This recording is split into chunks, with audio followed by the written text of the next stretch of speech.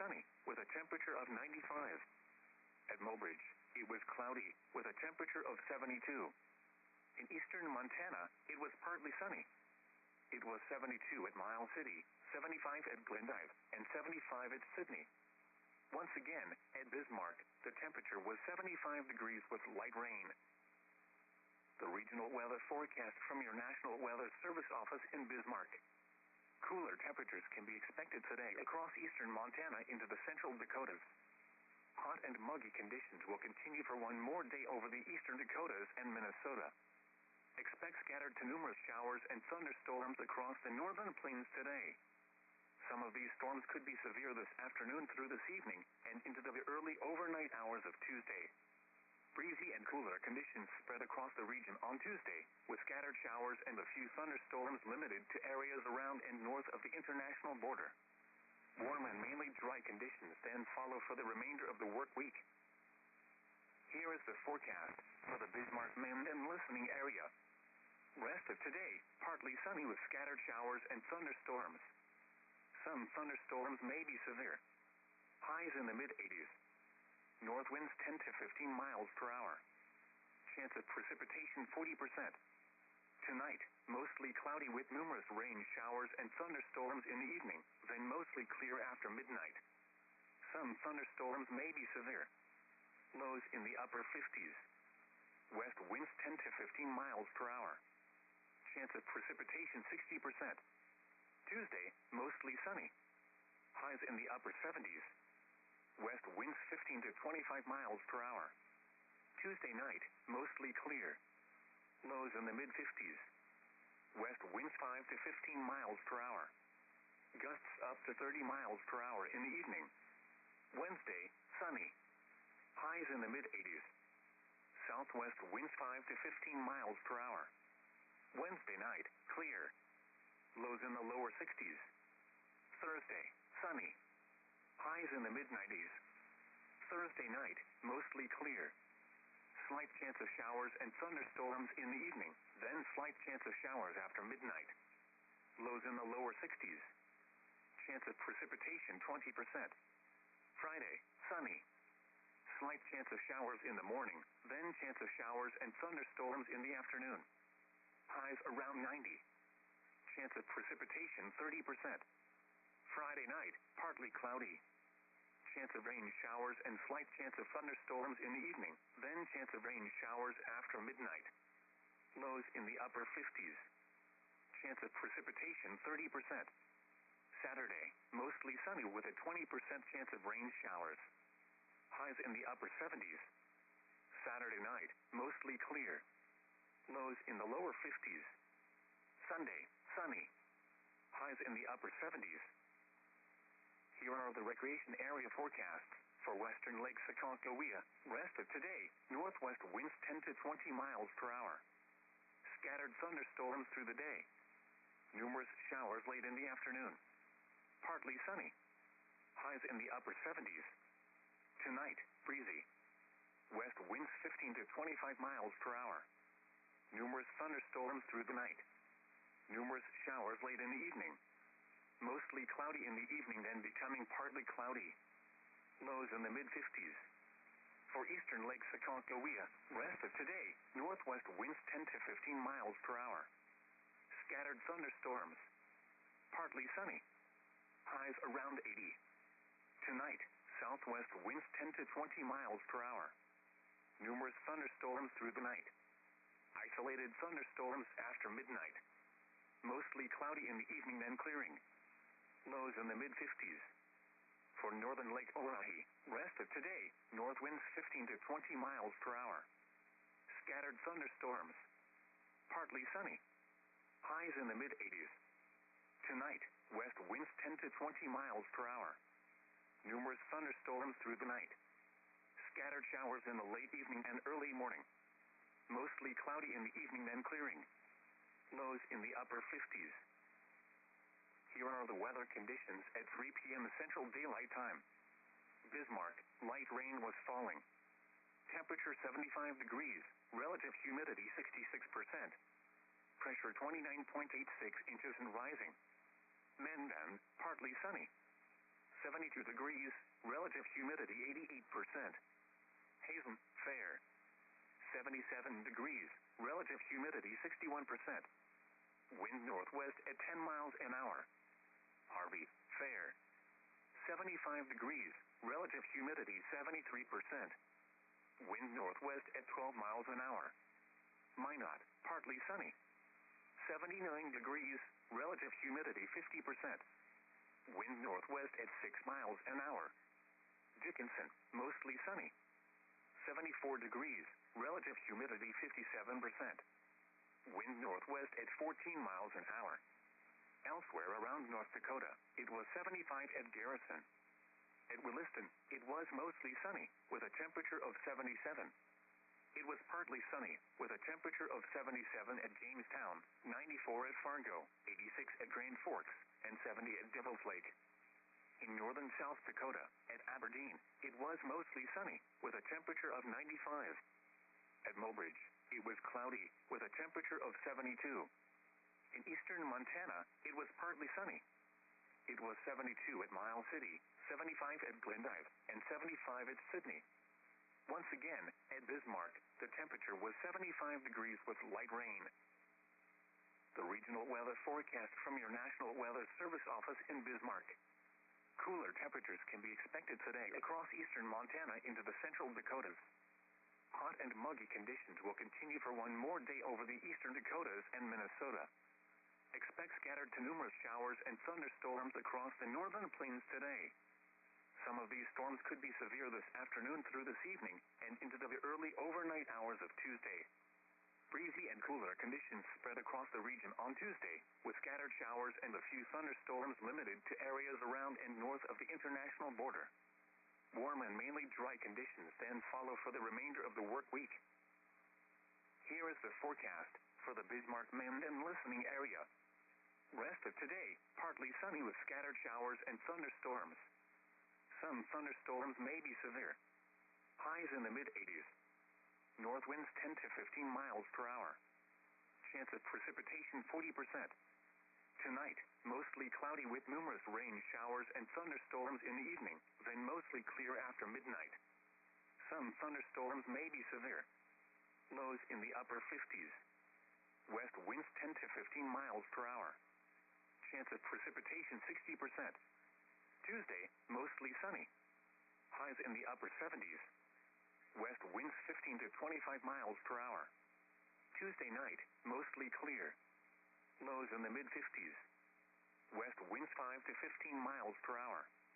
Gusts up to 30 miles per hour in the evening. Wednesday, sunny. Highs in the mid-80s. Southwest winds 5 to 15 miles per hour. Wednesday night, clear. Lows in the lower 60s. Thursday, sunny. Highs in the mid-90s. Thursday night, mostly clear. Slight chance of showers and thunderstorms in the evening, then slight chance of showers after midnight. Lows in the lower 60s. Chance of precipitation 20%. Friday, sunny. Slight chance of showers in the morning, then chance of showers and thunderstorms in the afternoon. Highs around 90. Chance of precipitation 30%. Friday night, partly cloudy. Chance of rain showers and slight chance of thunderstorms in the evening, then chance of rain showers after midnight. Lows in the upper 50s. Chance of precipitation 30%. Saturday, mostly sunny with a 20% chance of rain showers. Highs in the upper 70s. Saturday night, mostly clear. Lows in the lower 50s. Sunday, sunny. Highs in the upper 70s. Here are the recreation area forecasts for western Lake Sakakawea. Rest of today, northwest winds 10 to 20 miles per hour. Scattered thunderstorms through the day. Numerous showers late in the afternoon. Partly sunny. Highs in the upper 70s. Tonight, breezy. West winds 15 to 25 miles per hour. Numerous thunderstorms through the night. Numerous showers late in the evening. Mostly cloudy in the evening, then becoming partly cloudy. Lows in the mid-50s. For eastern Lake Sakakawea, rest of today, northwest winds 10 to 15 miles per hour. Scattered thunderstorms. partly sunny. Highs around 80. Tonight, southwest winds 10 to 20 miles per hour. Numerous thunderstorms through the night. Isolated thunderstorms after midnight. Mostly cloudy in the evening, then clearing. Lows in the mid-50s. For northern Lake Oahe, rest of today, north winds 15 to 20 miles per hour. Scattered thunderstorms. Partly sunny. Highs in the mid-80s. Tonight, west winds 10 to 20 miles per hour. Numerous thunderstorms through the night. Scattered showers in the late evening and early morning. Mostly cloudy in the evening, then clearing. Lows in the upper 50s. Here are the weather conditions at 3 p.m. Central Daylight Time. Bismarck, light rain was falling. Temperature 75 degrees, relative humidity 66%. Pressure 29.86 inches and rising. Mainland, partly sunny. 72 degrees, relative humidity 88%. Hazen, fair. 77 degrees, relative humidity 61%. Wind northwest at 10 miles an hour. Harvey, fair. 75 degrees, relative humidity 73%. Wind northwest at 12 miles an hour. Minot, partly sunny. 79 degrees, relative humidity 50%. Wind northwest at 6 miles an hour. Dickinson, mostly sunny. 74 degrees, relative humidity 57%. Wind northwest at 14 miles an hour. Elsewhere around North Dakota, it was 75 at Garrison. At Williston, it was mostly sunny, with a temperature of 77. It was partly sunny, with a temperature of 77 at Jamestown, 94 at Fargo, 86 at Grand Forks, and 70 at Devil's Lake. In northern South Dakota, at Aberdeen, it was mostly sunny, with a temperature of 95. At Mobridge, it was cloudy, with a temperature of 72. In eastern Montana, it was partly sunny. It was 72 at Miles City, 75 at Glendive, and 75 at Sydney. Once again, at Bismarck, the temperature was 75 degrees with light rain. The regional weather forecast from your National Weather Service office in Bismarck. Cooler temperatures can be expected today across eastern Montana into the central Dakotas. Hot and muggy conditions will continue for one more day over the eastern Dakotas and Minnesota. Expect scattered to numerous showers and thunderstorms across the northern plains today. Some of these storms could be severe this afternoon through this evening and into the early overnight hours of Tuesday. Breezy and cooler conditions spread across the region on Tuesday, with scattered showers and a few thunderstorms limited to areas around and north of the international border. Warm and mainly dry conditions then follow for the remainder of the work week. Here is the forecast for the Bismarck, Mainland, and listening area. Rest of today, partly sunny with scattered showers and thunderstorms. Some thunderstorms may be severe. Highs in the mid-80s. North winds 10 to 15 miles per hour. Chance of precipitation 40%. Tonight, mostly cloudy with numerous rain showers and thunderstorms in the evening, then mostly clear after midnight. Some thunderstorms may be severe. Lows in the upper 50s. West winds 10 to 15 miles per hour. Chance of precipitation 60%. Tuesday, mostly sunny. Highs in the upper 70s. West winds 15 to 25 miles per hour. Tuesday night, mostly clear. Lows in the mid-50s. West winds 5 to 15 miles per hour. Gusts up to 30 miles per hour in the evening. Wednesday, sunny. Highs in the mid-80s. Southwest winds 5 to 15 miles per hour. Wednesday night, clear. Lows in the lower 60s. Thursday, sunny. Highs in the mid-90s. Thursday night, mostly clear. Slight chance of showers and thunderstorms in the evening, then slight chance of showers after midnight.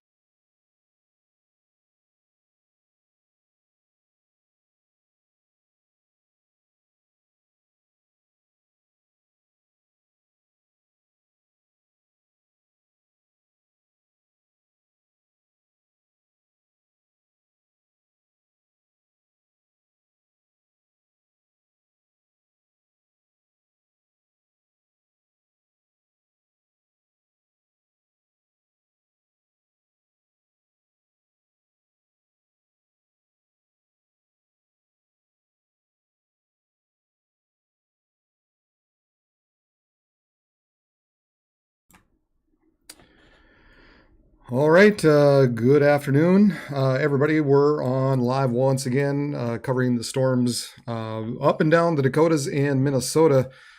First off, we'll take a look at all the watches that are out there, stretching all the way from Wyoming, northwest Nebraska, all the way up into eastern parts of North Dakota, northwest Minnesota at this point. And we'll start down in the southwest, kind of around that Rapid City area. And right now, that particular watch is valid until 7 p.m. Mountain Daylight Time. 3-inch hail possible, along with 80 mile per hour wind gusts. And the storms are expected to move to the northeast around 46 miles per hour. So that kind of covers that area right now. We've got another section basically in between where there isn't any storms currently. But that kind of covers almost the remainder of South Dakota. And they're expecting 2.5-inch diameter hail, 90 mile per hour wind gusts. These storms moving to the northeast again around 46 miles per hour.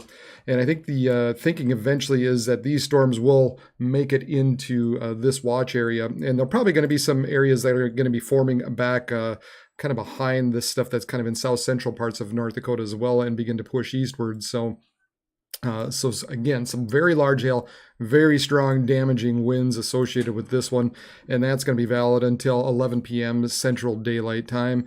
At this time, they're not saying it's a particularly dangerous situation. And then we have this one in northwest Minnesota and southeastern parts of North Dakota, 2.5-inch hail.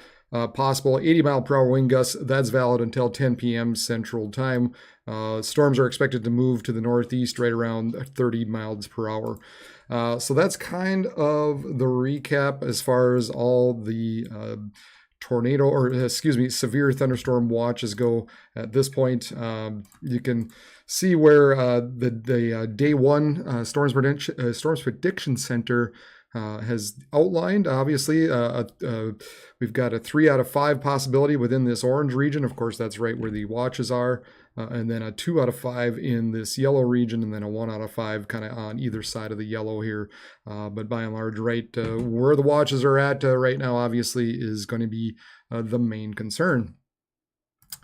So right now, we're going to take a look out at the Rapid City radar. And we've got a couple cells out there. Kind of way down by Ulrich's, moving eastward, east-northeast at about 35 miles per hour. And that one's a 60 mile per hour wind gusts and penny-sized hail. So they're mainly looking at just some gustier winds at this point. And there you can kind of see them on the backside, some of those strong winds that are pushing eastward and into that Algala and eventually into Manderson, Porcupine, Wounded Knee. Kind of moving to the northeast, like I said, about 35 miles per hour. Then we've got this other area further back, closer to the Black Hills or around the Black Hills area. And that is, 60 mile per hour wind gusts and quarter size hail. And that is moving east at about 40 miles per hour. And that's valid until 3:30 Mountain Time. So hail damage to vehicles is expected. Expect wind damage to roof sidings and trees. Other locations include Dewey Elk Mountain Lookout, Moon, Red Bank Spring Campground, and Jewel Cave National Monument. And we'll put this one in motion as well. And you can basically see that move eastward right over the southern and central portions of the Black Hills at this point, heading towards Rapid City. So I expect Rapid City will probably be getting some wind gusts and some smaller hail at this point once this comes over the other side of the Black Hills. So again, kind of expecting these storms to continue on and push east, probably see some additional development or maybe some more severe thunderstorm warnings with some of the stuff further to the north as possible as well. But this is probably going to be the main focus, is this stuff down in the southwest and eventually heading off to the northeast throughout the evening hours. So, and that's the area of main concern for South Dakota at this point. We flip over to the Mayville Radar, kind of in eastern North Dakota, northwest Minnesota. And we've got this very large complex just south of Crookston, kind of around Beltrami, Fertile Beltrami, moving to the northeast. So this is affecting Marshall County, Red Lake, northern Norman, Polk, Pennington, and northeastern Trail County. These are moving northeast at about 40 miles per hour, so they're expecting 2-inch hail and 70 mile per hour wind gusts out of this. So people and animals outdoors will be injured, and expect hail damage to roofs, siding, windows, and vehicles. Expect considerable tree damage. Wind damage is also likely to mobile homes, roofs, and outbuildings. This will be around, let's see, we've got Gentilly around 410, and then Hewitt, Perrault, and Marcoux around 415. So basically, all you guys right here, as we take a look and put this one in the motion as well. And Mentor, Brooks, McIntosh, maybe Winger, Oakley, Plummer, Red Lake Falls. Looks like you're all going to be in the impact kind of zone for this particular storm as it moves to the northeast. We kind of flip over to the hail here, and you can see the large hail continuing kind of to move to the northeast towards Mentor and Brooks and Oakley at this point. As kind of stated yesterday, as very typical with these types of storms, when you have storms that are going to be creating some large hail, there's just naturally going to be some rotation associated with this. Now, thankfully, this is kind of just north of the surface boundary, so they're kind of dealing with more northerly winds, so the possibility of any tornadic type of activity is low. Not to say that it won't happen at all. We need to be mindful of it. Now, you do see there's a little bit of I guess a bit of a hook in there at this point, but there doesn't appear to be anything rotating with that. We can put that in motion and just take a look at how that's moving. Not really in the main part of the storm. Generally, you would think it would be kind of down in the southeastern parts. And so this is just kind of an outlier at this point anyway. Looks like we also have the storm developing right around just north of Thompson, heading towards Grand Forks and East Grand Forks. Probably some 1-inch hail associated with that. So it looks like maybe at this point, the very southern portions of Grand Forks, East Grand Forks, where I'm at, we'll be taking a look out the window after a while and see if if we get any hail here. But it looks like we've got a storm moving our direction. And then as well as some more storms out by Waubun, just southeast of Waubun, heading up towards Langby, Bagley. All these areas expected to increase, obviously, through the evening, and some of the other problems we're going to be having throughout the night is, you can kind of see how this line develops, and these storms are moving to the northeast. Oh, that's way off. Let's try to paint that one again. Basically all up in here, and the storm's moving to the north and east, and so we're going to get some training effects, so the possibility of flooding might also be a problem throughout the night in portions of northwestern Minnesota, so we're going to have to keep an eye on that as well. Lots to think about this evening. Now we've got this other large storm quickly moving by Lair and Cullum, heading towards Judd, Montpelier, Dickey, and Berlin. So it looks like, again, some large hail associated with that. That one is moving northeast at about 45 miles per hour. Golf ball size hail and 60 mile per hour winds are associated with this.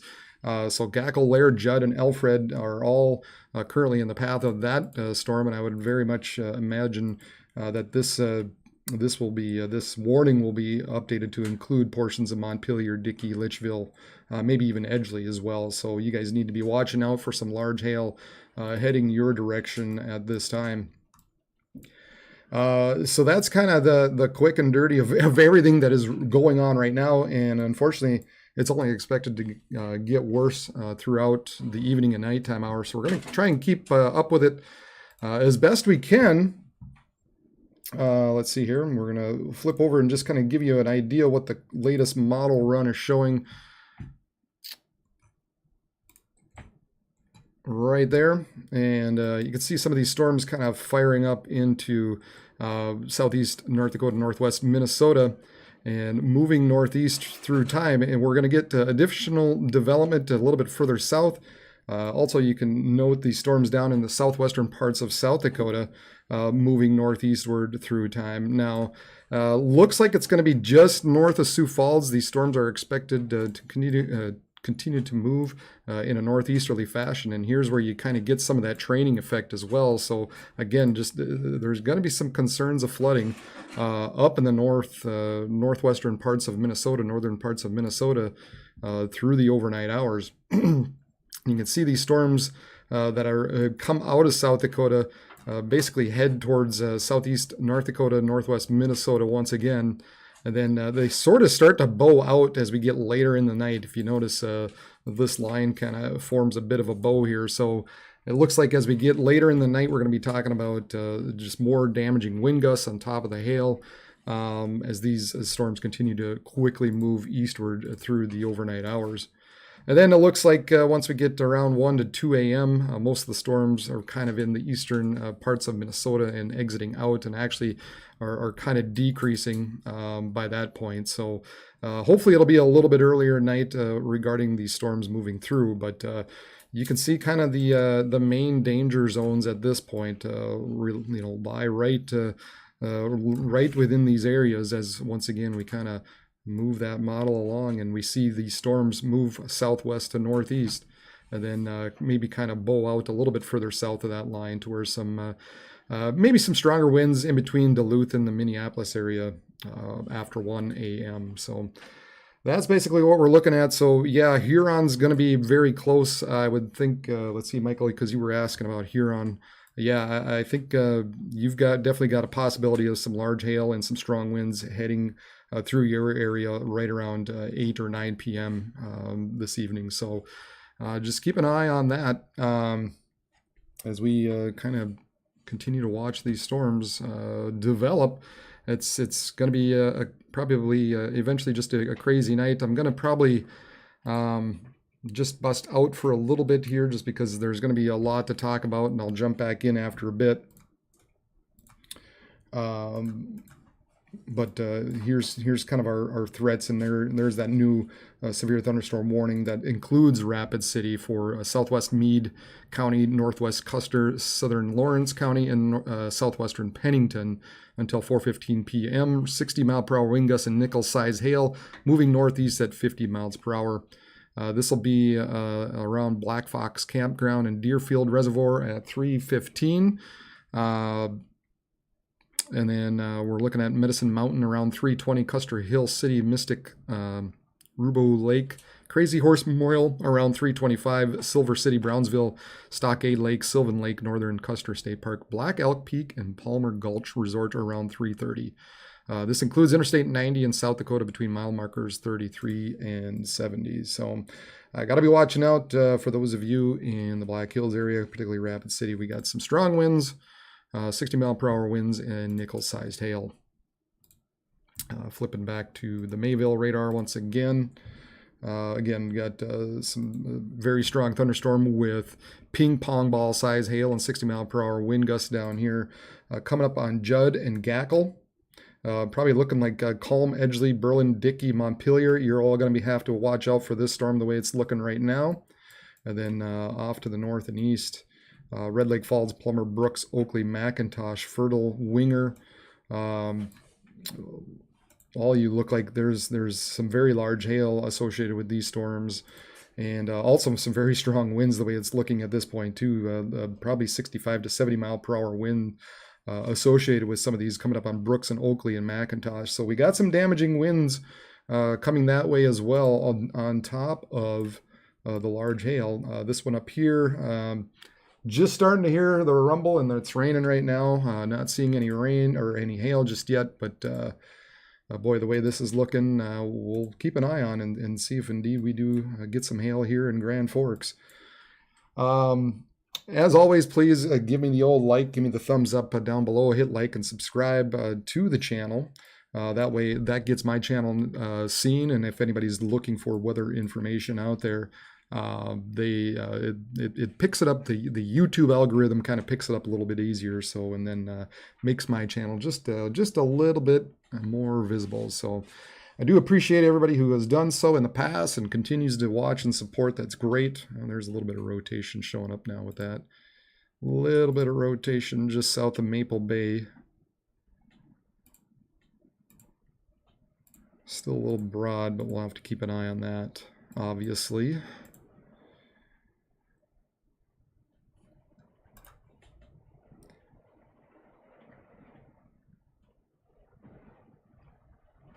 Yeah, so just a little rotation in there as some of these storms kind of try to feed in to this particular system at this point. So there again with these large hail type of systems, yep, we're going to get some rotation. Will we see some tornadoes? It's going to be a little hard, but it's not absolutely zero. So just something we'll have to keep an eye on as we continue into tonight. As always, oh man, we're getting some strong. It's pouring out here. I wish I could show you. Wish I had a way to show you at this point, but it's pouring here. Yeah, as always, if anybody's ever got any questions, go ahead and type them into the chat, and we will try to get them answered as best as we can.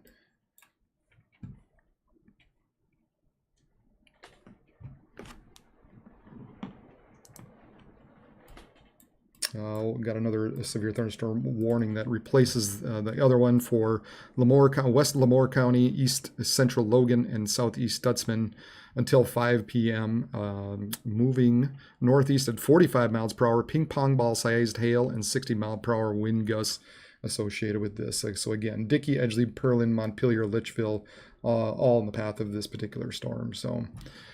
All right, well, I'll kind of bump out just for a bit, and if anything big comes up, I will break in as quick as I can. But so we've got some large hail out there across northwest Minnesota, southeast North Dakota, and then some strong winds and some hail across southwest South Dakota at this point that we'll have to keep an eye on.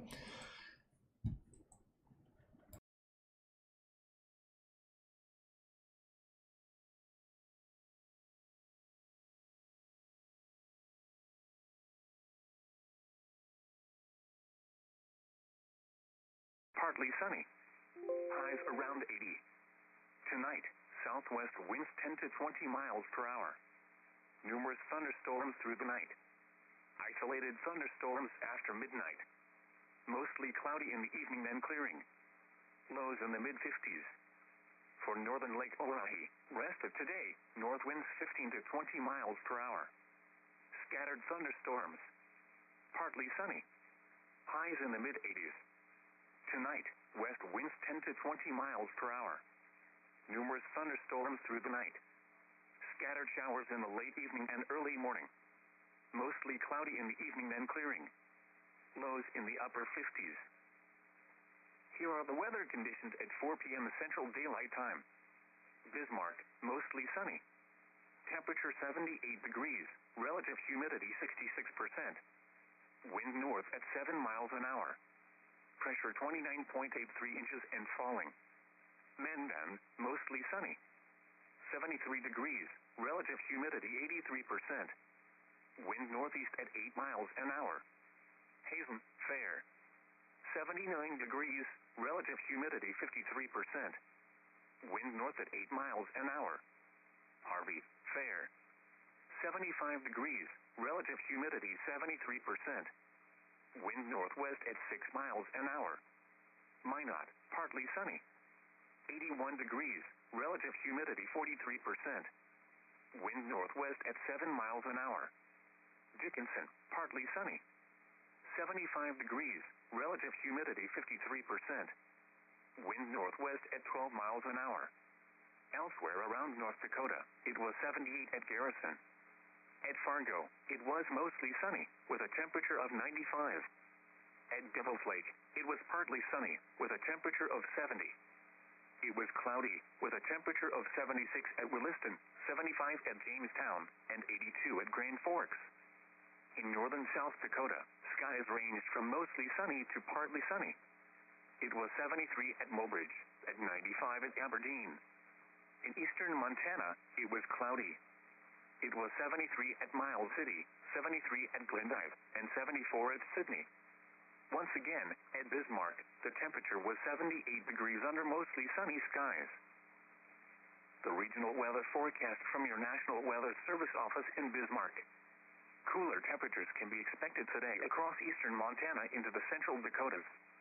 Hot and muggy conditions will continue for one more day over the eastern Dakotas and Minnesota. Expect scattered to numerous showers and thunderstorms across the northern plains today. Some of these storms could be severe this afternoon through this evening and into the early overnight hours of Tuesday. breezy and cooler conditions spread across the region on Tuesday, with scattered showers and a few thunderstorms limited to areas around and north of the international border. Warm and mainly dry conditions then follow for the remainder of the work week. Here is the forecast for the Bismarck, Mainland and listening area. Rest of today, partly sunny with scattered showers and thunderstorms. Some thunderstorms may be severe. Highs in the mid-80s. North winds 10 to 15 miles per hour. Chance of precipitation 40%. Tonight, mostly cloudy with numerous rain showers and thunderstorms in the evening, then mostly clear after midnight. Some thunderstorms may be severe. Lows in the upper 50s. West winds 10 to 15 miles per hour. Chance of precipitation 60%. Tuesday, mostly sunny. Highs in the upper 70s. West winds 15 to 25 miles per hour. Tuesday night, mostly clear. Lows in the mid-50s. West winds 5 to 15 miles per hour. Gusts up to 30 miles per hour in the evening. Wednesday, sunny. Highs in the mid-80s. Southwest winds 5 to 15 miles per hour. Wednesday night, clear. Lows in the lower 60s. Thursday, sunny. Highs in the mid-90s. Thursday night, mostly clear. Slight chance of showers and thunderstorms in the evening, then slight chance of showers after midnight. Chance of precipitation 20%. Friday, sunny. Slight chance of showers in the morning, then chance of showers and thunderstorms in the afternoon. Highs around 90. Chance of precipitation 30%. Friday night, partly cloudy. Chance of rain showers and slight chance of thunderstorms in the evening, then chance of rain showers after midnight. Lows in the upper 50s. Chance of precipitation 30%. Saturday, mostly sunny with a 20% chance of rain showers. Highs in the upper 70s. Saturday night, mostly clear. Lows in the lower 50s. Sunday, sunny. Highs in the upper 70s.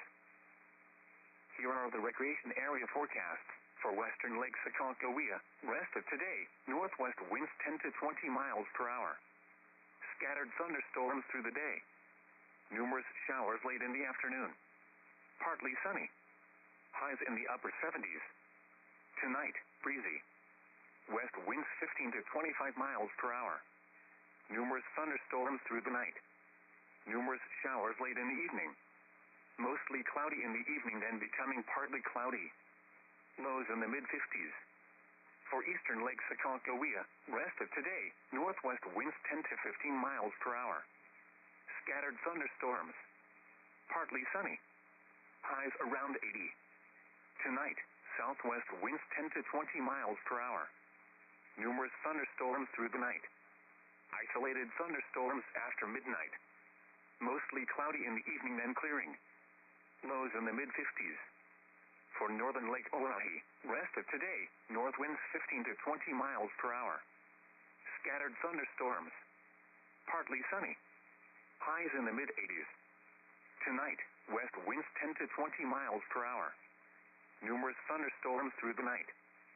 Scattered showers in the late evening and early morning. Mostly cloudy in the evening, then clearing. Lows in the upper 50s. Here are the weather conditions at 4 p.m. Central Daylight Time. Bismarck, mostly sunny. Temperature 78 degrees, relative humidity 66%. Wind north at 7 miles an hour. Pressure 29.83 inches and falling. Mainland, mostly sunny. 73 degrees, relative humidity 83%. Wind northeast at 8 miles an hour. Hazen, fair. 79 degrees, relative humidity 53%. Wind north at 8 miles an hour. Harvey, fair. 75 degrees, relative humidity 73%. Wind northwest at 6 miles an hour. Minot, partly sunny. 81 degrees, relative humidity 43%. Wind northwest at 7 miles an hour. Dickinson, partly sunny. 75 degrees, relative humidity 53%. Wind northwest at 12 miles an hour. Elsewhere around North Dakota, it was 78 at Garrison. At Fargo, it was mostly sunny, with a temperature of 95. At Devil's Lake, it was partly sunny, with a temperature of 70. It was cloudy, with a temperature of 76 at Williston, 75 at Jamestown, and 82 at Grand Forks. In northern South Dakota, skies ranged from mostly sunny to partly sunny. It was 73 at Mobridge, at 95 at Aberdeen. In eastern Montana, it was cloudy. It was 73 at Miles City, 73 at Glendive, and 74 at Sydney. Once again, at Bismarck, the temperature was 78 degrees under mostly sunny skies. The regional weather forecast from your National Weather Service office in Bismarck. Cooler temperatures can be expected today across eastern Montana into the central Dakotas. Hot and muggy conditions will continue for one more day over the eastern Dakotas and Minnesota. Expect scattered to numerous showers and thunderstorms across the northern plains today. Some of these storms could be severe this afternoon through this evening and into the early overnight hours of Tuesday. Breezy and cooler conditions spread across the region on Tuesday, with scattered showers and a few thunderstorms limited to areas around and north of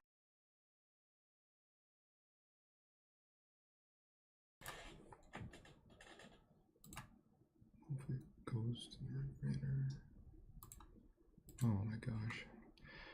Well, sometimes things just doesn't work the way they're supposed to. Every time I flip over to this, it goes to the wrong radar, so I might have to do some fixing here after a bit. This is, here we go. This is the Mayville Radar, Grand Forks Radar, whatever you want to call it.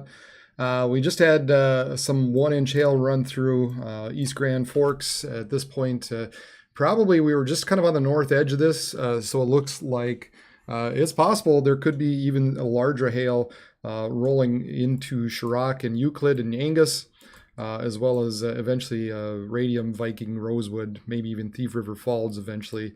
The winds weren't that strong, and actually the hail, as far as what we were concerned, we had the downpour first, and then kind of the hail on the backside, and now it's sunny out. So kind of funny how sometimes these things work out, but right now it looks like we do have some very large hail heading towards Euclid, Chirac, Angus, and up towards Radium, Viking, Rosewood, Thief River Falls.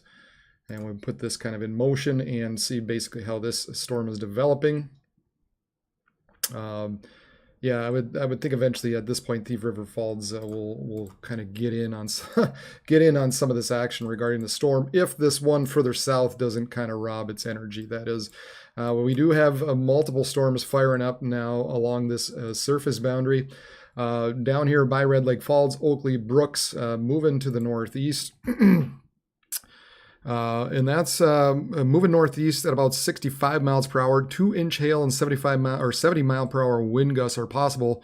So people and animals outdoors will be injured. So make sure you are taking shelter for your protection. Move to an interior room at the lowest floor of the building that you are in. Make sure you're not outside or camping, or just don't be caught outside. Make sure you find a good shelter with these storms. And I think what we're going to see more and more throughout the afternoon and early evening hours is all these areas up and through here kind of developing kind of some hail cores that we're going to have to watch out for.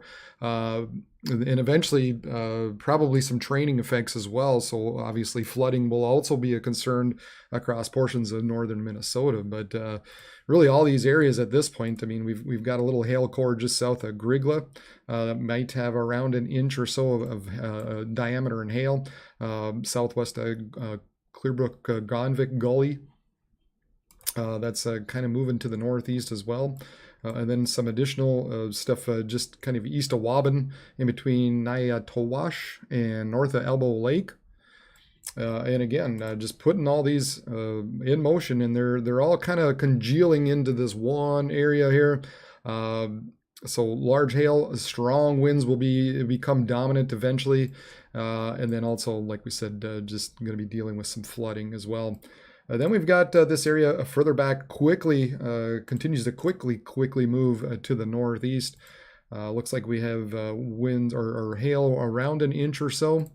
but probably a little more stronger wind gusts associated with these storms as they move to the northeast around 45 miles per hour. And they are saying ping pong ball sized hail and 60 mile per hour winds associated with this. So again, people and animals outdoors will be injured. So expect hail damage to roof sidings, windows, and vehicles, and wind damage to roof sidings and trees. Well, this will be around Dickey and Litchfield and Montpelier shortly. Let's take a look at the storm tracks here. So about 15 minutes in between Montpelier and Dickey, a half hour. We're looking at Litchville, 45 minutes, probably that Catherine Fort Ransom area. I know there's a nice campground out there that everybody likes to go to. Then within an hour, we're kind of in that Valley City, Fingal, Nome, Enderlin area. So large hail and strong winds heading that way at this point, and I wouldn't be surprised. Oh, and we have our first tornado warning just on the border of North Dakota and South Dakota. We'll have to flip over to the Aberdeen radar real quick. So tornado warning for northeastern McPherson County until 5 p.m. At 4:26, a severe thunderstorm capable of producing a tornado was located near Spring Creek Colony, or 21 miles east of Ashley. Moving northeast at 40 miles per hour. This is a radar-indicated rotation. Flying debris will be dangerous to those caught without shelter. Mobile homes will be damaged or destroyed. So make sure you're taking shelter. This dangerous storm will be around Forbes at 4:40 p.m. So make sure you take cover, move to a basement or interior room at the lowest floor of a sturdy building, avoid windows. And if you're outdoors or in a mobile home or in a vehicle, move to the closest substantial shelter and make sure you protect yourself from flying debris. So we'll have to take a look at this particular storm and what it was showing a little bit ago here. Kind of, let's see, it's a little bit hidden in there, but apparently they are seeing some rotation. So, man, yeah, it's kind of right in through here. I know it's showing it a little bit further north, but it looks like it might be just a little further south than that. Kind of heading towards the northeast, towards Forbes at this point. So again, moving northeast at about 40 miles per hour. So if you're around that Forbes area, you need to be taking shelter with this particular storm, as they issued a tornado warning here for portions of northeastern McPherson County in north central South Dakota. Again, that's until 5 p.m. Central Time, so about a half hour from now. So make sure if you're in the vicinity of this, if you're in Forbes, watch out for this particular storm. Now, I think what's going on is they obviously they issued this tornado warning, and in Aberdeen can only go up to North Dakota. And the North Dakota Weather Service end of it, which I'm not sure if that's Bismarck or Grand Forks at this point, obviously hasn't tagged along with it yet. So we'll continue to kind of monitor that situation and see what the North Dakota side does with it. But looks like maybe something, a little bit of rotations just southwest of Forbes, heading to the northeast.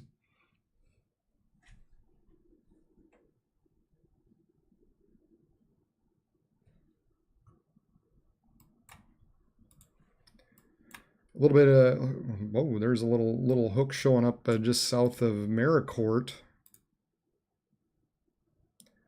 Nothing, can't pick up anything too evident as far as the rotation goes, as far as the velocity goes.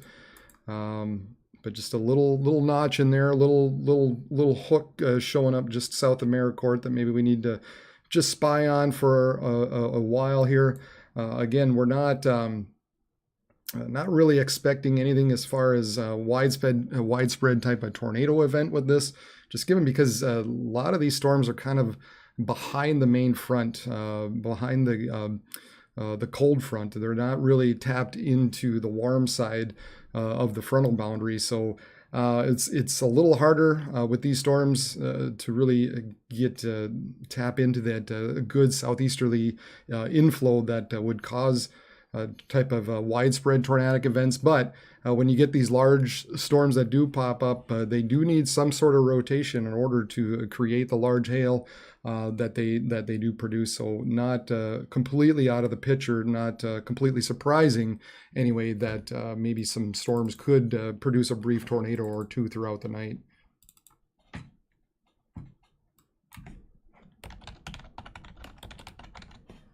We'll change that around just for a bit and continue to monitor that this way. Yeah, there's more storms. I know further down to the south right now. I mean, I cover the Dakotas and Minnesota. That's the areas that I watch and keep track of, and I do that exclusively. So that's kind of the areas that but yes, there is one down in Nebraska as well. Maybe another guy is kind of watching that, but I watch over the Dakotas and Minnesota, and that's kind of where I stick with. It's a little easier just to stay on top of everything that happens. Sometimes you get yourself spread a little too thin, and you don't necessarily catch everything. So we do have these storms down in southwestern parts of South Dakota still. And these storms are moving northeast at about 35 miles per hour with 60 mile per hour wind gusts and penny-sized hail.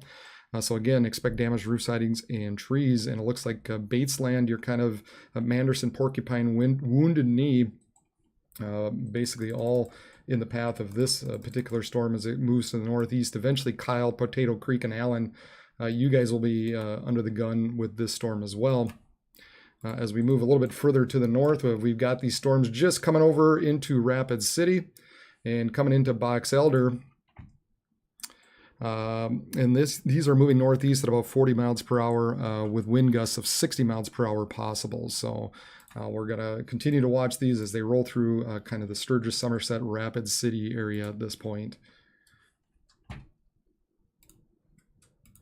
And then we've got this lone little tornado warning just in the north central parts of South Dakota. A little bit of rotation that was showing up in there a little bit earlier. Again, maybe just west of Forbes at this point. It's really, really hard to see with some of this, given the location of this particular storm. But the Weather Service out of Aberdeen did issue this tornado warning, and they kind of butted it right up against North Dakota. North Dakota hasn't quite followed along. Got a little bit of rotation just south of Maricourt as well that the radar is kind of picking up on here. But nothing imminent, I guess, at this point. At any rate, we've got some hail, probably up to about 1 inch, running just northwest of Forbes, coming up on Menango, and then also coming up on Dickey and Montpelier, Marion, Montpelier as well. So, and that's going to be kind of the main story as we go throughout the night, is going to be the large hail and the strong winds. We continue to pick up some reports of 60 mile per hour winds in Lemoore County and Judd, and then in Logan County, just north of Fredonia, we got 60 mile per hour wind gusts, and they are also saying pea-sized hail went through earlier. So that's expected to be the main threat throughout the night, but we will have to just monitor this type of scenario. Again, we got to just continue, got just a little bit of an inflow notch here and a little hook popping out. Nothing has been evident at this point. Maybe a little bit of rotation just south of Maricourt, in between Maricourt and Menango. But just, I guess, an area at this point that bears watching as it moves off to the northeast. Nothing warned at this point regarding these particular storms into North Dakota.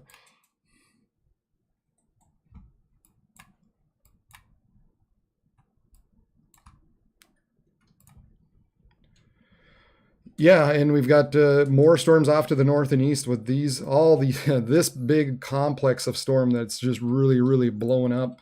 This area just kind of formed just in between Thompson and Grand Forks and continues to move to the northeast. Very large hail associated with that, where it's looking at over 3 inch in hail, possible 3 inch in diameter hail. And then we also have this area just south of Plummer. Everything's kind of moving to the northeast around Gully as well.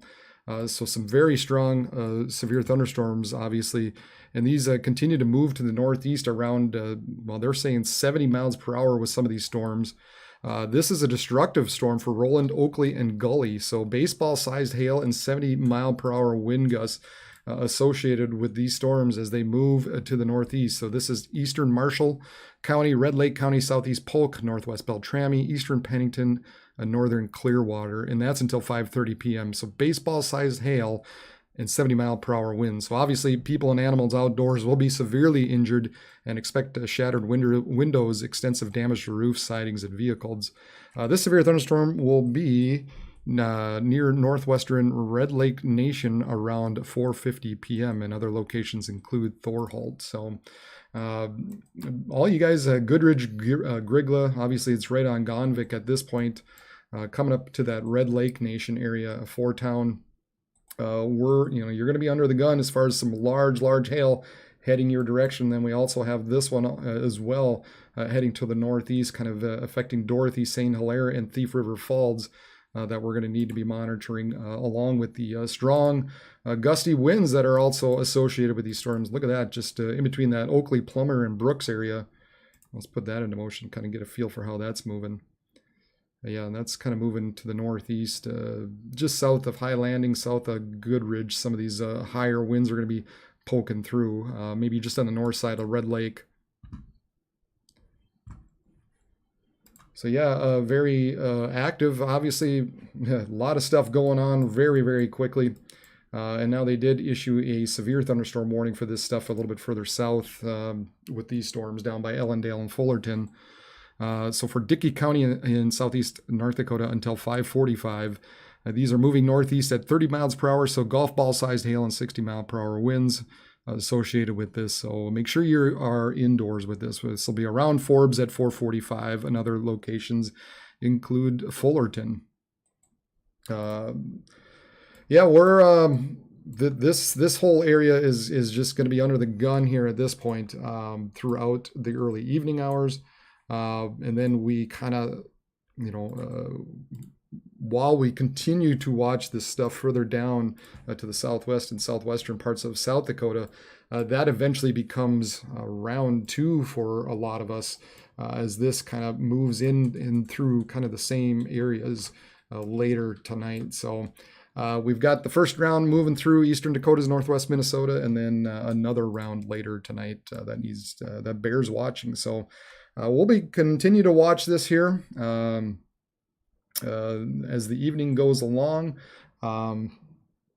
Eventually, I will kind of step in and out and just sort of take a break here and there. I mean, you can kind of see where the current warnings are. We have that one lone tornado warning that just kind of butts up still, just up to South or North Dakota. And I think at this point, I mean, it says until 5 p.m., but it looks like the core of that storm is actually just north of Forbes. So I think any threat is now north of Forbes, if there's anything at all regarding the rotation or any type of tornadic threat at this point. It looks like this came out of Bismarck. So it looks like at this time, Bismarck isn't issuing anything. But yeah, there's just a little bit of something still in there. So I guess this is maybe the main areas to watch. Again, not really expecting any type of widespread tornadic type of day, but not to say that something couldn't touch down briefly. And I guess if we're looking at anything at this point, Forbes and South Americourt would sort of be the two areas to just keep an eye on at this point.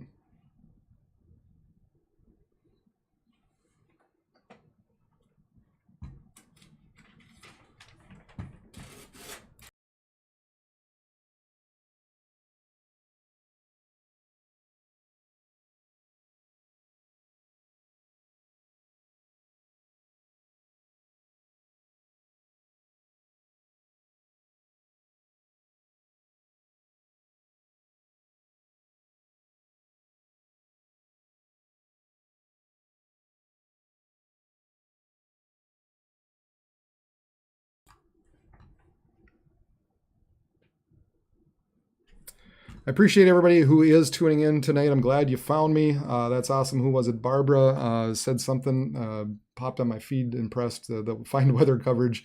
I appreciate the subscribe there, Barbara. That's awesome. Yep, that's. I'm glad. I hope more and more people find it, and the more people that like this page and give the old thumbs up and subscribe, the more people will be able to find this, because the YouTube algorithm says, hey, apparently a lot of people look for this type of information. And so that's kind of how that works. So the more thumbs up and subscribes I get, the better this is. And I do, like I said just a little bit ago or a little while ago, I stick with the Dakotas and Minnesota, and that's kind of my area. So we will continue to monitor this throughout the evening and nighttime hours. There's our severe thunderstorm watches.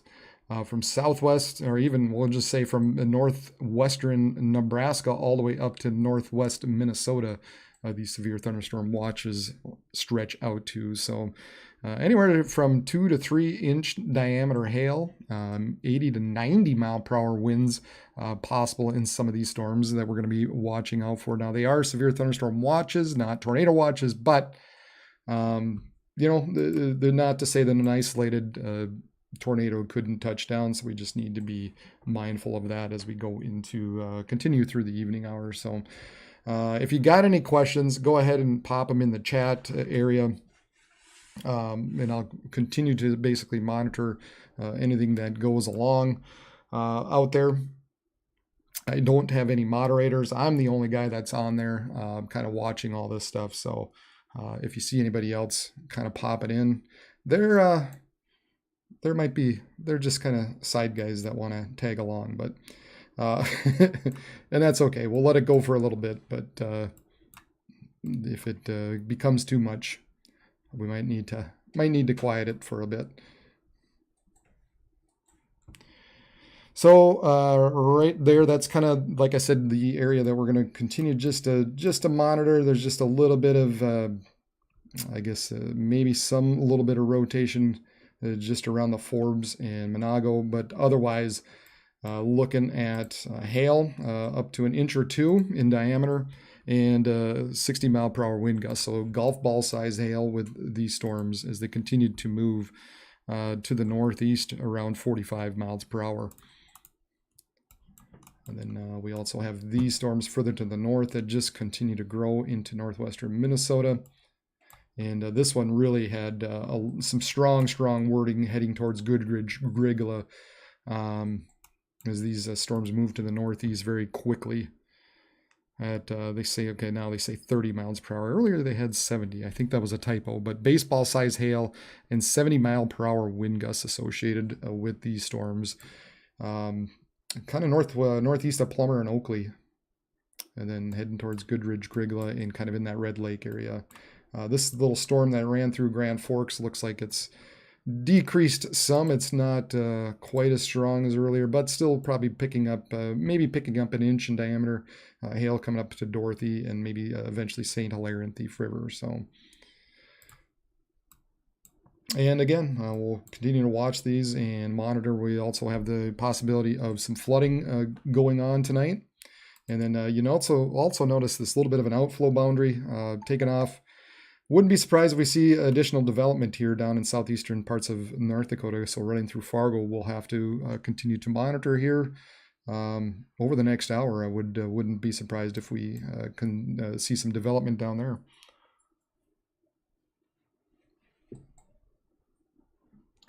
Yeah, just keep an eye on these storms, especially down in Fargo. I mean, we do have this. Like I said, we do have this outflow boundary that's running through, so we'll see if that's able to pop anything off here over the next few minutes.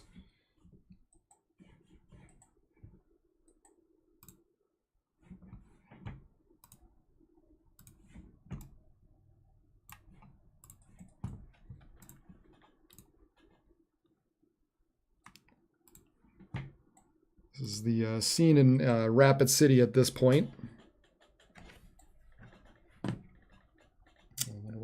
Dip.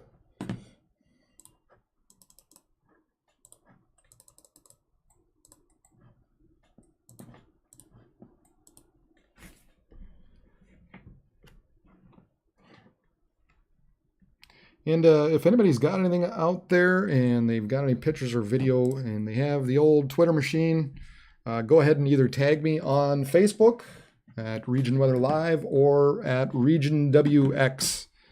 Those are, just go ahead and tag me, and then we can kind of pass that along to anybody who might be watching tonight. Kind of said this is always a collaborative type of deal, so we need some ground truth. We need some people out there who are watching and are out there and said, here's what I saw that helps everybody. The weather service, just kind of tag us, and then that way we can basically help relay that information out there.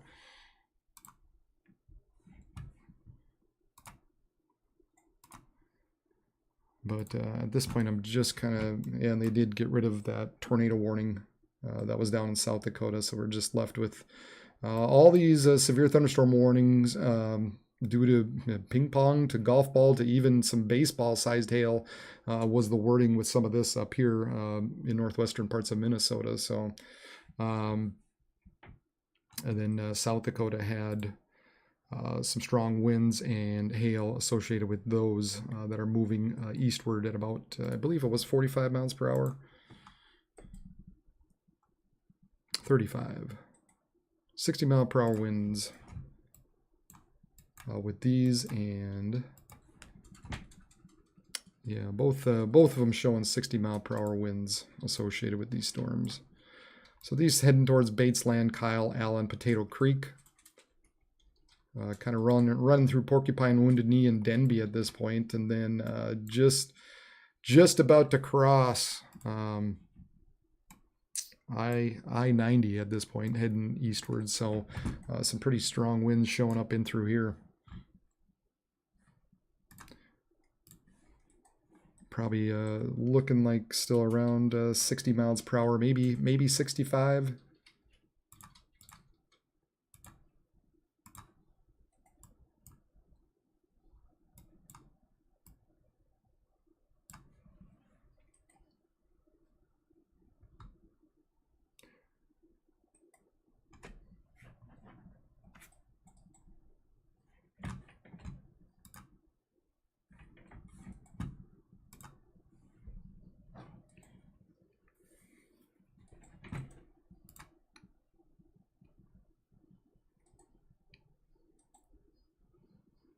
There's a report of some hail there. 1 3/4 in Beltrami. Polk County, Beltrami, 1 3/4. Photos of hail from quarter to golf ball size posted to social media. So we'll have to see if we can find those.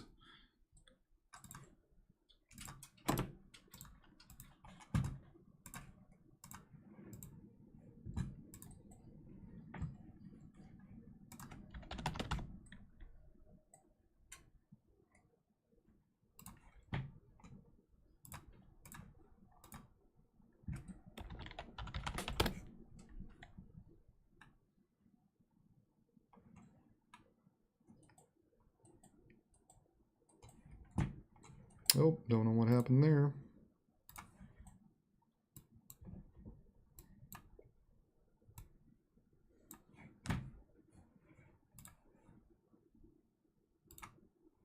There is meteorologist Nathan Hopper from Valley News Live. He says headache hail from severe storm in Beltrami, Minnesota around 4 p.m. This is from Marsha Donnell.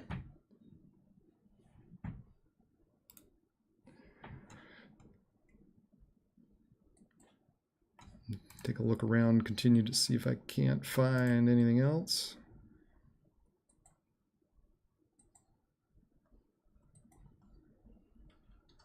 But yeah, please, if anybody's got any kind of pictures of hail or any kind of reports, make sure you tag me at Region WX. We'll get that kind of information out there, and we'll give you some credit for it as well, obviously.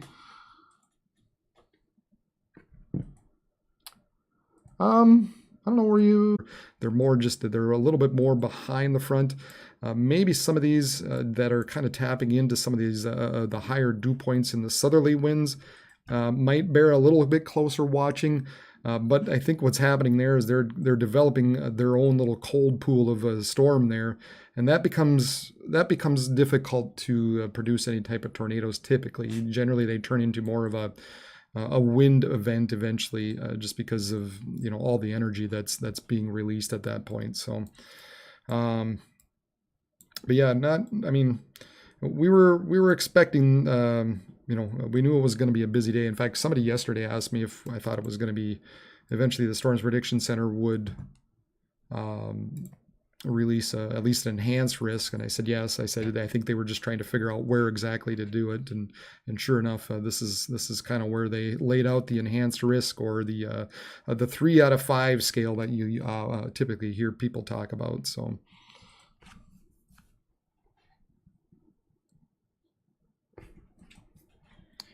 I think what we'll do here is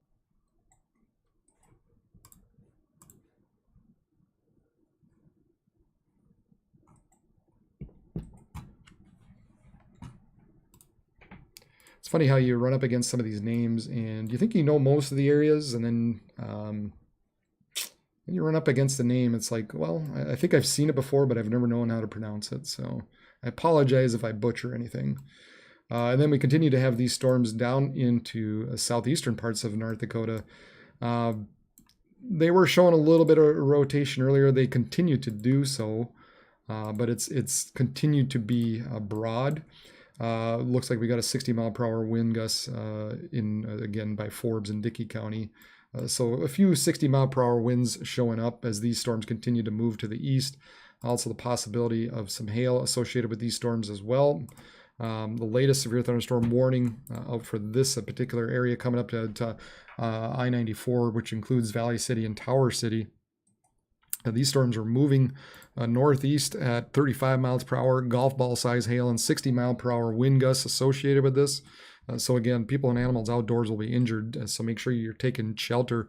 This storm will impact Litchfield, Hastings, Catherine, Fingal, Tower City, and Alice, as well as I-94 between mile markers 272 and 321. So make sure you're taking protection and moving to a sturdy building, preferably in an interior room on the lowest floor of the building. Also, torrential rainfall is occurring with the storm, so may lead to some flash flooding. So don't drive your vehicles through flooded roadways.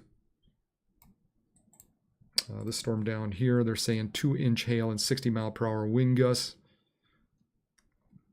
Yeah, that's a strong cell down here, heading towards Allendale. Allendale's, let's see.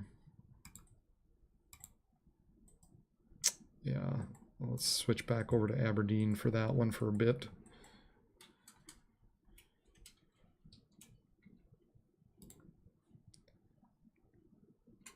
Looking at maybe 2 inches, maybe 2.5 inches in diameter with that storm.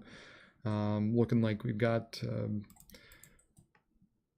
maybe some 60-mile-per-hour wind gusts associated with it. Definitely looks more like a hail type of event at this point. Got a little bit of rotation showing up with that. Again, need to continue to monitor with these storms, particularly these down in the far south. Kind of in this Allendale area. I guess if there's any area that would have a tornado warning, might be this one the way it's looking. You would think the conditions would be a little more favorable, given they've tapped into just areas just south of the front up here in Minnesota, but it's looking like that's just becoming such a cold pool event, and so we're going to be dealing with hail and then eventually some very strong winds up there. So we'll continue to monitor these here, obviously, throughout the nighttime. So again, give me the old thumbs up and subscribe and like. And I also do some forecasts when I get the time as well. I do this on the side, but on Sunday, knowing the storms were rolling through on Sunday and then today as well, I made sure to put out a forecast so that people knew what was coming.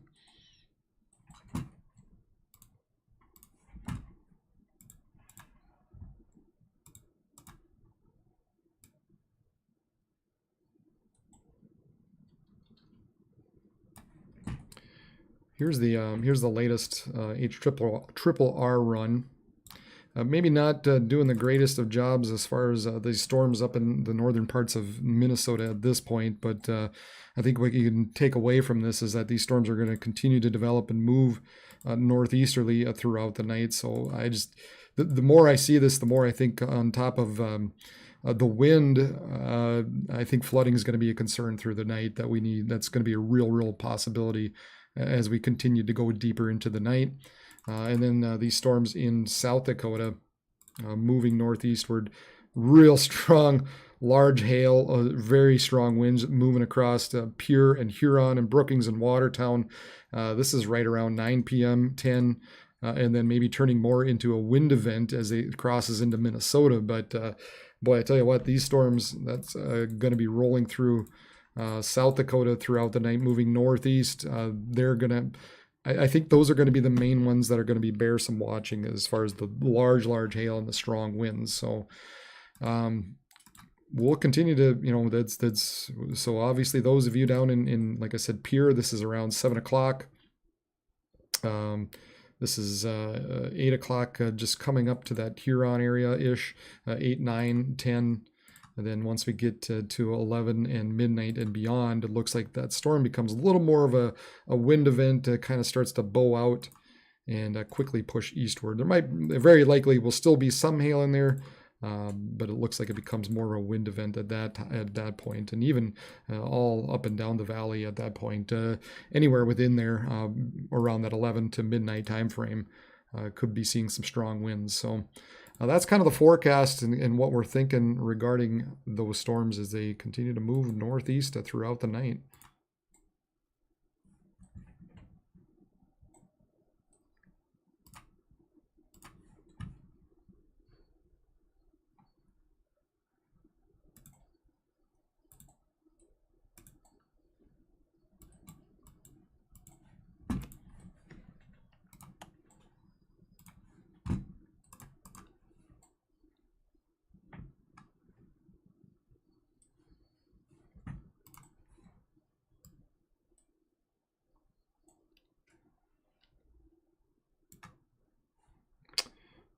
Looks like Rapid City that we just got the one warning at this point, down in the far southwest. They did allow this area in around the Rapid City area to let go and expire. So apparently nothing severe out there at this point. Again, here is kind of a Rapid City look with some heavier rains that ran through there earlier.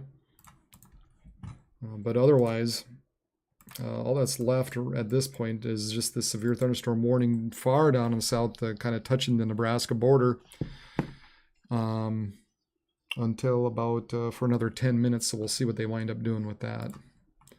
I would think they're probably going to, let's see here. I think they probably would update it to include interior Kadoka and Belvedere. I think it looks like there's still some pretty strong gusts as this continues to move quickly to the northeast. So we'll continue to watch those as well. But it looks like the main focus right now is the large hail south of Valley City, right around Ellendale. Some large hail moving through the southeastern parts of North Dakota, moving northeast at about 35. Then this glob of area in northwestern parts of Minnesota, moving northeast at around 30 miles per hour.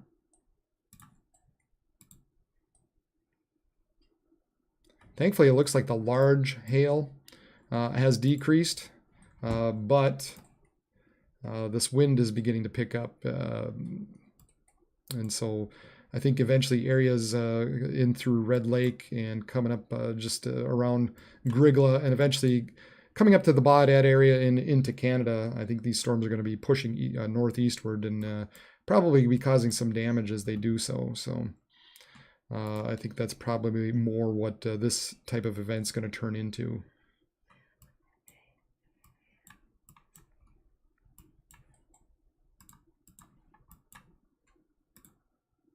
Oh, some good, decent rotation showing up by Litchville right now.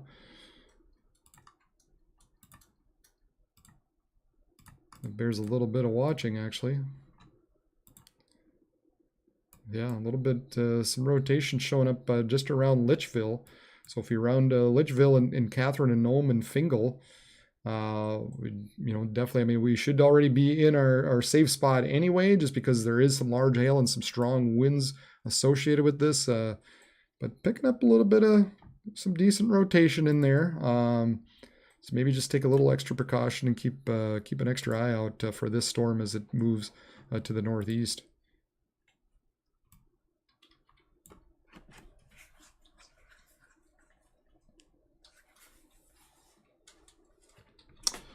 Dakota County, let's see here.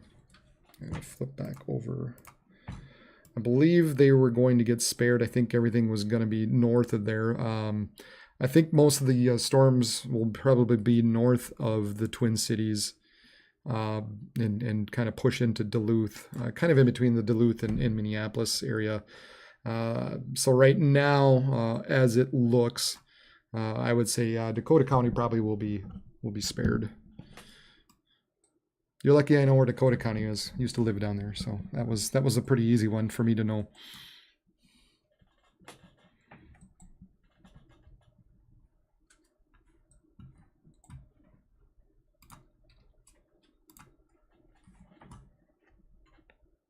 So yeah, just a little bit of rotation showing up in there. Maybe a little broad now.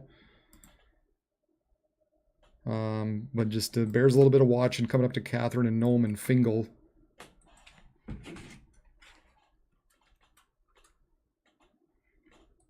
Not what I wanted.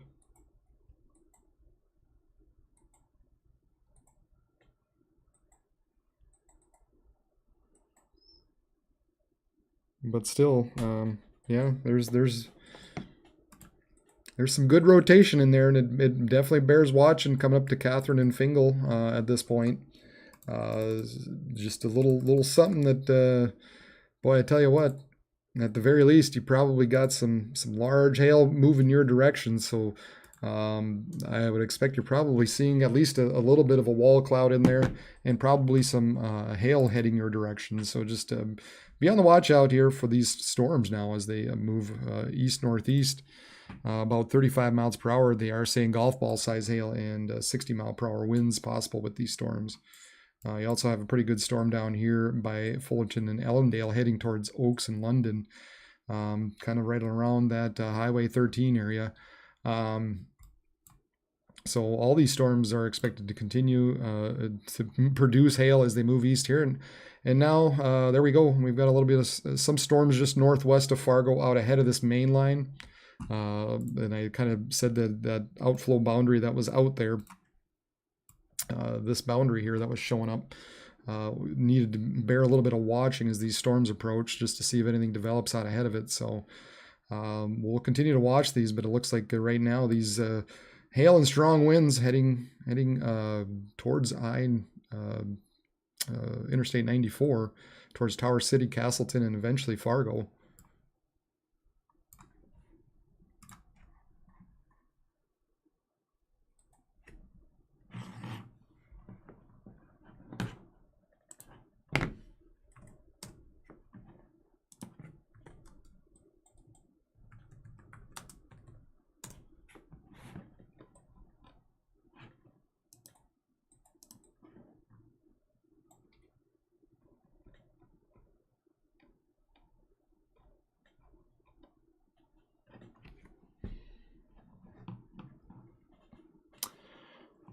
St. Francis, that's far north edge of the Twin Cities, I believe. It'll be close. If there is anything, it'd be maybe some winds of 60 miles per hour running through you around 1 or 2 a.m. So you got some time at this point. Definitely midnight or after, but it looks like if anything were to happen, it'd be around that 1 a.m. time frame, and you might see some winds to 60 miles per hour there. So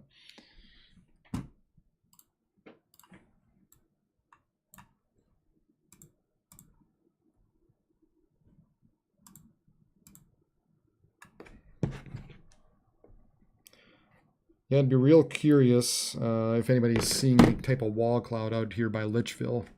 I wonder if there's any, got a couple of storm chasers out there the way it looks.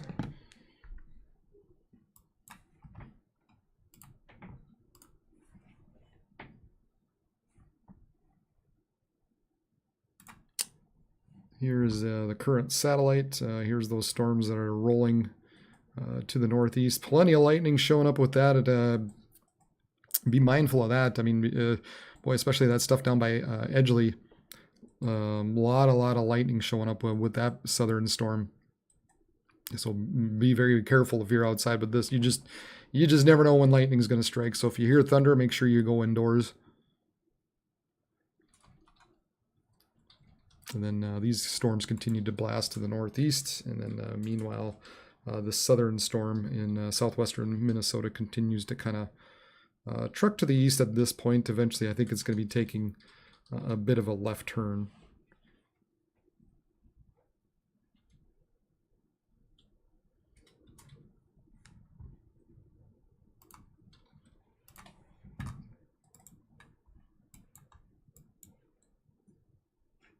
Continue to see some storms kind of rolling over Grand Forks. Nothing severe at this point. We've got this big glob of storms that continues on into northern parts of northwest Minnesota. They're saying 80-mile-per-hour winds now in quarter-size hails. So, yeah, more and more, the hail's not becoming so much the problem with these storms. It's the winds. So, emergency management reports semi-trucks have blown off the road. So flying debris will be dangerous to those caught without a shelter. Now, it doesn't say where the semis were blown off the road, but moving east at about 45 miles per hour, 80-mile-per-hour winds associated with these storms up here in northwest Minnesota. Heading up to Fordtown in Red Lake and Grigla. Yeah, you can see those storms just blast into the north and east. Kind of almost just taking just a little bit of a northerly turn as they do so. So I would expect, like I said, kind of that Baudette area, eventually Williams, and then move into Canada as these storms just continue to just create their own little cold pool, and just they're going to become just this big wind event as they move to the north and east. We'll watch these storms further to the south and see if they become any type of produce any type of hail or wind with that. Also, be kind of the area I would watch maybe more so for any type of rotation or tornadic activity, just because they are just a little southeast of the front. They're tapped into some of the southerly winds. With these storms down in Manobin and Bagley. So that would be kind of maybe an area to watch here.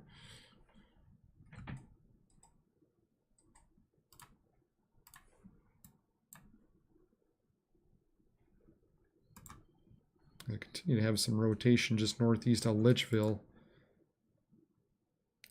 Continues to be broad, thankfully. But at the very least, we're looking at some pretty 2.5-inch hail possible with these storms as they come up to Fingal, Catherine, Valley City, Ariska, Tower City. And then this stuff just kind of down by Fullerton, heading towards Oaks and Gwinner.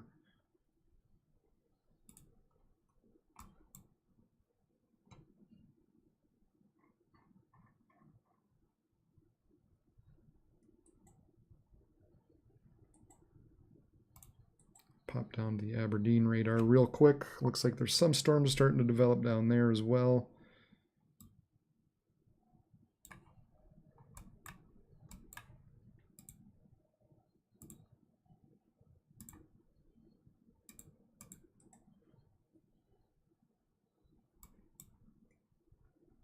Nothing severe at this point.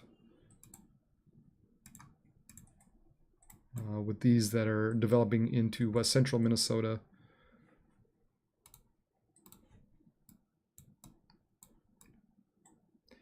I guess the models did kind of pick up on that. If we kind of flip over to that, we see these storms that kind of fire up right here into northeast South Dakota, west central Minnesota. You might get an isolated severe out of these. Maybe as they move northward more so, you might pick up some more hail and winds as they kind of get back into that area, that main area we were watching earlier. So wouldn't be completely surprised if we see a little warning out there. But we're not really expecting the strong stuff until this area in southwest South Dakota begins to move through late tonight.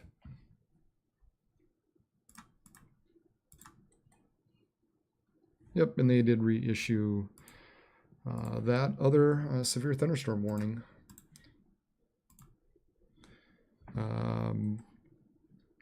Moving east at 35 miles per hour, 60 mile per hour wind gusts associated with these storms. This is kind of out in the Badlands area, so this will be around coming up to interior Martin and Kadoka. So about 15 minutes interior, half hour at Martin and Cottonwood, 45 minutes to maybe an hour. I'd be coming up on Phillip and Kadoka, the way they're tracking at this point. This includes Interstate 90 between mile markers 114 and 143. So that's the only warning right now across South Dakota. Otherwise, everything else at this point continues to be in southeast North Dakota, north central, northwest Minnesota. So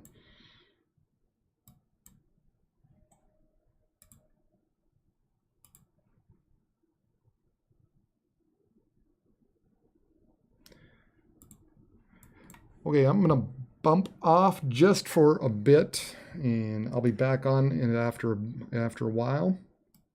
I will continue to monitor these storms, particularly as they get kind of closer to Castleton and Fargo in these more populated areas. So just be mindful of the large hail out here that's moving to the northeast, and then the strong winds that are heading up towards Baudette and through Red Lake at this point. And we'll be back shortly.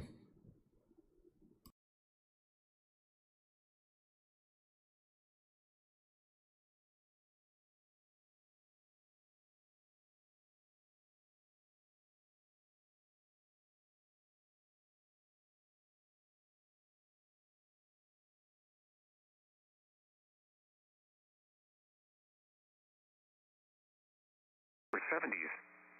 Saturday night, mostly clear. Lows in the lower 50s. Sunday, sunny. Highs in the upper 70s. Here are the recreation area forecasts for western Lake Sakakawea. Rest of today, northwest winds 10 to 20 miles per hour. Scattered thunderstorms through the day. Numerous showers late in the afternoon. Partly sunny. Highs in the upper 70s. Tonight, breezy. West winds 15 to 25 miles per hour. Numerous thunderstorms through the night. Numerous showers late in the evening. Mostly cloudy in the evening, then becoming partly cloudy. Lows in the mid-50s.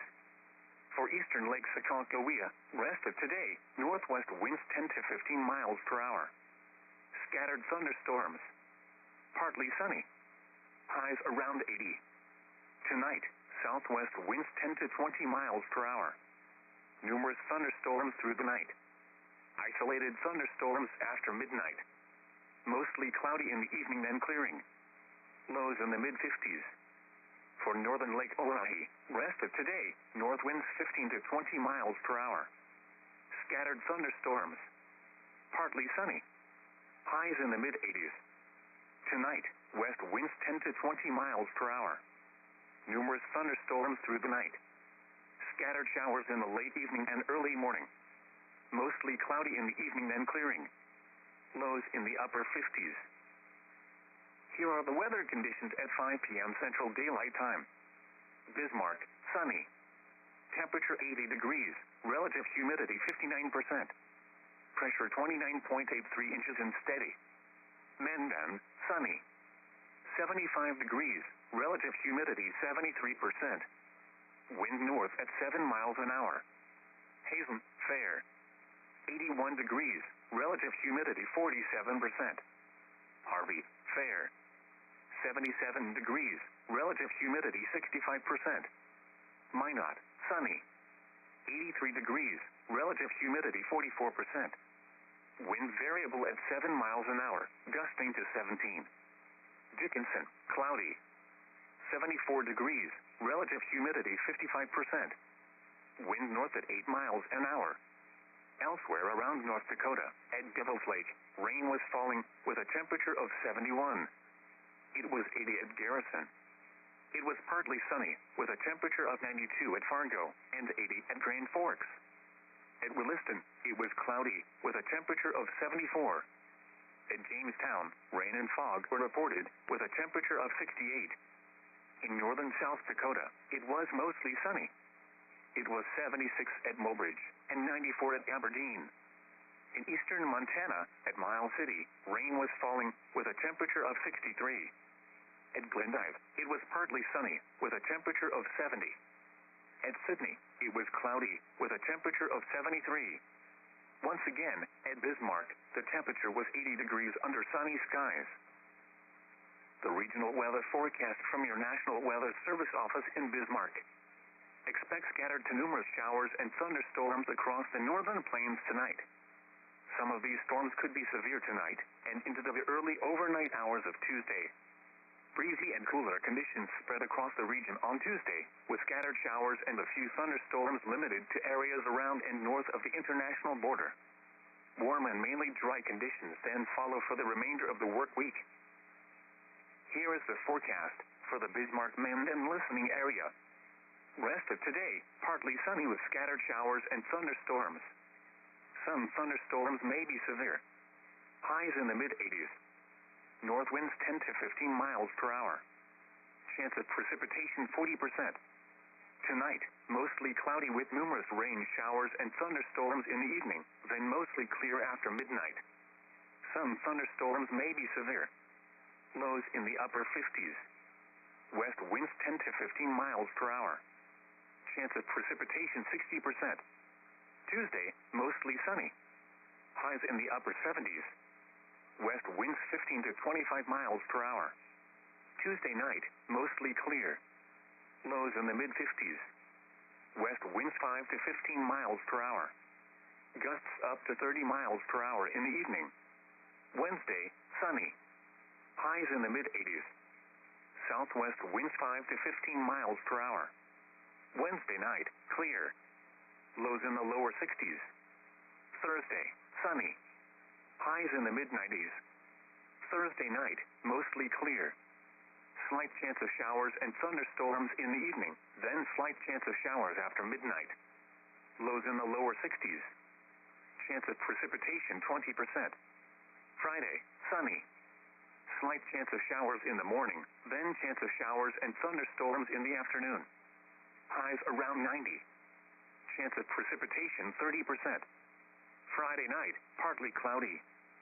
Chance of rain showers and slight chance of thunderstorms in the evening, then chance of rain showers after midnight. Lows in the upper 50s. Chance of precipitation 30%. Saturday, mostly sunny with a 20% chance of rain showers. Highs in the upper 70s. Saturday night, mostly clear. Lows in the lower 50s. Sunday, sunny. Highs in the upper 70s. Here are the recreation area forecasts for western Lake Sakakawea. Rest of today, northwest winds 10 to 20 miles per hour. Scattered thunderstorms through the day. Numerous showers late in the afternoon. Partly sunny. Highs in the upper 70s. Tonight, breezy. West winds 15 to 25 miles per hour. Numerous thunderstorms through the night. Numerous showers late in the evening. Mostly cloudy in the evening, then becoming partly cloudy. Lows in the mid-50s. For eastern Lake Sakakawea, rest of today, northwest winds 10 to 15 miles per hour. Scattered thunderstorms. Partly sunny. Highs around 80. Tonight, southwest winds 10 to 20 miles per hour. Numerous thunderstorms through the night. Isolated thunderstorms after midnight. Mostly cloudy in the evening, then clearing. Lows in the mid-50s. For northern Lake Orohi, rest of today, north winds 15 to 20 miles per hour. Scattered thunderstorms. Partly sunny. Highs in the mid-80s.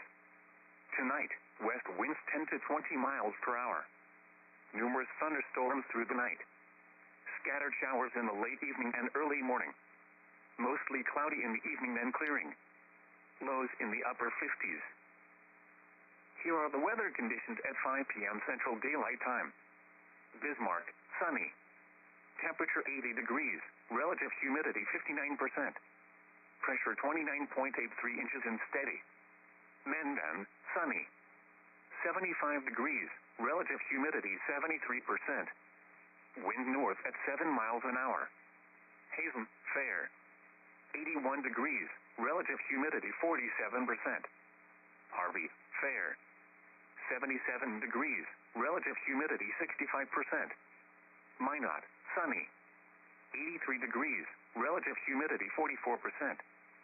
Wind variable at 7 miles an hour, gusting to 17. Dickinson, cloudy. 74 degrees. Relative humidity 55%. Wind north at 8 miles an hour. Elsewhere around North Dakota, at Devil's Lake, rain was falling with a temperature of 71. It was 80 at Garrison. It was partly sunny with a temperature of 92 at Fargo and 80 at Grand Forks. At Williston, it was cloudy with a temperature of 74. At Jamestown, rain and fog were reported with a temperature of 68. In northern South Dakota, it was mostly sunny. It was 76 at Mobridge and 94 at Aberdeen. In eastern Montana, at Miles City, rain was falling with a temperature of 63. At Glendive, it was partly sunny with a temperature of 70. At Sydney, it was cloudy with a temperature of 73. Once again, at Bismarck, the temperature was 80 degrees under sunny skies. The regional weather forecast from your National Weather Service office in Bismarck. Expect scattered to numerous showers and thunderstorms across the northern plains tonight. Some of these storms could be severe tonight and into the early overnight hours of Tuesday. Breezy and cooler conditions spread across the region on Tuesday, with scattered showers and a few thunderstorms limited to areas around and north of the international border. Warm and mainly dry conditions then follow for the remainder of the work week. Here is the forecast for the Bismarck, Mainland, and listening area. Rest of today, partly sunny with scattered showers and thunderstorms. Some thunderstorms may be severe. Highs in the mid-80s. North winds 10 to 15 miles per hour. Chance of precipitation 40%. Tonight, mostly cloudy with numerous rain showers and thunderstorms in the evening, then mostly clear after midnight. Some thunderstorms may be severe. Lows in the upper 50s. West winds 10 to 15 miles per hour. Chance of precipitation 60%. Tuesday, mostly sunny. Highs in the upper 70s. West winds 15 to 25 miles per hour. Tuesday night, mostly clear. Lows in the mid-50s. West winds 5 to 15 miles per hour. Gusts up to 30 miles per hour in the evening. Wednesday, sunny. Highs in the mid-80s. Southwest winds 5 to 15 miles per hour. Wednesday night, clear. Lows in the lower 60s. Thursday, sunny. Highs in the mid-90s. Thursday night, mostly clear. Slight chance of showers and thunderstorms in the evening, then slight chance of showers after midnight. Lows in the lower 60s. Chance of precipitation 20%. Friday, sunny. Slight chance of showers in the morning, then chance of showers and thunderstorms in the afternoon. Highs around 90. Chance of precipitation 30%. Friday night, partly cloudy. Chance of rain showers and slight chance of thunderstorms in the evening, then chance of rain showers after midnight. Lows in the upper 50s. Chance of precipitation 30%. Saturday, mostly sunny with a 20% chance of rain showers. Highs in the upper 70s. Saturday night, mostly clear. Lows in the lower 50s. Sunday, sunny. Highs in the upper 70s. Here are the recreation area forecasts For western Lake Sakakawea, rest of today, northwest winds 10 to 20 miles per hour. Scattered thunderstorms through the day. Numerous showers late in the afternoon. Partly sunny. Highs in the upper 70s. Tonight, breezy. West winds 15 to 25 miles per hour. Numerous thunderstorms through the night. Numerous showers late in the evening. Mostly cloudy in the evening, then becoming partly cloudy. Lows in the mid-50s. For eastern Lake Sakakawea, rest of today, northwest winds 10 to 15 miles per hour. Scattered thunderstorms. Partly sunny. Highs around 80. Tonight, southwest winds 10 to 20 miles per hour. Numerous thunderstorms through the night. Isolated thunderstorms after midnight. Mostly cloudy in the evening, then clearing. Lows in the mid-50s. For northern Lake Orohi, rest of today, north winds 15 to 20 miles per hour. Scattered thunderstorms. Partly sunny. Highs in the mid-80s. Tonight, west winds 10 to 20 miles per hour. Numerous thunderstorms through the night. Scattered showers in the late evening and early morning. Mostly cloudy in the evening, then clearing. Lows in the upper 50s. This is NOAA Weather Radio Station WXL-78 in Bismarck, North Dakota, operating on a frequency of 162.475 megahertz. Providing weather information 24 hours a day from your National Weather Service office in Bismarck. Here are the weather conditions at 5 p.m. Central Daylight Time. Bismarck, sunny. Temperature 80 degrees, relative humidity 59%. Pressure 29.83 inches and steady. Mainland, sunny. 75 degrees, relative humidity 73%. Wind north at 7 miles an hour. Hazen, fair. 81 degrees, relative humidity 47%. Harvey, fair. 77 degrees, relative humidity 65%. Minot, sunny. 83 degrees, relative humidity 44%. Wind variable at 7 miles an hour, gusting to 17. Dickinson, cloudy. 74 degrees, relative humidity 55%. Wind north at 8 miles an hour. Elsewhere around North Dakota, at Devil's Lake, rain was falling with a temperature of 71. It was 80 at Garrison. It was partly sunny with a temperature of 92 at Fargo and 80 at Grand Forks. At Williston, it was cloudy with a temperature of 74. At Jamestown, rain and fog were reported with a temperature of 68. In northern South Dakota, it was mostly sunny. It was 76 at Mobridge and 94 at Aberdeen. In eastern Montana, at Miles City, rain was falling with a temperature of 63. At Glendive, it was partly sunny with a temperature of 70. At Sydney, it was cloudy with a temperature of 73. Once again, at Bismarck, the temperature was 80 degrees under sunny skies. The regional weather forecast from your National Weather Service office in Bismarck. Expect scattered to numerous showers and thunderstorms across the northern plains tonight. Some of these storms could be severe tonight and into the early overnight hours of Tuesday. Breezy and cooler conditions spread across the region on Tuesday, with scattered showers and a few thunderstorms limited to areas around and north of the international border. Warm and mainly dry conditions then follow for the remainder of the work week. Here is the forecast for the Bismarck, Mainland, and listening area. Rest of today, partly sunny with scattered showers and thunderstorms. Some thunderstorms may be severe. Highs in the mid-80s. North winds 10 to 15 miles per hour. Chance of precipitation 40%. Tonight, mostly cloudy with numerous rain showers and thunderstorms in the evening, then mostly clear after midnight. Some thunderstorms may be severe. Lows in the upper 50s. West winds 10 to 15 miles per hour. Chance of precipitation 60%. Tuesday, mostly sunny. Highs in the upper 70s. West winds 15 to 25 miles per hour. Tuesday night, mostly clear. Lows in the mid-50s. West winds 5 to 15 miles per hour. Gusts up to 30 miles per hour in the evening. Wednesday, sunny. Highs in the mid-80s. southwest winds 5 to 15 miles per hour. Wednesday night, clear. Lows in the lower 60s. Thursday, sunny. Highs in the mid-90s. Thursday night, mostly clear. Slight chance of showers and thunderstorms in the evening, then slight chance of showers after midnight. Lows in the lower 60s. Chance of precipitation 20%. Friday, sunny. Slight chance of showers in the morning, then chance of showers and thunderstorms in the afternoon. Highs around 90. Chance of precipitation 30%. Friday night, partly cloudy. Chance of rain showers and slight chance of thunderstorms in the evening, then chance of rain showers after midnight.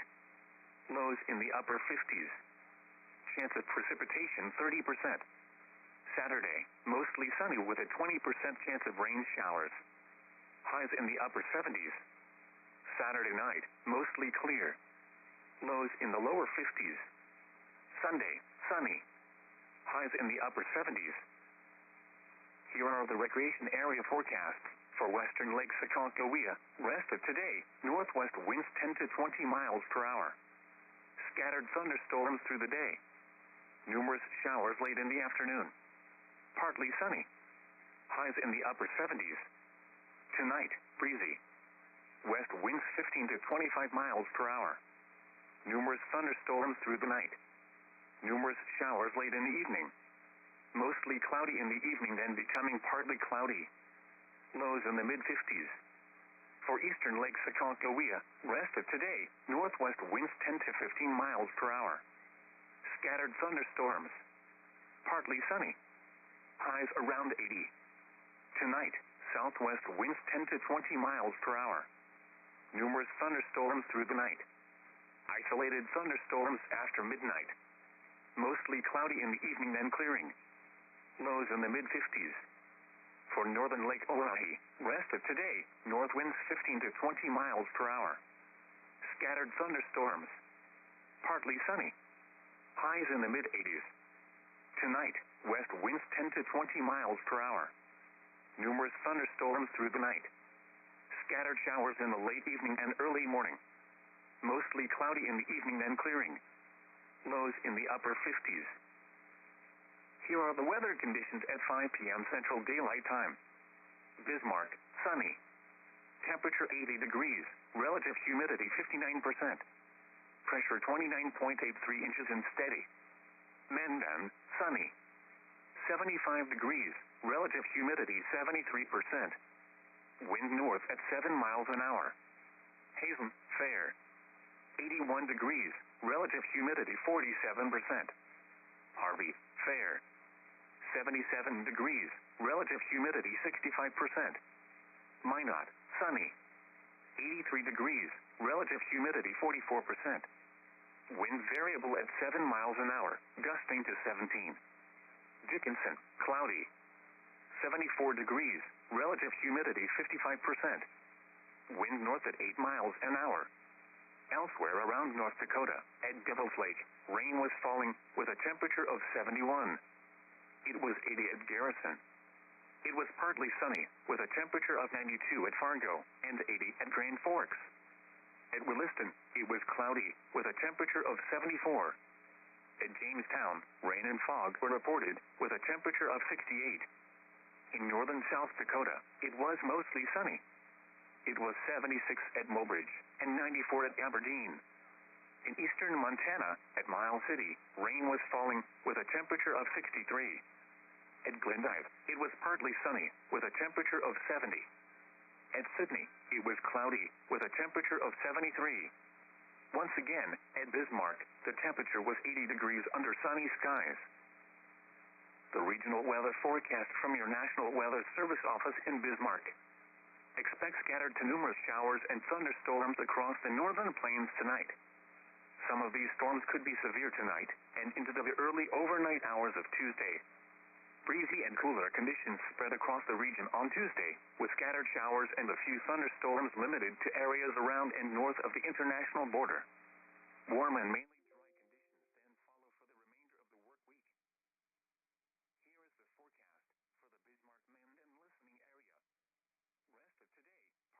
Bismarck, Mainland, and listening area. Rest of today, partly sunny with scattered showers and thunderstorms.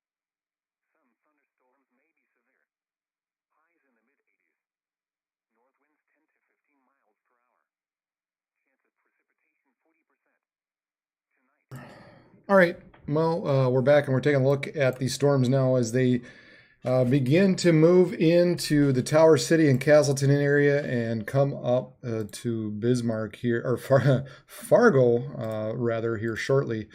As we take a look, about 15 to 25 minutes where we're looking at Castleton, and then anywhere from half hour to 45 minutes, it's going to be entering kind of that West Fargo area. Then from 45 minutes on, basically running through the remainder of Fargo and into Moorhead and through Harwood, Argusville as well. Horace, you could also be kind of in the path of these storms as they continue to move to the northeast here. It looks like the rotation's starting to end, at least for now, with these storms. We're kind of watching those as they continue to move to the northeast. But the main threat at this point continues to be, they're saying, golf ball size hail and 60-mile-per-hour wind gusts as these storms move to the northeast at about 35 miles per hour. This is kind of an indicator of where some of the larger hail is with these storms, and you can see basically making a beeline right for Castleton, Fargo, Harwood, maybe Argusville as well. So watch out for these storms. They've got some strong winds. They've got some hail associated with them, and right now it looks like at least the rotation isn't quite there. But as these head eastward. As these storms kind of head eastward and we get all this additional development kind of moving north, it's possible maybe there could be a little bit of rotation in there as well as these kind of two areas basically collide over the next hour.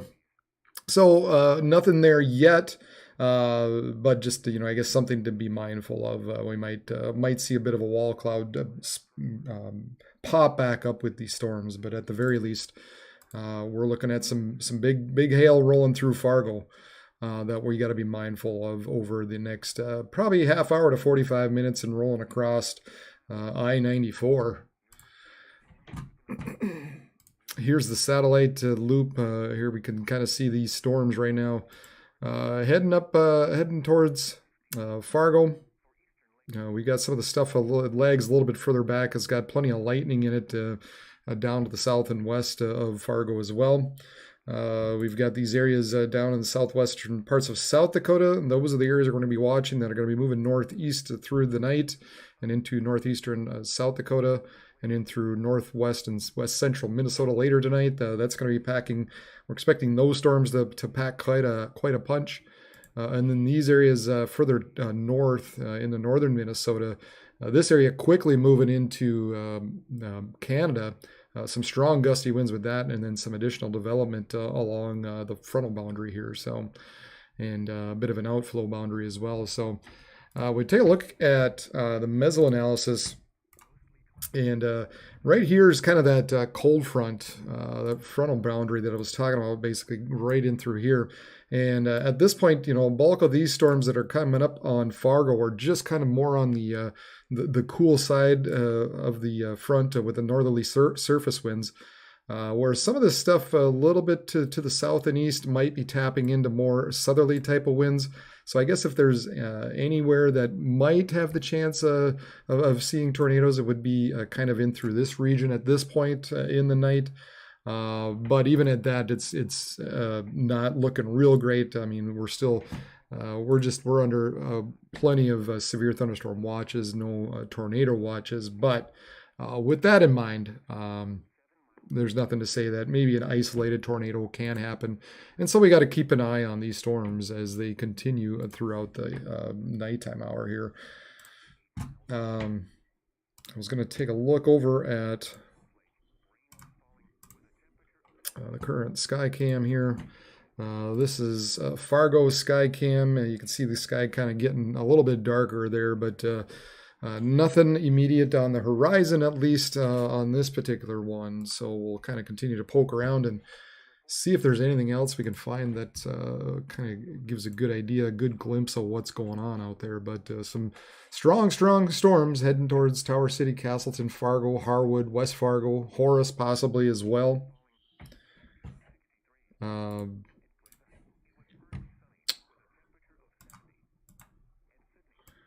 And then we're also talking about these storms kind of down by Mahnomen and Bagley. This is kind of the area we were talking about, might have a little better chance of seeing some rotation that we need to keep an eye on. Nothing at this point, but there is this current severe thunderstorm warning with storms moving northeast at about 20 miles per hour, and the main hazard with these storms at this point is 70 mile per hour wind gusts and quarter-sized hail.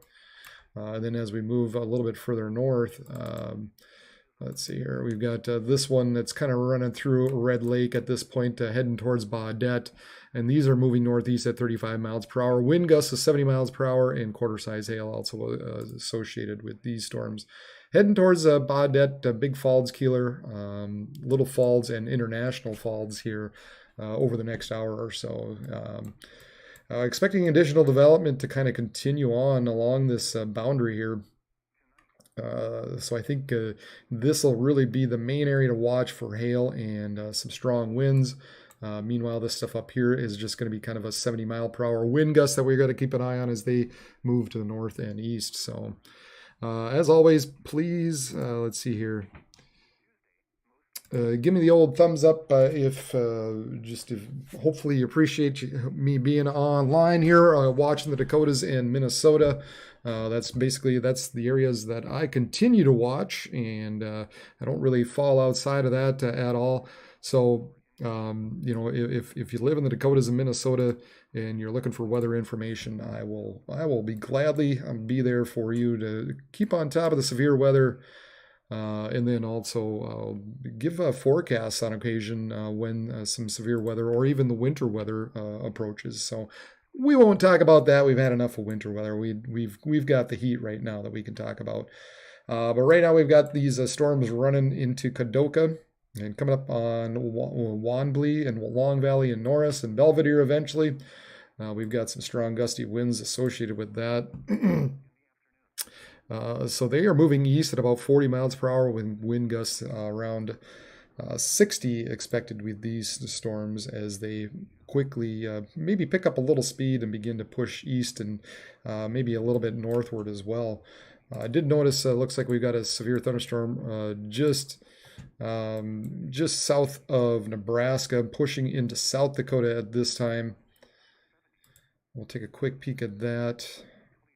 Maybe an inch hail, the way it's looking, and 60 mile per hour winds. So just kind of on the borderline, and maybe some stuff just southwest of Brookings. Kind of had said that earlier. The models were picking up on some of these storms firing out ahead of some of these main areas, and I said it's possible that some of these storms develop out ahead of it and become severe. Where we're looking just right on that borderline of 60 miles per hour and 1 inch hail, a quarter-size hail, and that's kind of what we're picking up now. Is West Central, we've got a severe thunderstorm warning, and that's what they're indicating there for Traverse County in West Central Minnesota. And then right now it's kind of leaking into South Dakota, but Sioux Falls hasn't issued any kind of warning with these storms at this point.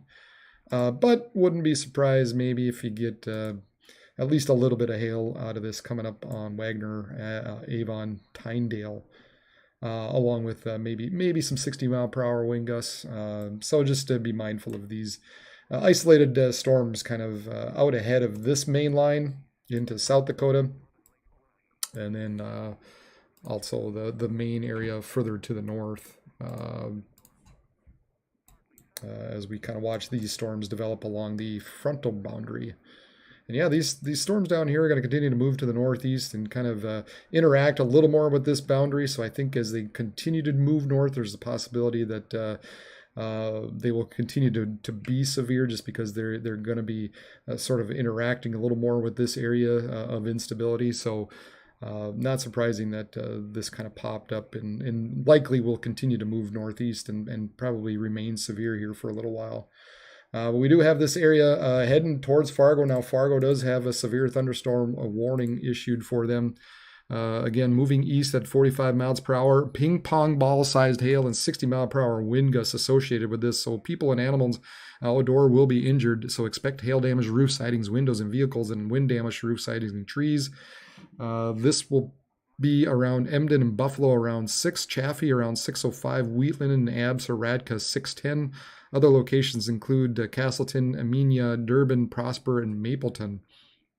This will cross Interstate 29 between mile markers 53 and 84. And then eventually across I-94, or let's reverse that, crossing Interstate 94 between mile markers 299 and 351, and eventually Interstate 29 between mile markers 53 and 84. So these storms crossing I-94 and eventually I-29 as they continue to move off to the northeast at about 30 miles per hour or so. Here's the main line kind of backing through here. We're getting some development out ahead of this. But the main area of concern right now, we're looking at Castleton anywhere from 20 to 25 minutes, 30 minutes to 45 minutes, kind of West Fargo, Fargo-ish, and then 45 and beyond with this main line. However, we do have some storms popping out ahead of this. That could also be creating a little bit of hail, just and maybe some gustier winds along with that. So that's not what I wanted. A little bit of rotation showing up in there is also indicated on the radar here. But yeah, if we're kind of in that Fargo, Castleton area, Harwood, Argusville, we've got some strong storms with some gusty winds and ping pong ball sized hail. They did reissue the warning further south for Gwinner, Milner, and McLeod for this storm that kind of picked back up again. So 60 mile per hour winds and quarter size hail associated with that.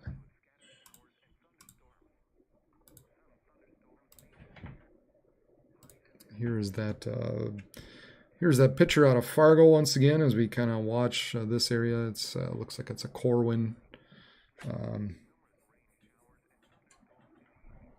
Well, it's a Honda up here, I guess. I think it's Corwin down there. Corwin Honda dealership. But anyway, we've got a feed coming out of Fargo for that. Yeah, and as always, just take the precaution. Just get indoors. Don't be outside. These storms are nothing that's overly strong, but as long as you're just if you're in shelter, you're going to be fine. They're moving east at about 45 miles per hour. Again, there's a little bit of rotation in there at this point. Doesn't appear to be anything imminent or anything bad as far as the rotation goes. But just take the precaution, get indoors, and you'll be fine. But can't imagine that some of these areas out on 994 at this point, it's got to be hard to see with all the rain that's moving through.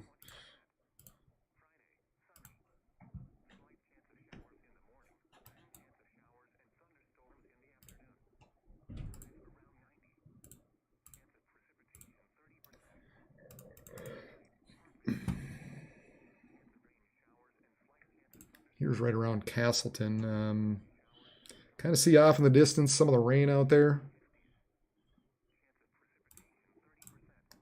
Not quite to them yet. Here's a nice shot.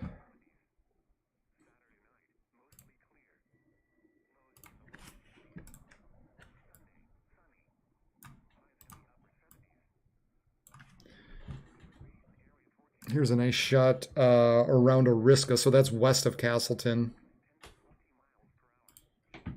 Oriska is just west of Castleton. It's probably this particular shot is probably looking at the backside of the storm.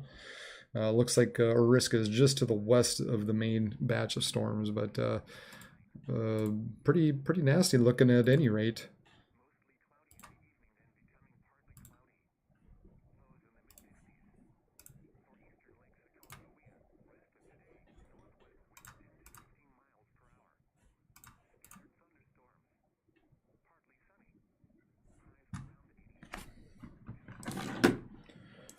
Once again, appreciate everybody for tuning in and watching. Just to share this and give the thumbs up. That way more and more people can kind of find this page.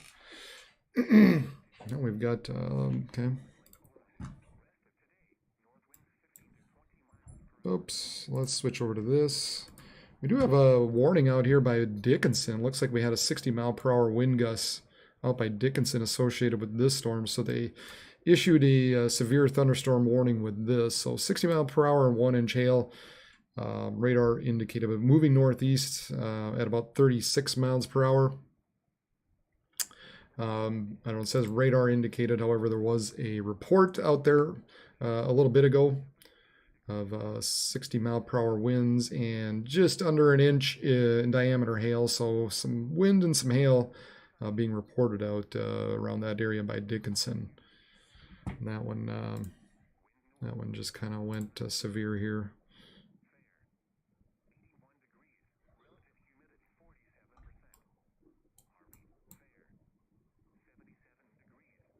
Wouldn't be surprised if some of these areas a little bit further north eventually went severe as well. So Faith, Mulbridge, Pier, not completely surprised that something further north did develop, and it looks like that's kind of heading towards Killdeer and Beulah at this time. But it's kind of outside the main area of concern. So I think if it does remain severe, it'll be just kind of on that lower end of right around an inch in diameter hail and 60 mile per hour winds. So could do, take down some branches and stuff. And obviously you don't want any hail, but just be mindful of these storms as they kind of move into central parts of North Dakota. And then we continue to watch this line. And you can kind of see how this now is taking a little more of a northerly turn as expected. And then, we've got a few cells that have popped out ahead of this, and they're moving to the northeast as well, kind of into this watch area. So nothing overly surprising at this point. Everything's kind of proceeding as we thought. I think these storms down here probably they're going to pick up some speed and become a little more violent on the both the hail and the wind event as they kind of make it into the second watch area.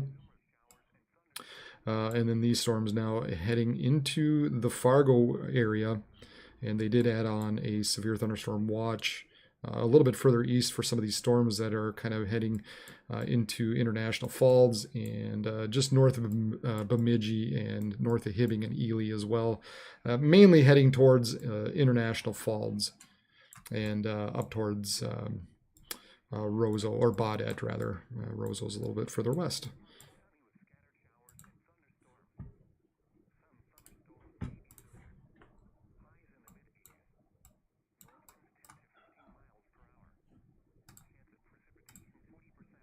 But yeah, I appreciate everybody watching, and give it the old thumbs up and share. And if you know anybody that would appreciate this information, that way they can find me, share it so that they know I'm out here. I watch the Dakotas and Minnesota. Live up here in East Grand Forks. I lived in the Twin Cities for years, or for a number of years, doing some work down for Northwest Airlines. I've done some road weather forecasting for the Dakotas, Minnesota, so including South Dakota. So obviously I've been to Black Hills a number of times. So I kind of stick to this area because I know it. I kind of know what people are looking for, and I know the region, and so that's basically where we're at with these storms. So.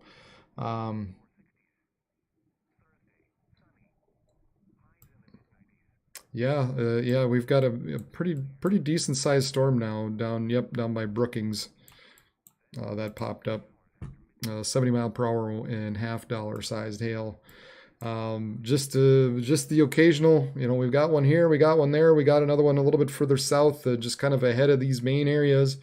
And there's still plenty of moisture to work with on this. And they're kind of riding again close to that frontal boundary, but yeah, there's some strong, just a couple of isolated strong storms that popped up. They did severe warn this one a little bit further south, coming up to kind of that Freeman Parkston area, 60 miles per hour and 1 inch hail, moving northeast at about 41 miles per hour, and then this area up by Brookings. 70 mile per hour winds and 1.25 inch hail, and moving northeast around 29 miles per hour.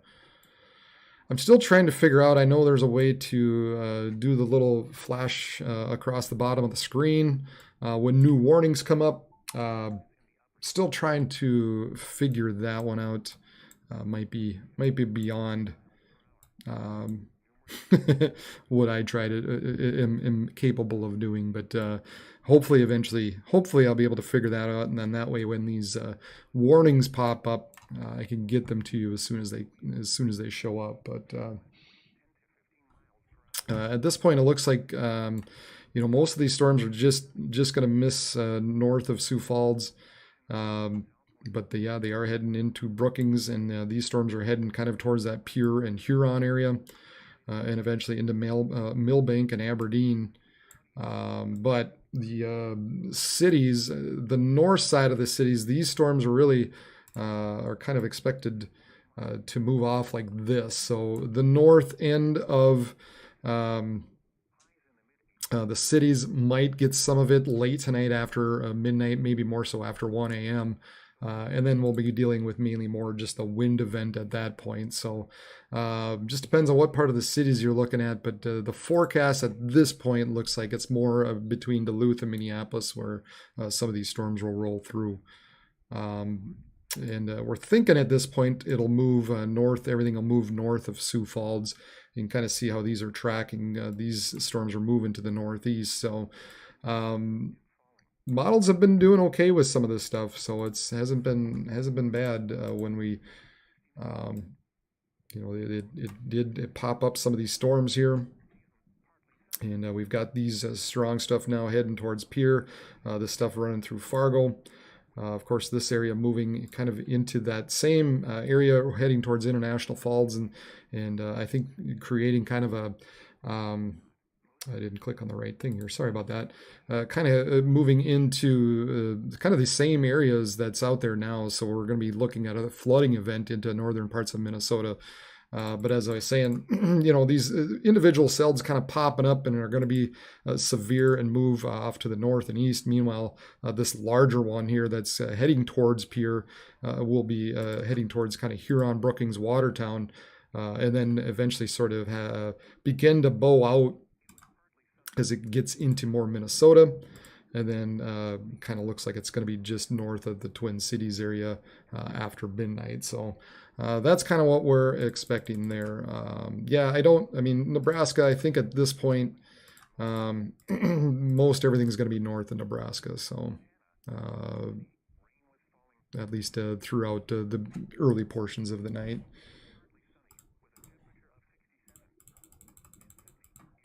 It doesn't look like anything really develops in Nebraska later on. So yeah, that's kind of what we're looking at as far as the forecast goes. I appreciate Kenneth for subscribing. That's awesome. Sure do appreciate any kind of subscribers or likes, shares that have been out there. I don't catch everybody, but I try to catch as many as I can. But yeah, I sure do appreciate anybody who's been following along and subscribed and all that fun stuff. The good news is here, this is getting a little more washed out, but we still got a little bit of just enough rotation in some of this, so we could be picking up, some golf ball size hail heading towards Wheatland and Castleton at this moment.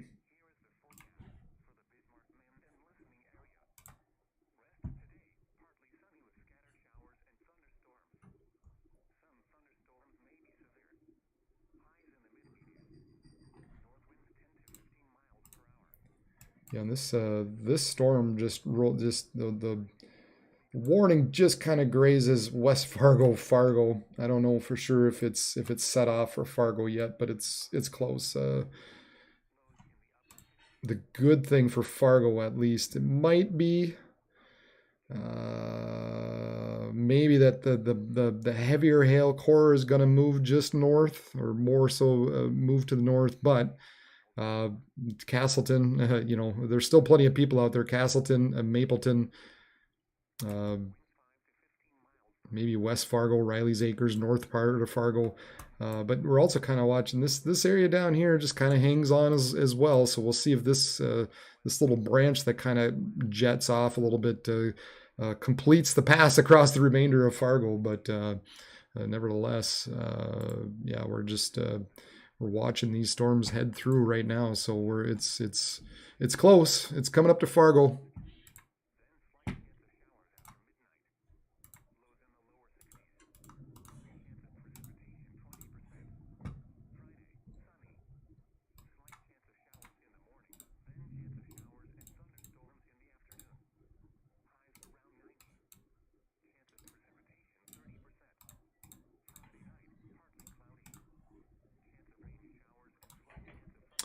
Here is, let's see, gosh darn it.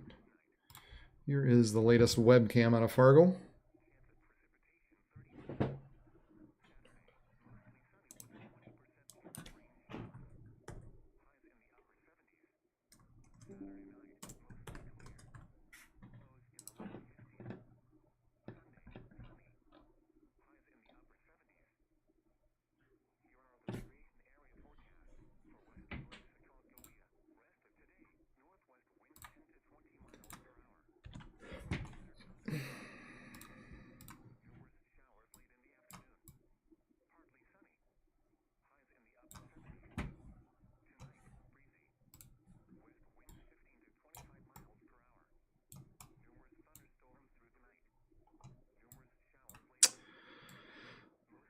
Yeah, Dalton, you know, we've got that storm that's just kind of to the southwest of you, and it looks like,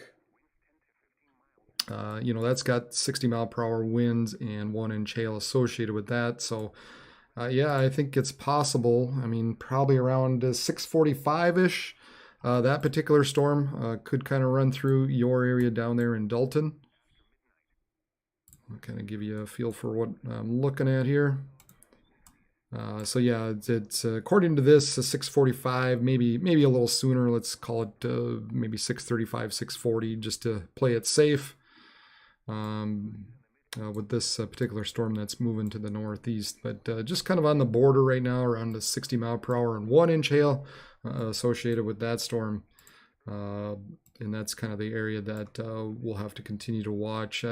This particular one, this stuff down in the southeastern parts of North Dakota.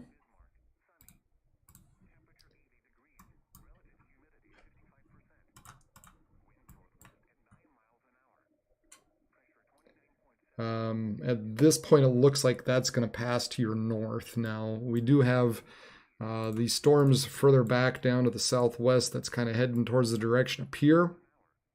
So for you in Dalton, we'll have to keep an eye on this again later tonight as this storm's area is expected to kind of move to the northeast. So after, you know, 10 o'clock, 10 o'clock or so, we'll have to keep an eye on these storms as it begins to reach the eastern parts of South Dakota. Appreciate Ahmed for subscribing. That's awesome. Thank you very, very much for doing so. Appreciate everybody who just, that's great.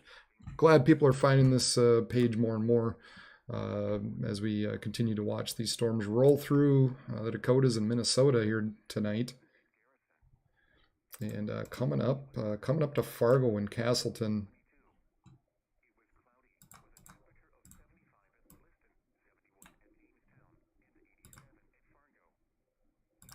59-mile-per-hour wind gusts, so right around, so 60-mile-per-hour wind gusts 5 north of Leonard in Cass County. Storm report, earlier we had 62-mile-per-hour in Barnes County, right around Fingal. That was measured by an Endon station.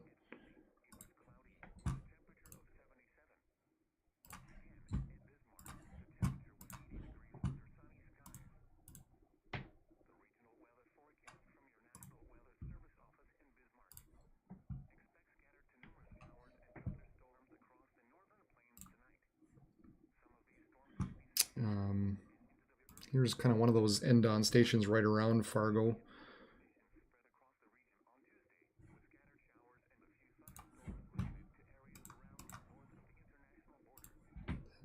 Here's that Fargo Sky Cam starting to show.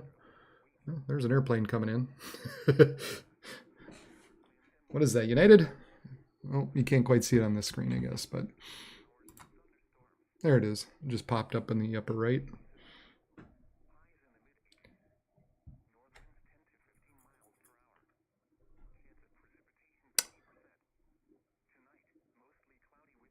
I believe, gosh, Corwin.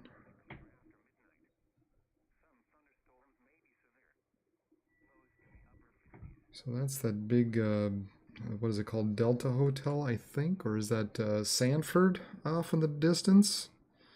The airport's apparently over here. I wonder if that's Sanford.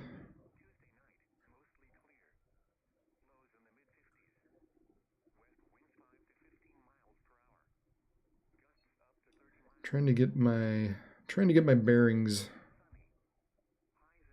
on where this particular cam is at exactly. It says Corwin, which is I thought was on I-29, but that doesn't look like I-29. It looks like I-94. I don't know. Maybe somebody else has a better idea where exactly this cam might be.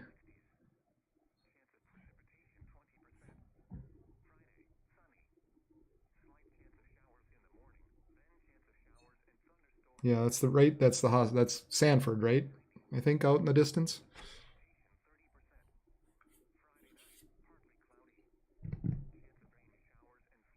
So I believe this is facing west.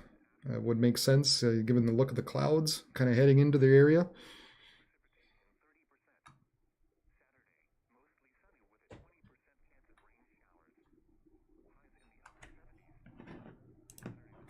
Twin Cities once again. Yeah, just maybe the north end of the Twin Cities. Could be Essentia. Okay. Yeah, I'm. Gosh, I'm trying to figure this out, I guess. Of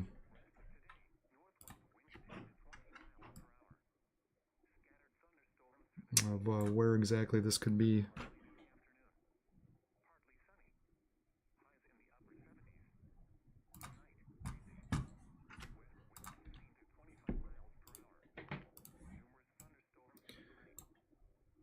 Yeah, every once in a while we get these little areas of rotation popping up. Now we got one just north of Castleton, which again isn't overly surprising with these storms. Good thing is it looks like the hail's kind of decreased a little bit, but I would think we're still going to be dealing with some strong winds rolling through Castleton and Mapleton. You know, you do have a little bit, some areas of rotation in there. So I guess I'd be curious as to what some people are exactly seeing out there. But I think you still probably might see, you know, 1 inch hail associated with this, and maybe 60-mile-per-hour winds as this kind of continues to move into the West Fargo, Riley, Acres, Harwood, Argosville region.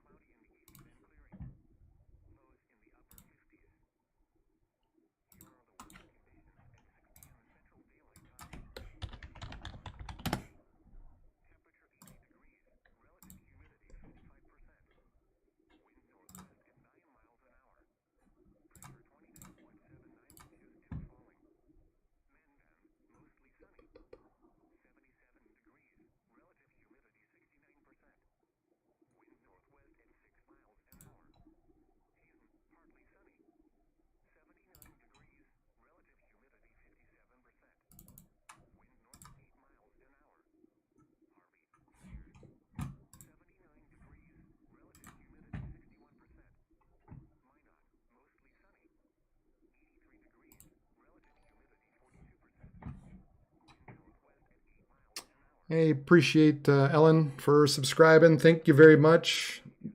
I appreciate the subscription there. Glad you found me.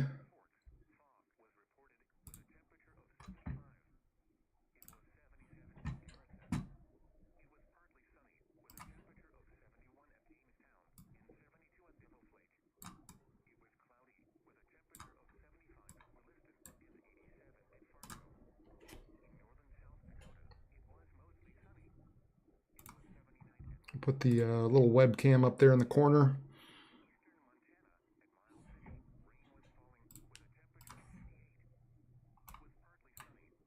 As these storms continue to move into the Fargo area. Oh yeah, it could be. You're right. Could be the KVLY cam. That would maybe make sense actually.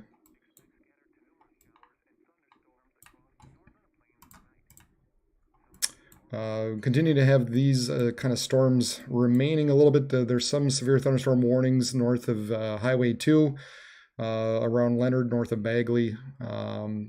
Most of these are really associated at this point with the strong winds heading towards Baudette and International Falls. So the 70-mile-per-hour wind and quarter-sized hail heading up that direction at this point. So again, kind of tapping in, just creating its own little cold pool of storms, and so when that happens, we're just looking at some strong winds heading towards Baudette and International Falls, and eventually heading out into Canada, obviously.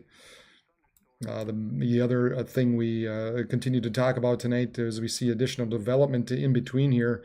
I think we're going to be dealing with some flooding here, kind of in this region. So it may not be so much the severe weather after this point, but more so some flooding concerns as these storms are just continuing to move over sort of the same areas throughout the night. Good thing is here down by Dalton, yeah, that looks like that decreased enough, so that's below severe limits. Might see some little bit of small hail coming up in there shortly, but thankfully for you down in Dalton, that has decreased. So the main area really to watch at this point, at least in this particular part of our region, is this stuff coming up on Fargo.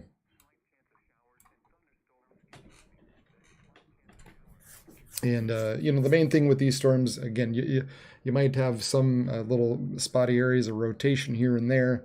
But all in all, I mean, we're looking at maybe some hail and some gusty winds, possibly to 60 miles per hour, kind of heading through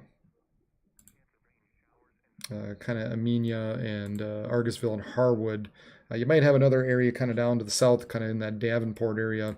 Again, there was a report earlier of a 60 mile per hour wind gust by Leonard. So we'll continue to track these storms as they move kind of towards I-29 and into the Fargo area. And that's what I've got up above is the Sky Cam looking at Fargo.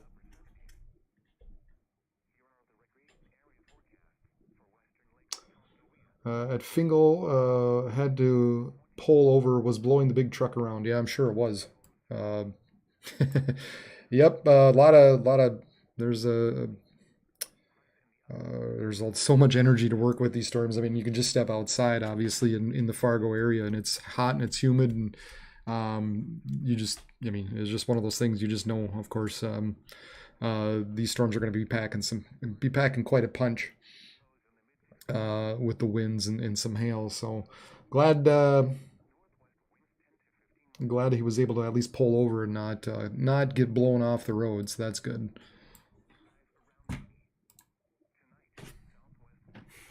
Twin Cities, been saying the north end of the Twin Cities maybe after midnight. Looks like really these storms are expected to move to the northeast and mainly kind of hit in between like the north side of the cities and Duluth. That's sort of the thinking right now. So far north end of the suburbs and through Duluth is where some of these storms down in through South Dakota are expected to run through. So we'll continue to monitor, but that's the thinking at this point.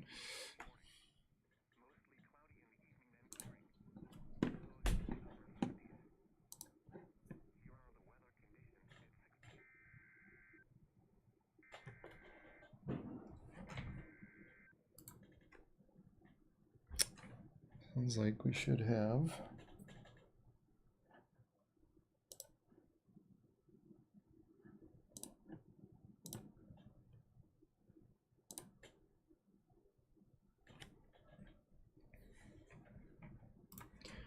We continue to have this one out here northwest of Bismarck. 60 mile per hour winds and 1 inch hail. That's moving to the northeast at around 40 miles per hour. So this is for Dunn County, Oliver, and Mercer. Moving northeast around 60 mile per hour winds and quarter-sized hail is expected with this. This will be around Dodge at 540. Other locations include Golden Valley, Zap, and Beulah. So this little lone cell just continues to march towards the northeast, towards Dodge and maybe Holiday. And kind of in that, heading towards Lake Sakakawea. So anybody that's boating out there, maybe fishing, doing a little fishing. We might have a storm heading that way at this point. So looking at Zap, Beulah, and Hazen right around 713, according to this at this point. So one lone little severe thunderstorm warning north of everything else. Oh, and then we've got this out there now. Finally, we've got another tornado warning. We had one a little bit earlier, not associated with this necessarily, but we do have this now heading through Belvedere. Let's see here. Moving east at 50 miles per hour. Radar indicated quarter-sized hail. Flying debris obviously will be dangerous to those caught outside. Mobile homes will be damaged or destroyed, and damaged roofs, windows, and vehicles will occur. This tornadic thunderstorm will remain mainly over rural areas, the northwestern Millette and northeastern Jackson counties around Belvedere. This includes Interstate 90 in South Dakota between mile markers 160 and 174. This cluster of thunderstorms is capable of producing tornadoes and widespread significant wind damage, so make sure you do not wait to hear the tornado. For your protection, move to an interior room on the lowest floor of the building. Again, a radar indicated 1-inch hail, also possible with this particular storm. So tornado warning out for this out here by Belvedere.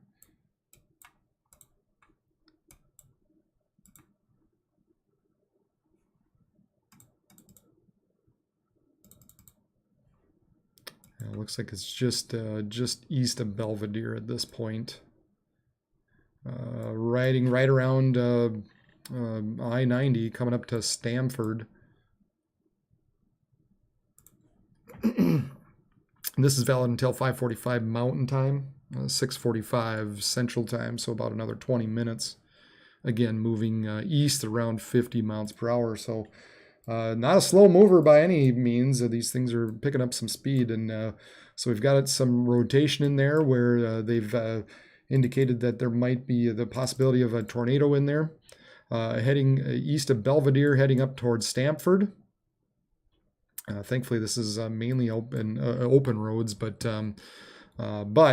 open country other than Interstate 90. Here is the look in Fargo.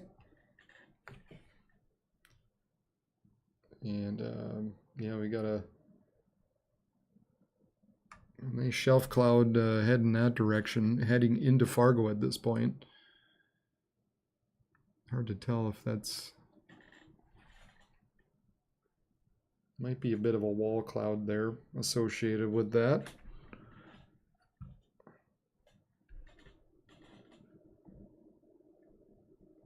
West central Minnesota, about the only thing you've got is just one lone kind of storm just south of Dalton.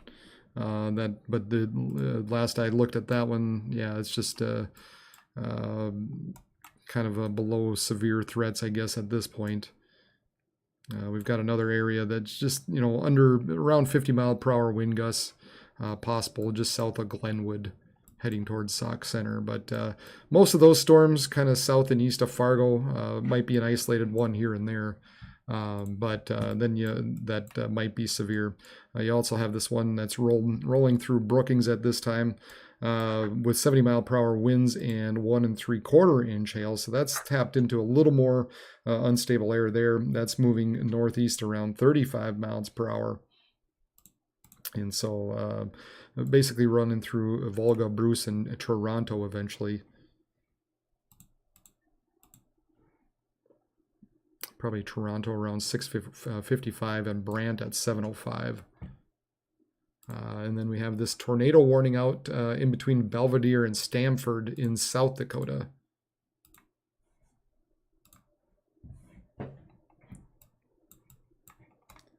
So just, yeah, a little rotation in there. Looks like just east of Belvedere. Maybe could even make a case for something south of there as well at this point. But I would expect at least according to what they issued the tornado warning out, there's a bit of an update. Yeah, coming up to Stamford at this point, and moving east at about 50 miles per hour.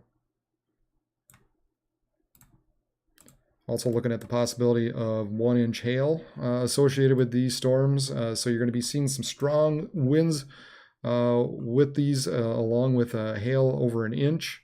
And then looks like we have some rotation going on as well, heading towards kind of that Stamford area in South Dakota. So this is, again, kind of northwestern Millette County and northeastern Jackson County in South Dakota. This is valid until 5:45 Mountain Time, 6:45 Central Time.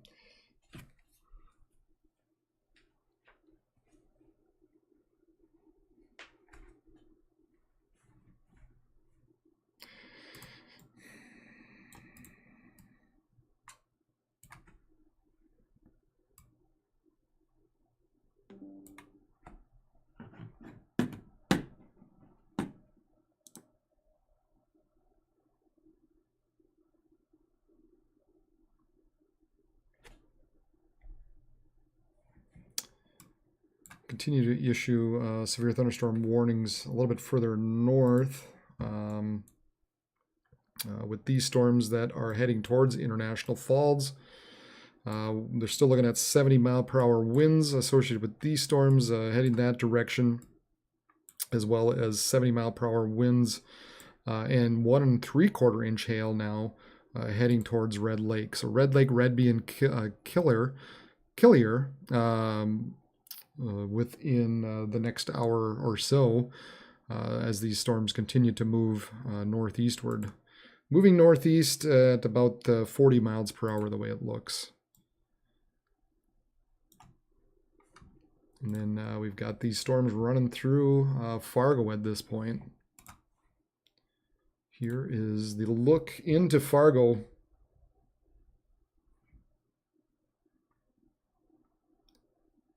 Yeah, just a bit of a wall cloud, I think, out there at this point. Away just kind of just off the screen. We'll see if I can get that back on a little bit. There we go. Some dust getting picked up there. So we got some strong winds rolling through. You can see the dust now starting to roll into Fargo. You can see the dust getting picked up in through as it rolls across here. So some strong winds beginning to move into the Fargo region, as well as the possibility of some hail. So here we go. Here we go, Fargo.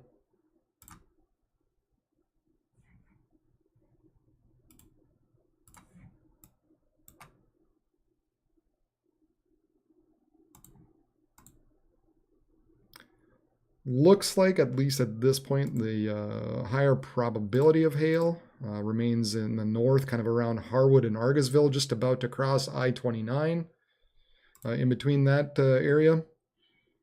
But yeah, we got some strong gusty winds rolling through, at least in through portions of Fargo. So we do have we've got some dust getting kicked up out there. So it'll be fun to watch this roll through here shortly.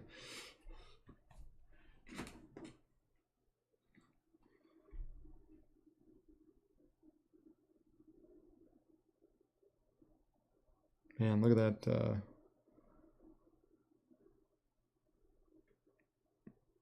can see these clouds, everything just getting sucked up into this storm at this point, just out ahead of this.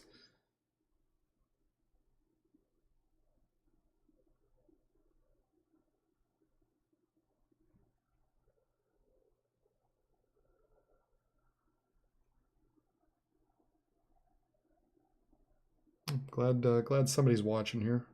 Glad somebody's moving.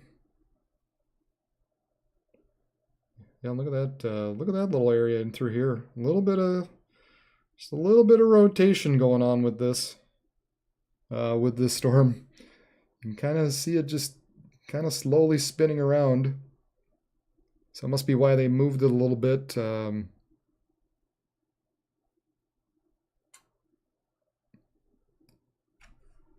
Just to kind of continue to watch that area. But boy, it looks like it's about to get dark coming into Fargo, man. Whew.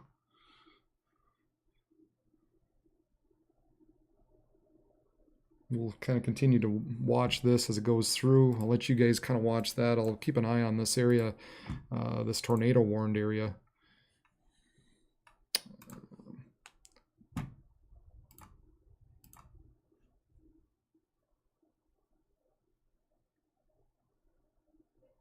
down in South Dakota. There's a tornado warning right around, looks like it's just coming up to Stamford in South Dakota right now, right along I-29. Really nothing too imminent that I am seeing on there, but just an area to watch kind of east of Belvedere coming up on Stamford out in South Dakota.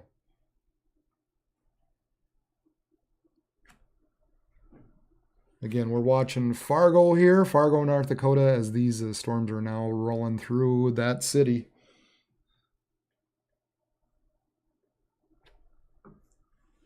"70-mile-per-hour wind gusts and 1-inch hail is what they're saying possible with these storms as they roll through Becker, Clay, and Norman, and Cass, and Trail as well. So 70-mile-per-hour and 1-inch hail possible with these storms.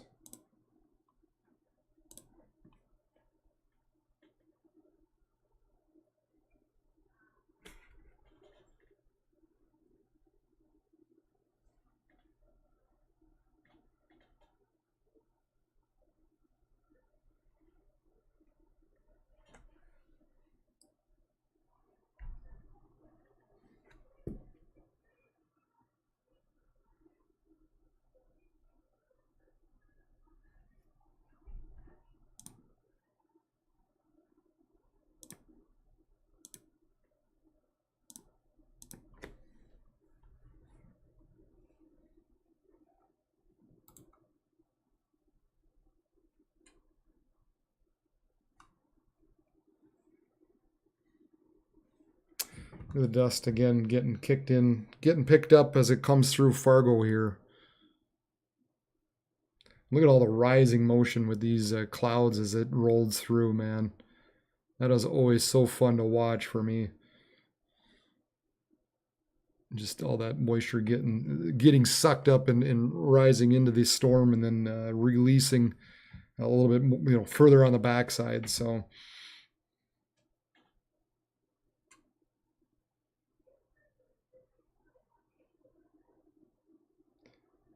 Clouds are moving quickly. A lot of storm motion with this, a lot of just turbulent air. Clouds moving in all sorts of different directions and rolling and tumbling and spinning.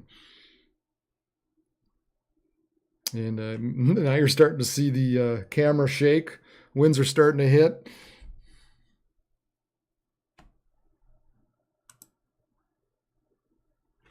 So West Fargo reported a wind gust of 70 mile per hour just recently. And then in Fingal, in Barnes County, a $half size hail, which is 1 1/4 inch. So we've got 70 mile per hour and 1 1/4 inch hail out there.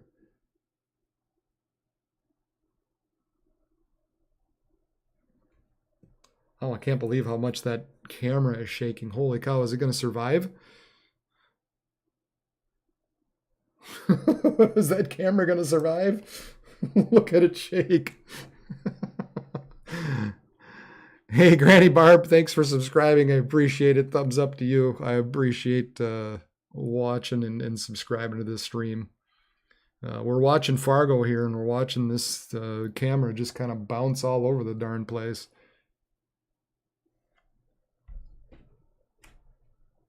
I was like, man, is it going to fall off its hinges here?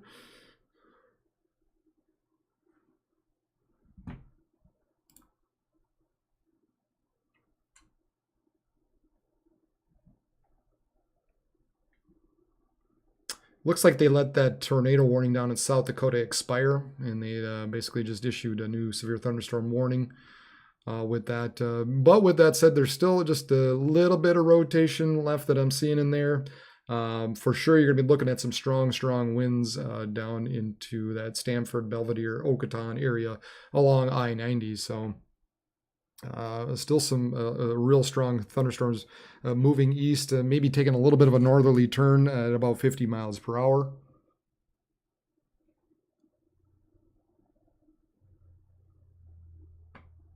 Thankfully, as we watch this, the visibility isn't too bad. So, but man, I'm waiting for this camera to just take a tumble. Come on, camera, hang in there. What's the bets? Bets, are we saying the camera survives? Is the camera made to do this?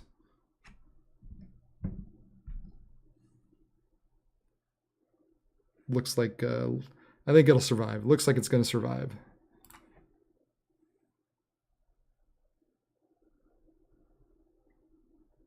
Hopefully they eventually kind of spin it around and take a better look. Let me know if you guys have anything out there worth sharing for me. Region WX. And I will make sure and put it up on the live feed here. We can show a picture or a video. Do so after it's safe, and do so if it's safe, and only if it's safe at this point. You know, just obviously take the precautions and just be smart and be indoors. Nothing, you know, we're not, we don't want to be crazy photographers out there.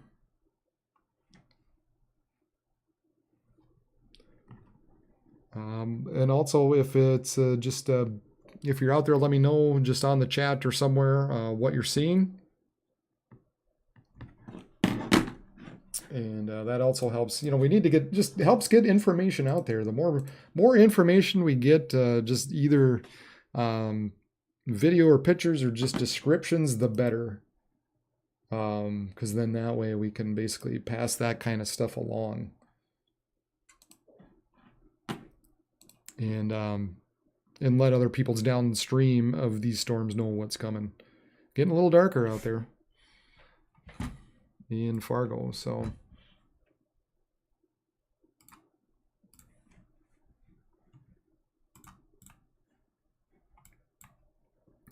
So these storms now coming up to Felton, Borup, Averill, Glendon. They're just running through Fargo, as you can see up above me here on that camera, that webcam. They're continuing to move east, and they're saying 70-mile-per-hour wind and quarter-size hail moving east at about 50 miles per hour. Public reported a semi blown over on I-94 south of Buffalo. On I-94 south of Buffalo, North Dakota. Hail damage to vehicles is expected. Expected considerable tree damage. Wind damage is also likely to mobile homes, roofs, and outbuildings. This will be near Prosper in West Fargo at 6:45. So yeah, but it's going through right now, obviously. Other locations include Book Tree Park, Riley's Acres, North River, Northern Fargo, Oak Park, Cragness, and Georgetown. And I would say Felton, Borup, Gary, Twin Valley, Ulen, Hitterdal. You guys are all going to be expecting some strong wind gusts of 70 miles per hour heading your direction and maybe 1-inch hail. And then eventually coming up, what is that, 75, I think, that runs down Mahnomen, Waban, Ogema, Callaway. It looks like right now maybe might just pass north of the Detroit Lakes. We'll have to keep an eye on that. Beiju. And then we continue to have these storms further off to the north and east, just north of Black Duck, where we're looking at golf ball size hail and 70-mile-per-hour winds with this moving northeast at 35 miles per hour. So this will be, let's see here, yeah, around Redby shortly, as well as Panoma and Somme. Storm is producing large hail, so make sure you seek shelter now inside a sturdy structure and stay away from windows. So that is coming up to Keeler, yeah. And Somme, just kind of on the southern edge of the Red Lake area. And then we continue to have, let's see here, this area a little bit further north heading towards International Falls, so where we're looking at 70-mile-per-hour winds and quarter-size hail, moving to the northeast at 50. Yeah, now that thing is shaking a little more, and can't see too far on this webcam at this point in Fargo.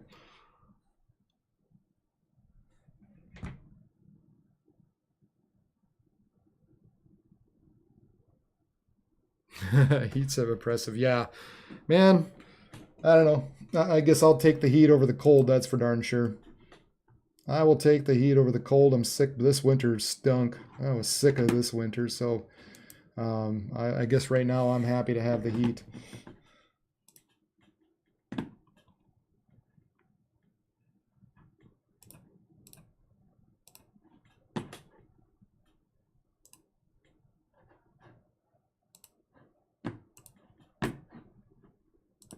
happy to have the heat associated with this.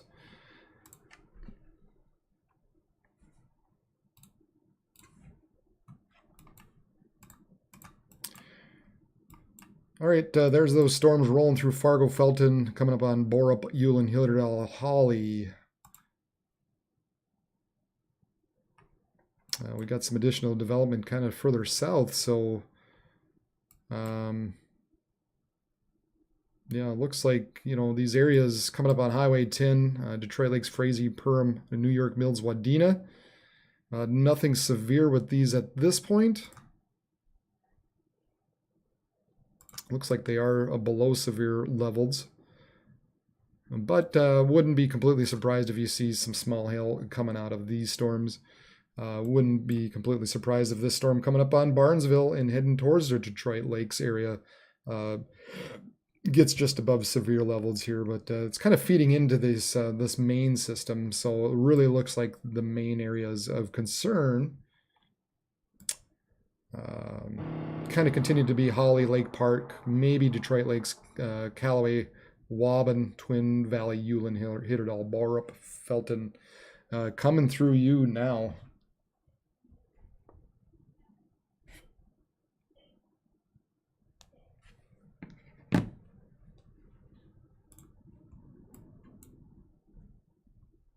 Then again, just the concern of flooding over these areas now. As these areas just continue to move one area, you know, come over the same areas as before, kind of in that Bagley, Red Lake Falls, Thief River areas. So that I think will become a concern into the early part of tonight. And then we'll flip back to the Rapid City radar. We'll definitely have to take a look at that and what's going on. Okay, then now they reissued the tornado warning once again. Let's see, so about 5 minutes ago for southwest Jones County, located near Okoton, moving east at about 35 miles per hour, tornado and quarter-size hail. This is radar indicated. Flying debris will be dangerous to those caught without shelter. Mobile homes will be damaged or destroyed. Damaged roofs, windows, vehicles will occur. This dangerous storm will be around 6:50 Central Time, so really about now. Other locations include Murdu. So once again, they reissued now this tornado warning here. It looks like it's right over the Okoton area heading towards Murdu, moving east at about 35 miles per hour.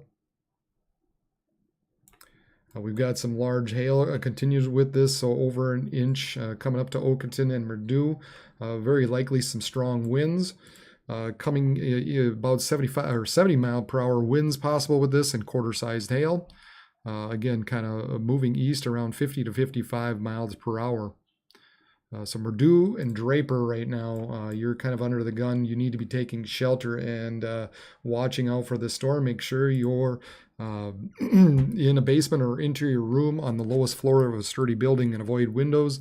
And of course, if you're outdoors or in a mobile home or in a vehicle, move to the closest substantial shelter and protect yourself from flying debris.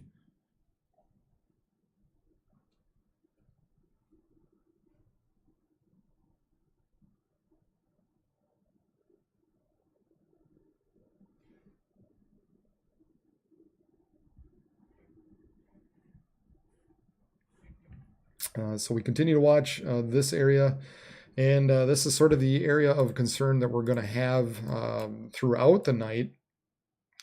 We do continue to have these areas down into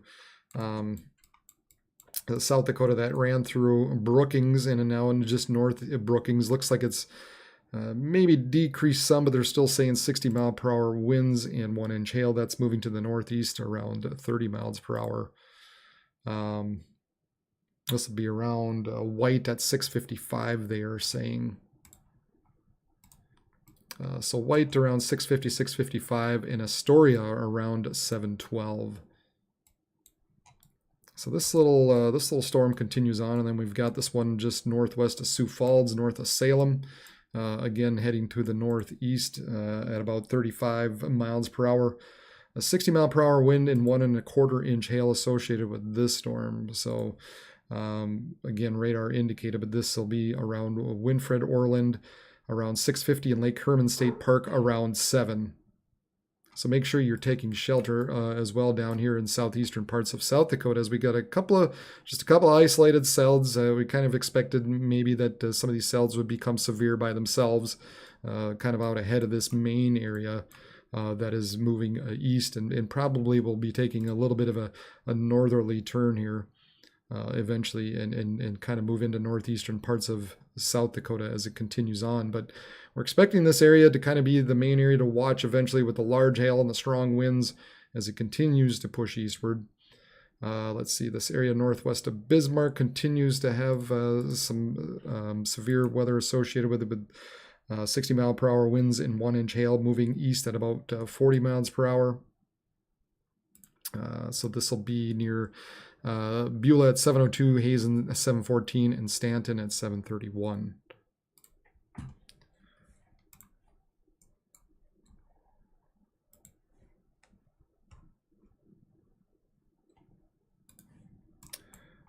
So we've got this area right now, just in between Okoton and Murdu, maybe just northeast of Okoton, the way it's starting to look. So that'd be a good thing if it kind of shifts off to the north of Murdu and avoids that area. But that's kind of the area we're watching at this point. It looks like a little bit of rotation associated with that, just north of maybe the interstate, just east of Okoton. Again, these storms are moving east right around 35 miles per hour, according to the Weather Service, or at least this particular cell is. The line itself moving east around 55 miles per hour. So let's see, let's take a look if we can get a better feel for how quick or how fast these storms are actually moving.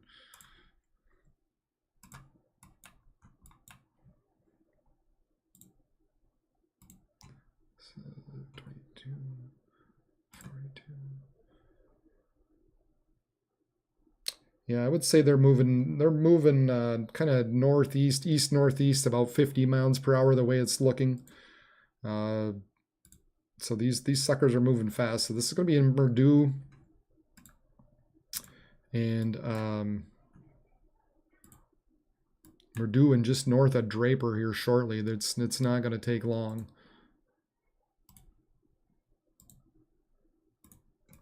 They're about 15 minutes to Draper, half hour to Vivian, about 45 minutes north of Presho, and then beyond that, we're getting 45 minutes to an hour north of Kennebec. Another tornado warning north of that now, north of Kappa. Let's see, at until 7:15 Central Time, at 6:50 Central Time, a severe thunderstorm capable of producing a tornado is located over Bunker, or 30 miles northeast of Phillip, moving east at about 35 miles per hour. A tornado and quarter-sized hail, radar indicated rotation associated with this. So this tornadic thunderstorm will remain mainly over rural areas of northwestern Jones and southwestern Stanley counties. However, if you are in the path of this storm, make sure you take cover now, move to a basement or interior room on the lowest floor of a sturdy building, and avoid windows. And if you are outdoors or in a mobile home or in a vehicle, move to the closest substantial shelter and protect yourself from flying debris. So two different areas of tornado warn now, kind of along the same line. You can kind of see how this area sort of bends back around. You got a little bit of an inflow notch in through here. And then kind of on the southern storm, a little bit of rotation just northwest of Murdu at this point, heading east, just a little bit of northeast with these storms. So two areas that continue, or that we need to watch here, that the Weather Service now, I believe out of Rapid City, has issued. Continue to have some reports of strong winds, of 60 mile per hour winds, kind of in the wake of these storms. At the very least, that's probably what you're looking at, to 60 to, maybe 70 mile per hour wind gusts associated with these storms. So even if you're anywhere along this line as they move east, I think about 50 miles per hour towards Draper and Van Meter and Went. You're all looking at some, at the very least, some 1-inch hail and some winds of 70 miles per hour heading in your direction. So we've got some rotation north of Murdu, northwest of Murdu, and just northwest of Van Meter at this point, heading towards Went. Murdu. Did my German accent not Murdu? Not pronounce it correctly? I feel like I'm saying it correctly, but you know, yeah, my accent doesn't always lead to justice. Murdo, not Murdo. Gotcha. Murdo. I had to read that twice. Murdo. Do. Okay. Do. Gotcha. Murdo. Thanks, Gerald. Rhonda, appreciate you subscribing. That's awesome. As well as anybody else out there that I might have missed. Go ahead and hit the like button, hit the subscribe button so you know when I'm out there and watching these severe storms across the Dakotas and Minnesota. We're going to be continuing to track these throughout the night as they move eastward.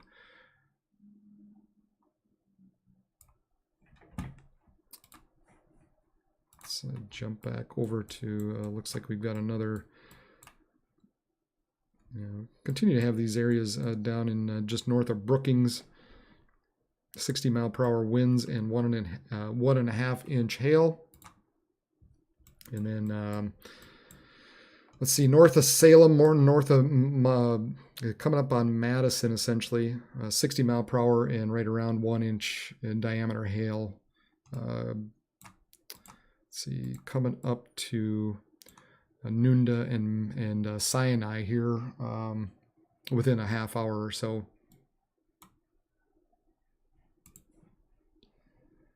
But we'll have to continue to watch these storms down here into central parts of South Dakota right now, heading towards Pierre and Kennebec, heading towards that Missouri River area.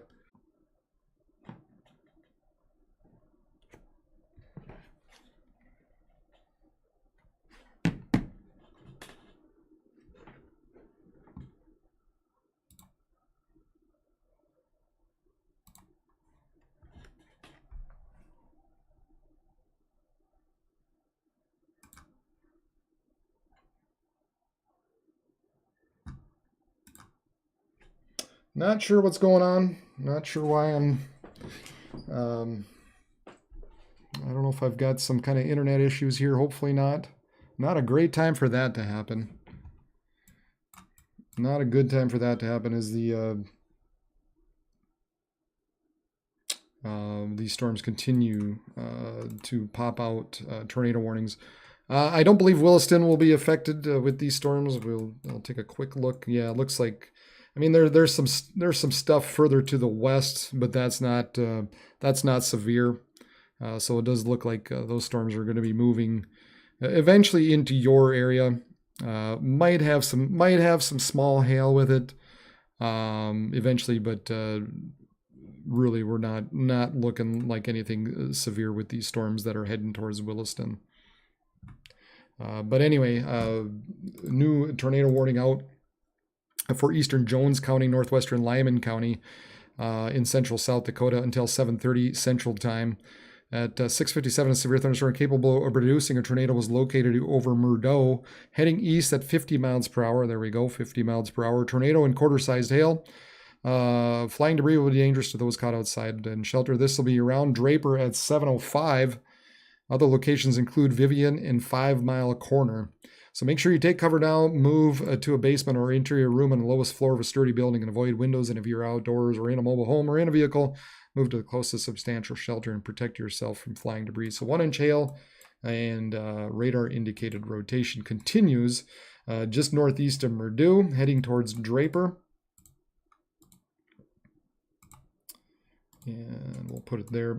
So Draper, we're probably less than 10 minutes. Vivian, we're probably within 15 to 20 minutes, and then Presho coming up to just north of Presho in about a half hour or so with these storms. So still continued radar rotation just northeast of Murdo, coming up on Draper. So Draper, you better be in your safe spot at this point, and eventually Vivian as well. So just north of the interstate at this point. We also have this area just northwest of Went. Just kind of north of Van Meter, I believe is how you say it. So if you're kind of in these areas, it looks like there's a little bit of rotation. They issued a tornado warning associated with these storms as well. At the very least, we're looking at some strong winds of 70 miles per hour heading towards Went, Van Meter, and even down into Murdo and Draper. So either way, tornado or not, we've got some strong winds heading your direction. So you should just be in your shelter. But particularly you guys just west of Draper right now need to be watching out as and be taking into going to your shelter, as it looks like we've got some rotation heading your direction. Heading east at about 50 miles per hour, so it's moving fast. So just do what needs to be done. Vivian, you're probably you're around 15 minutes or less away from those storms hitting you. So just take precautions as this continues to move east. It looks like Murdo, you're just kind of in the thick of the hail at this point. It looks like the rotation is now beyond you. So you're probably maybe looking at some hail at this point. And then those storms will be done there shortly. But Draper and Vivian, you need to be taking shelter with these storms, as there is some rotation going on that prompted a tornado warning for them. I just pop back up into Mayville for the North Dakota radar for a bit. We continue to have this area head towards Ulen, Hitterdal, Holly, Twin Valley, and Gary. Some strong winds associated with that is 70 mile per hour winds possible. The public has reported down power lines near Wild Rice and Fargo Airport. The Fargo Airport reported 64 mile per hour wind gusts. So some down power lines near Wild Rice. So we're looking at 70 mile per hour winds. Heading towards Bayou, Mahnomen, Waban, Ogema, Callaway, Detroit Lakes. There you can see the wiper above me hitting the camera, and everything is kind of clearing out in Fargo, obviously. And then we have this area far in the northern parts of Minnesota remaining with 70 mile per hour winds and penny-sized hail. And that's heading towards International Falls. So looks like we've got severe down in Melrose and Gray Eagle, Swanville, heading towards Randall, Little Falls, and Bowerville. We had a Sauk Center reported 53 mile per hour wind gusts associated with that. So they're saying 60 mile per hour winds possible as these storms move to the northeast.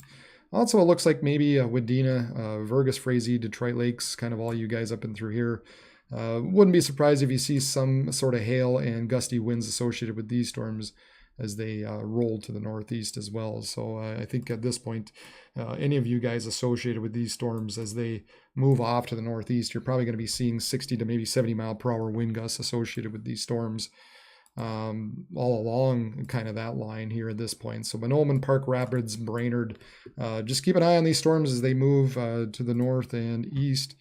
Somewhere around 50 miles per hour or so. We're expecting some strong winds gusts to roll through your area.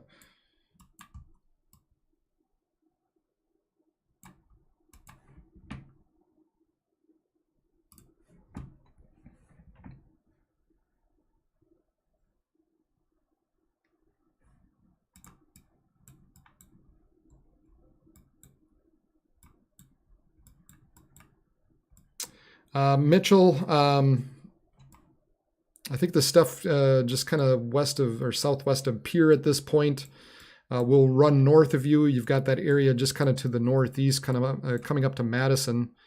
That's severe, but otherwise, no. I think for the most part, Mitchell, you're probably. I think you're going to be in the clear for Mitchell.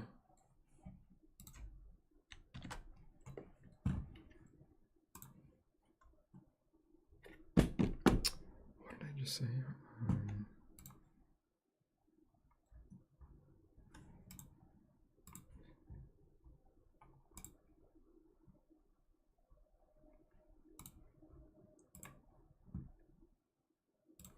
back here is here's a look at Lake Madison as some of those storms kind of roll through that area at this point.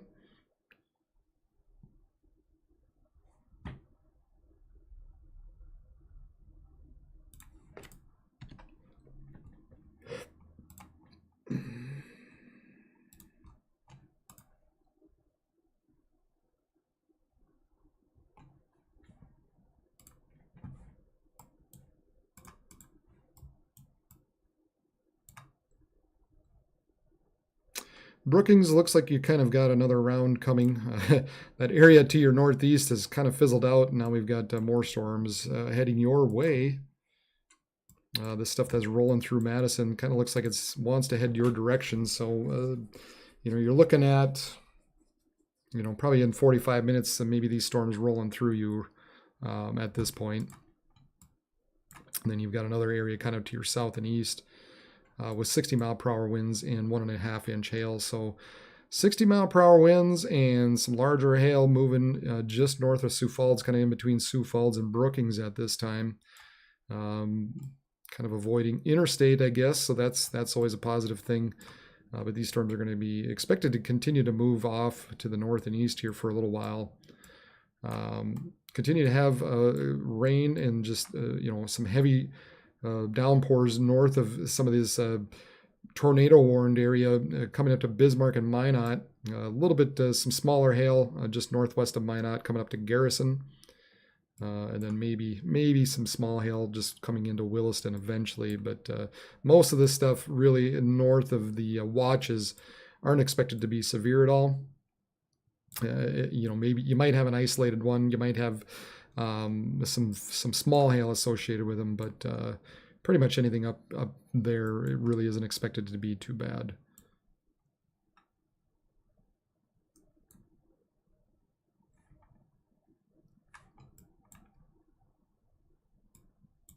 So we got this area with 60-mile-per-hour winds coming up on Long Prairie, Little Falls, and Browerville. And then this kind of complex just in the Detroit Lakes and Ada, Park Rapids, Mahnomen, Bemidji, Foston, eventually running into you. But we continue to watch this area down in just southwest of Pierre as we continue to have a couple of tornado warnings. Looks like it's just coming up to Draper at this point. So hopefully Draper, you've been in your safe spot for a while. It's going to eventually be coming up to Vivian or just coming close to Vivian. This is moving east at about 50 miles per hour.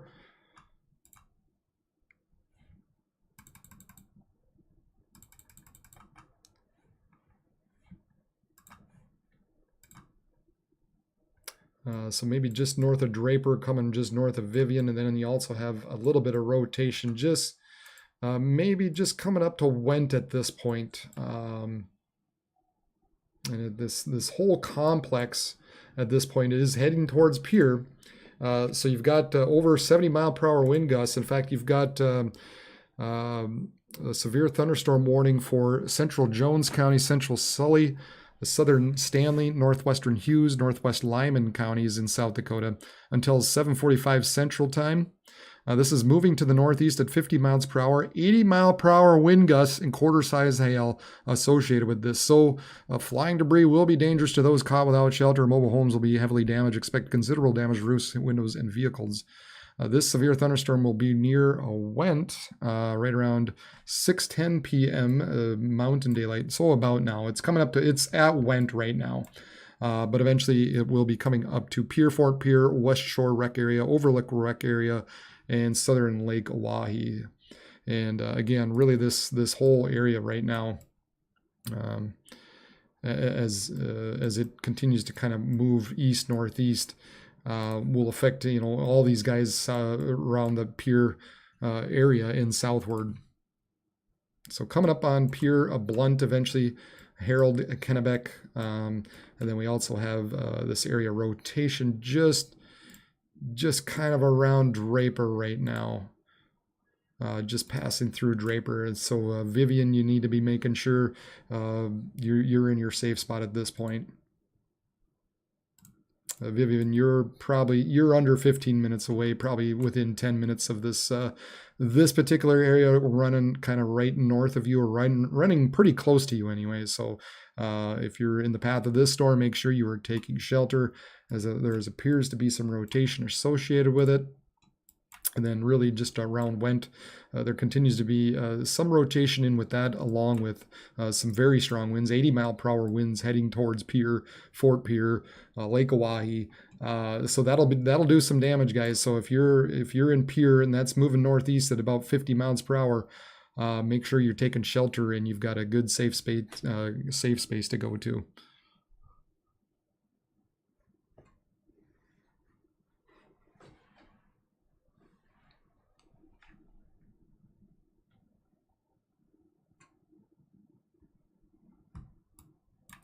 So yeah, you do have these areas off here in Pierre, and of course you're coming up on Lake Oahe. You're kind of getting into more camping areas. I always think of that as these storms move through.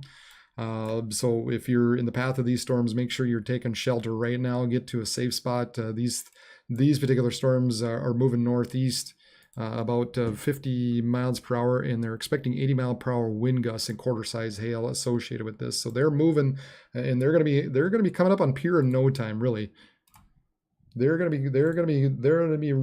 be there real quick. We're looking at 15 minutes tops right now for Pierre. Half hour beyond that to Blunt within 45, and Harold within the hour. Then we've got this area now just east of Draper. This area rotation just coming up on Vivian. So you also need to be making sure that you're in your safe spot. At the very least, all these areas, even if you're not within this area rotation, this whole line here has got some strong winds associated with it. So, and it's starting to bow out a little bit. So that's always a concern, obviously. Make sure you're away from, there's the new severe thunderstorm warning. So 75, moving east at 50 miles per hour, 70 mile per hour wind gusts and quarter size hail. This is trained spotter reports now associated with this. So make sure you're taking cover with this. This will be near Vivian around 7:20. So in about 8 minutes, we're looking at these storms coming up on you. And then eventually include Cedar Creek Wreck area, and then eventually Presho, Kennebec as well. And coming up on Reliance.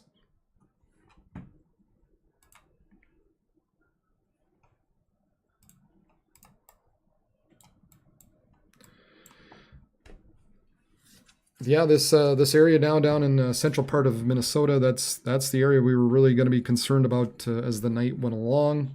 We continue to have this stuff in through northern Minnesota now. Pretty much has exited out of North Dakota, all the severe weather. So we're looking at just a few areas in northern Minnesota that has some 70 mile per hour winds and 1-inch hail.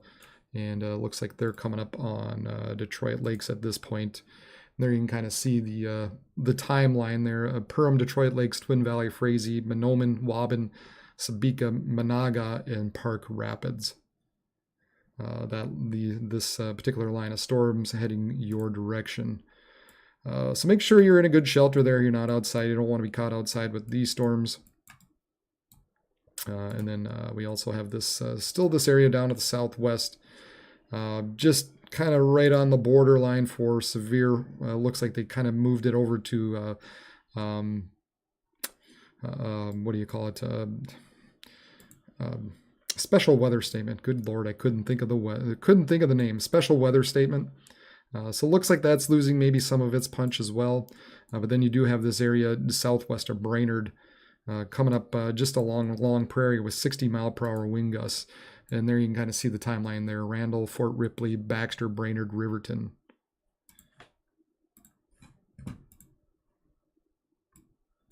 But we need to be watching out in Pierre all along this area at this point.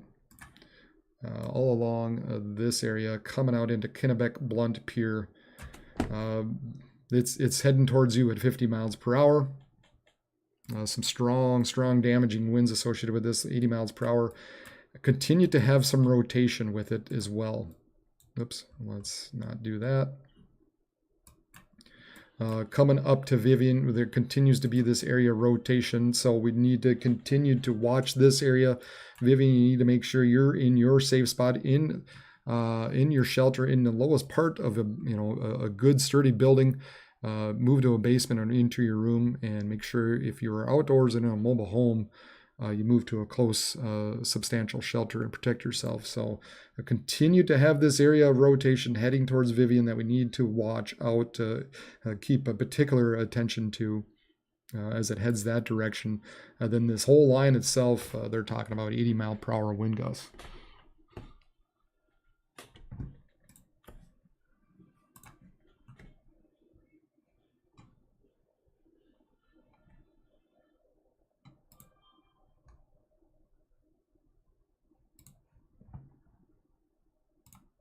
Here's some of that shelf cloud actually heading towards pier at this point. You can already see it. So that is heading towards pier. This is looking at pier at this point.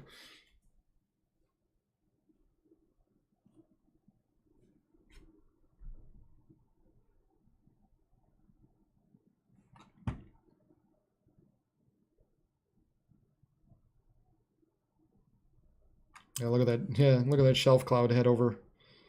That's a pretty area. I do like pier, man. You look at the bluffs on there, but that's a pretty shot as these storms are quickly moving into the pier area. Looks like you got a little bit of blue back there, some purple showing up.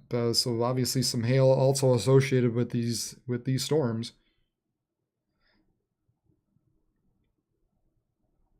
The good thing is they appear to be fairly elevated, so that's good. At least we're not concerned, at least at this point, of any type of lowerings. But man, we've got some strong winds heading that way, heading into pier.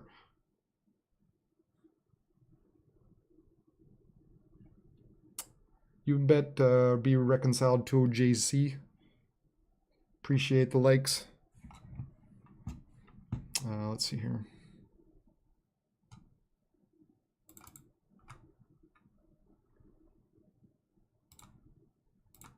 There we go. We got pier up in the corner now. Hopefully that's big enough, visible enough.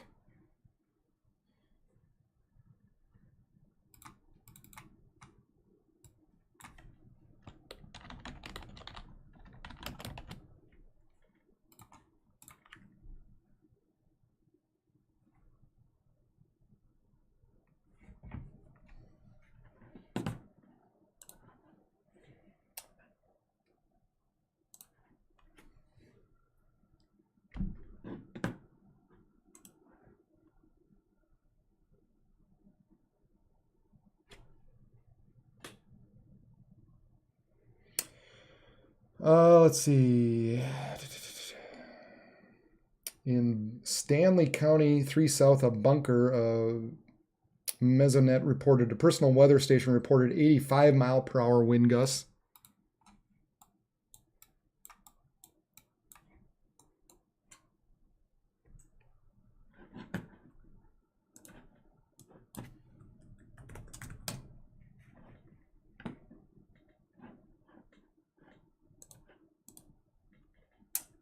South of Bunker.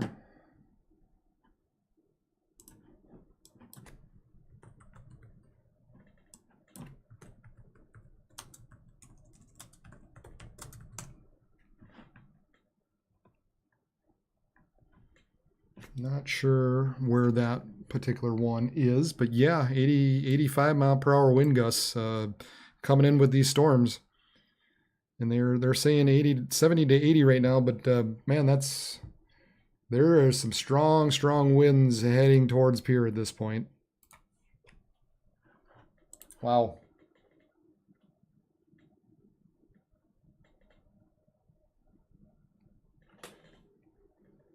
That was as of about 30 minutes ago when that was reported, when that particular one went through.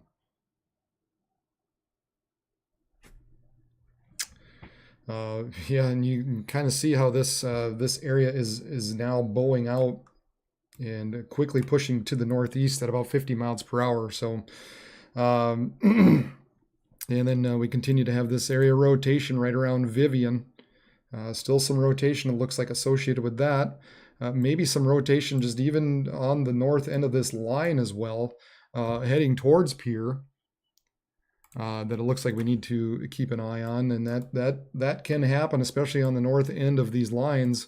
Once they roll through, they can have little spin ups sometimes on the north end. But wow, look at that! Look at that's.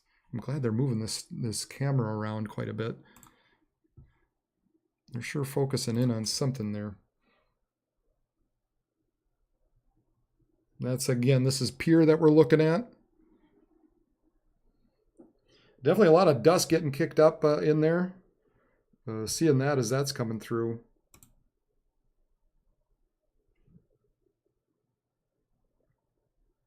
Yeah, look at all that. Holy cow, look at all that dust. Wow. Wow. Come on, focus. Holy cow. That's Pier, man. That's coming through Pier at this point.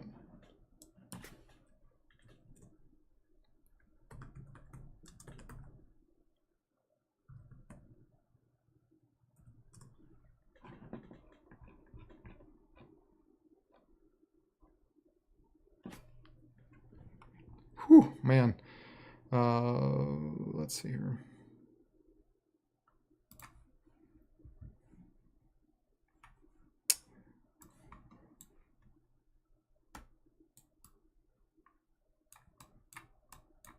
We've got another tornado warning actually that we need to jump over to. Well, we've got some things going on here.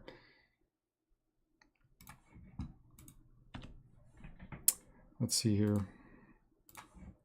So we've got this tornado warning now. Let's see. It's 7:14. A severe thunderstorm capable of reducing tornadoes located over Sire or 32 miles northwest of Detroit Lakes. Moving east at about 40 miles per hour, tornado and quarter-sized hail. This is radar indicated rotation. This will be around Faith at 7:30. Other locations include Mahnomen, Wabat, and Bailu. So make sure you guys are taking cover and move to a basement and interior room at the lowest floor of a sturdy building and avoid windows. And if you're caught outdoors or in a mobile home, move to a close substantial shelter. So let's take a look at that one now as well. Yeah, right there just east of Twin Valley. Just north of Fossum, we've got some rotation coming up into Mahnomen now, into northwestern parts of Minnesota. So if you're north of Fossum, south, or if you're kind of in between that Fossum and Mahnomen area, along with the strong winds that are heading your way, where we're looking at 70 mile per hour wind gusts and quarter-sized hail, all associated with any of these storms. But we have some good rotation now north of Fossum, heading towards Mahnomen. Yeah, it's going to be real close to Mahnomen the way it's looking. So if you're in Mahnomen at this point, yeah, you need to be taking shelter. It's moving east at about 40 miles per hour.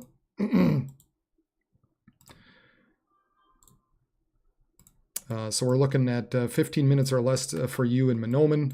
Bailu, about a half hour or less, and that's kind of what we're looking at right now regarding this particular storm.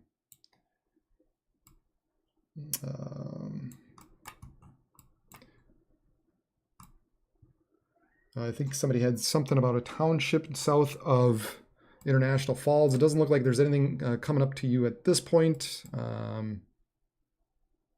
Southeast of International Falls. Yeah, you're still a little ways away, and it looks like most of those storms are probably going to ride to your north. So it doesn't look like that township southeast of there is going to be affected. So, but yeah, okay, we've got this area now southwest of Mahnomen.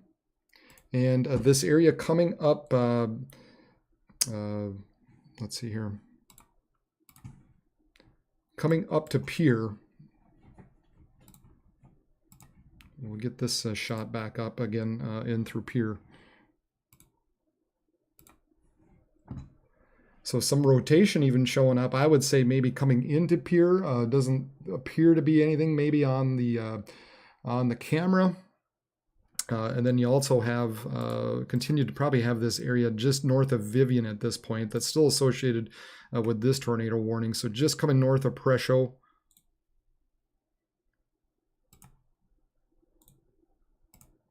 About 15 minutes, a half hour north of Lyman, and 45 minutes coming up to Fort Thompson with that particular little bit of rotation there. And then the bulk of this storm, these storms moving quickly to the east, a half hour Blunt or so, or 15 minutes, a half hour Herald down to Reliance, 45 minutes probably Highmore, maybe just north of Chamberlain. These storms quickly moving through that area. Pier's about to get nailed really, really hard with some of these strong winds. We had a report earlier of 85-mile-per-hour wind gusts associated with this. We've got some rotation. We've got some rotation north of Vivian where we've got a tornado warning. Then we continue to have this area southwest of Mahnomen as well. That's moving to the north or to the east at about 40 miles per hour. So a lot all of a sudden to keep track of here this evening. This is in Minnesota. Coming up on Mahnomen within 15 minutes. So Mahnomen, you need to be making sure you're in your safe spot. And anywhere along this line, we've got some strong winds coming up to Mahnomen, Waban, and Ogema. Maybe even a little bit of rotation down in there, but showing up. So anywhere within that line right now looking susceptible. But this is the main area coming up on Mahnomen within about 15 minutes or less, and Bailu within a half hour. Then we continue to watch this area in Pierre.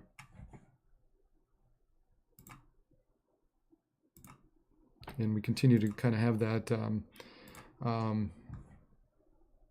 continue to have the pier camera right above us as this area quickly rolls through, bringing some strong damaging winds. Look at these winds in through here that are showing up, bursting through piers. So a very dangerous situation coming up. Also on Blunt and Harold, Highmore, Kennebec, Presho. Looks like you guys are all kind of in the path of these storms.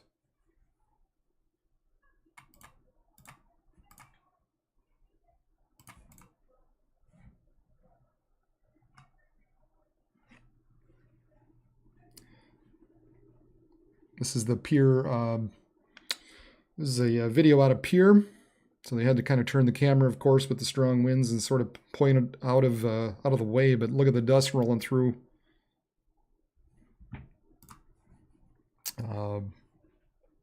Rolling through at this point, running through pier. These strong, strong winds.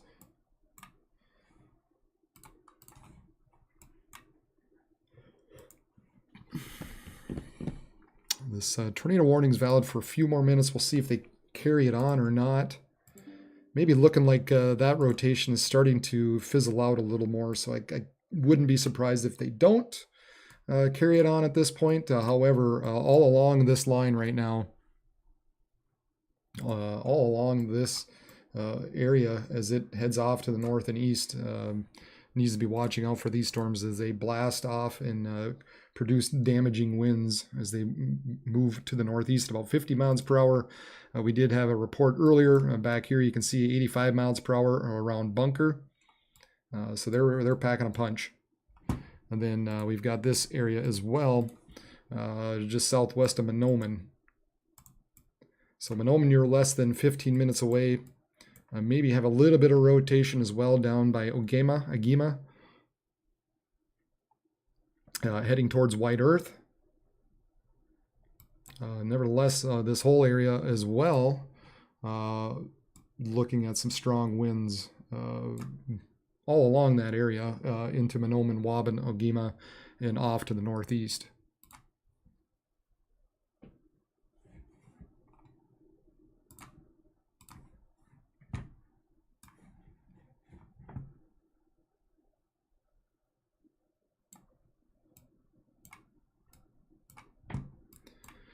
Very active night.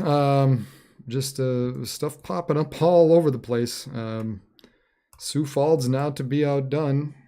We had a little cell just pop up southwest of you. 60 mile per hour wind gusts and 3/4 inch hail. So we're just kind of looking on the bottom side of this again.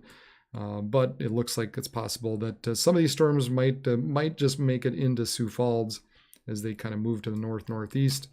Here comes that next line towards Brookings, looking at 60 mile per hour winds and anywhere from an inch to an inch and a half diameter hail as these storms move to the northeast around 35 to 40 miles per hour. So those of you kind of in that Watertown, Canby, Marietta, Montevideo, eventually these storms are going to be kind of heading towards you. And then we've got this area southwest of Brainerd that continues on with 60 mile per hour winds and 1.5 inch hail.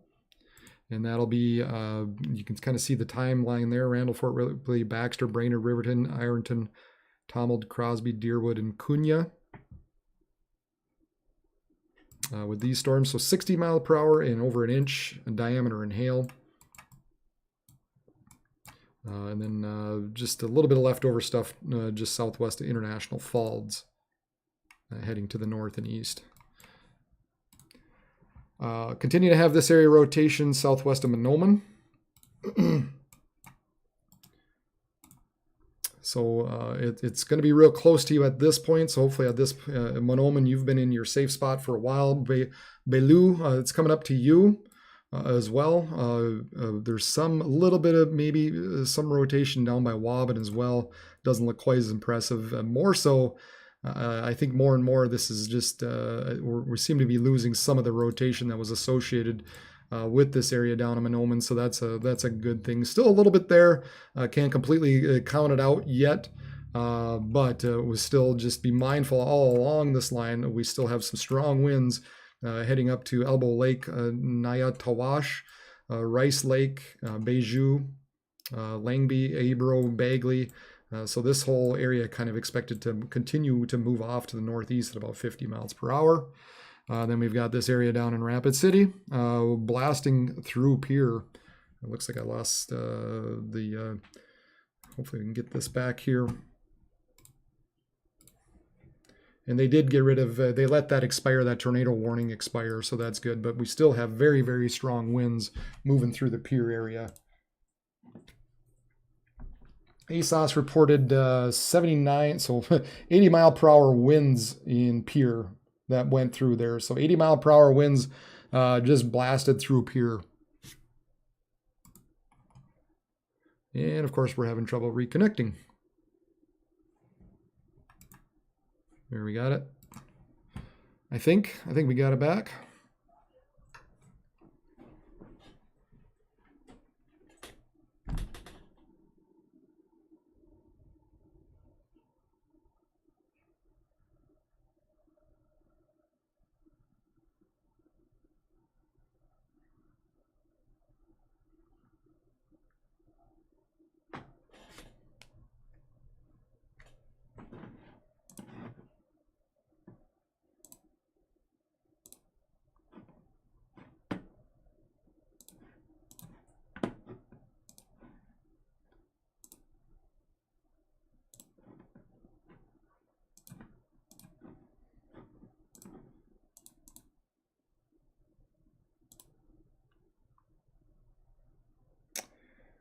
Yeah, looks like we're getting some bots out there. That sucks.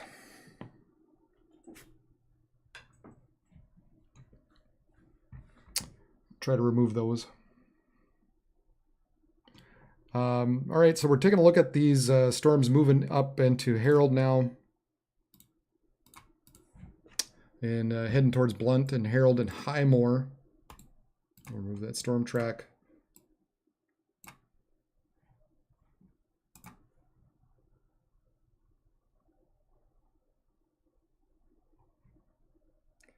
Again, kind of looking at this, maybe taking just a bit of a northerly jaunt as we continue through time here, and that's kind of what it looks like is happening. So it looks like it's probably going to be missing Wessington, but sort of heading towards Highmore, Miller, Oneida, Highmore, Miller. It appears right now the strongest winds right now just northeast of Pierre, heading towards Blunt and Herald. So you guys in particular really need to be watching out for these storms as they move northeast at about 50 miles per hour. And then, like I said, Oneida, Highmore, Miller, Falkton, Gettysburg. Eventually these storms will be reaching you here probably within an hour or so.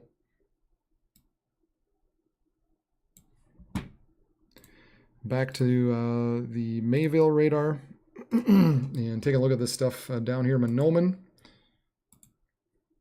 Yeah, I think for the most part that rotation's kind of dissipated, so we're just looking at some strong winds now at this point to running through a good portion of these areas. You know, even in through Park Rapids Probably see some 60-mile-per-hour winds associated with these storms. For sure coming in through Waban, Belu, Waiatawash, Rice Lake. These storms kind of heading off into that direction, heading towards kind of the Bagley area. Looks like they just issued, or they had this big severe thunderstorm warning out to basically include this entire area. And then they've this little area southwest of Brainerd has some 60-mile-per-hour wind gusts and ping pong ball sized hail possible, moving northeast at about 55 miles per hour. And they did let this severe thunderstorm warning to the north go, so that's kind of fizzled out. So these storms basically, let's see here, expected to continue to move off to the north and east. And I think just continue to be just mainly a wind type of event at this point, especially in the night. I don't really foresee a whole lot in the way of tornadic activity with these storms. So I think for the most part, we're looking at these and we're going to follow them off to the north and east throughout the nighttime hours. Pretty much we're expecting this stuff down in central parts of South Dakota to continue to blast to the northeast and really become the main event, or continue to be the main event. New warning issued here. Severe thunderstorm located near Pierre, moving northeast around 55, 80-mile-per-hour wind gusts. With this, flying debris will be dangerous to those who caught without shelter. Mobile homes will be heavily damaged. Expect considerable damage to roofs, windows, and vehicles. This thunderstorm will be near Canning around 740 and Blunt at 750. Other locations include Hollard and Hollabird. This is a potentially deadly storm. Seek shelter in an interior room on the lowest floor of a well-built structure. Abandon vehicles in search of a more substantial permanent structure and stay away from windows. And you can see from the amount of rain from the Pier webcam up top, they're getting blasted with all kinds of rain through there. So probably have to eventually switch over. We're right in between kind of the Rapid City radar and the Aberdeen radar. So may have to eventually flip over to the Aberdeen radar, but around 80 miles per hour Pier, 61 here right in Pier, 71 a little bit further back in Stanley County, around Chandler Creek. So again, these storms moving off to the northeast around 55 miles per hour.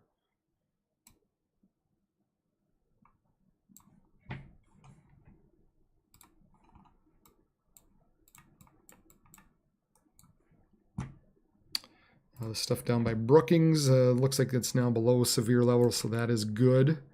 We just got this one little area remaining coming up on Lake Preston and Arlington with 60-mile-per-hour winds and some larger hail. And then this area coming into Sioux Falls now with 60-mile-per-hour winds and 3/4-inch hail.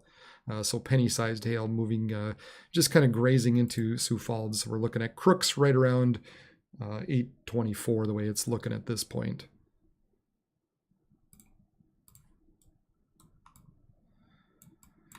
We've got this area in coming up on Lake Benton as well, 60-mile-per-hour and penny-sized hail moving north and east, northeast at 40. So Arco, Minneota, Taunton, and Gent. Eventually coming up to you guys with these particular storms.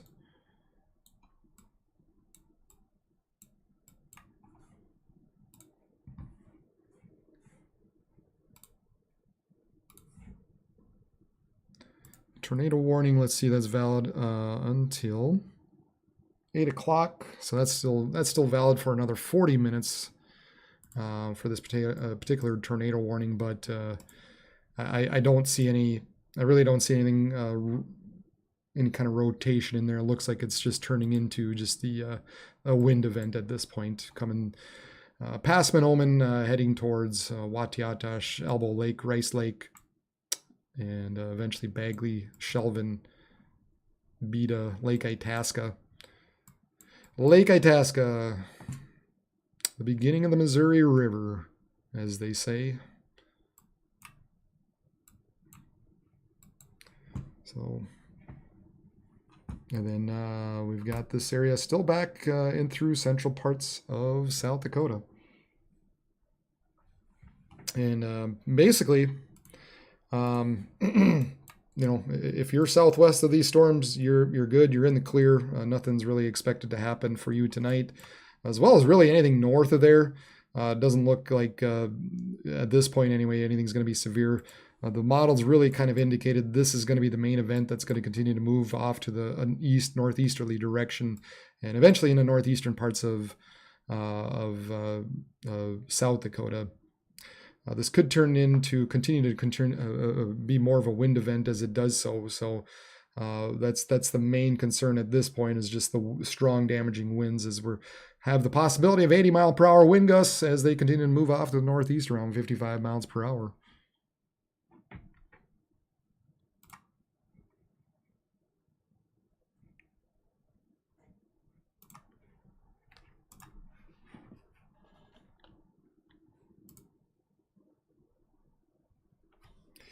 So that was the scene that went through Pier a little while ago.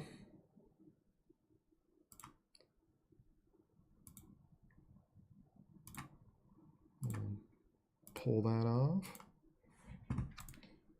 Not a whole lot to see there anymore.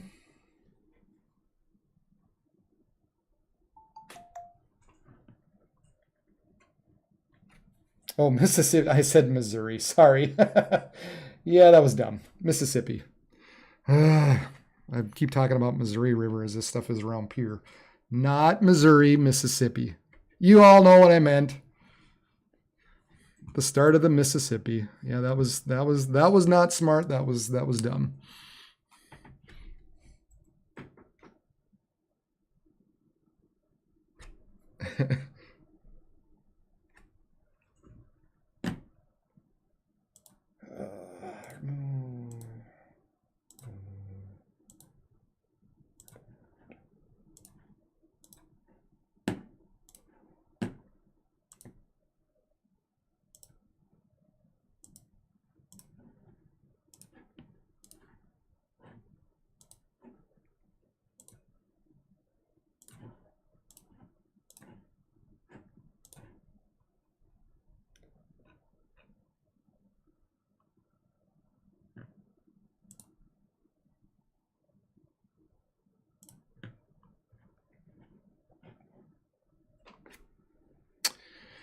All right, what do we got? We got coming up on Highmore. I think, do I have something there?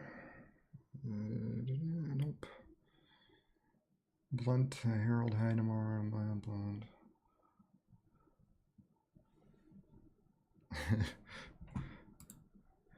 I grew up closer to the Missouri River. I grew up south of Bismarck. However, I mean, I don't know. I know better than that. I know it's the Mississippi, but yeah, honest mistake. Mississippi, Missouri, whatever. The Missouri empties into the Mississippi. It's all the same water, eventually.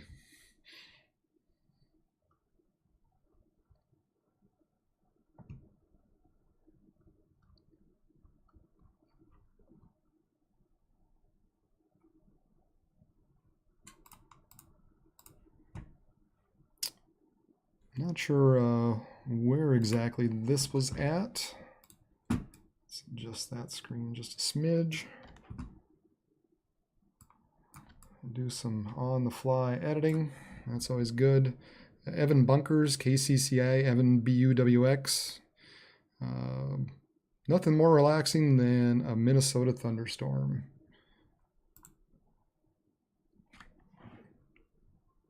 And I would tend to agree.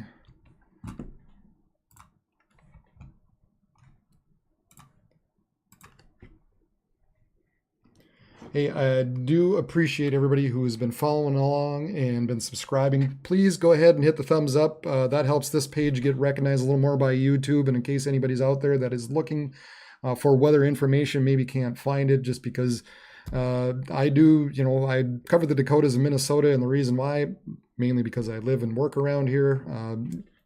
Grow up in North Dakota. I've been living in Grand Forks, worked in the Twin Cities for a number of years, working for Northwest Airlines. obviously vacationed in South Dakota. So I know the area, and that's kind of what I continue to forecast for is the Dakotas and Minnesota. So hit the like and subscribe button, and if you know anybody in the Dakotas and Minnesota that are kind of looking for information, because that's the other reason I do it, is just because there's not a lot of TV information out there. I don't even know. I'm sure Pierre's got probably I'm sure they've got a TV station. I know they've got radio stations out there, obviously, but there's just some areas that don't always get covered, and I know what it's like kind of being out remote and being out in the middle of nowhere. So we try to cover these areas. So if I'm not looking at something, if you're wondering, if you're concerned, I know somebody, like I said, asked about northern Minnesota that I'm not touching at the moment. Don't be afraid to ask. I'll try to get to them as much as I can. But yeah, we're going to kind of continue to watch these storms as they move off to the north and east throughout the nighttime hours here. I'm just peeking around on the Twitter machine to see if there's anything worth viewing.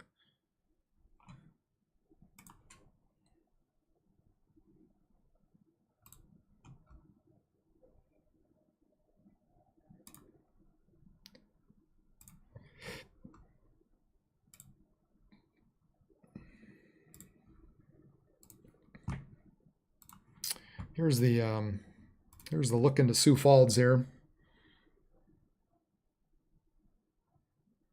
So looking fairly tranquil, I guess I would say. Nothing too bad, I guess, at this point. I mean, there continues to be.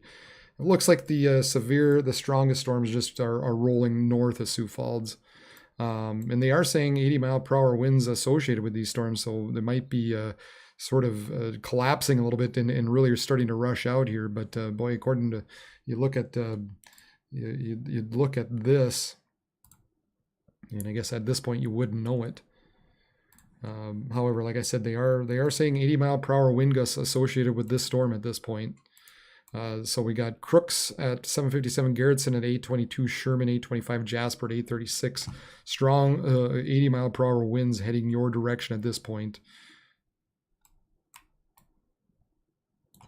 We also continue to have this area west of Brookings, 60-mile-per-hour winds. And we've got Badger, Castlewood, Kranzberg, Clear Lake, and Goodwin, and Altamont, eventually reaching you. This area is moving to the northeast around 50 to 55 miles per hour. We got this stuff just coming into Brainerd at this point to 60-mile-per-hour winds and 1.5 inches in diameter hail. So Brainerd, Riverton, Ironton, Tremald, Crosby, Deerwood, Cuyuna, and Aitken at 834. Again, moving northeast at about 45 miles per hour. And then we just got this batch of storms basically just kind of heading towards Walker, Bemidji, due to some stronger winds, 60 to 70 mile per hour winds, and 1 inch hail possible with these storms.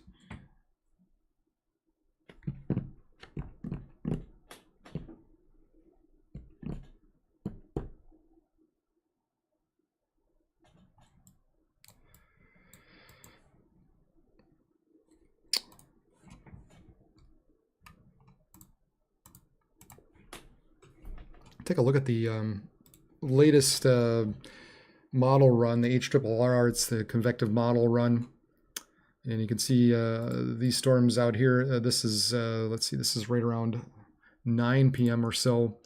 So some of these storms that are out there, maybe not perfectly indicative of what exactly is going on, but you can see this stuff down into southeastern South Dakota and central parts of Minnesota. Looks like they'll carry on and kind of move to the northeast through time here. Expect severe conditions to move into northern parts of Minnesota once again, with some mainly due to higher winds, possibly some hail associated with it. So that's kind of what we're looking at with these storms.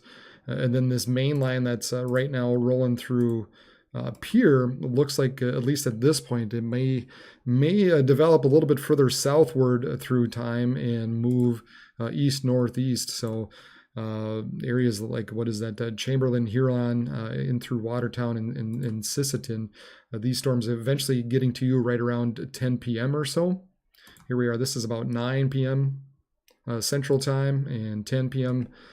Based on this particular model anyway. And then 11. And then right around midnight, it kind of gets into the central part of Minnesota. Looks like, again, just kind of a bows out, so probably looking at mainly a wind event at that point. And then rides just north of the cities mainly, and then possibly into Duluth after about 2 a.m. or so. So that's kind of what the latest thinking is with these storms. So it looks like we're going to have to watch any kind of development possibly south of this main line that kind of ran through Pierre.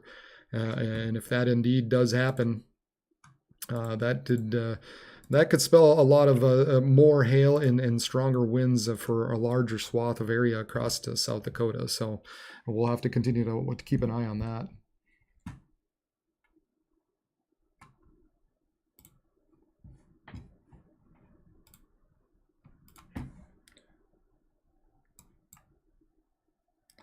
Let's switch this over to Aberdeen.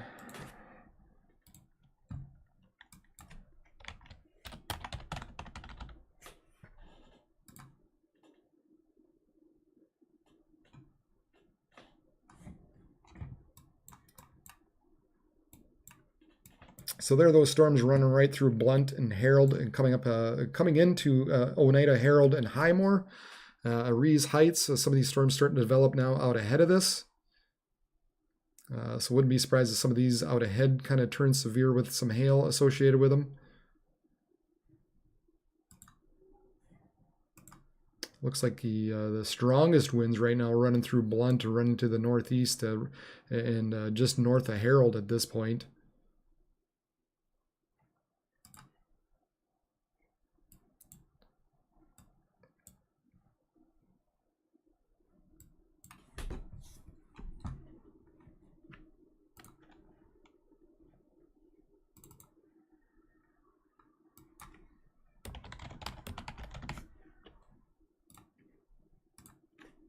Look at this outflow boundary that's made its way all the way down into northeastern parts of South Dakota.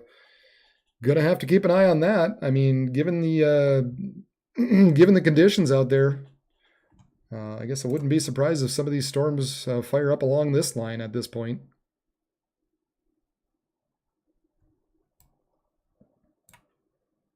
We've got this area running into Sioux Falls.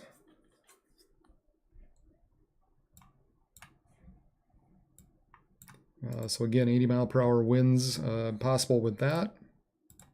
And yeah, there you can see we did have a report of around a 58-mile-per-hour wind east-northeast of Wall Lake in Minnehaha County.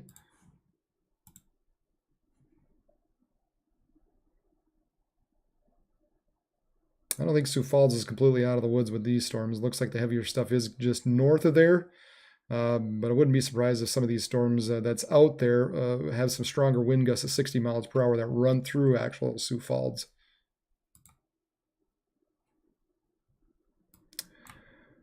And this area north or northwest of Brookings, we'll take a quick look at that.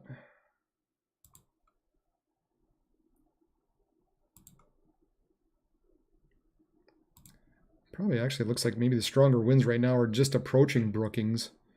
So I don't know if this severe thunderstorm warning is kind of expiring, but I think Brookings, Aurora, Bushnell, Volga, probably seeing some stronger winds heading your direction, 60 miles per hour or so. Well, they just they did the shotgun blast again with this big severe thunderstorm warning. 70 mile per hour wind gusts and quarter-sized hail. Moving northeast at 40 miles per hour. Hail damage of vehicles is expected. Expect considerable tree damage. Wind damage is also likely to mobile homes, roofs, and outbuildings.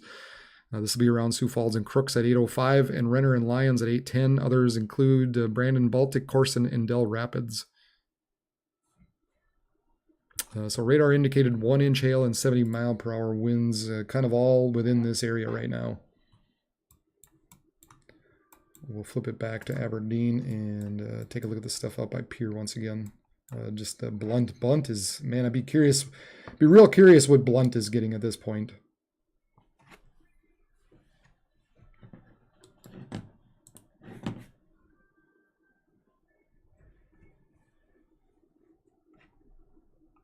Because it looks like there looks like some strong heavy winds running through there.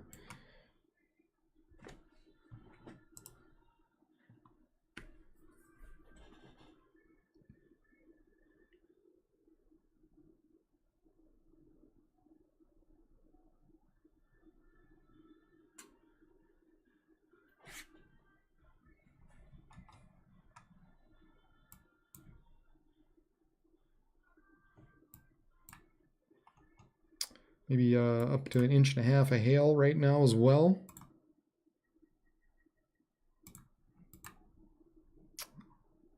As that area continues to move off to the northeast at about 55 miles per hour, 80 mile per hour wind gusts still possible with these storms.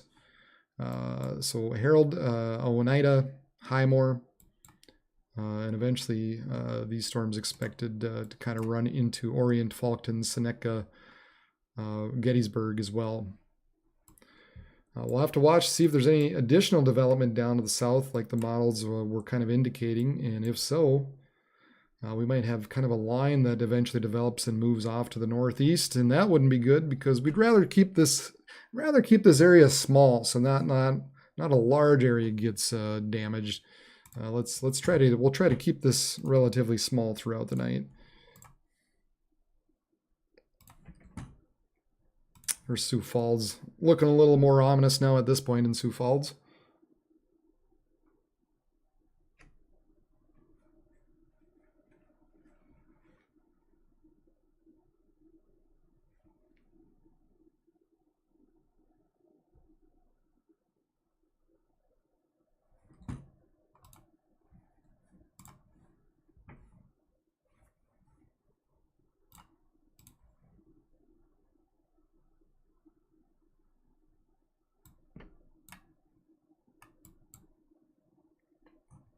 Yeah, I kind of continue to have this, just this mess continue to move northeastward towards Cass Lake and eventually Duluth, Babbitt. So some of these storms are kind of moving into areas that were kind of run over a little bit earlier. But yeah, looking like they're heading towards Bemidji, Hebbing, just north of Duluth. I had somebody ask about it. Forget about the township southeast of International Falls. At this point, it looks like it's kind of heading that direction, so not completely out of the woods. So we'll have to continue to watch these areas as they move into northeastern parts of Minnesota. And we're looking at 70 mile per hour winds running through there. So, I mean, heavily wooded areas in through these parts of Minnesota. So tree damage, you know, that's always the concern in through these parts is just the amount of tree damage that could occur as these storms roll through. So that's obviously the big concern.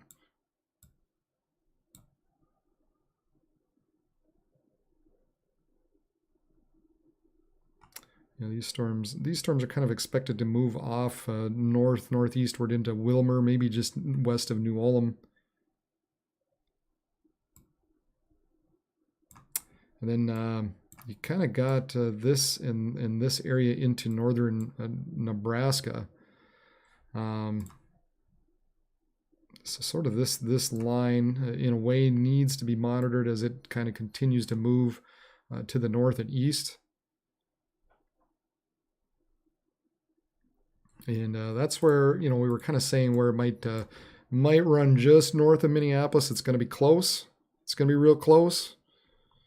Later on tonight, these storms out ahead of it, heading more in a northeasterly direction, and then this line here kind of moving northeastward as well throughout the night. So really none of you guys right now in through from Pierre, we'll just say Gettysburg, Redfield, down in through Mitchell here.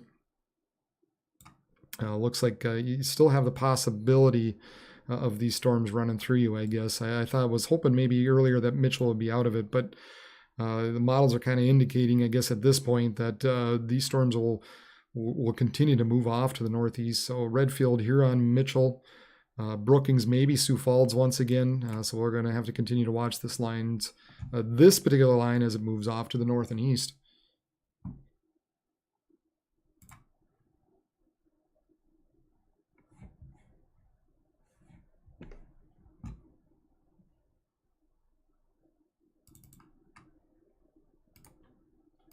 Got the Sioux Falls cam up there, just to kind of keep an eye on what that's doing.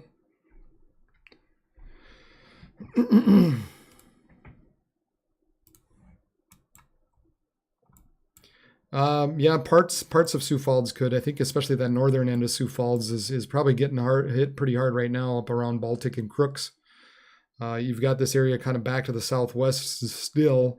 That could see 60 to 70 mile per hour winds. These are moving to the northeast at about 40 miles per hour. So Sioux Falls, you're not out of the woods yet, as we're looking at maybe some 70 mile per hour wind gusts still possibly outrunning through you at this point.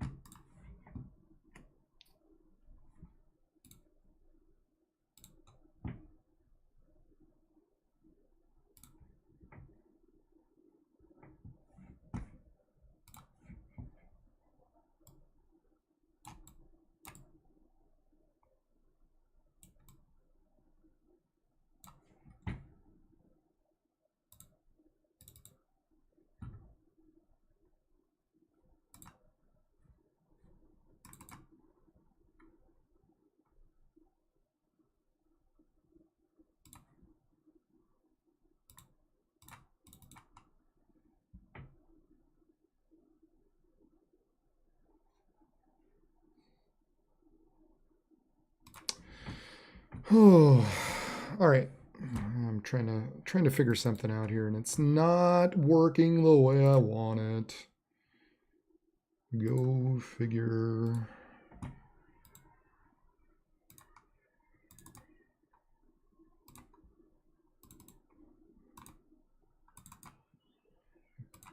Why is this not working the way I want it?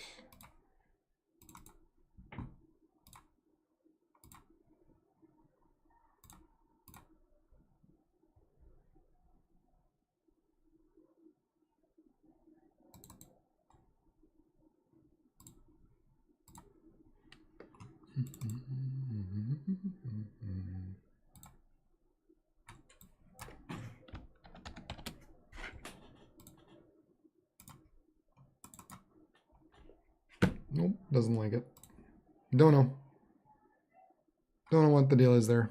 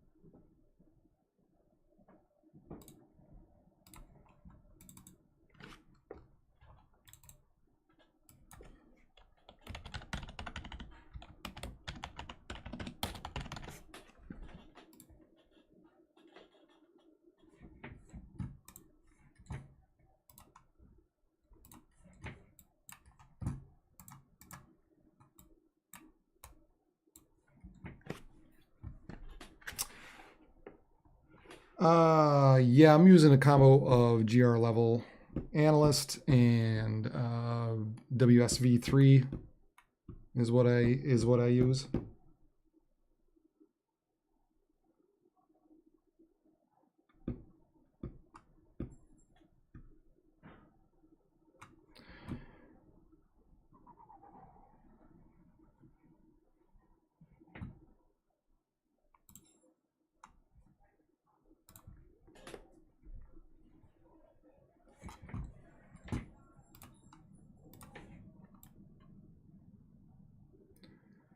All right, folks, I think for just a bit, I am going to just step out.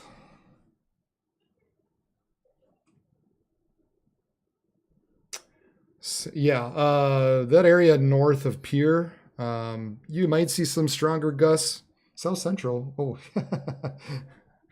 didn't even look at the name, that was dumb. Yeah, you might see some stronger gusts with you, Lori, there, but it doesn't appear anything coming up for you is severe, at least at this point. You might looks like you might have a might have a little something coming up to Ashley. I'm sure it looks a little dark, but nothing. It doesn't look super ominous at this point. So maybe a little bit of hail, tiny hail, but I don't think it'll be. It doesn't look like it's anything bad at this point.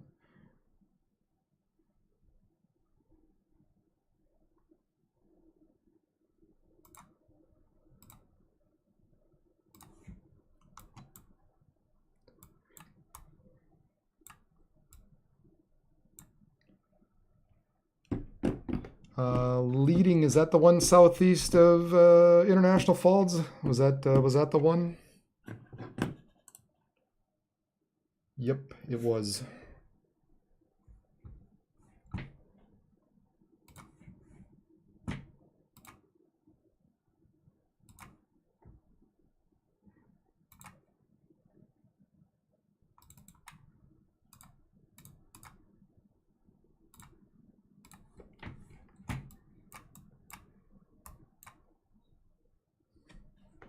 North of Cook, kind of by Orr.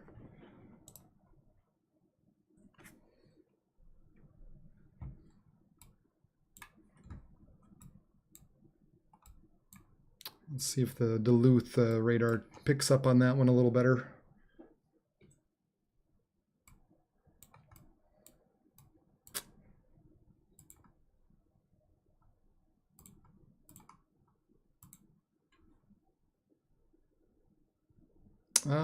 Right now,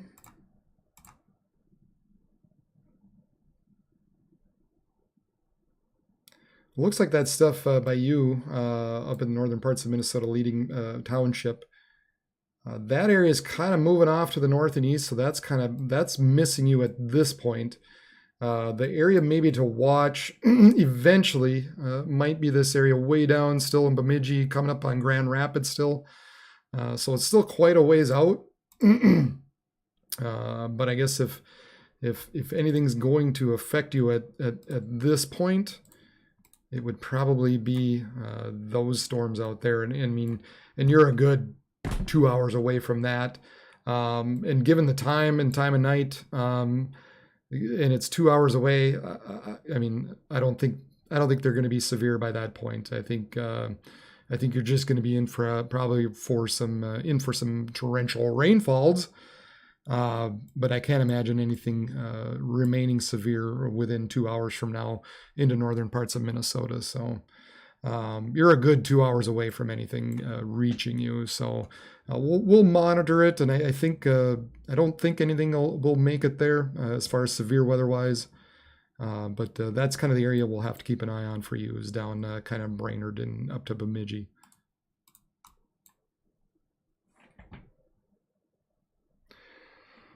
All right, I'm going to just take a step out and have a little drink of water and stuff. We'll check back in here after a while, and just everybody hang on.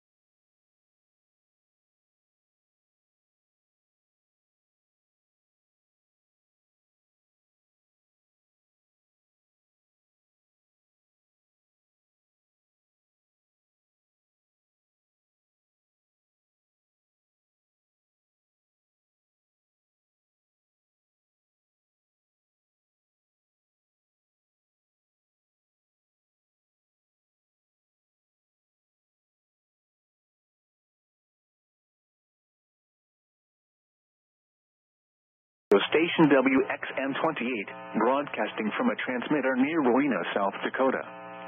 Our program originates from the National Weather Service in Sioux Falls and serves the surrounding tri-state area.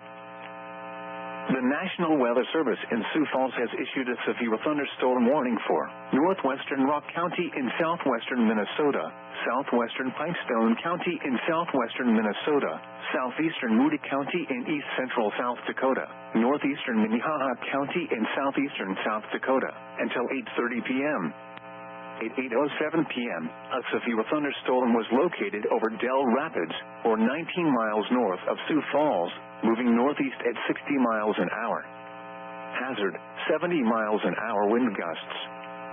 Source, radar indicated. Impact, expects considerable tree damage. Damage is likely to mobile homes, roofs, and outbuildings. This severe thunderstorm will be near Garrettson and Trent around 8:10 p.m. Sherman around 8:15 p.m. Jasper around 8:20 p.m. Other locations in the path of this severe thunderstorm include Pipestone, Trotsky and Pipestone National Monument. For your protection, move to an interior room on the lowest floor of a building. Repeating, a severe thunderstorm warning has been issued until 8:30 p.m. for the following counties: in Minnesota, Pipestone and Rock, and the following counties: in South Dakota, Minnehaha and Moody. A severe thunderstorm warning remains in effect until 8:15 p.m. for central Minnehaha County. At 7:55 p.m., a severe thunderstorm was located over Crooks, or 8 miles northwest of Sioux Falls, moving northeast at 40 miles an hour. This is a destructive storm for Crooks. Hazard, 80 miles an hour wind gusts. Source, radar indicated. At 7:54 p.m., 63 miles an hour wind gust was recorded near Crooks. Impact, flying debris will be dangerous to those caught without shelter. Mobile homes will be heavily damaged. Expect considerable damage to roofs, windows, and vehicles. Extensive tree damage and power outages are likely. The severe storm will be near Renner around 8 p.m. Other locations in the path of this severe thunderstorm include Baltic. This is an extremely dangerous situation with tornado-like wind speeds expected. Mobile homes and high-profile vehicles are especially susceptible to winds of this magnitude and may be overturned. For your protection, move to an interior room on the lowest floor of a building. This storm has the potential to cause serious injury and significant property damage. Repeating, a severe thunderstorm warning remains in effect until 8:15 p.m. for the following county: Minnehaha, South Dakota. A severe thunderstorm warning remains in effect until 8:30 p.m. for Minnehaha, northwestern Lincoln, eastern McCook, and northeastern Turner counties. At 8:01 p.m., a severe thunderstorm was located over Crooks, or 8 miles northwest of Sioux Falls, moving northeast at 40 miles an hour. Hazard, 70 miles an hour wind gusts and half-dollar size hail. Source, radar indicated. Impact, hail damage to vehicles is expected. Expect considerable tree damage. Wind damage is also likely to mobile homes, roofs, and outbuildings. The severe storm will be near Crooks and Lyons around 8:05 p.m. Renner around 8:10 p.m. Other locations in the path of this severe thunderstorm include Brandon, Corson, Baltic, and Dell Rapids. For your protection, move to an interior room on the lowest floor of a building. Repeating, a severe thunderstorm warning remains in effect until 8:30 p.m. for the following counties: in South Dakota, Lincoln, McCook, Minnehaha, and Turner. At 8 p.m., a thunderstorm was reported in Sioux Falls. The temperature was 94 and the dew point 66. The relative humidity was 39%, producing a heat index of 97. Wind was west at 16 miles an hour, gusting to 31. A severe thunderstorm warning remains in effect until 8:30 p.m. for central Minnehaha and northwestern Lincoln counties. At 8:14 p.m., a severe thunderstorm was located over Renner, or 10 miles north of Sioux Falls, moving northeast at 50 miles an hour. Hazard, 70 miles an hour wind gusts and penny-size hail. Source, radar indicated. Impact, expects considerable tree damage. Damage is likely to mobile homes, roofs, and outbuildings. This severe thunderstorm will remain over mainly rural areas of central Minnesota and northwest.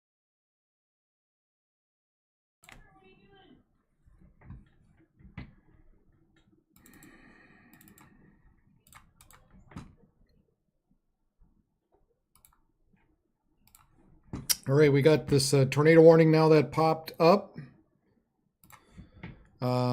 Let's see here.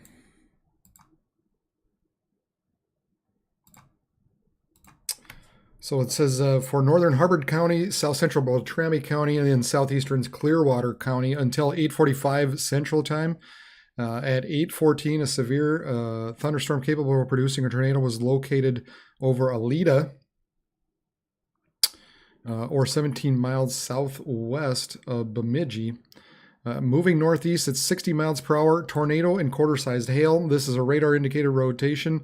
Flying debris will be dangerous to those caught without shelter. Mobile homes will be damaged or destroyed. Damaged roof. Damaged roofs, windows, and vehicles will occur. Damage is likely. Let's see. This dangerous storm will be near Besida around 8:20, so up here shortly. And then Wilton at 8:25.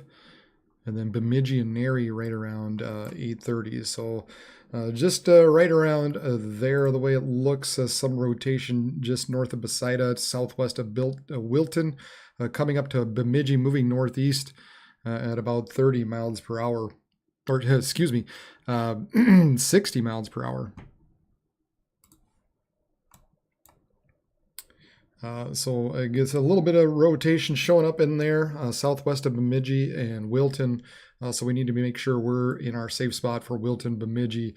Coming up on Highway 2 there, I guess between Solway and Cass Lake, with this particular area of rotation right now.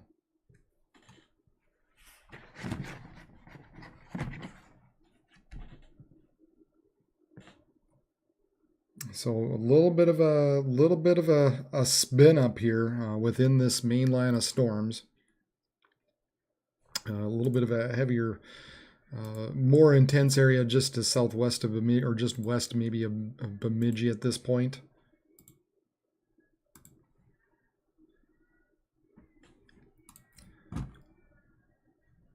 Yeah, we did. I did see the report. Whoever had said that earlier sent me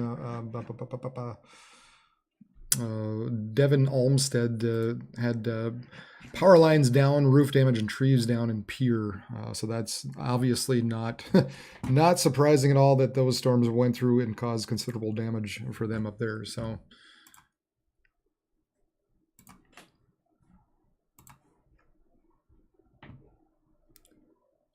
make sure if you're around that Bemidji area, you take cover now as these storms move to the northeast at about 60 miles per hour, and that's going to include that Lavina area and Turtle River and Wilton.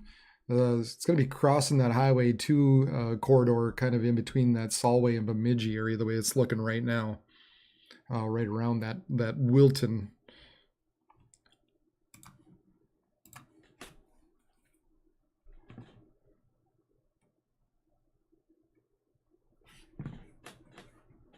Never fails, I step away and somebody decides, hey, let's pull them back and let's issue a tornado warning. Let's get them back in. Just can't live without me.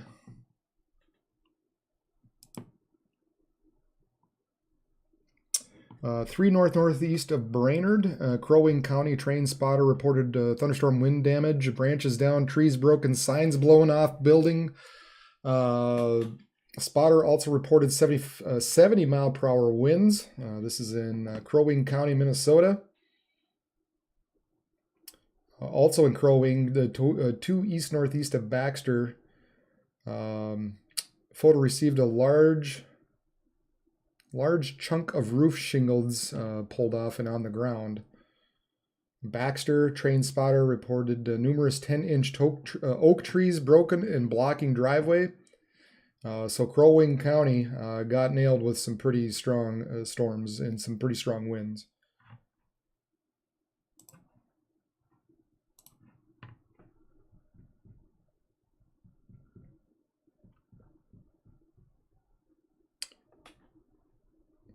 Yeah, even these storms that went through Fargo, I'm just reading Interstate 29 signs bent over, storage trailers and grain augers blown over. This is in Cass County, North Dakota, around Horace.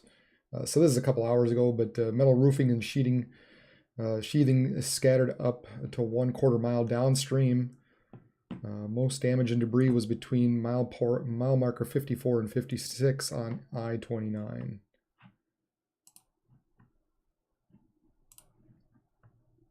In South Dakota, 1 east-northeast of Harold in Hughes County, we had a thunderstorm wind gust of 60 miles per hour. So quite a bit of damage out there tonight, and now we got to keep an eye on this storm just southwest of Bemidji, where we've got a tornado warning coming up to Wilton. Coming up on the Wilton area, so Wilton, Bemidji, Lavinia, you should all be in your shelter at this point as these storms move to the northeast at 60 miles per hour.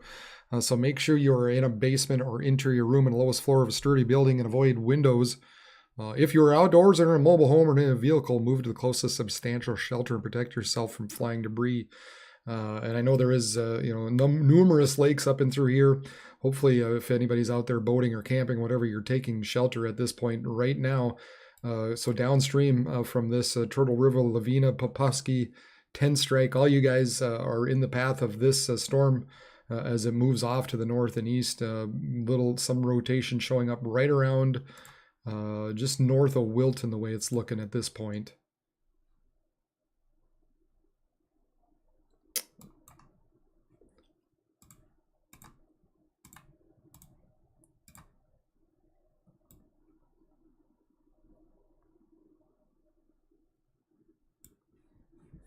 A little bit of an inflow notch there. The storm kind of pushing out and pushing around. And so we've got just the slightest sort of rotation just north of Wilton. So they have issued a tornado warning out there near Bemidji, crossing Highway 2 at this point. Wilton, Lavina, Turtle River, you guys need to be in your safe spot moving northeast right around 60 miles per hour. Turtle River, 15 minutes, 10 Strike, probably 20 minutes. Black Duck within a half hour at its current pace at this point. It does look like it's kind of occluding and wrapping around a little bit.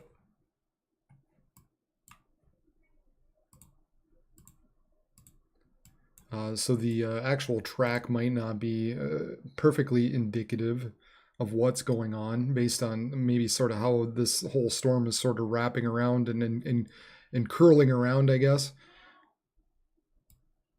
You could even make a case maybe there's a little bit of rotation going on just south of Solway at this point as well. You can see a little curl action going in.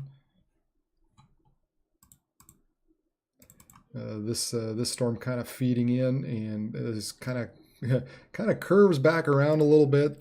So like I said, you could maybe make a case of a couple of areas of rotation, one now north of Wilton and maybe one just southwest as well.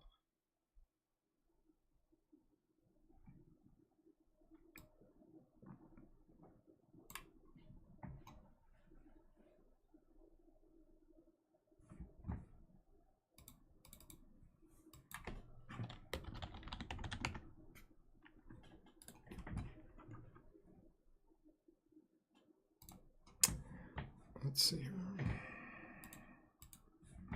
here. Elsewhere, as we take a look at the South Dakota radar, kind of in through Aberdeen, this area continues to blast off to the northeast and head towards Falkton, Miranda, and Rockham. Some strong winds continuing with this. A little bit of rotation showing up in there as well. But we continue to see some strong winds heading to the northeast, about 55 miles per hour. 80 mile per hour wind gusts and ping pong ball sized hail still associated with these storms. And then you've got additional development further down to the south. Some of these storms could also become severe in through Wessington, Springs, and Plankinton, possibly Mitchell as well. And then, of course, you've got this area north of Sioux Falls that's had a history of 1 to 1 inch hail and wind gusts anywhere from 60 to 70 miles per hour the way it looks. And that area is kind of, let's see, we'll take a look at the motion on that.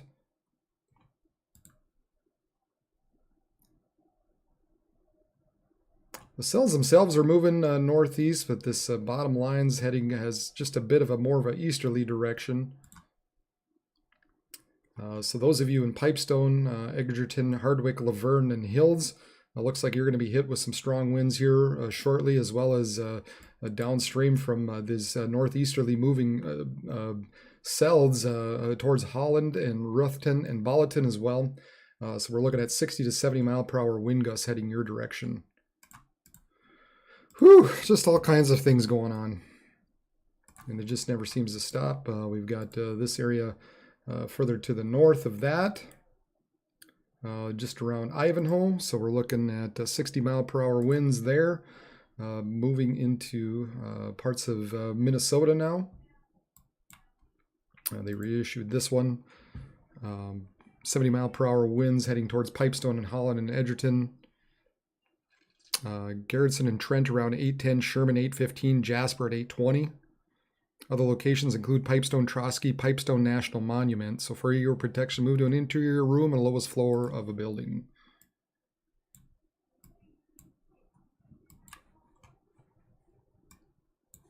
And then, of course, we've got this area that is tornado warned in northern Minnesota at this point.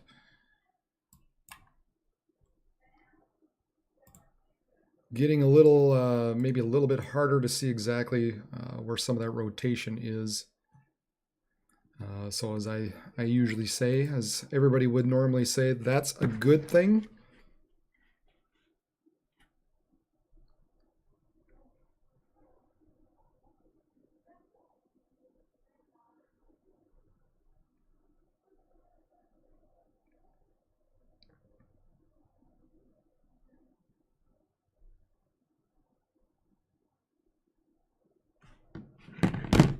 Let's see here, if we flip over, let's switch back over to the Duluth radar. Switch back over, see if Duluth's got anything a little different at all.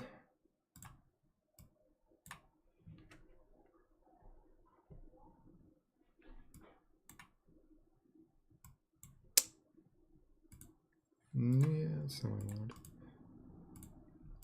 Yeah, maybe a little something still off the Duluth radar, just around between Wilton and Solway still. A little bit of rotation still. So we continue to just be watching this as this continues to move to the northeast right around Solway and Wilton. Still Turtle River, Lavinia, Bemidji. I'm sure the storms are running through you right at this point. In fact, let's see if I can find, I think I've got a Bemidji. Nope, not that.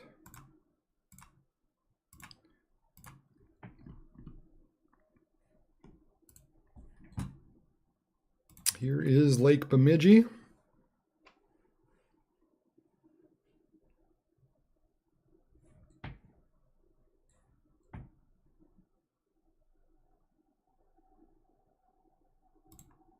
And as we continue to watch these storms across northern parts of Minnesota.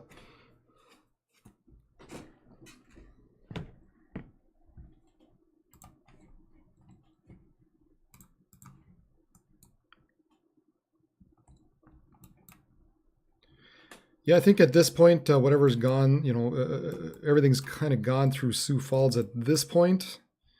I'm trying to sort of reevaluate and see how these storms are moving. And try to determine where the biggest threat now remains for the remainder of the night.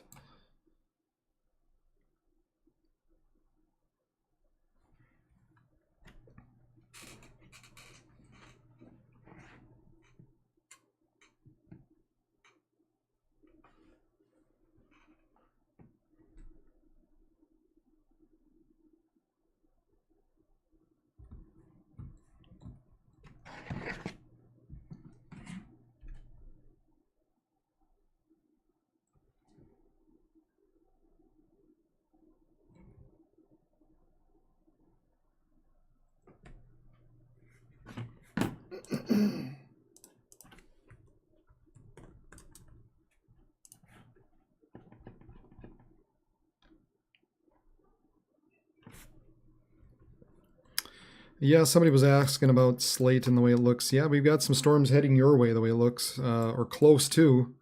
We'll have to keep these keep an eye on these storms that were rolling through Sioux Falls, and you can see how these warnings are just a little bit south, heading into Laverne.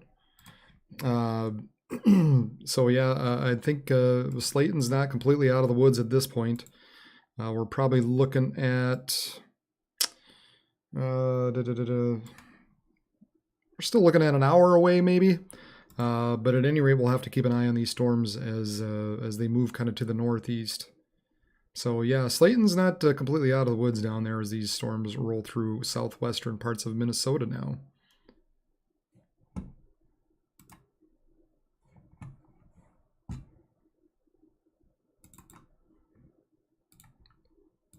Here is Lake Bemidji up above.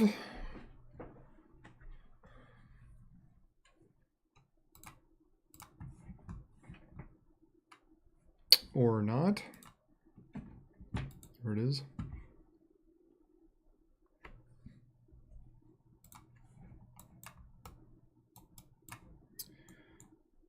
Yeah, I'm sure you're going to be getting some pretty substantial rains in Garrison. There's nothing severe there.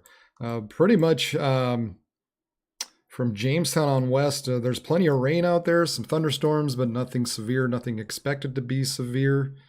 Mostly the activity will be southeast of Bismarck. There's pretty good storms running through Ashley and Edgeley at this point, but still nothing severe at this point. I don't know, Lori, if you're still on there, let me know what you're seeing. But at this point, it doesn't look like there's anything severe out there. Mostly the heavy stuff is now heading to just north of Highmore, heading towards Redfield and Aberdeen. And then you've got all these storms firing up just in the far southeastern parts of South Dakota, moving northeastward. And then, of course, we've got our tornado warned area just northwest of Bemidji, heading towards Turtle River and Ten Strike.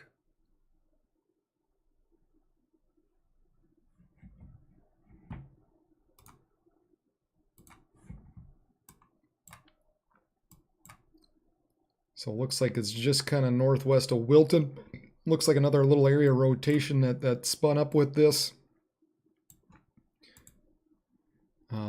Unfortunately, it's this area is maybe a little closer to Mayville, but it's in the middle of nowhere once again. Gosh, these radar holds are just annoying as heck. I mean, we're looking at 13,000 feet. This scan, the slowest scan is 13,000 feet above ground level, so it's looking pretty high up into the storm. So I mean, you could say, okay, up at 13,000 feet, there still appears to be some sort of rotation associated with this. So, so of course we continue to monitor this as it moves off to the north and east.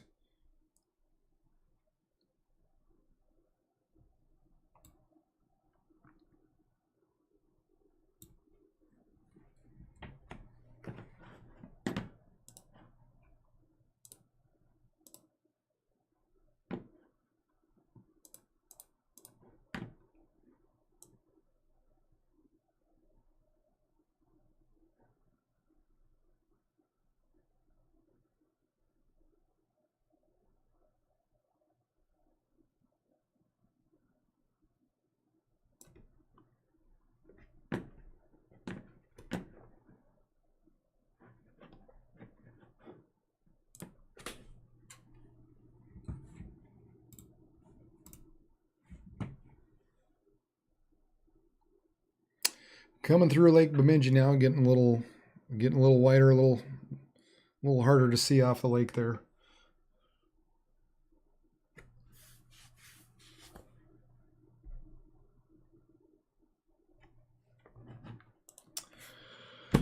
Oh man. All right. Again, thank you for everybody for subscribing and liking. If you haven't subscribed, do so. If you live anywhere around the Dakotas and Minnesota, go ahead and subscribe to this channel. I'll try to be on live as much as I can.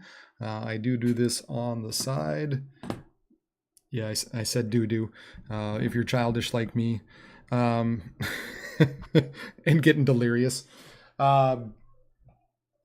But I do this on the just on my own here. I do have another different job, but you know, I've been a meteorologist doing weather here for a number of years, so just kind of found a way to get back into this. So if you are in the Dakotas, Minnesota, looking for another source of weather, hit the subscribe button on YouTube, hit the bell button as well. That way you're notified anytime I'm on live. I also try to do some forecasts now and again. Just because I'm been busy tonight. Obviously, I'm not going to get one out tonight. Hopefully tomorrow, depending on what exactly is coming down the pipe beyond today and tomorrow. But then you know, I do I gotta stop saying that word. I do forecasts for the Dakotas and Minnesota as well. So started doing that this winter. And, you know, so it's not only a summertime deal. I've been doing some stuff with the winter weather as well. Been an active season. Looks like they got rid of that tornado warning. So that is a good deal. They let that tornado warning expire.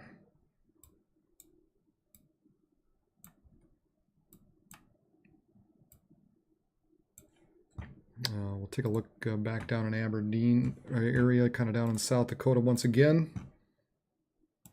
We continue to have these areas down here where we're looking at 80-mile-per-hour wind gusts run through Garretson, Sherman, Hardwick, Trotsky, Edgerton, Ulen. Put some of this back in motion. Yeah, look at that, how that just blasts through. Green towards the radar, red away from the radar, and look at these strong winds running through Garretson, Jasper, coming towards you, Hardwick, at this point. Hardwick, Laverne, Kenneth, Edgerton, Trotsky, you all have some very, very, very strong winds heading your way. I think they're saying 80-mile-per-hour wind gusts possible with this. Moving northeast at about 35, probably closer to 45 miles per hour, and 80-mile-per-hour wind gusts associated with these storms. So let's see, Garretson, Trent, Sherman, all in the path of this storm here shortly. Other locations include Jasper and Hardwick. So make sure you're taking protection and doing what you need to be doing down into South Dakota, Minnesota. And there they, you know, of course, made a larger one because of this. This is moving so far or quickly to the northeast. Now they're saying 50 miles per hour. That's a little more like it. 50 miles per hour, moving northeast at 50. Wind gusts to 70 to 80 mile per hour wind gusts as it runs through these areas now. Holland, Pipestone, Edgerton, Wilmont, Iona, Slayton, Ruthven, up to Balaton as well.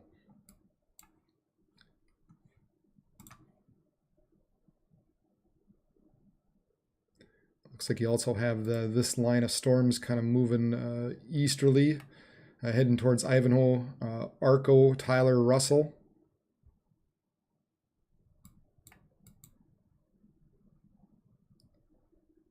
Yeah, the cities will be close. It'll be, you can see how these are just kind of moving off in that direction. So maybe the western and northern parts of the cities could get hit at this current trajectory at this point. Have to continue to watch this line as well. It looks like additional severe thunderstorm warnings are now starting to pop up as they move northeast. So probably this is the main areas now to watch here throughout the remainder of the evening. As these storms continue to move off in a northeasterly direction. We do have one little cell still remaining down in Nebraska that's just not completely giving up either. So we will have to monitor that as well, obviously.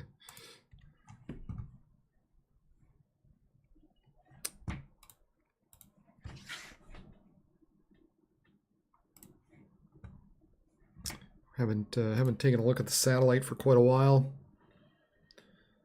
Plenty of lightning moving into southwestern parts of Minnesota. Look at these storms just continue to blow up and have all sorts of lightning associated with it, heading to the northeast. So again, they're not looking like they're giving up anytime soon. So still plenty of winds associated with these storms as they now kind of move into northeastern and northern parts of Minnesota. So all you guys up in that area, look out for these storms as they continue to move northeast at 50 to 55 miles per hour.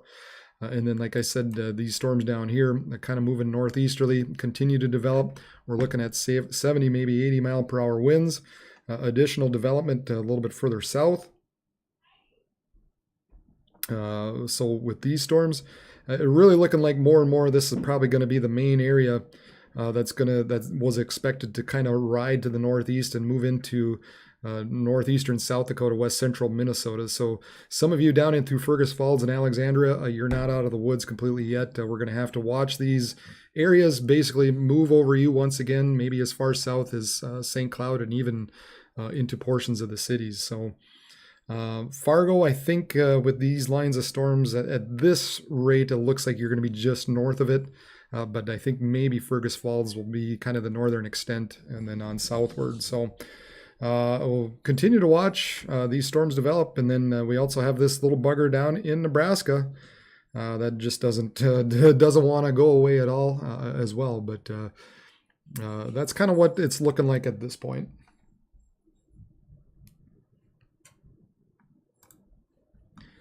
Yeah, I'm sure they did. They there was a tornado warning out there earlier, and they let that expire out in Bemidji.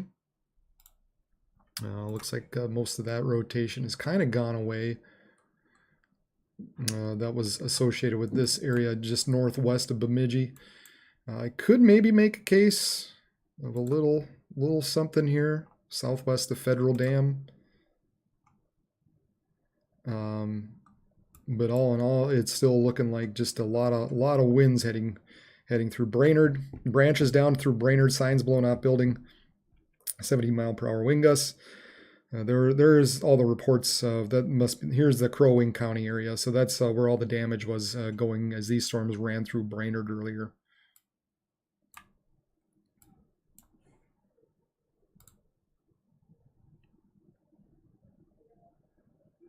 All right, I am going to try to take a break one more time. hopefully that doesn't stir up any type of tornado warnings again. But we'll break off here for a bit, and we'll be back again shortly.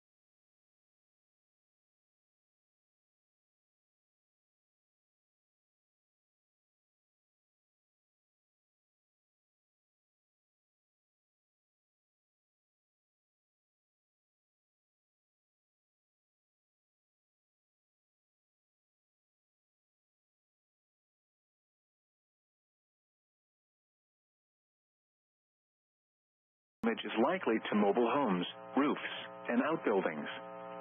Severe thunderstorms will be near Holland around 8:45 p.m. Edgerton, Leota, and Roofton around 8:55 p.m. Other locations in the path of these severe thunderstorms include Tyler, Florence, Chandler, Woodstock, Russell, Lake Wilson, Slayton, Ballatin, and Current Lake.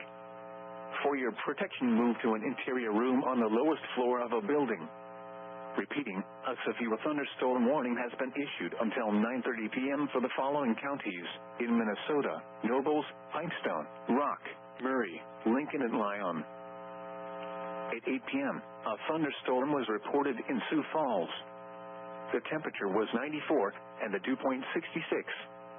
The relative humidity was 39%, producing a heat index of 97. Wind was west at 16 miles an hour, gusting to 31. Pressure was 29.79 inches and rising. Elsewhere around the tri-state area, Madison had a thunderstorm and 73. Brookings had a thunderstorm and 72. Pipestone had thunder and 86. Laverne was mostly sunny and 90. Worthington was clear and 91. Once again, at 8 p.m. in Sioux Falls, a thunderstorm was reported with a temperature of 94 and a heat index of 97. The current time is 8:46 p.m. Central Daylight Time. Operating on a frequency of 162.40 megahertz, this is NOAA Weather Radio Station WXM28, broadcasting from a transmitter near Rowena, South Dakota. Our program originates from the National Weather Service in Sioux Falls and serves the surrounding tri-state area. The National Weather Service in Sioux Falls has issued a severe thunderstorm warning for northwestern Rock. The severe thunderstorm warning for northeastern Moody County is canceled. The severe thunderstorm which prompted the warning has moved out of the warned area. Therefore, the warning has been canceled. A severe thunderstorm watch remains in effect until 11 p.m. for east central South Dakota. A severe thunderstorm warning remains in effect until 9:15 p.m. for northwestern Lyon, Lincoln, northwestern Pipestone, and east central Brookings counties. At 8:46 p.m., a severe thunderstorm was located near Arco, or 22 miles west of Marshall, moving northeast at 50 miles an hour. Hazard, 60 miles an hour wind gusts and quarter-size hail. Source, radar indicated. Impact, hail damage to vehicles is expected. Expect wind damage to roofs, siding, and trees. Locations impacted include Taunton. For your protection, move to an interior room on the lowest floor of a building.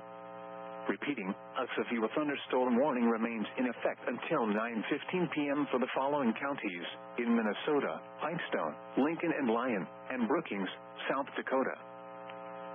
The National Weather Service in Sioux Falls has issued a severe thunderstorm warning for northwestern Rock County in southwestern Minnesota, southwestern Pipestone County in southwestern Minnesota, southeastern Moody County in east central South Dakota, northeastern Minnehaha County in southeastern South Dakota, until 9 p.m. At 8:25 p.m., a severe thunderstorm was located near Renner, or 11 miles northeast of Sioux Falls, moving northeast at 35 miles an hour. This is a destructive storm for Garretson and Jasper. Hazard, 80 miles an hour wind gusts. Source, radar indicated. Impact, flying debris will be dangerous to those caught without shelter. Mobile homes will be heavily damaged. Expect considerable damage to roofs, windows, and vehicles. Extensive tree damage and power outages are likely. This severe thunderstorm will be near Palisades State Park around 8:35 p.m. Garretson, Trent, and Sherman around 8:40 p.m. Other locations in the path of a severe thunderstorm include Jasper and Hardwick. For your protection, move to an interior room on the lowest floor of a building.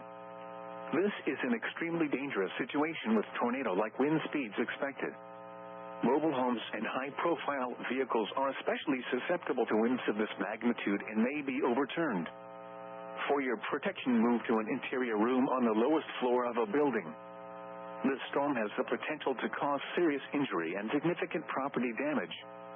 Repeating, a severe thunderstorm warning has been issued until 9 p.m. for the following counties in Minnesota, Pipestone and Rock, and the following counties in South Dakota, Minnehaha and Moody.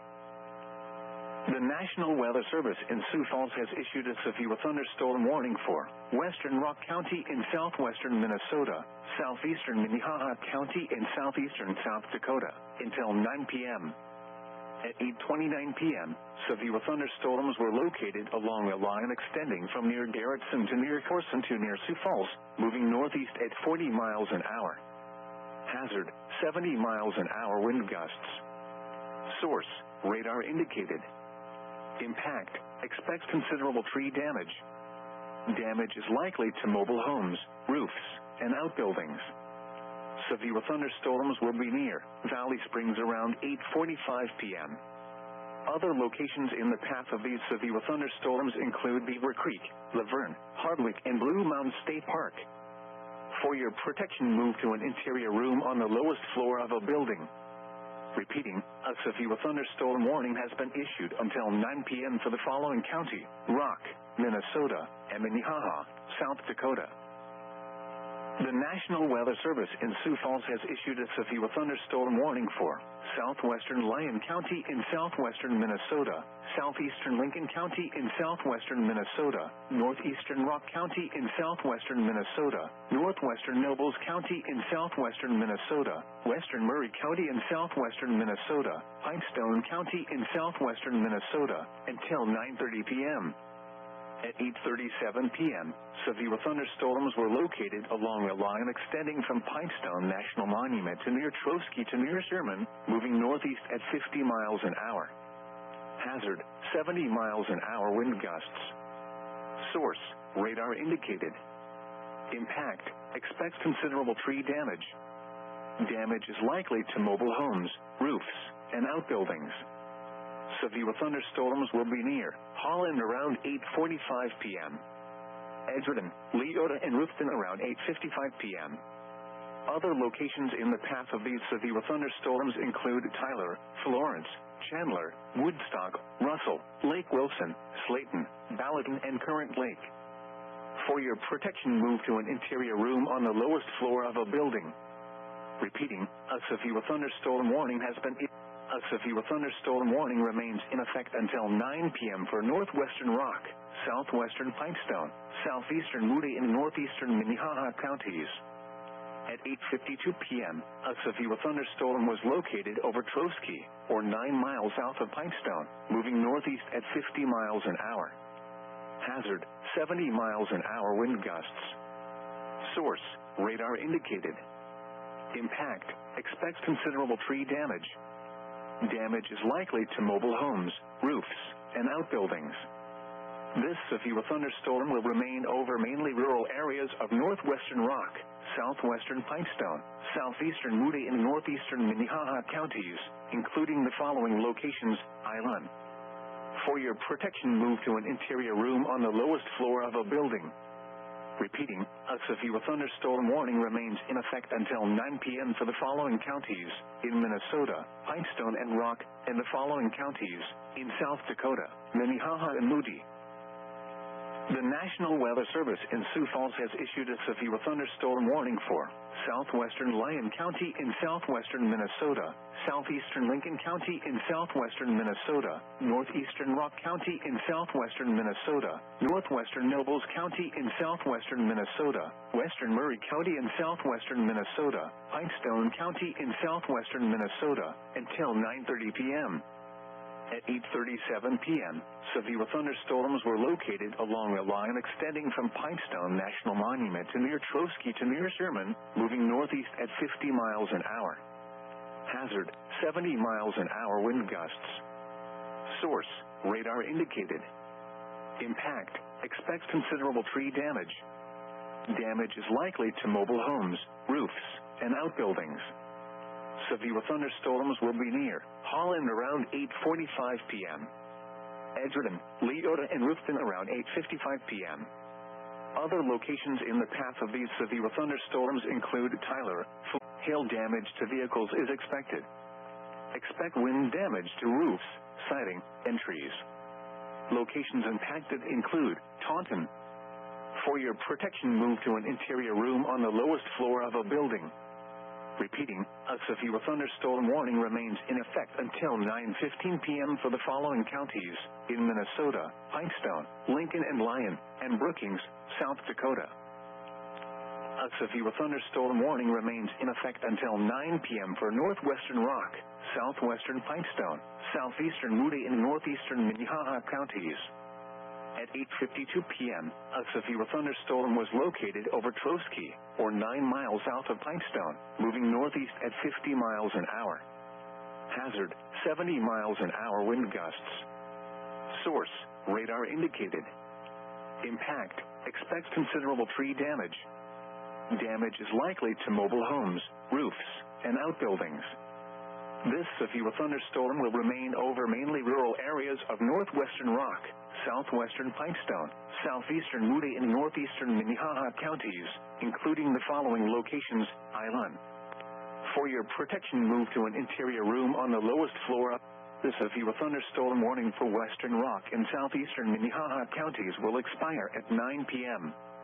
The storms which prompted the warning have moved out of the area. Therefore, the warning will be allowed to expire. Repeating, the severe thunderstorm warning has been allowed to expire for the following county: Rock, Minnesota, and Minnehaha, South Dakota. The current time is 8:57 p.m. Central Daylight Time. Operating on a frequency of 162.40 megahertz, this is NOAA Weather Radio Station WXM28, broadcasting from a transmitter near Rowena, South Dakota. Our program originates from the National Weather Service in Sioux Falls and serves the surrounding tri-state area. The National Weather Service in Sioux Falls has issued a severe thunderstorm warning for southwestern Lyon County in southwestern Minnesota. The severe thunderstorm warning for northwestern Rock, southwestern Pipestone, southeastern Moody and northeastern Minnehaha counties will expire at 9 p.m. The storm which prompted the warning has weakened below severe limits and no longer poses an immediate threat to life or property. Therefore, the warning will be allowed to expire. However, gusty winds and heavy rain are still possible with this thunderstorm. Repeating, the severe thunderstorm warning has been allowed to expire for the following counties: in Minnesota, Pipestone and Rock, and the following counties: in South Dakota, Minnehaha and Moody. The National Weather Service in Sioux Falls has issued a severe thunderstorm warning for southwestern Lyon County in southwestern Minnesota, southeastern Lincoln County in southwestern Minnesota, northeastern Rock County in southwestern Minnesota, northwestern Nobles County in southwestern Minnesota, western Murray County in southwestern Minnesota, Pipestone County in southwestern Minnesota, until 9:30 p.m. At 8:37 p.m., severe thunderstorms were located along a line extending from Pipestone National Monument to near Troski to near Sherman, moving northeast at 50 miles an hour. Hazard, 70 miles an hour wind gusts. Source, radar indicated. Impact, expect considerable tree damage. Damage is likely to mobile homes, roofs, and outbuildings. Severe thunderstorms will be near Holland around 8:45 p.m. Edgerton, Leota, and Rufton around 8:55 p.m. Other locations in the path of these severe thunderstorms include Tyler, Florence, Chandler, Woodstock, Russell, Lake Wilson, Slayton, Ballatin, and Current Lake. For your protection, move to an interior room on the lowest floor of a building. Repeating, a severe thunderstorm warning has been issued until 9:30 p.m. for the following counties: in Minnesota, Nobles, Pipestone, Rock, Murray, Lincoln, and Lyon. The severe thunderstorm warning for northeastern Moody County is canceled. The severe thunderstorm which prompted the warning has moved out of the warned area. Therefore, the warning has been canceled. A severe thunderstorm watch remains in effect until 11 p.m. for east central South Dakota.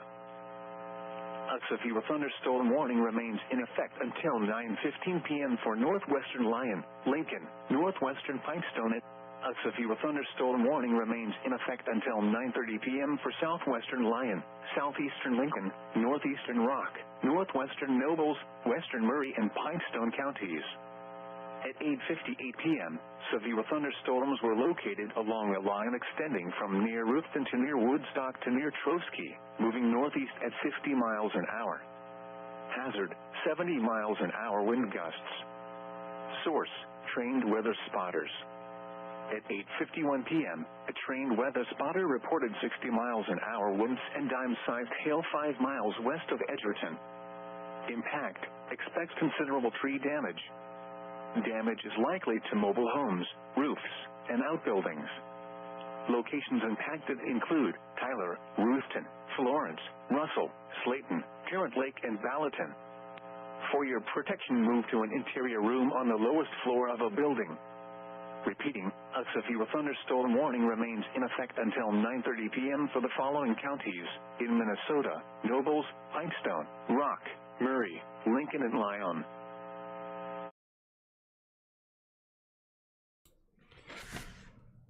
Woo! What are we at? 450? Over 450? Where are we at?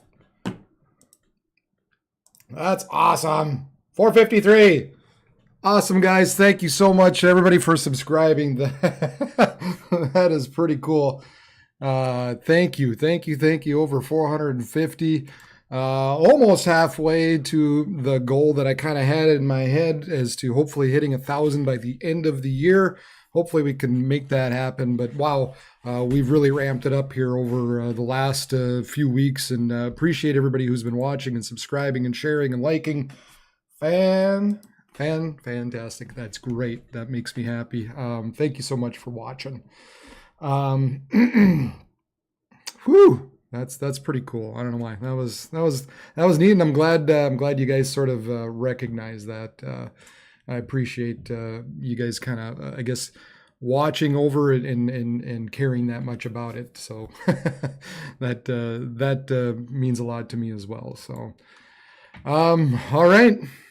Let's kind of step back into it for a bit again and see what we've got going on with the latest radar.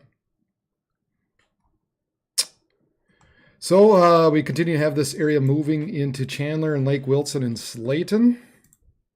Looks like some pretty strong winds here in between Chandler and Edgerton, Lake Wilson. Like I said, heading towards Slayton and Curie and Gavin. And one thing I haven't pulled up yet all night is one other thing. Yeah, we'll let that kind of power up. But anyway, let's see here. Yeah, Chandler, Lake Wilson, Slayton. Looks like that area is kind of blasting towards you, Curie, Tracy, Ballatin, maybe Lamberton as well eventually. So these storms continue to move off to the northeast, at least at 50 miles per hour. 70 mile per hour winds are possible with these storms. A trained weather spotter reported 60 mile per hour wind and dime-sized hail 5 miles west of Edgerton. Looks like we also had a 70 mile per hour wind gusts around Pipestone counties, 2 north of Jasper. So 60 to 70, we got some 70 mile per hour wind gusts still associated with that. Further to the north, looks like we got some rather strong winds heading towards Minneota, Marshall, Cottonwood, Milroy, and Vesta as well. So both of these storms right now packing quite a punch. This one moving a little more northeasterly. This one at this point kind of seems to be taking kind of an easterly track. So those of you in Cottonwood, maybe Marshall, but more so Cottonwood, Clarkfield, Granite Falls, Vesta, Renville, maybe Redwood Falls even. Might be a little too far east for that one. Redwood Falls is probably more in line with this one down in the southwest, but at any rate, pretty much, let's see, anybody in through at this point, in through here, looking like we're going to be seeing 70 mile per hour wind gusts running through your area over the course of the at least the next hour. So now we're talking into Minnesota. I think I'll just get rid of that so it's not overly confusing. We continue to have more additional develop up into Aberdeen now. And we'll switch over to that one. We're kind of having to flip back and forth a little bit. Yeah, some strong winds now heading into Ipswich, Aberdeen, coming up on Wintonka, Westport, Columbia, Stratford, Groton, Claremont. We had a couple of 80 mile per hour winds earlier down in Hyde County, right around Senecas and Polo. So 80 mile per hour wind gusts, and those again are heading towards Aberdeen, Columbia, Westport, Wetumpka, Ipswich. And these are moving to the northeast around 60 miles per hour, so 80 mile per hour wind gusts and quarter-sized hail associated with these storms. They will be near Mena around 9:15, Warner at 9:20, and Aberdeen at 9:25. And other locations include Bath, Columbia, Tacoma Park, and Putney. So this is a potentially dangerous storm. Make sure you are seeking shelter with these storms as they head into northeastern parts of South Dakota. Seek shelter in an interior room on the lowest floor of a well-built structure. Abandon vehicles in search of more substantial permanent structure and stay away from windows. And then obviously anybody out in mobile homes probably should be seeking shelter as well, as we have 80 mile per hour wind gusts now heading up into the Aberdeen area, moving northeast at 60 miles per hour. So eventually these storms, I mean, they're moving quick, obviously. And so, we're looking at 15 minutes in Aberdeen, and Ipswich less than, Columbia, Wetumpka, Groton within a half hour. We're looking at Claremont and just in between Frederick and Westport within 45 minutes. And then beyond that, we're getting into an hour with Frederick, Hecla, Britain. Within an hour from now, these storms will be rolling through you down here in South Dakota. Additional storms down here running through Huron. These are 60 mile per hour winds and $50 sized hail. And it looks like we did have some, let's see, inch and three quarter in Wessington. This is a Beetle County, a couple reports, and then by Vayland in Hand County. So just south of Wessington, we had a couple reports of inch and three quarter run through there. And that's looks like that's heading towards Wolsey and Broadland. Some strong, some hail type of events running through there. Maybe even probably running some smaller hail, maybe running through Benilla and Hitchcock. And eventually coming up on Carpenter as well. So a lot of different things, again, continue to keep an eye on. Strong winds associated with this kind of a Boeing segment as that continues to push off to the north and east. So 80 mile per hour winds possible there. Some hail possible down here by Huron, moving to the northeast. Once again, Watertown, watch out. A few singular cells, not quite severe yet, kind of in between Huron and Brookings. And then we've got this stuff now down in southwestern parts of Minnesota that continue to have 60 to 70 mile per hour winds. And the lone guy down in Nebraska that just doesn't want to give up continues to move eastward.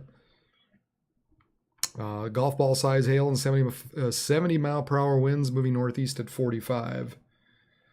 This buddy, he just doesn't want to die, does he? Just doesn't want to completely go away. Looking up north, a little bit further north now, we're taking a look at the Duluth radar.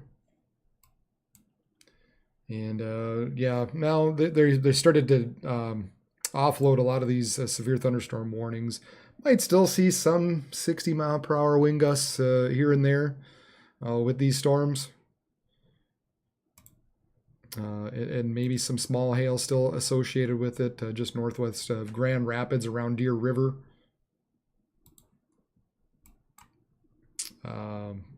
But it looks like, at least for now, they've kind of let go of the severe thunderstorm warnings. Like I said, but wouldn't be completely surprised still if we see some 60 mile per hour wind gusts as these continue to move off to the north and east. And then head towards Duluth as well. Looks like they're letting all these warnings in Minnesota kind of die off. So getting below severe levels for the most part. May see a brief gust here and there, I think, within the next hour. But all in all, looking a lot better across northern parts of Minnesota. And so, of course, our focus then should probably just remain now down into South Dakota and Minnesota.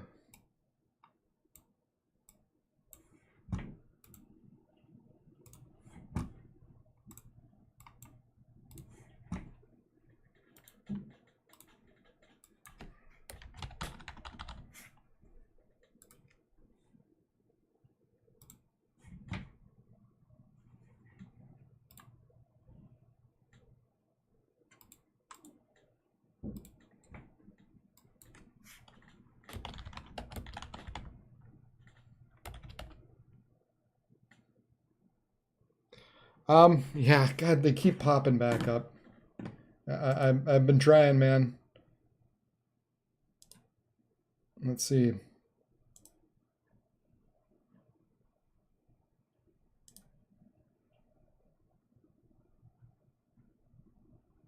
These guys just keep they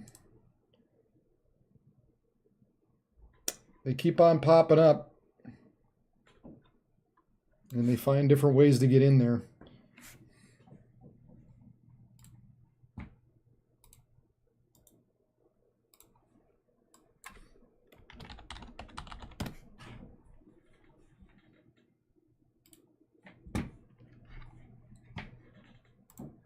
Been trying to get rid of them guys. They just don't. They keep sneaking in there, and I report them, and I ban them, and I remove them, and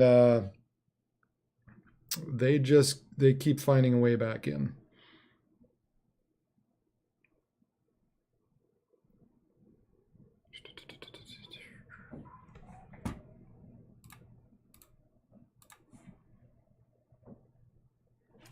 Yeah, some strong, man. Aberdeen, Columbia, Winnetonka, Groton. Oh, I'm trying to see if there's any. I'm surprised I don't have any Aberdeen webcams to find out there. Really, South Dakota?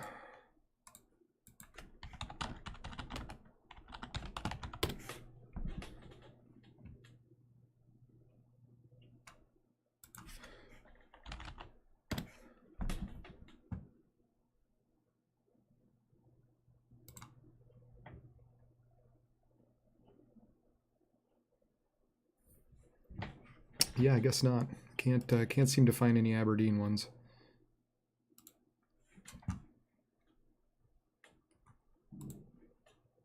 Oops, dang it.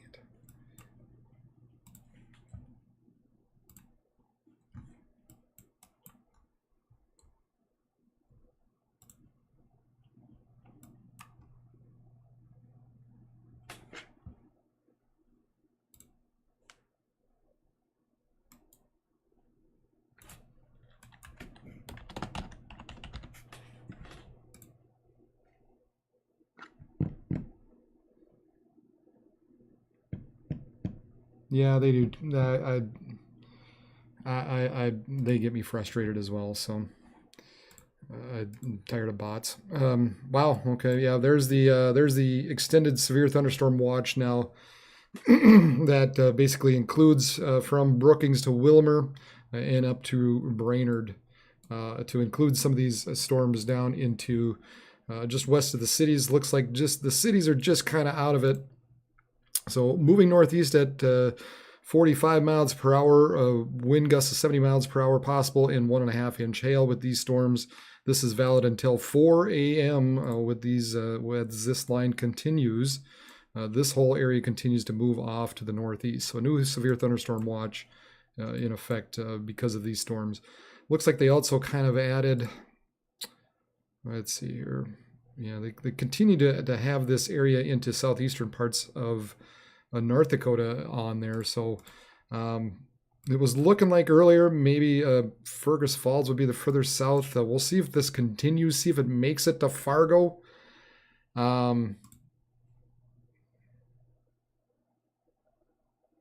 mean, right now it's beelining for Fargo and Fergus Falls. The models were sort of indicating it might just miss it, but at its current trajectory anyway, Looks like Fargo could get impacted with these storms that are just rolling through Aberdeen right now with some strong gusty winds.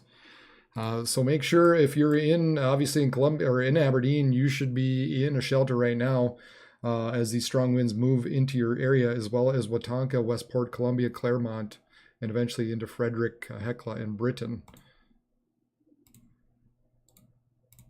So we got in between 20 minutes to a half hour for Columbia, Westport, probably 15 minutes or so with Tonka. Claremont, you're within, probably within the 35 to 40 minute range. Probably close to that in Frederick as well. And then Hecla and Britain and into North Dakota, somewhere between 45 minutes and an hour is kind of the timing for these storms that are moving quickly to the northeast.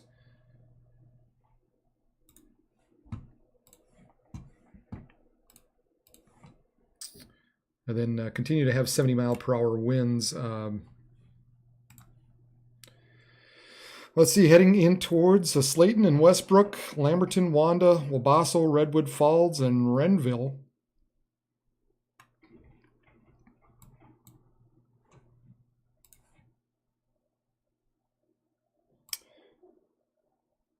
Kind of poke that line, that southern line. If it continues on that track, it's about where it would, that southern end would kind of wind up at this point, the way it's looking.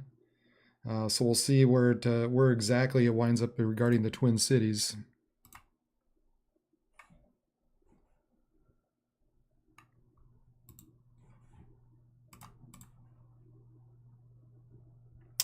Portion of a roof of the roof of a hangar was removed in Sioux Falls when these storms came through. 80 miles per hour, 82 mile per hour winds.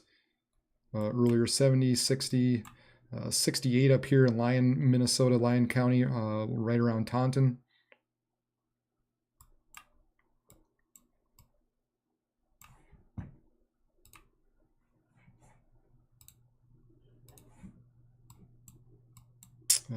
Let's see, we've got this stuff down here where it's probably got some hail associated with it. I think I've got a...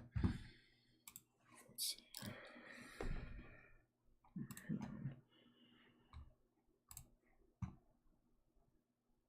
Yeah, there is a Huron.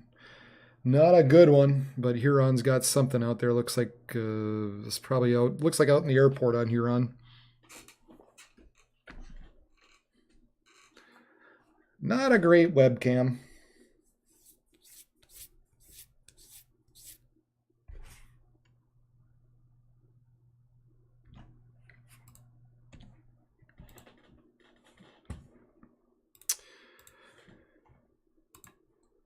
Looks like all these areas in through here, basically if you're kind of in the back side of this at this point, we're in the clear. About the only area to watch would be just to see what this little stinking little cell does down in Nebraska that just continues to move along.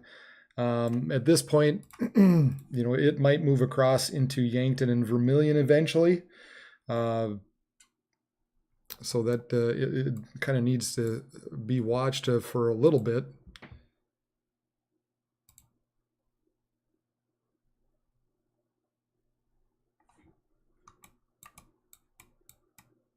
But nevertheless, let's see here.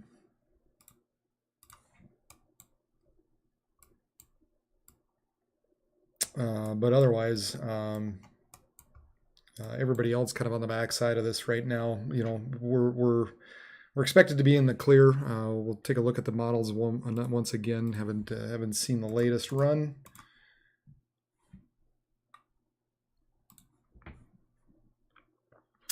Here's that stuff running through Aberdeen. Some of that stuff down in southwestern parts of Minnesota. Doesn't really pick up very well. That cell down in Nebraska, and it hasn't all night, in fact. So it's hard to say exactly what to think about that lone little bugger down there.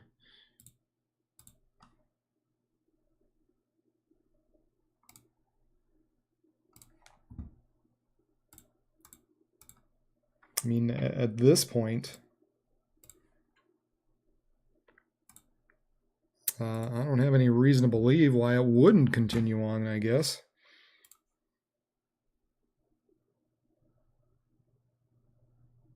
So it probably will just make it into far southeastern portions of South Dakota eventually. That little guy into Nebraska, the lone guy that just hasn't given up tonight.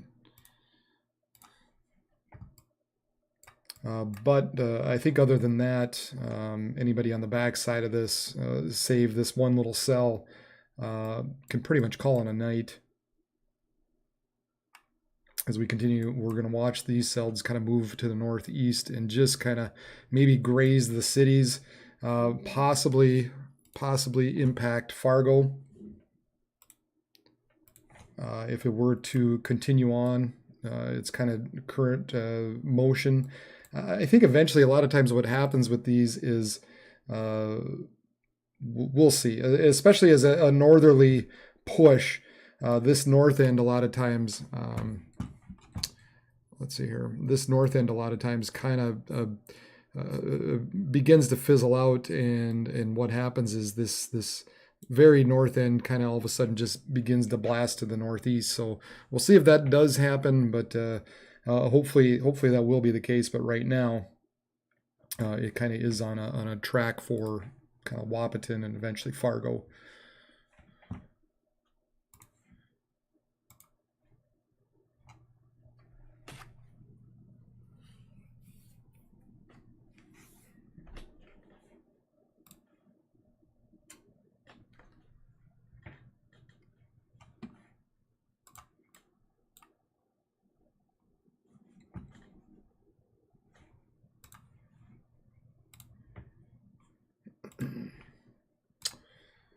Let's see if we got what we got out there.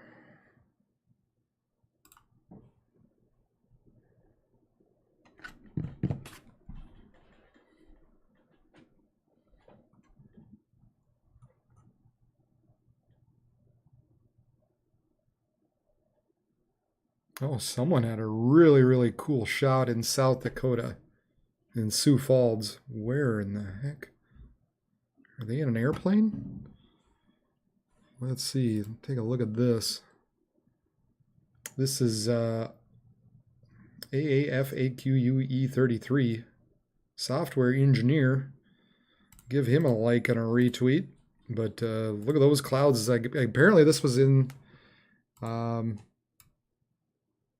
South or Sioux Falls. Kind of looks like they're in an airplane in a way. But that's a pretty awesome shot.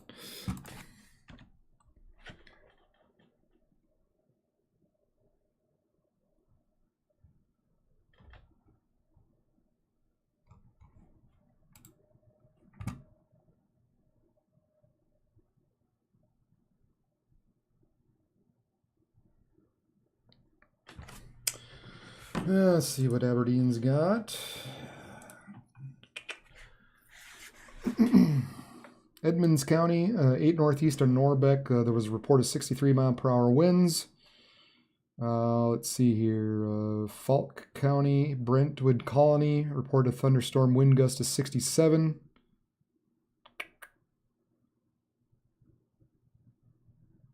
A while ago, we had report of golf ball size hail in Vayland. That was in Hand County.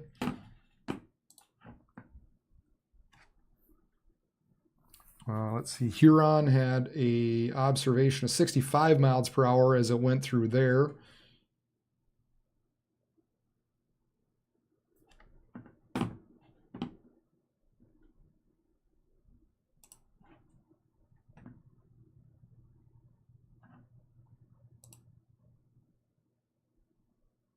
So yeah, a couple still getting obviously some severe winds out there. Would be real curious what Aberdeen ends with eventually.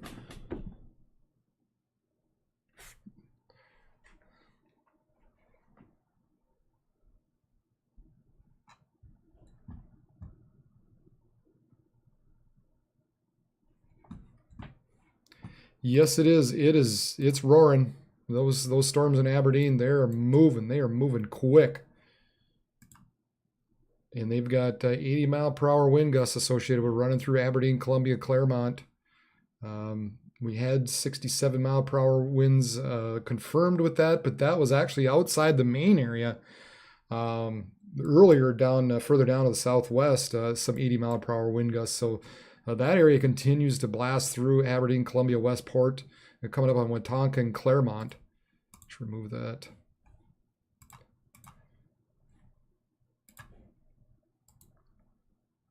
So Columbia within 15 minutes or less, Claremont a half hour, Britain, Hecla within 45 minutes, maybe less, that these storms are going to be running your direction.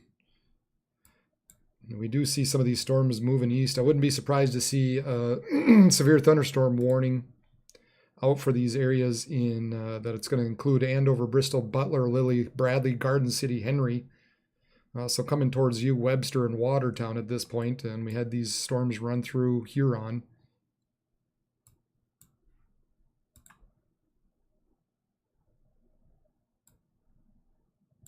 So here comes that upper level trough that's helping to aid all these storms, and are kind of or I should say that mid-level trough that we were expecting these storms to kind of take that northerly turn.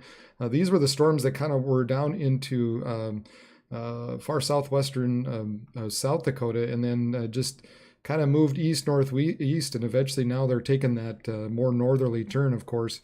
All this kind of aided along the mid-level trough that's swinging through in the strong punch of mid-level winds that are punching into that area at this point. So expect these areas to continue to increase and move to the northeast, and we're going to be looking for continued strong winds into southeast or northeast South Dakota, then in through central parts of Minnesota as well.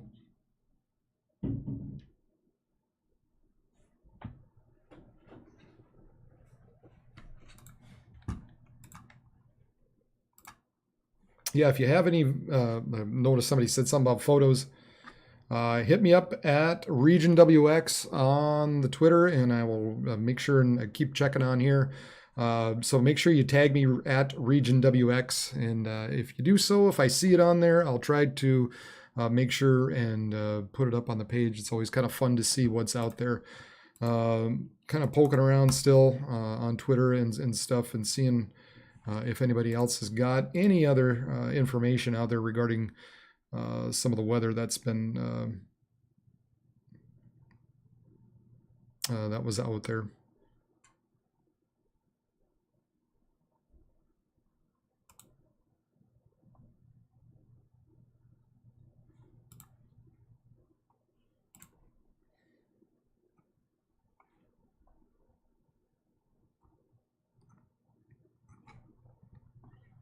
This was weather unrated, kind of a guy I'd like to follow up around this neck of the woods.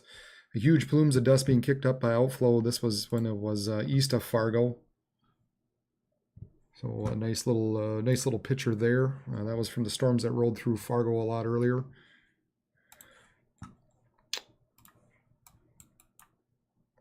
Looks like we have a new warning out. Yeah, not completely surprised there. I guess I did say that could still see a warning out there. So we're looking at 60-mile-per-hour wind and penny-sized hail. And so we're looking at Coleraine, Bovey, Taconite, Marble, Calumet, Nashwauk, Kiwaton, Big Fork, Cook, and Orr around 10 to 10:10 this evening. So we're 30 to 40 miles away, or minutes away from that Cook area, Orr. So 60-mile-per-hour winds still associated with these storms across northern Minnesota still, as they continue to move off to the northeast.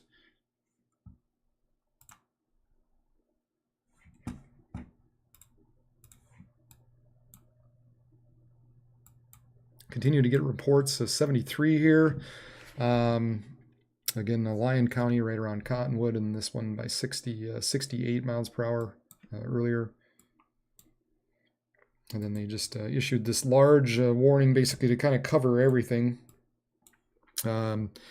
Moving in the northeast at 50 miles per hour, 60 mile per hour wind gusts still associated with these storms in southwestern parts of Minnesota. 58 mile per hour wind gust was measured at Granite Falls. Expect damage to roof sidings and trees. This will be around Clara City and Echo at 9:40, Raymond and Sacred Heart at 9:50, Walnut Grove 9:55, Renville at 10, Wilmer, Redwood Falls, Olivia, Lamberton around 10:05, and Wabasso at 10:15.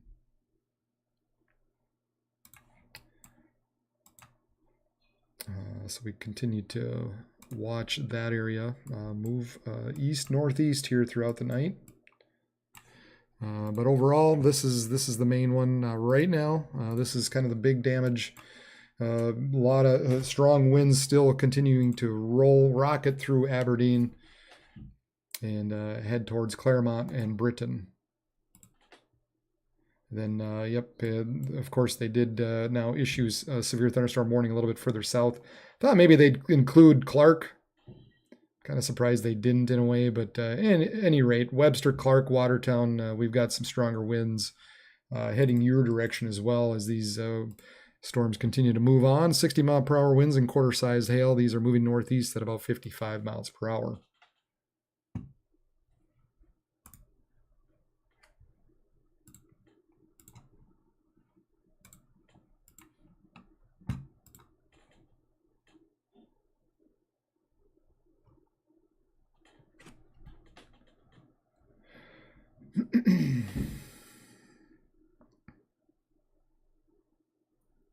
See, Duluth in Cohasset, Minnesota. Law enforcement said trees down on structure. This was around 9:07. The time estimated from radar.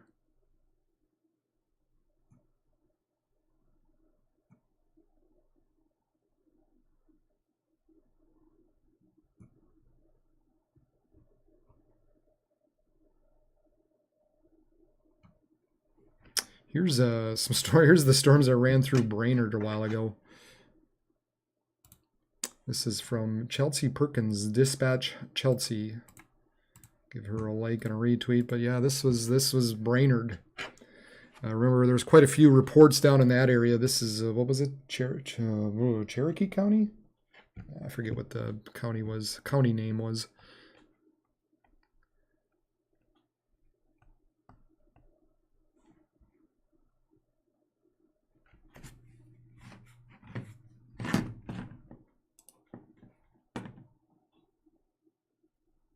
Crow Wing County, where all these storms rolled through earlier.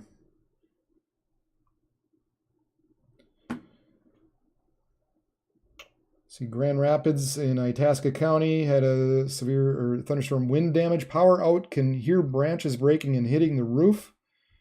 Aiken County, Minnesota, around McGregor. It was only 45 mile per hour winds.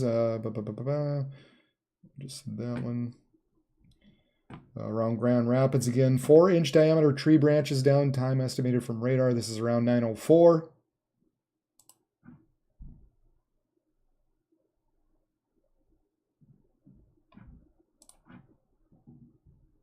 And that's kind of the latest that I have, I guess, at this point.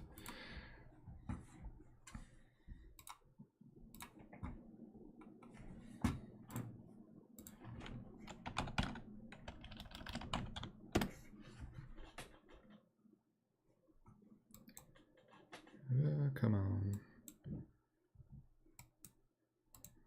Let's see.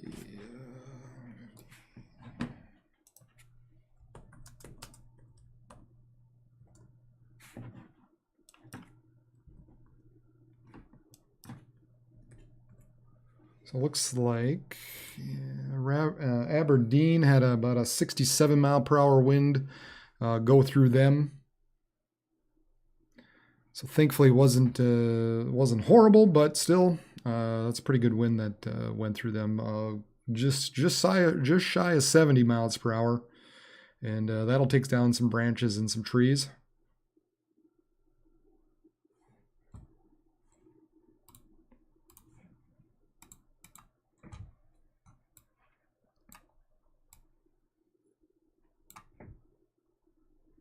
Yeah, I think more and more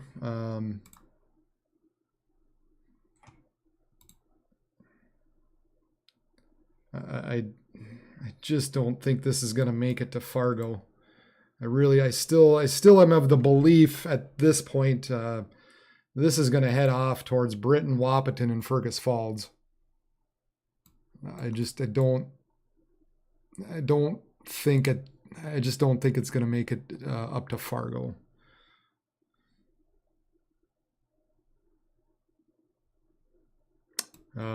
Continue to watch, but I just kind of knowing a lot of times how these things operate. I think it's going to be south of Fargo the way it's looking.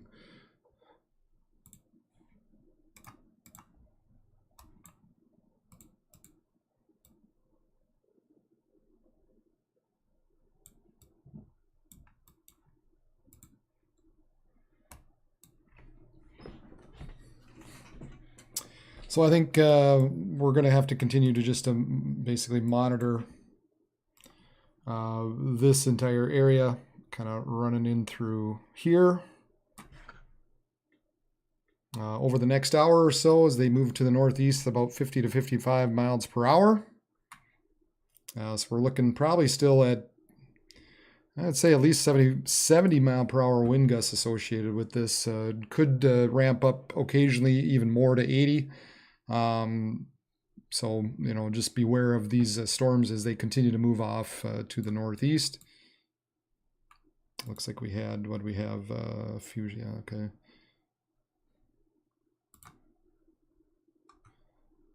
Well, interesting down there by Bancroft. See if the Sioux Falls radar kind of has the same thing or not.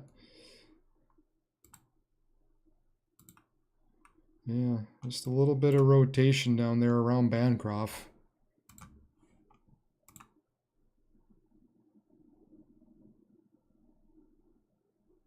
You can see how some of these storms, as they move to the northeast, some of these other storms kind of get sucked in and move quickly to the north.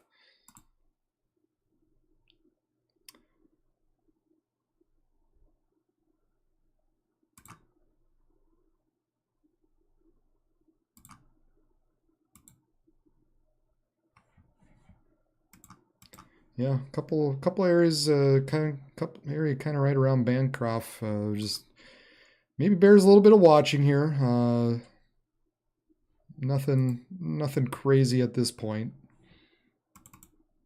Actually looked a little better a couple of scans back, so current scan looks better as far as the rotation, so that's good. But just never. Oh, well, there you go. And they issued or at least it just popped up now. Radar, a law enforcement confirmed tornado. There we go.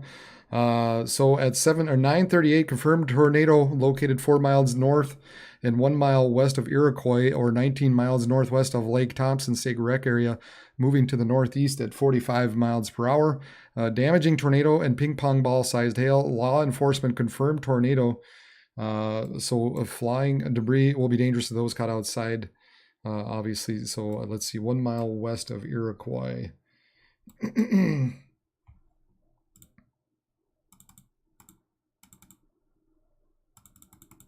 Yeah, so it's definitely this area running through Bancroft at this point. Will remain mainly in rural areas of northwestern Kingsbury and eastern Beetle counties, but to include the locations of Bancroft. So a tornado is on the ground. Make sure you take cover now in a basement or interior room, the lowest floor of a sturdy building. Avoid windows. And if you are outdoors or in a mobile home or in a vehicle, move to the closest substantial shelter and protect yourself from flying debris.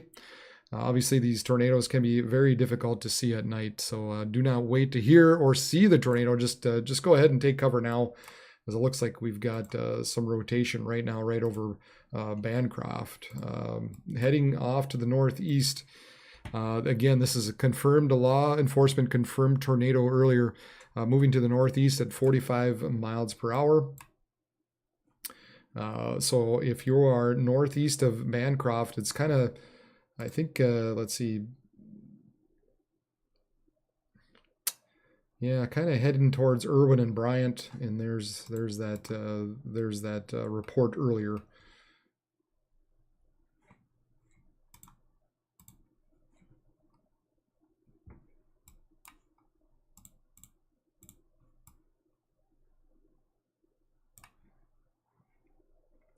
Nothing never, of course it's out in the middle of nowhere, so this correlation coefficient isn't always going to be the best, but there you can kind of see the rotation once that report or once that tornado occurred right around Osceola and then heading towards Bancroft.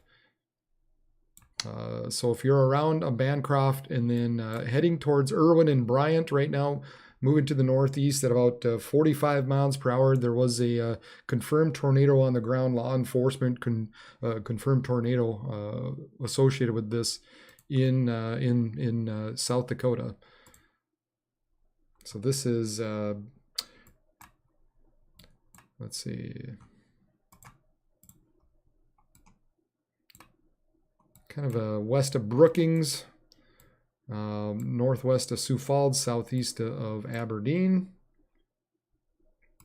So kind of funny. We were just looking at that and just taking a note at that, and sure enough, something was reported out there. Doggone it! See these guys? They keep coming back. They just keep coming back.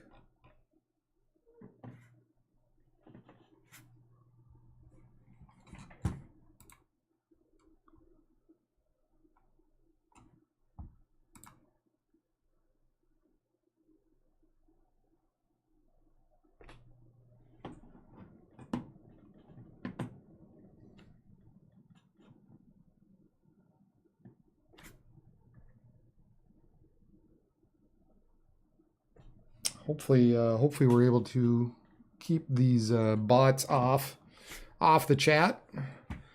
Let's see here. Yeah, just right around, boy, it looks like just north of Bancroft at this point.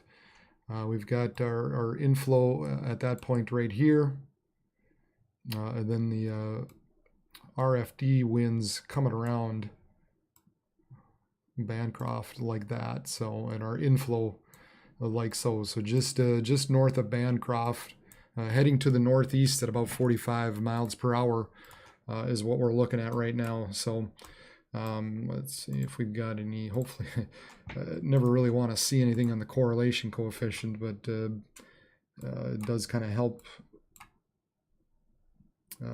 It's kind of hard to see out there. There's really nothing out there, so I don't know for sure if anything really. Hopefully, nothing ever does show up there. But we do have this area rotation. Looks pretty tight in there, north of Bancroft. Now just northeast, heading towards Bryant.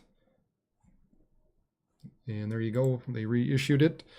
Confirmed tornado was located 9 miles south of Willow Lake or 17 miles northwest of Lake Thompson. Moving east at 45, damaging tornado in quarter-sized hail. This is a weather spotter confirmed tornado. This will be around Willow Lake at 9:55, and other locations include Bryant. So tornado on the ground. Make sure you take cover right now. Move to a basement or interior room at the lowest floor of a sturdy building and avoid windows. And if you're outdoors or in a mobile home or in a vehicle, move to the closest substantial shelter and protect yourself from flying debris.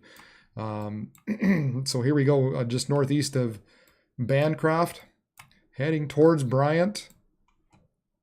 We have a tornado warning storm, confirmed tornado.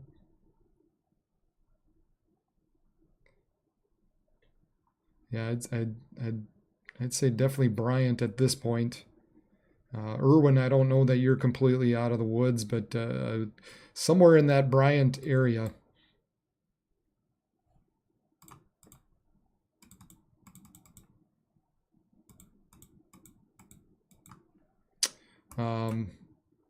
Right in through here, I think we need to be taking particularly notice of these storms at this point, or this tornado warning.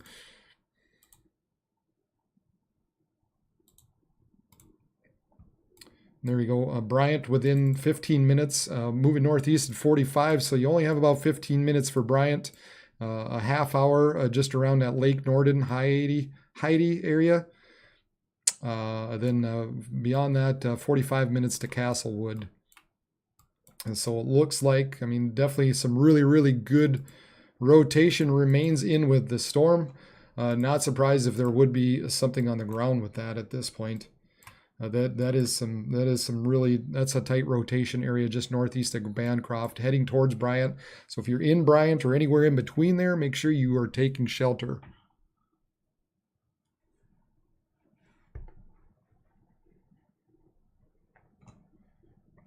Confirmed tornado on the ground.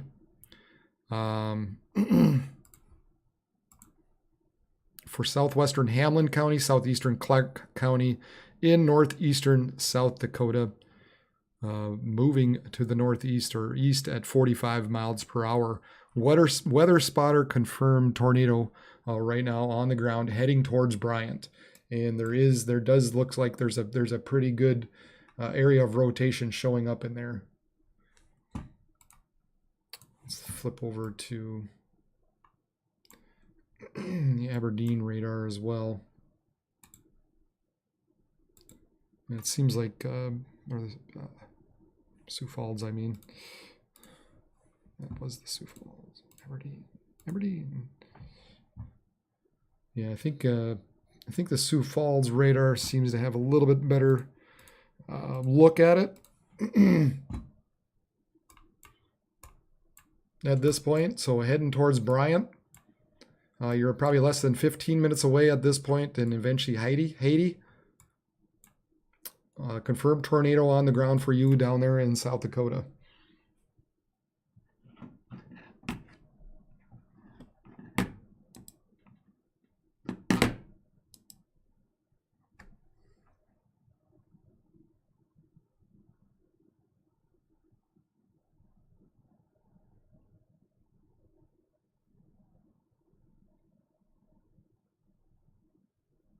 In Dual County, South Dakota, Toronto, emergency manager reported several 2 to 4 inch branches down in town.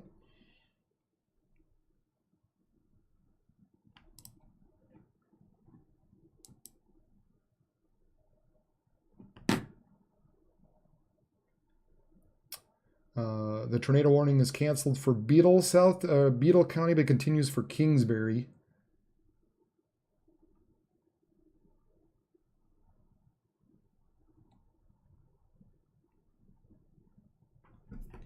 Yeah, so we continue to watch this area, right? It's right about there at this point.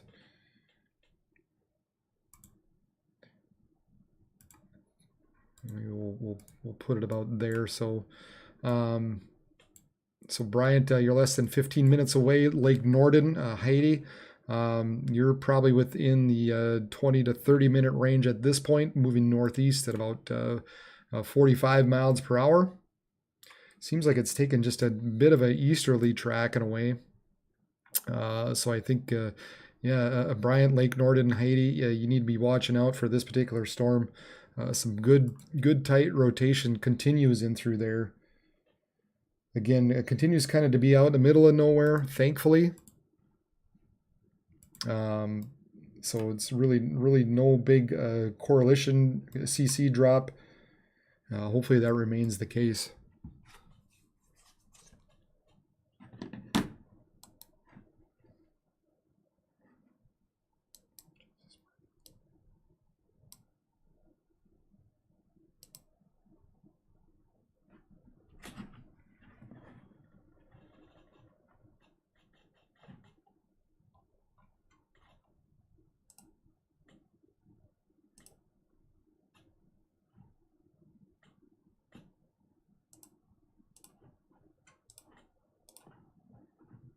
I wonder if I report these bots, if they just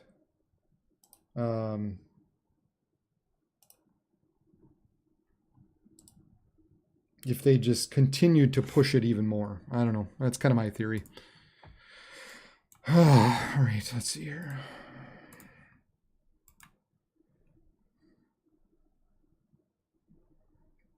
So, all right, Bryant, need to be watching out. We're probably 10 minutes or less for you at this point with this thunderstorm that had a confirmed tornado on the ground.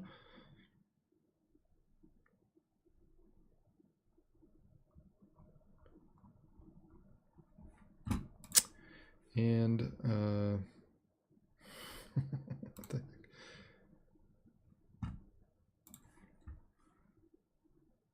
unfortunately, I don't see any other type of image or video or anything else out there at this point.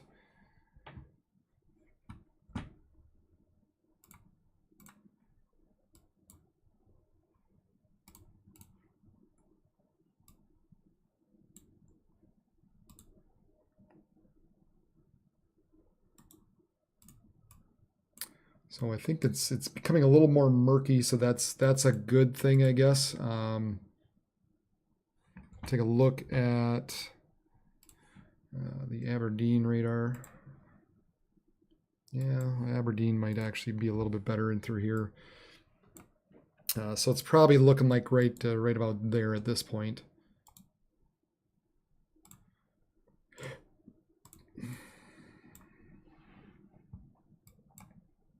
I think that's about where we're looking at. Let's see, north of there more.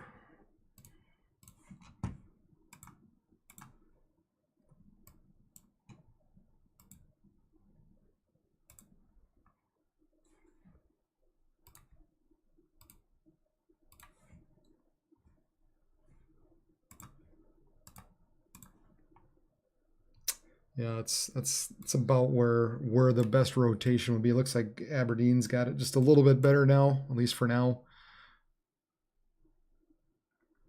Coming up on Bryant here shortly, you should be in your safe spot. Make sure you're taking shelter in a basement or interior room on the lowest floor of a sturdy building, and avoid windows. And if you're outdoors in a mobile home and a vehicle, move to a closest substantial shelter and protect yourself from flying debris. And make sure you're doing it right now.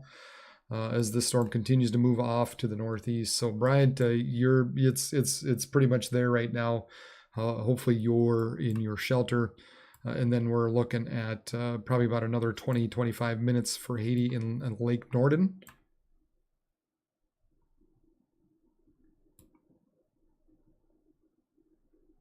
And then we continue to have these strong winds that are heading towards Britain and Claremont, Lake City, Velba. So we're looking at 70 mile per hour wind gusts as these storms move to the northeast at 55 miles per hour. Some stronger winds also coming up onto Wabe, Florence, Summits, probably eventually Sisseton and Watertown. So we need to be watching some of these storms, probably 60 to maybe 70 mile per hour winds heading that way.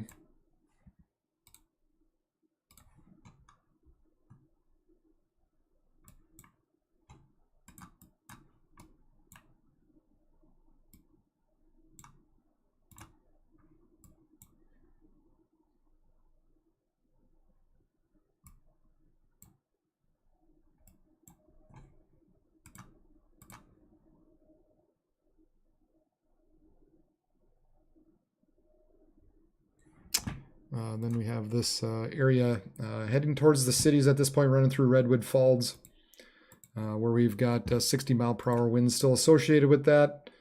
That southern edge it's gonna be close into the western suburbs. Some of these are probably, I think probably will make it there at this point, the way it's looking. Western and northern parts of the suburbs. Probably see some 60 mile per hour wind gusts as these blast eastward throughout the night. Of course, we're watching this area in South Dakota. Right now, looks like, just right there by Bryant at this point. I think it's right there by Bryant, so hopefully everybody there is taking shelter. Still some good rotation showing up with this storm. Eventually, it's coming up to Lake Norden within 15 to 20 minutes to Haiti. And so this is Hamlin and Clark County at this point, moving northeast or moving east-northeast, east at 45 miles per hour.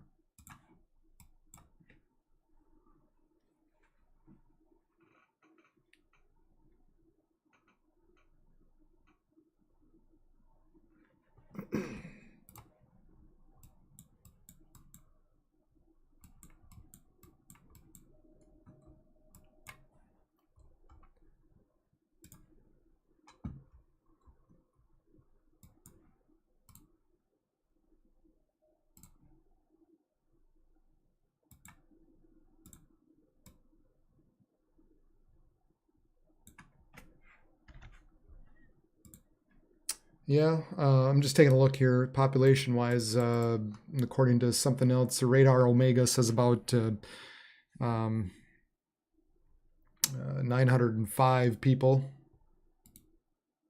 Hopefully this pops up here. Within the track of that particular storm. So 905.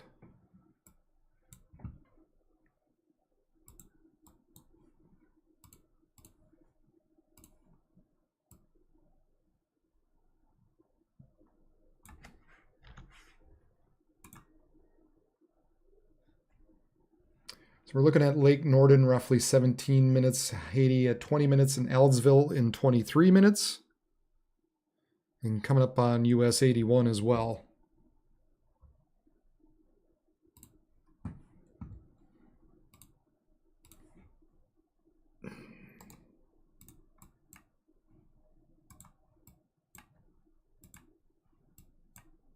Just around Bryant, maybe just south of Bryant. Heading towards Lake Norden in Haiti. We're kind of looking at this particular area right in through here.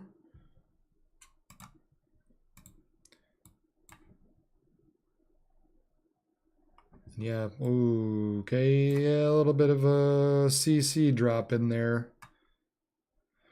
Okay, well, that's obviously not a good thing. We've got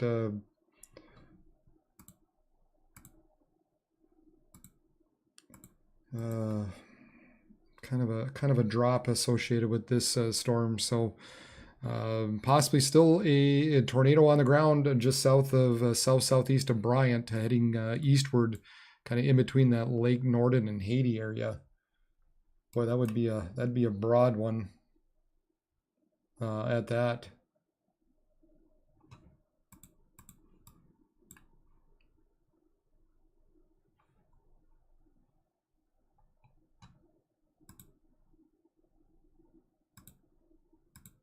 We'll see what the next little pass does for us here, but still we're looking at the possibility of a tornado south of Bryant heading towards Lake Norden in Haiti, so make sure you are taking shelter right now if you are in the path of this particular storm at this point. Let's see, coming up to Lake Marsh, Lake Norden, kind of crossing state Highway 28. Or County Road 28, 193rd Street. And then eventually up to US 81 as well.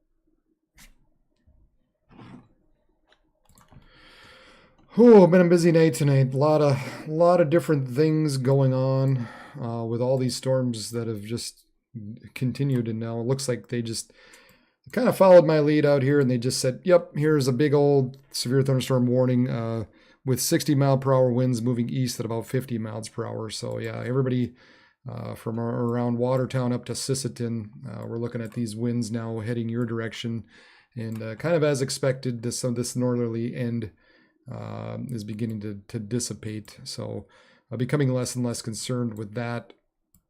And we're going to watch this as it kind of now probably heads towards maybe Elbow Lake and Alexandria at this point.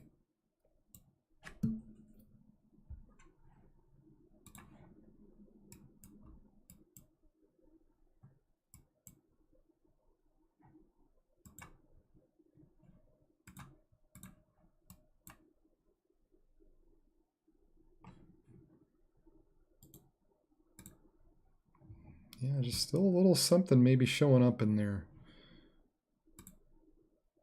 that I don't quite like. No. Oops.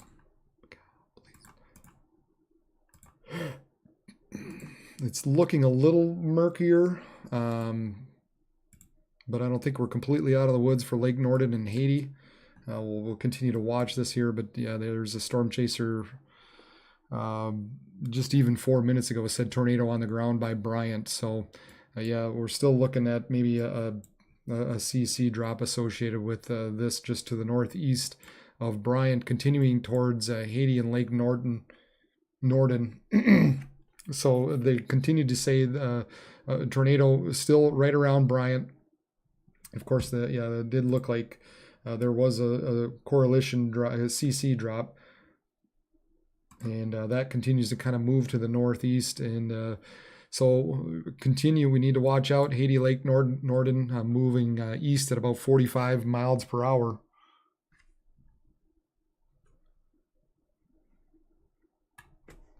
Not a good situation at all still with this particular storm. Hopefully it's going to run into some of this other stuff eventually that's just east of it.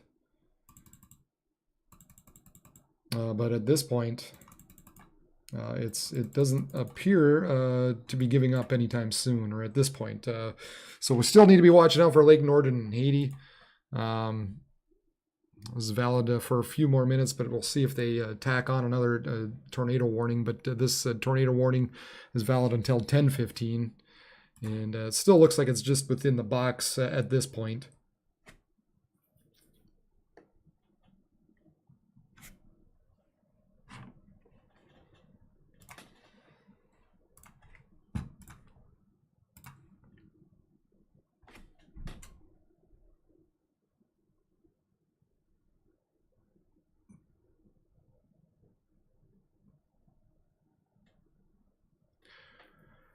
Tornado in progress near Bryant. Confirm visual power flashes and observe funnel with clear debris cloud underneath.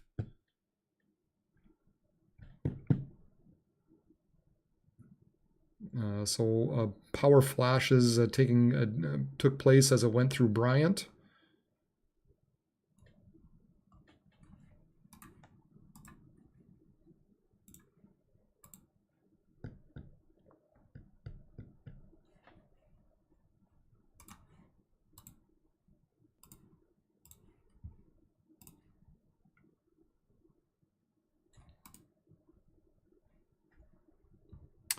So yeah, we need to continue watching these storms.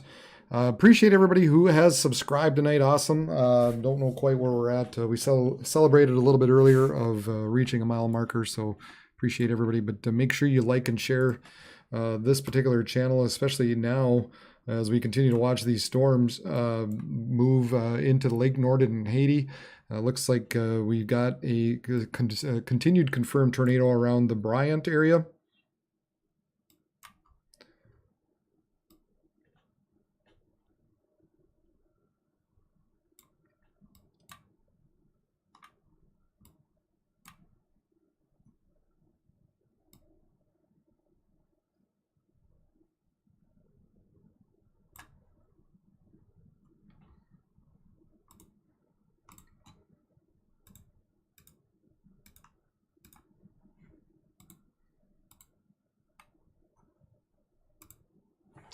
This was around the Bryant area. This is a camera, a traffic shot, and man, I would definitely say there's probably some large hail associated with that, but really hard to see what's going on in there. But that's the closest camera I could get at this point.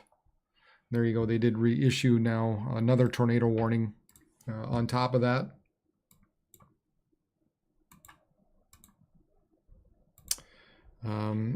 Confirmed tornado was located over Kellerton.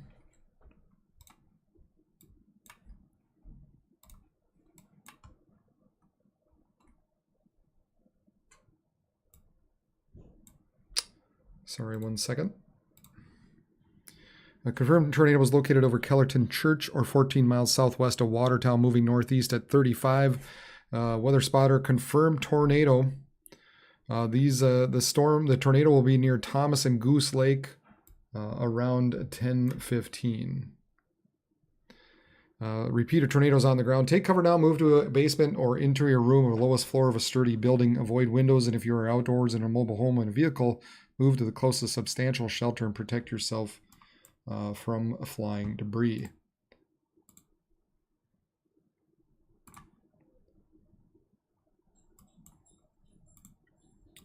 We almost seem to have an area that shifted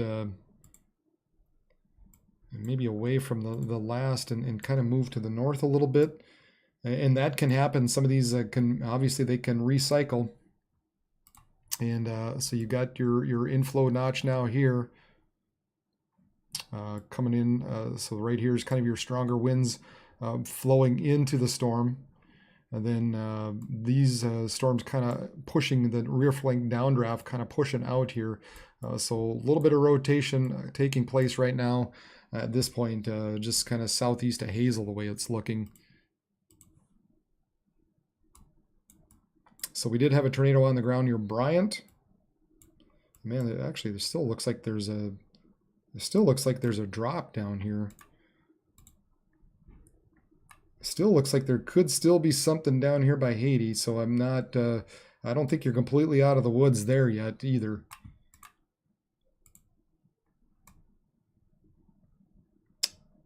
But yeah, man, I definitely say we still got to keep an eye on this area coming up to Haiti at this point. It looks like there continues to be a drop in the correlation coefficient northeast of Bryant. So south of Watertown coming up to Haiti. Probably looks like still a tornado on the ground. Really can't tell very well on the reflect or on the velocities. But there continues to be a drop associated with this southwest of Haiti. And all the timestamps basically kind of laying up. They're still around the same time. So yeah, that's definitely that's a big drop there that continues on now. So Haiti, we need to be watching out as this storm continues to move your direction. We'll put the track there. Haiti within 15 minutes or so. Castlewood 20 to 25 minutes coming up to you.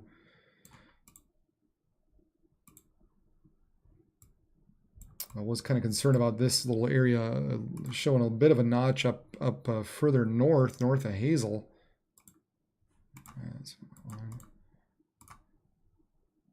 That looks a little bit better there, but it doesn't look quite as bad as far as what was seen just a bit ago, but obviously still concerned with this area southwest of Haiti. So they did say power flashes and confirmed tornado around Bryant. It continues to look like there's a CC drop southwest of Haiti, moving northeast at 35 miles per hour.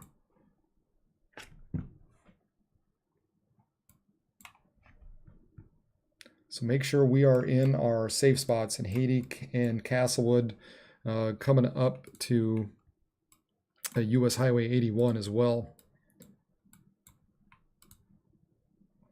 Cohen's Corner, Castlewood, possibly Thomas, maybe eventually Appleby.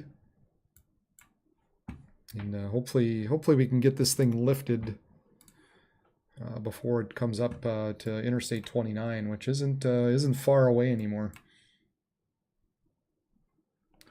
Watertown, we got to be watching out. Castlewood, we got to be watching out. We continue to watch this area down here with a continued CC drop just southwest of Haiti. And man, that's what's nice. I mean, you can have all the different things in the world out there. You can have some relative velocities out there, base velocities. You can't always pick it up, and then you get this little bugger out here that just shows you. And then there it goes. There now it kind of goes away. So maybe we were kind of running out, and it's possible that because we weren't seeing anything in the velocity, that what was still showing up in Haiti was what was suspended in the air. Of course, that can happen as well. So even though we weren't maybe finding as much on the velocities anymore, still we had all this debris lifted and lofted in the air and continued to sort of fall out. So looking a little better now there, I think, and I think probably that's what was happening about a frame earlier with this stuff down to the southwest of Haiti. So we still have had debris lofted in the air, but it looks like at this point, I mean, we still got to be mindful of these storms of Haiti, Castlewood. I don't want to completely just say you're done, but it definitely is looking a lot better. It's looking a lot better. And of course, you look at the reflectivity over here. There's so much garbage going on that I can't imagine that a tornado is going to be able to survive into this much longer. So I'm hoping, and it's kind of looking like more and more that this is maybe lifted at this point. Just still take your precautions in Haiti and Castlewood, just in case. And at the very least, we continue to have these strong storms or these strong winds that are moving across the state from the North Dakota border down to Clear Lake as well. So we still have 1-inch hail possible associated with this, as well as 60 mile per hour winds as they continue to move east at about 50 miles per hour. Well, not a good situation there, but I think we're kind of getting, looks better as every scan continues on. Roger Rabbits is not a mod. I don't know why they're saying that, so I have never given mod privileges to anybody.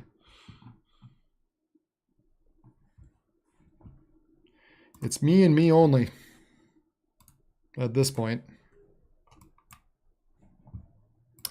All right, continue to watch these areas move into Redwood Falls. Thankfully, as they continue on, they're looking at least not as widespread as far as the strong winds go. You probably got an area right over Olivia that's probably got some stronger winds heading towards Hutchinson and Litchfield, then just south of Redwood Falls. And it looks like at this point, anyway, there are no current warnings out. But I guess I wouldn't be surprised here if we still see some small hail and some stronger winds moving into Cosmo and Cedar Mills.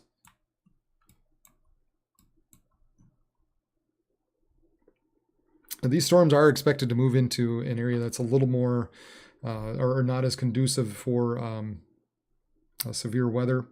It's going to be relying more on that mid-level wave to come through and push this along.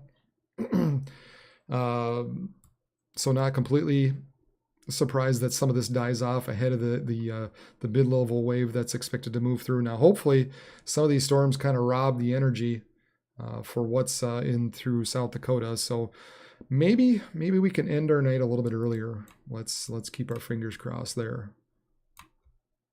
But currently no warnings in Minnesota, so that's a good thing. So we'll keep an eye on this this area. Yeah, they let that tornado warning go, so that makes sense. That's good. A couple warnings out there, but now it looks like we're just dealing with wind events at this point. I do have a meteorology degree. Yeah, I am a meteorologist.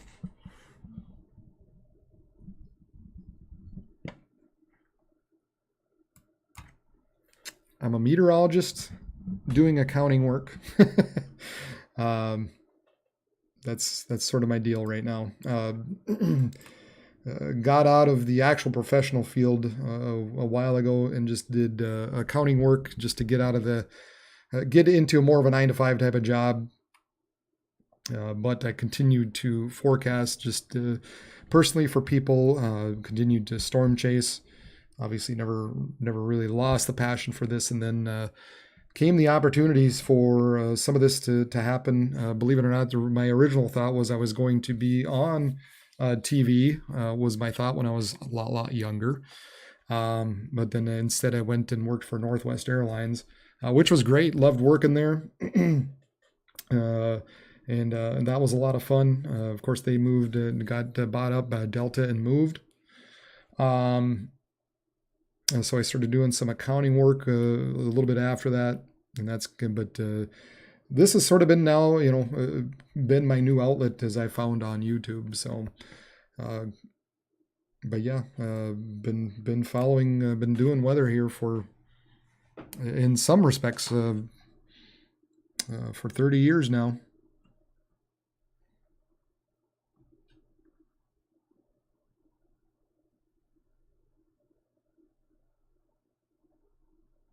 It takes a little bit to get back into the swing of things. Sometimes we don't,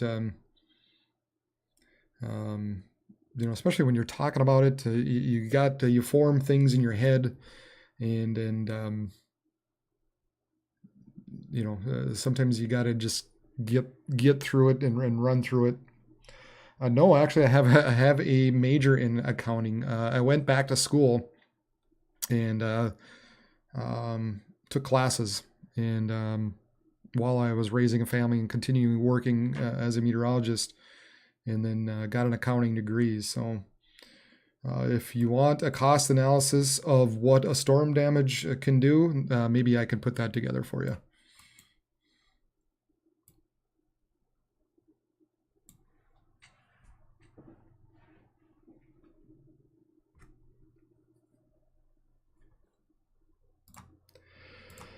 Oh man, that was about a half hour of just excitement that I didn't want, in a way. Hopefully everybody's safe down in that Bryant area. I don't know. That's a scary situation when that type of thing happens. So you hope everybody's getting the reports that they need.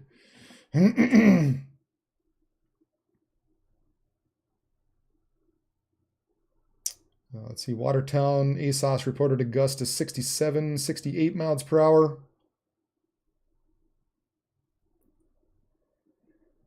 And Henry in Clark County had 64 miles per hour. Coddington County, Henry, 1-inch diameter tree branches down.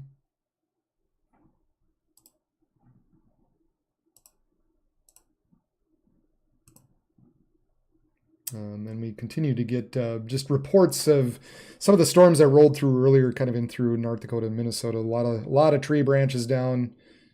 Maple River,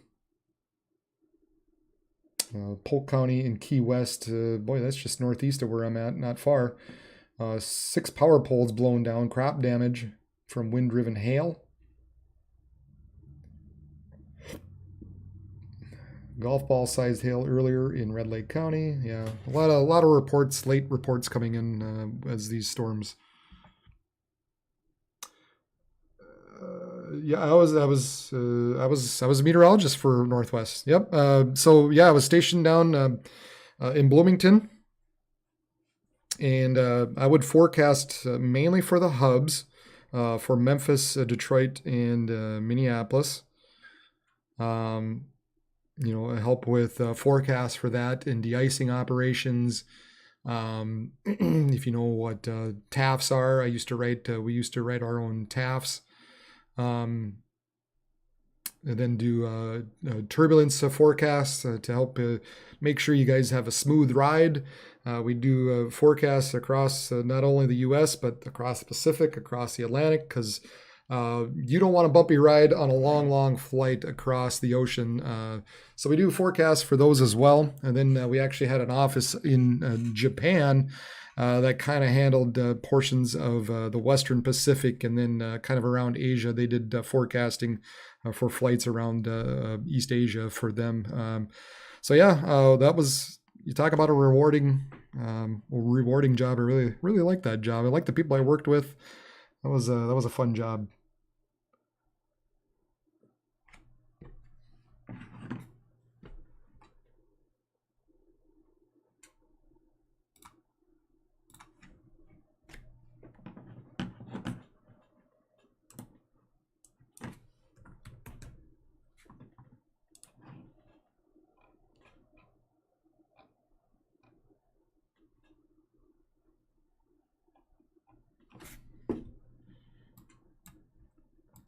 Right now, Hazel, just southwest. You're out of it. You're clear. You're good to go.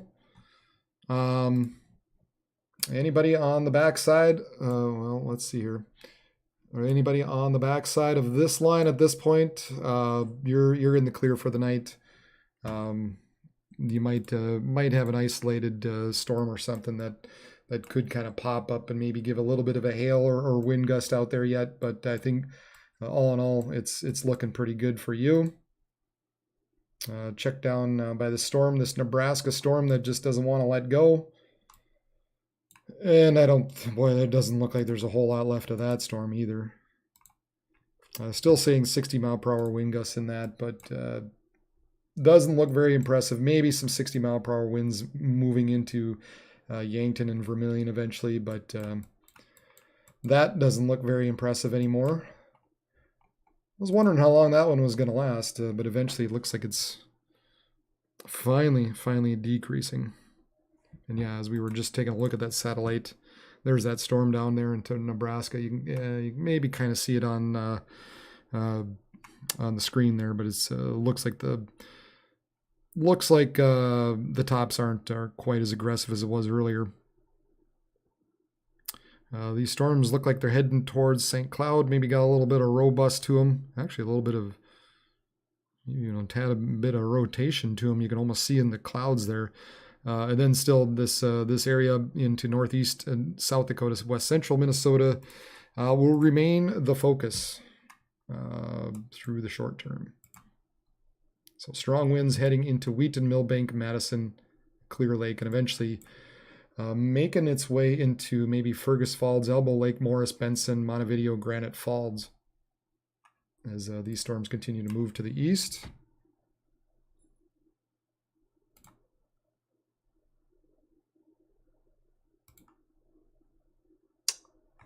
Right there. So Fergus, Elbow, Morris, Benson, Montevideo, Granite Falls.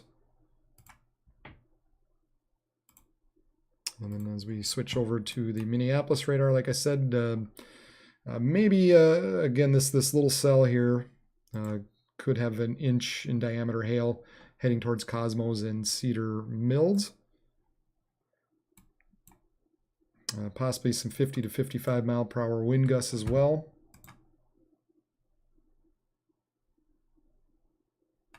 Kind of heading up towards Lake Lillian and Litchfield, Cosmos, Cedar Mills.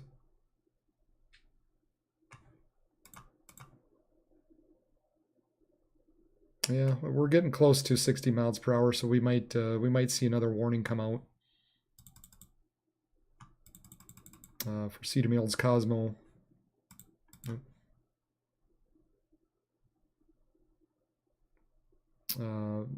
So kind of, again, Cosmos, Cedar Mills, Dassel, Kaikato. I'll probably have to keep an eye on these storms kind of as they head generally towards Buffalo at this point.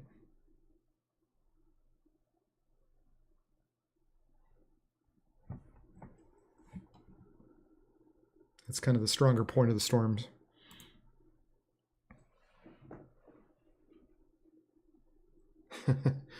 Worried about the car. Of course. Yeah, Wilmer, I think it looks like it's just south of you. At this point, anyway.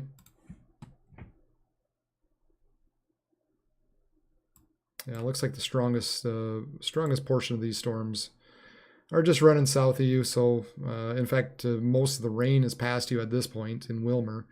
Yeah, you will have to keep an eye on this stuff further out to the west. That's just kind of made it into western parts of the state. That'll probably be more so the area to watch as these storms continue to move east and northeast. So for now you're safe, but probably looking at another hour, and we'll see what happens with these storms just west of you in Wilmer.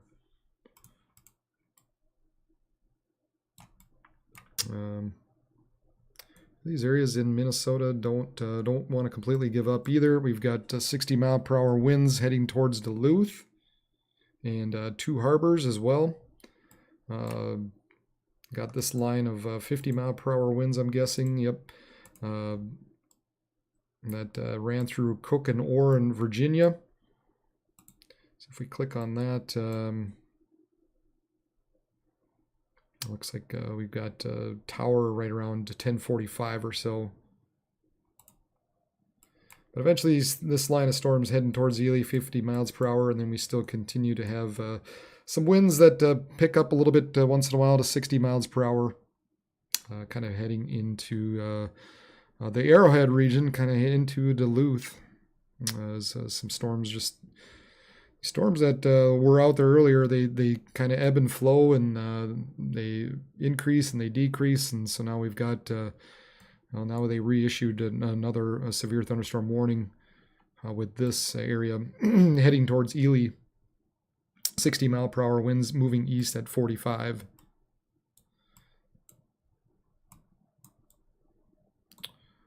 So this whole area right now, from the Canadian border down to just southwest of Duluth, looks like they got 60 mile per hour wind gusts.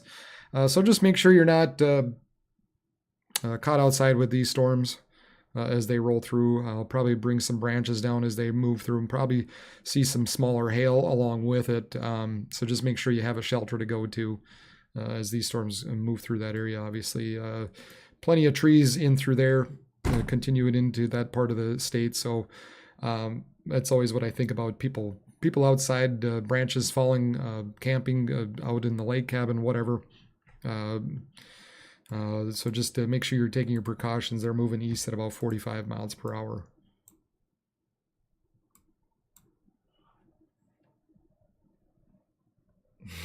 Yep. Minnesota angle it's coming for you. It's coming for you, Thunder Bay. It's coming for you, Ontario. Here we go. Whew, man.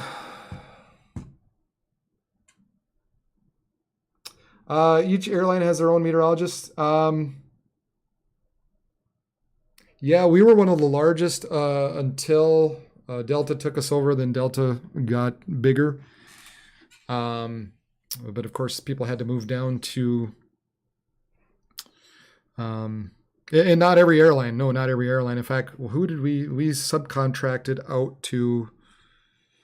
A few other ones. Gosh, I'm blanking on who we subcontracted out to. Some of our products. And so that was an option, and that was the way we helped support ourselves, was to subcontract out to the kind of the airlines that Northwest Airlines would kind of cooperate with, essentially. So not every airlines, United has a few, or had a few at least, but yeah, they are out there. American, I think it was American. Gosh, I'm blanking on who it was. Anyway, at any rate, yeah, Delta does, United does, and they have their own meteorologists. Yeah, it's obviously there's an insurance that goes along with it. That's kind of the thing that we would always say when it came to the airlines is we're helping reduce insurance because we're helping provide a service that so that the flights know a little better ahead of time when to expect turbulence. And we had a low injury rate. We had a low turbulence rate. Northwest Airlines did it right when it came to turbulence. I'll say that. Yeah, the airlines, and then also the individual TRACONs. So like Minneapolis Center, Detroit Center, all these areas, they have their own meteorologists as well. Of course, that's government funded, but that was fun. That was interesting. That was really, really interesting work and stressful at times. I mean, you're dealing with planners, dispatchers, pilots. Kind of all looking down at, breathing down your neck sometimes. So it was stressful, but it was also rewarding. This line up in the northeast here, here we got Bilwabic, Tower, Aurora, Hoyt, Lakes, Babbitt, Ely, and Winton heading your way. And then these areas continue to head towards Duluth. Duluth. And we got clear skies here in Grand Forks. I actually see us, yeah.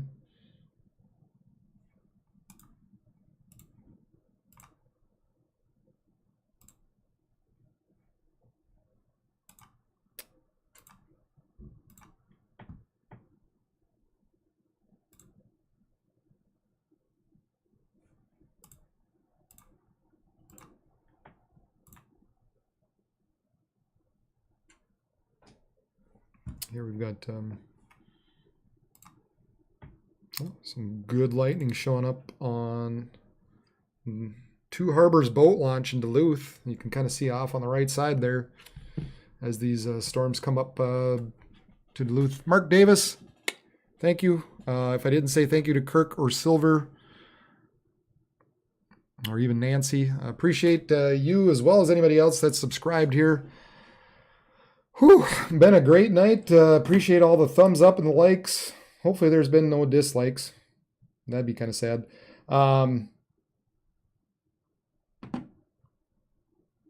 Yeah, awesome. Thank you, Mark, for subscribing to the channel.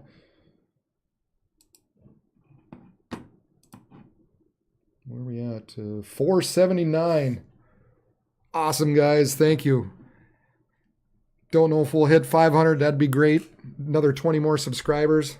Be fantastic. Halfway to the goal that I've been wanting. But I do appreciate everybody who's following along and giving me the like and all that. Been a busy night across the Dakotas and Minnesota. I thought they get all that from on their equivalent radar and forecast.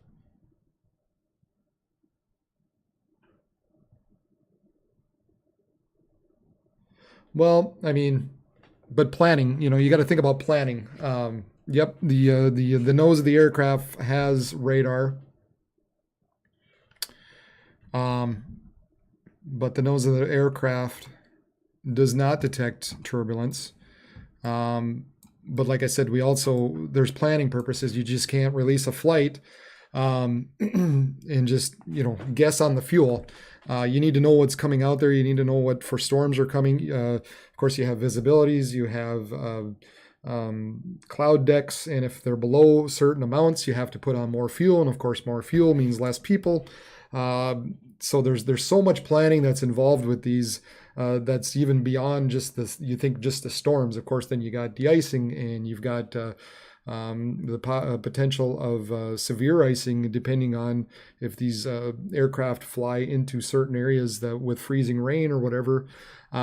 There's so much involved with it that goes just beyond seeing thunderstorms. You know, of course, living up here, we definitely know about that given the winter storms. And everything else, but low cloud decks, low visibility, all planning purposes. The dispatchers need to know how much fuel to put on, how much time to expect. They need to know if they should put on an alternate just in case they can't land in their location. And so, yeah, that was, you know, there'd be times when even out of the main hubs, you know, I've forecasted for Grand Forks, Fargo, Bismarck, Duluth. I mean, just anywhere. If a dispatcher had a question about something, they would come and ask us, and we'd kind of give them our opinion on it. So, so that's what would happen. Right now, I am in East Grand Forks, Minnesota. So on the Minnesota side up here, that's where I'm at now. That's where my wife's from, is up in this area.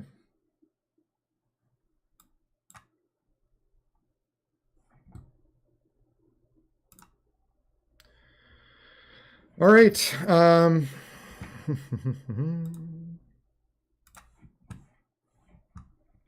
Yep, let's see. No warning out here for this yet. Again, maybe some 50, 55 mile per hour winds heading towards Litchfield, Darwin, Dassel. But everything continues to be below severe limits at this point anyway. Even though they said some tree branches down earlier in Candioi, right around Blomquist. So, I don't know. I would still think you're probably seeing some sort of wind gusts and small hail at least out of these storms.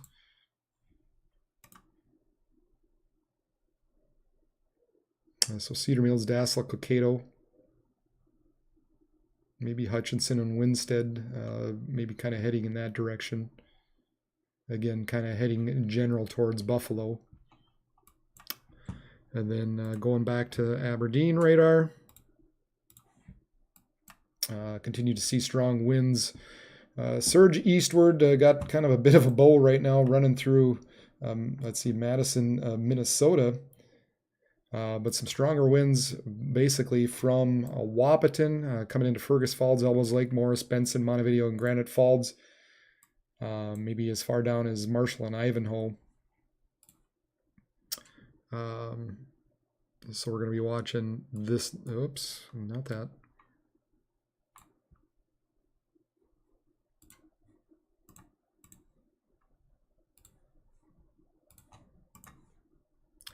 We are going to be watching essentially this line of storms kind of out through here within the next hour or so.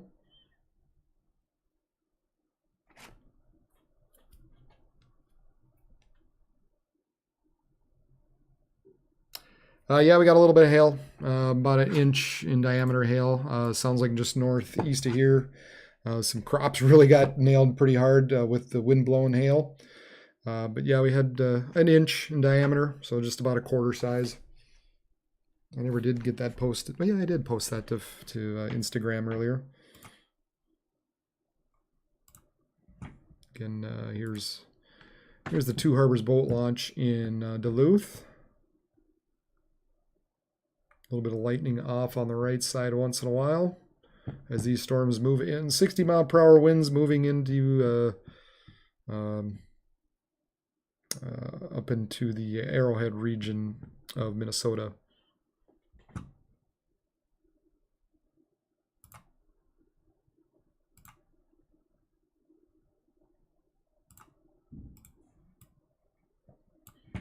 And these storms continue to move eastward at about 45 miles per hour, running into Duluth, Ely, and eventually Grand Marais.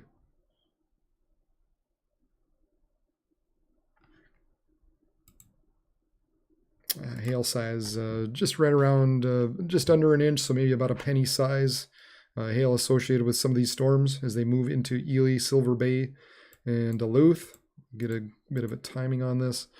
Hoyt, Lakes, Babbitt, Ely, Two Harbors, Beaver Bay, Silver Bay. There you can kind of see the timing of those storms.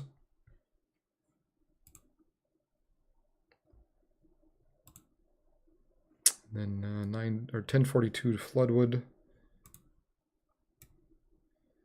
All kinds of garbage going on out there.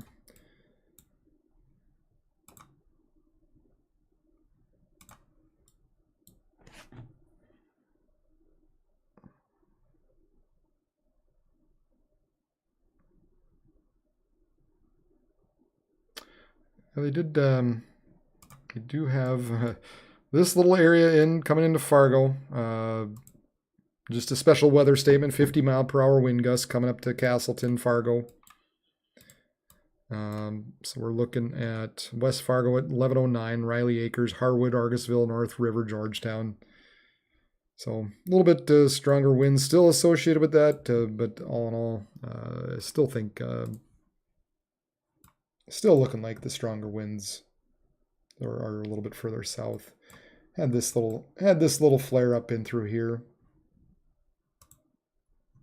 50 maybe 60-mile-per-hour wind gusts aren't completely out of the question, but nothing overly damaging expected, I guess, at least coming into Castleton and Fargo.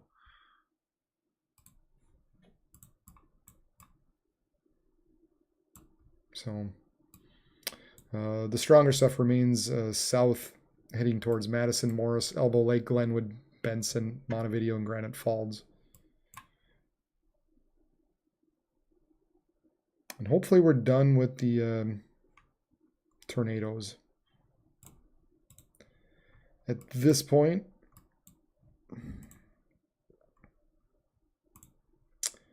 I guess we'll kind of keep an eye on this area down by Madison.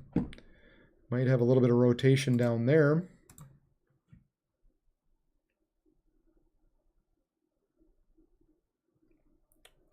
So maybe kind of an area to keep an eye on at this point.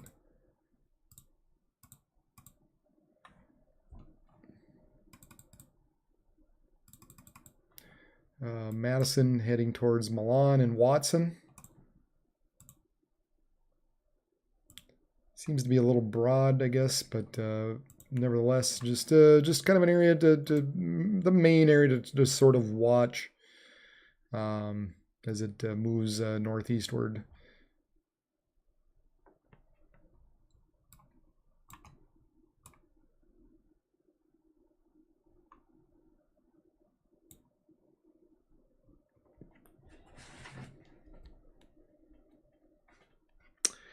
Appreciate it, Savannah. Thank you for watching. Doing what I can to help.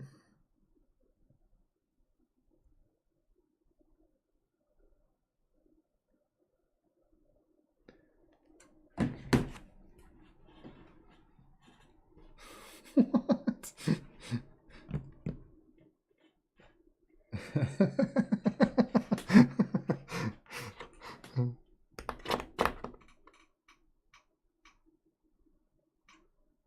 Yep. Well, of course they came from Minnesota, Mark.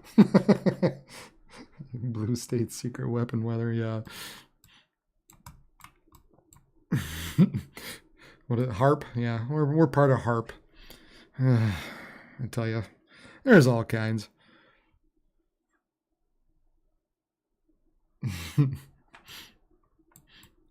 Now, let's keep the politics out of this, shall we? Corral, Minnesota.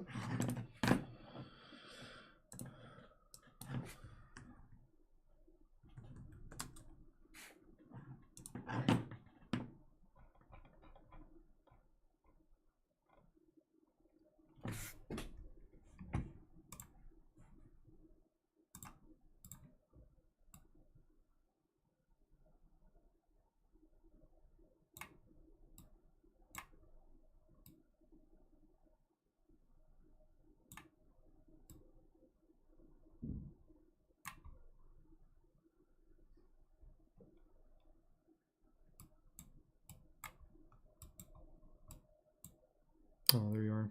I don't know why I couldn't find you. Yeah, you're at this point probably have 50 to 60 mile per hour winds running through you in Corral.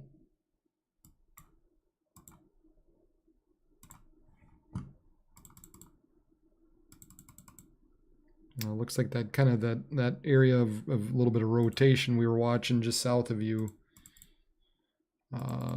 should remain south at this point, kind of heading towards Appleton and Milan, but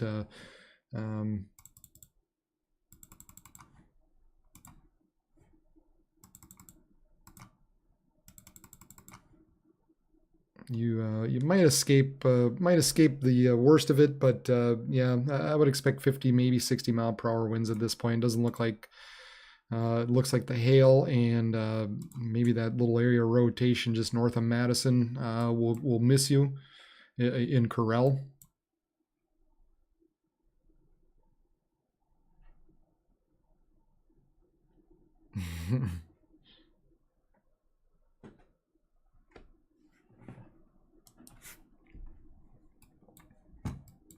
Yeah, the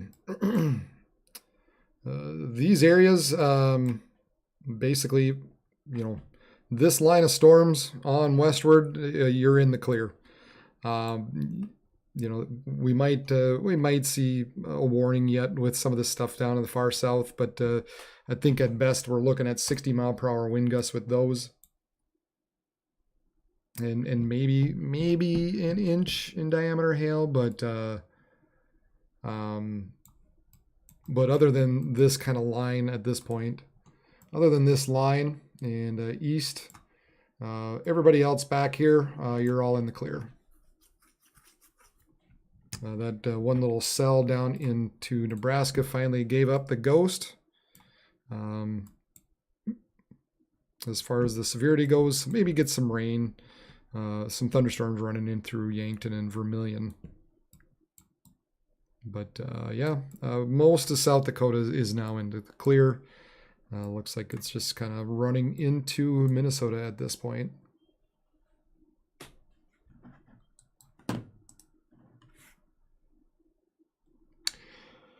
Oh, thanks everybody for watching. I appreciate it. Give me a old thumbs up. I hope you've subscribed. I hope you gave me the thumbs up. Let's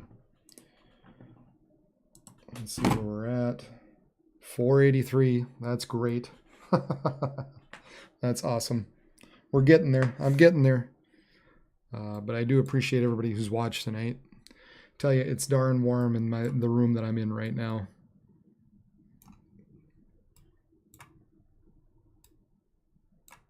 So continuing to watch this area, head towards Babbitt, Ely, Winton, Beaver Bay, and Silver Bay up here in up in the Arrowhead region here. Don't know who the genius was for the northwest angle. Don't know the history. There is a history, I don't know it. And then kind of watch this area just east of Brainerd, the way it looks. Some pretty decent storms. 60-mile-per-hour winds heading towards Duluth, McGregor, Wright, Kettle River, Cromwell, Moose Lake, Barnum, Cloquet, Carleton, Scanlon, and Renshaw. Thank you, Mark. Thank you, Mark, for subscribing. Appreciate it. Awesome. Hope you like the dinosaur. Here's Duluth. Two Harbors boat launch. We'll see a few more lightning strikes in there earlier. I think it's moved a little bit off the screen. There's a little shot.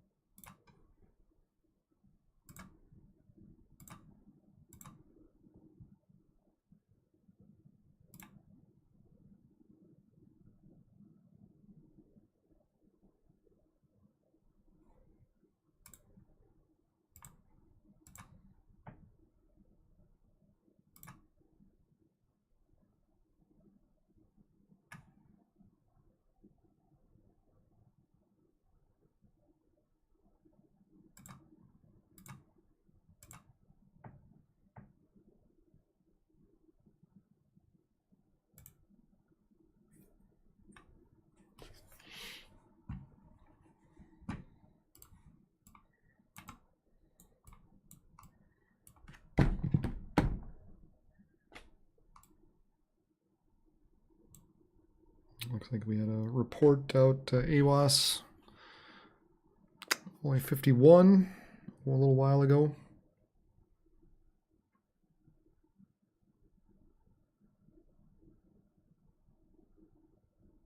Thanks to the mods. Guess what? I don't have any mods yet. I haven't assigned any mods, haven't done any.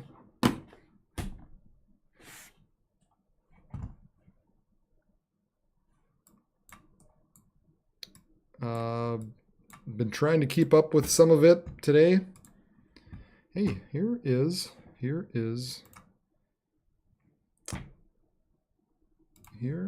around Brainerd, live Mississippi River wildlife camera right around Brainerd.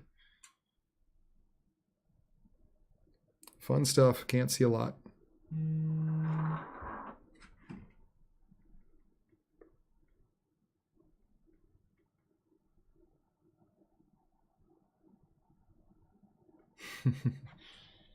Oh yes, I kind of forgot about that. I've got a niece now in Wilmer.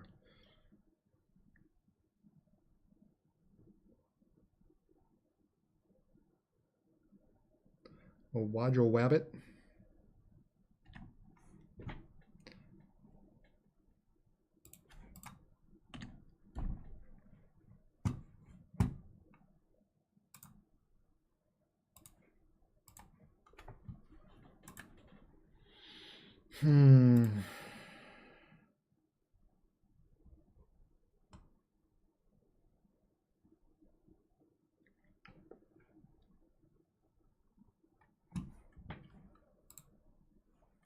Not exactly sure where this is at, other than somewhere in South Dakota. Christopher Mueller, CJ Purple Pride.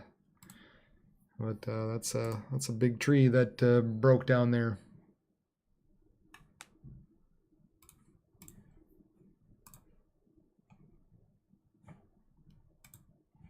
Purple Pride.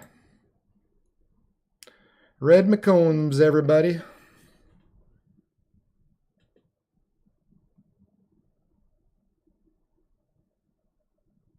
That's a nice shot. So this is Travis Gallipo.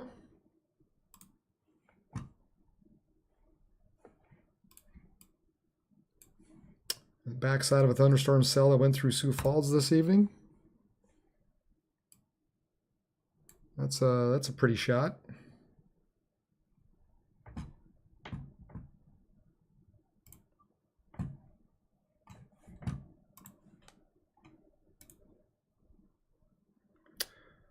Don't see anything regarding the tornadoes that went through that that Bryant area. No. Oh, here. Okay. As I say that, this is Alex Ressel. He is a storm chaser.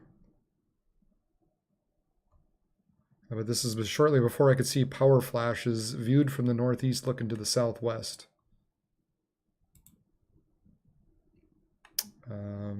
So can't quite see for certain what is there, but at the very least, definitely low-hanging wall cloud. Nasty looking.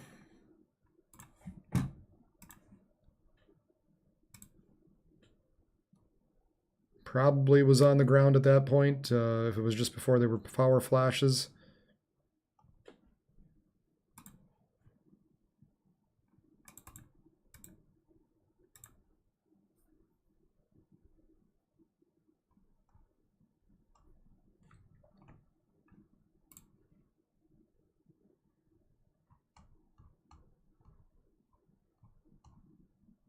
Yeah.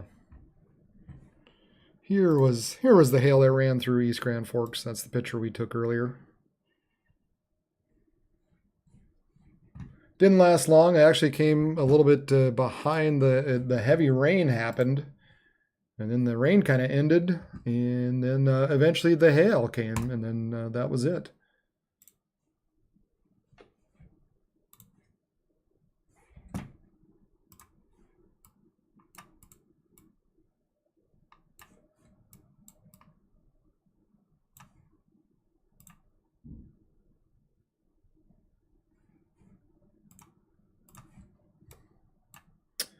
So they extended the warning a little bit further north, just to Fergus Falls. That stuff running through Fargo doesn't look too bad. So yeah, about where we're thinking. Wahpeton, Fergus Falls on south. Eventually heading through Alexandria, Glenwood, Wilmer, and Granite Falls.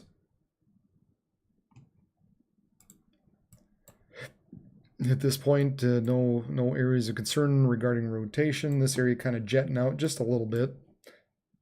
67 mile per hour wind gusts in Madison. So we're right near 70 still. And then, yeah, that's Southern Edge.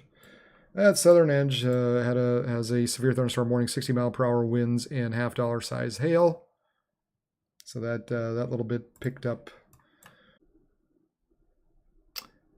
So what, the bots attack and then I lose the stream for a bit? Is that how these things work?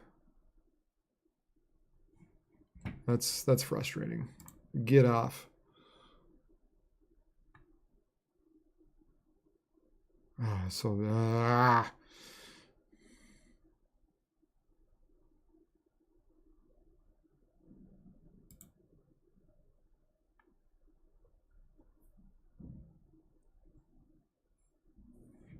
Frustrating.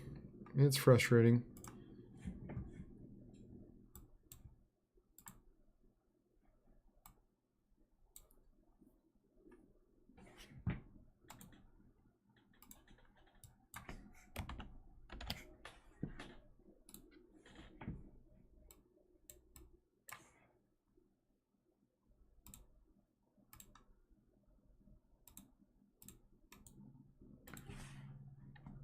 And then, of course, you've got marine warning issued for kind of the tip of Lake Superior as these storms kind of run in there.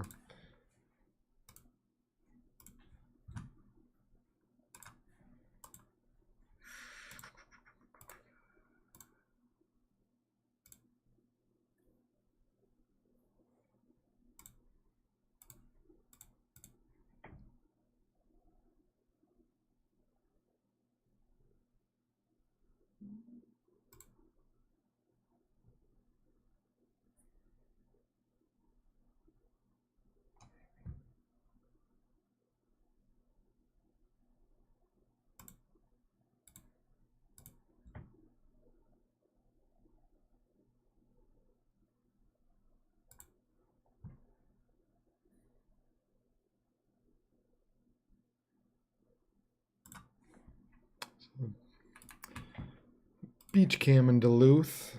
Seligment. Seeing some lightning flashes off there.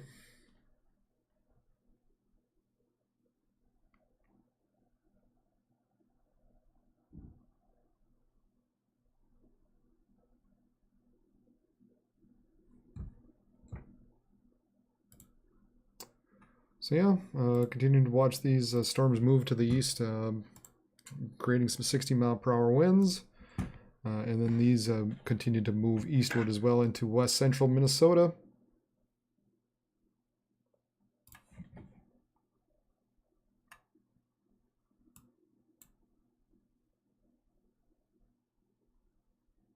You can kind of see how these are sort of taking that northerly turn like everything else has been tonight.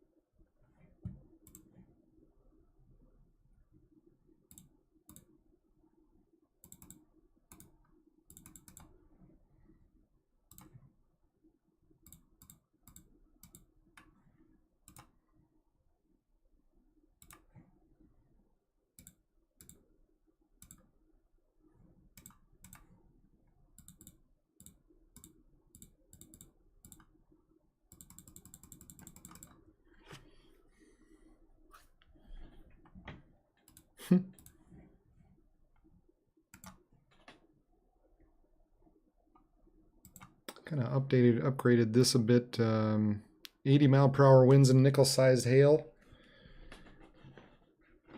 Coming up to Rossay, Elizabeth, Carlisle, Earhart, Hoffman, Edwards, Maplewood State Park, and Southern Lake Leda, as well as I-29 between mile markers 0 and 40, and I-94 in Minnesota between mile markers 29 and 80.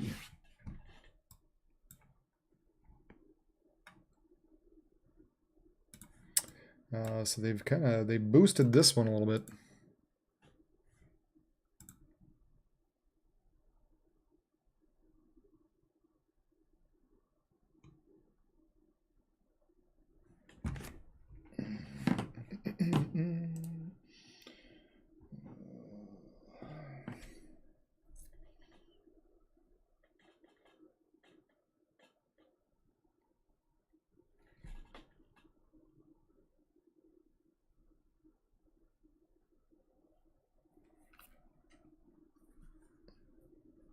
They said in Clearwater County in Minnesota, 5 north of Leonard, a few large trees blown down in northern Sinclair Township. Pennington County, Mesoanalysis reported 70-mile-per-hour winds. That was a while ago. That was these were all due to the storms that rolled through earlier. So again, we're getting some late reports coming in. I don't see anything too current.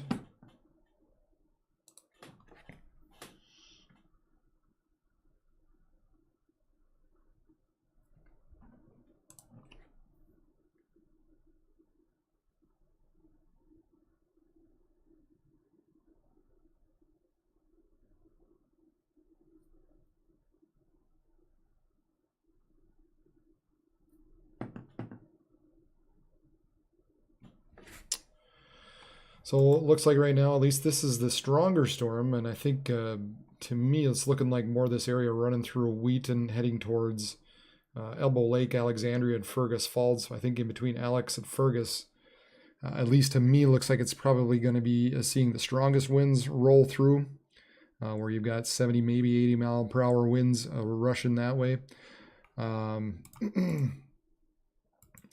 running across the interstate. That's obviously never a good deal. So 80 mile per hour wind gust possible as they move east at 65 miles per hour.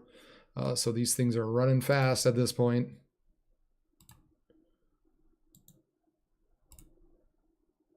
I don't like that. I don't like that storm motion.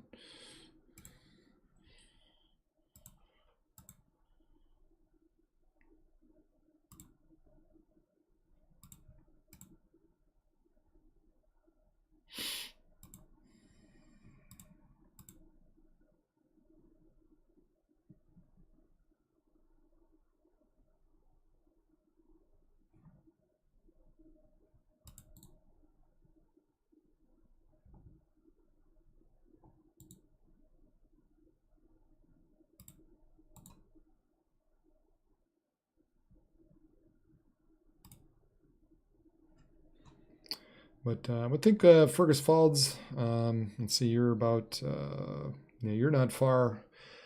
You're not far at all. So I think you're probably less than a half hour away for sure. And then areas in through Dalton, Ashby, Evansville, and Alex.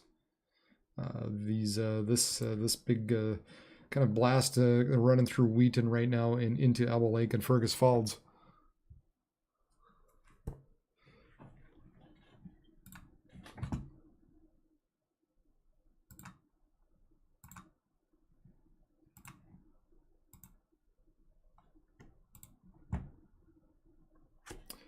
Take a look at the big old webcam, hopefully in Alex.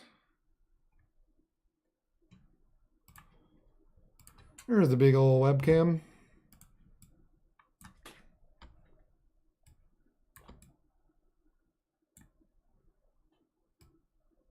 Thank you, Maria Rausch, for subscribing. Appreciate it a lot. Haley as well. Phil, awesome. Appreciate you being on board.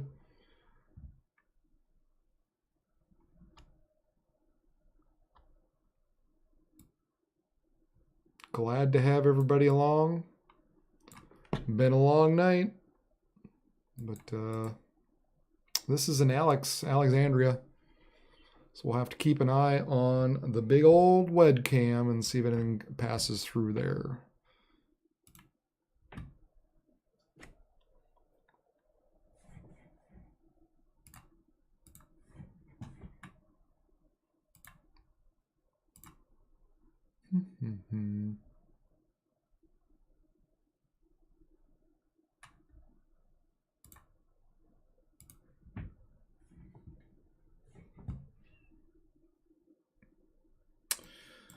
Okay, let's see, we've got that area up there.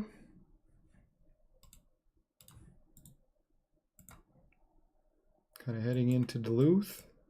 60 mile per hour winds, and then the stronger stuff further down to the south.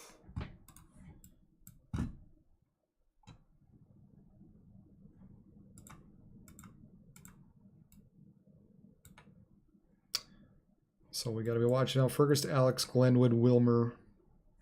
I remember if I've got a Wilmer one. Thank you, Hunter. Ray, appreciate you being along. We're getting there, folks. More and more subscribers. Loving it. Loving it. 8 more. I need 8 more to 500. Just give me 8. You can subscribe today and go away tomorrow if you want. But it'd be awesome. Let's hit 500. Let's hit 500. How about that? That would be amazing for me. That would be amazing.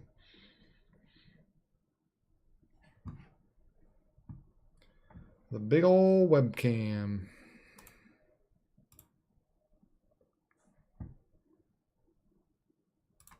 This is Duluth again. Seligment B&B. Somewhere around Duluth.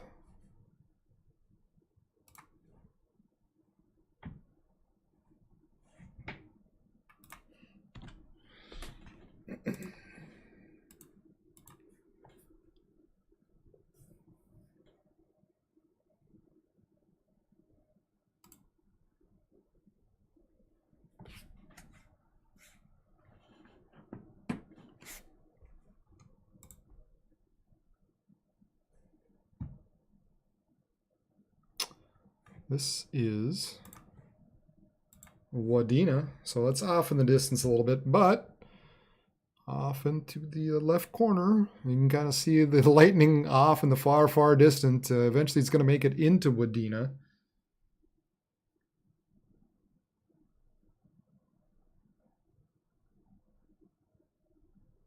So that's another little camera we'll have to keep an eye on.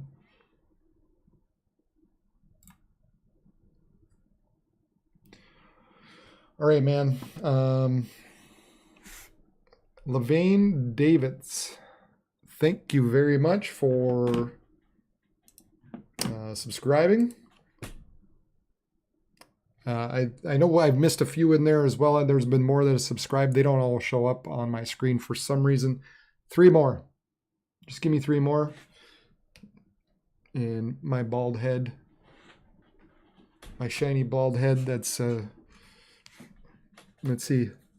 I don't have a hole in my head. For some reason it started to glow. I must be glistening. 3 more. 3 more subscribers.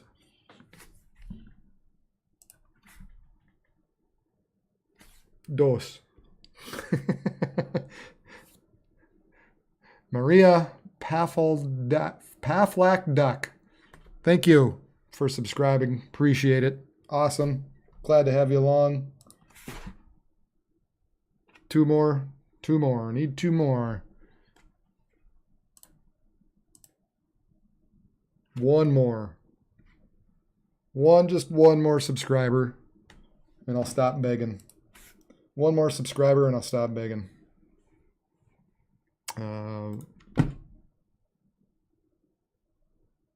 Here's the Wadena video or feed once again. Lightning off to the west.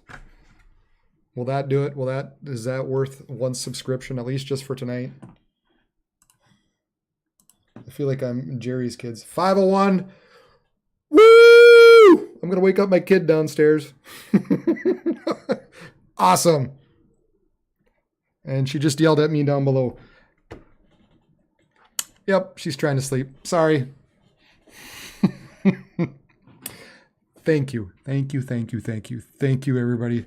Awesome. Been a great night. Wow, 501. 501. All right.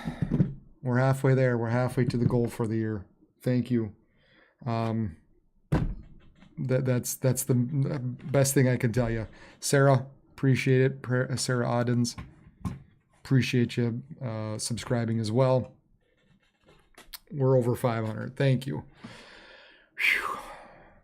Been a long night, but I appreciate everybody who's been along and who's kind of had my back and been watching and been appreciative of what we've been showing here. Hopefully everybody's stayed safe. That's the main thing. That's the main thing. Hopefully everybody's remained safe, and hopefully I don't wake up my daughter downstairs and she isn't mad at me. But thank you, appreciate it. Wow, amazing. Okay, Fergus, Elbow, Alex, Glenwood. And these are kind of the areas. Looks like they dropped that severe thunderstorm warning south, just north of Sioux Falls.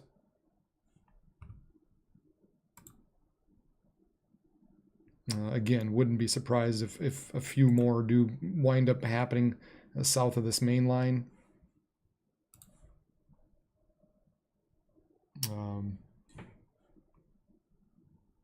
With that said, you can kind of see this sort of bowing out a little bit and moving off to the northeast. Here we kind of have our south end line. It's going to be close. Be close into Minneapolis. It keeps on forming just a little bit south. Maybe the good news is if anything does run through Minneapolis, it won't be severe. Looks like at this point anyway, the stronger stuff will remain north, which is what we were expecting, I guess, for the most part. But just maybe some storms, weaker storms, may be able to run through later. We did have this one little bugger. This one little bugger that was heading towards Buffalo earlier. Now it became severe. Remember this guy? Remember that guy? Yeah, now he wants to become severe. So running into Elk River and Anoka, where we got 60-mile-per-hour wind gusts possible with this. Yeah, that was that guy I said way down by Cosmos and Olivia. I said it's kind of heading towards Buffalo, and I wouldn't be surprised if we see a 60-mile-per-hour wind gust or something out of there. And indeed, it has kind of regenerated a little bit and heading into Elk River, Anoka, and moving towards Isanti. So some 60-mile-per-hour wind gusts are running through the north side of the Twin Cities at this point.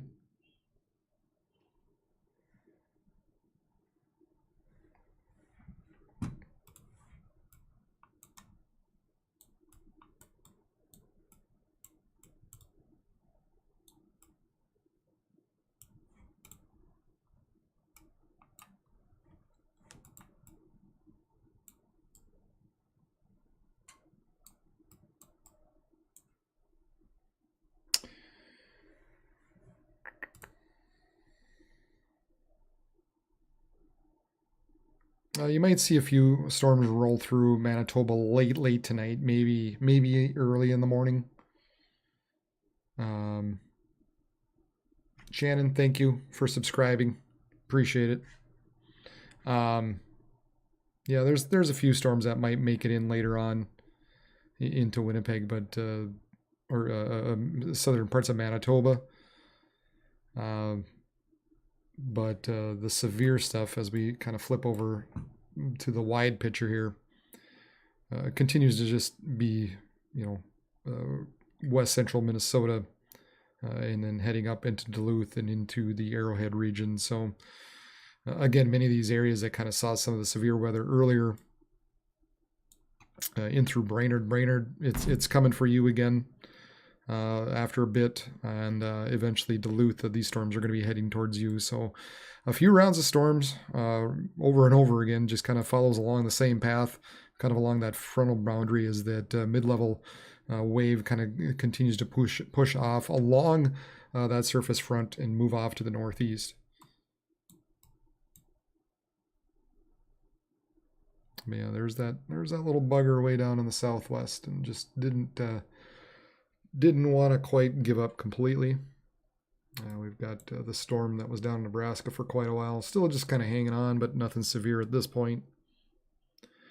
Wouldn't be surprised if there's some small hail and some gustier winds south of the main line, but it looks like it's starting to kind of bow out. And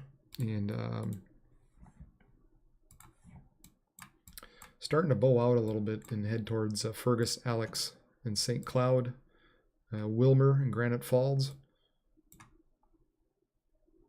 So right now we got some strong winds running through Elbow Lake, coming up to Fergus and Alex, Dalton, Ashby, Evansville, eventually Battle Lake, Parker's Prairie, Miltona.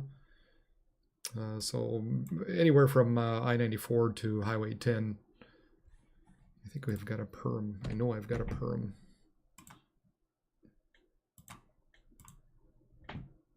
Nope, not that one. Wow, over 500. I can't get over that. I can't get over that. That's whew, over 500 subscribers. Not, I mean, the grand scheme of things, yep, not huge, but it's huge for me. It's a big deal to me, and I do appreciate it.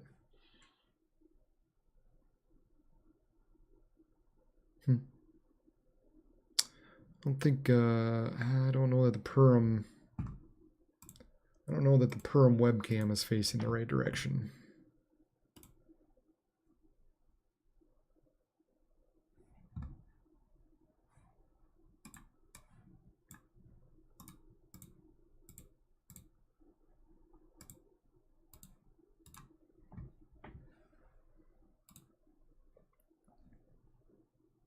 But the Wadena one kind of was. This is the Wadena one. You can still see some of the storms off in the distance, off on the left side of the screen.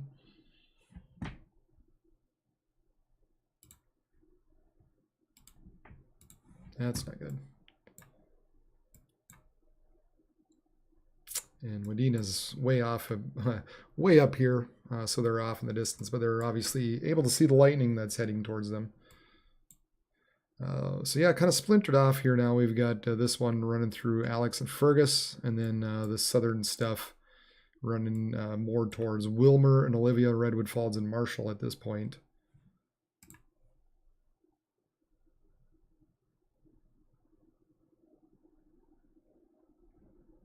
Eventually this area will move into kind of Long Prairie, Little Falls, and St. Cloud.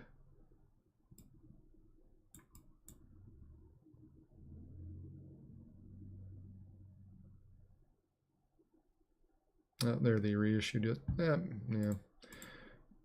makes a little more sense. Cover this stuff up here because, like I said, Long Prairie, Little Falls, kind of heading towards you there. And then we've got that darn thing in the northern metro, bringing some 60-mile-per-hour wind gusts. Hey, it's back. Look at that. Look at that, everybody.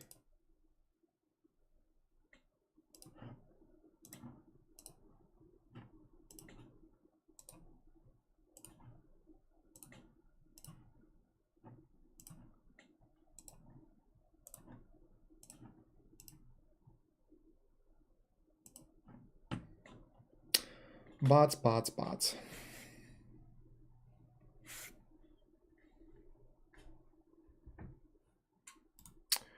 Okay, I think for a bit, I'm going to step out. Take a bit of a breather. We've made it past 500 subscribers. We've had over 6,000 views. We've had some awesome fun on the chat. We've been behaving on the chat. I like that. I do like the behaving on the chat.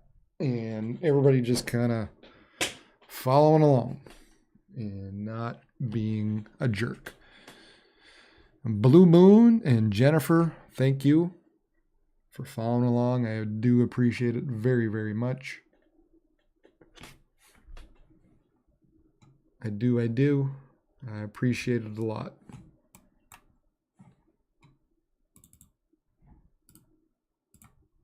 I will put the Wadena cam up there, and like I said, I'm just going to bug out for a bit, grab some water, take a bit of a break, if you don't mind.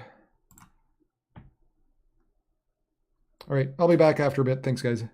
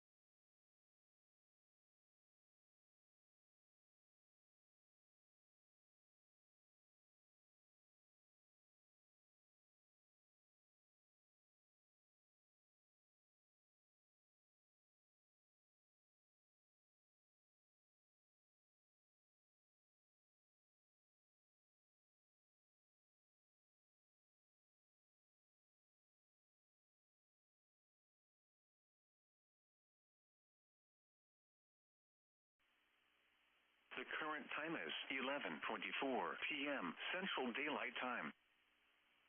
The National Weather Service in the Twin Cities has issued a severe thunderstorm warning for northwestern Hennepin County, central Wright County, northwestern Anoka County, southwestern Isanti County, southeastern Sherburne County, until midnight.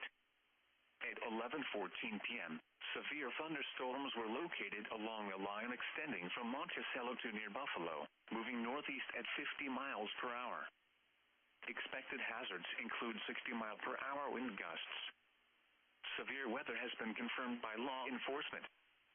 The following impacts are expected. Expect damage to roofs, siding, and trees. Severe thunderstorms will be near Big Lake around 11:20 p.m. Elk River and Zimmerman around 11:25 p.m. St. Francis and Albertville around 11:30 p.m. St. Michael, Otsego and Rogers around 11:35 p.m. Ramsey and Champlain around 11:40 p.m. Andover and Anoka around 11:45 p.m. Other locations impacted by these severe thunderstorms include Nothen, Hanover, Buffalo Airport, Silver Creek, Rassett, Oak Grove, Dayton. A severe thunderstorm warning remains in effect until midnight for north-central Hennepin, northeastern Wright, northwestern Anoka, southwestern Isanti, and southeastern Sherburne counties. At 11:25 p.m., severe thunderstorms were located along a line extending from near Zimmerman to St. Michael, moving northeast at 60 miles per hour. Expected hazards include 60-mile-per-hour wind gusts. This is a radar-indicated threat. The following impacts are expected. Expect damage to roofs, siding, and trees. These severe storms will be near St. Francis around 11:30 p.m. Ramsey and Champlain around 11:35 p.m. Andover and Anoka around 11:40 p.m. Other locations impacted by these severe thunderstorms include Nothen, Oak Grove, Buffalo Airport, Dayton, and Hanover. For your protection, move to an interior room on the lowest floor of a building. The current time is 11:27 p.m. Central Daylight Time. A severe thunderstorm warning remains in effect until midnight for north-central Hennepin, northeastern Wright, northwestern Anoka, southwestern Isanti, and southeastern Sherburne counties. At 11:25 p.m., severe thunderstorms were located along a line extending from near Zimmerman to St. Michael, moving northeast at 60 miles per hour. Expected hazards include 60-mile-per-hour wind gusts. This is a radar-indicated threat. The following impacts are expected. Expect damage to roofs, siding, and trees. These severe storms will be near St. Francis around 11:30 p.m. Ramsey and Champlain around 11:35 p.m. Andover and Anoka around 11:40 p.m. Other locations impacted by these severe thunderstorms include Nothen, Oak Grove, Buffalo Airport, Dayton, and Hanover. For your protection, move to an interior room on the lowest floor of a building. This is weather radio station KEC 65 Minneapolis, St. Paul. On a frequency of 162.550 megahertz. Serving listeners throughout much of east-central Minnesota and west-central Wisconsin. We broadcast from the National Weather Service Forecast Office in Chanhassen, Minnesota. And transmit from the KSTP Eyewitness News Television Tower in St. Paul.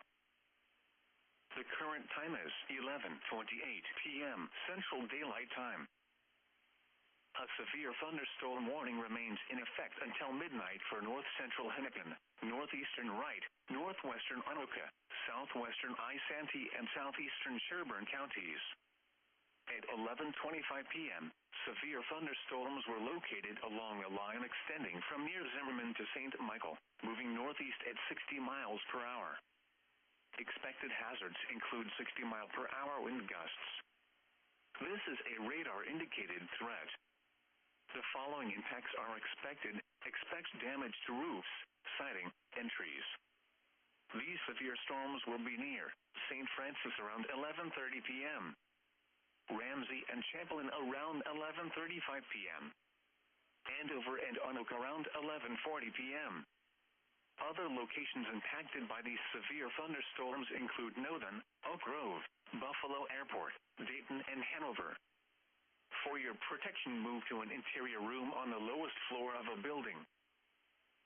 This is weather radio station KEC 65 Minneapolis, St. Paul. On a frequency of 162.550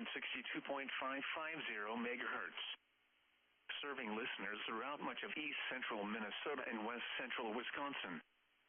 We broadcast from the National Weather Service Forecast Office in Chanhassen, Minnesota. And transmit from the KSTP Eyewitness News Television Tower in St. Paul. The current time is 11:30 p.m. Central Daylight Time. A severe thunderstorm warning remains in effect until midnight for north-central Hennepin, northeastern Wright, northwestern Anoka, southwestern Isanti, and southeastern Sherburne counties. At 11:25 p.m., severe thunderstorms were located along a line extending from near Zimmerman to St. Michael, moving northeast at 60 miles per hour. Expected hazards include 60-mile-per-hour wind gusts. This is a radar-indicated threat. The following impacts are expected. Expect damage to roofs, siding, and trees. These severe storms will be near St. Francis around 11:30 p.m. Ramsey and Champlain around 11:35 p.m. Andover and Anoka around 11:40 p.m. Other locations impacted by these severe thunderstorms include Northern, Oak Grove, Buffalo Airport, Dayton, and Hanover. For your protection, move to an interior room on the lowest floor of a building. This is weather radio station KEC 65 Minneapolis, St. Paul. On a frequency of 162.550 megahertz. Serving listeners throughout much of east central Minnesota and west central Wisconsin. We broadcast from the National Weather Service Forecast Office in Chanhassen, Minnesota. And transmit from the KSTP Eyewitness News Television Tower in St. Paul. The current time is 11:32 p.m. Central Daylight Time. A severe thunderstorm warning remains in effect until midnight for north-central Hennepin, northeastern Wright, northwestern Anoka, southwestern Isanti, and southeastern Sherburne counties. At 11:25 p.m., severe thunderstorms were located along a line extending from near Zimmerman to St. Michael, moving northeast at 60 miles per hour.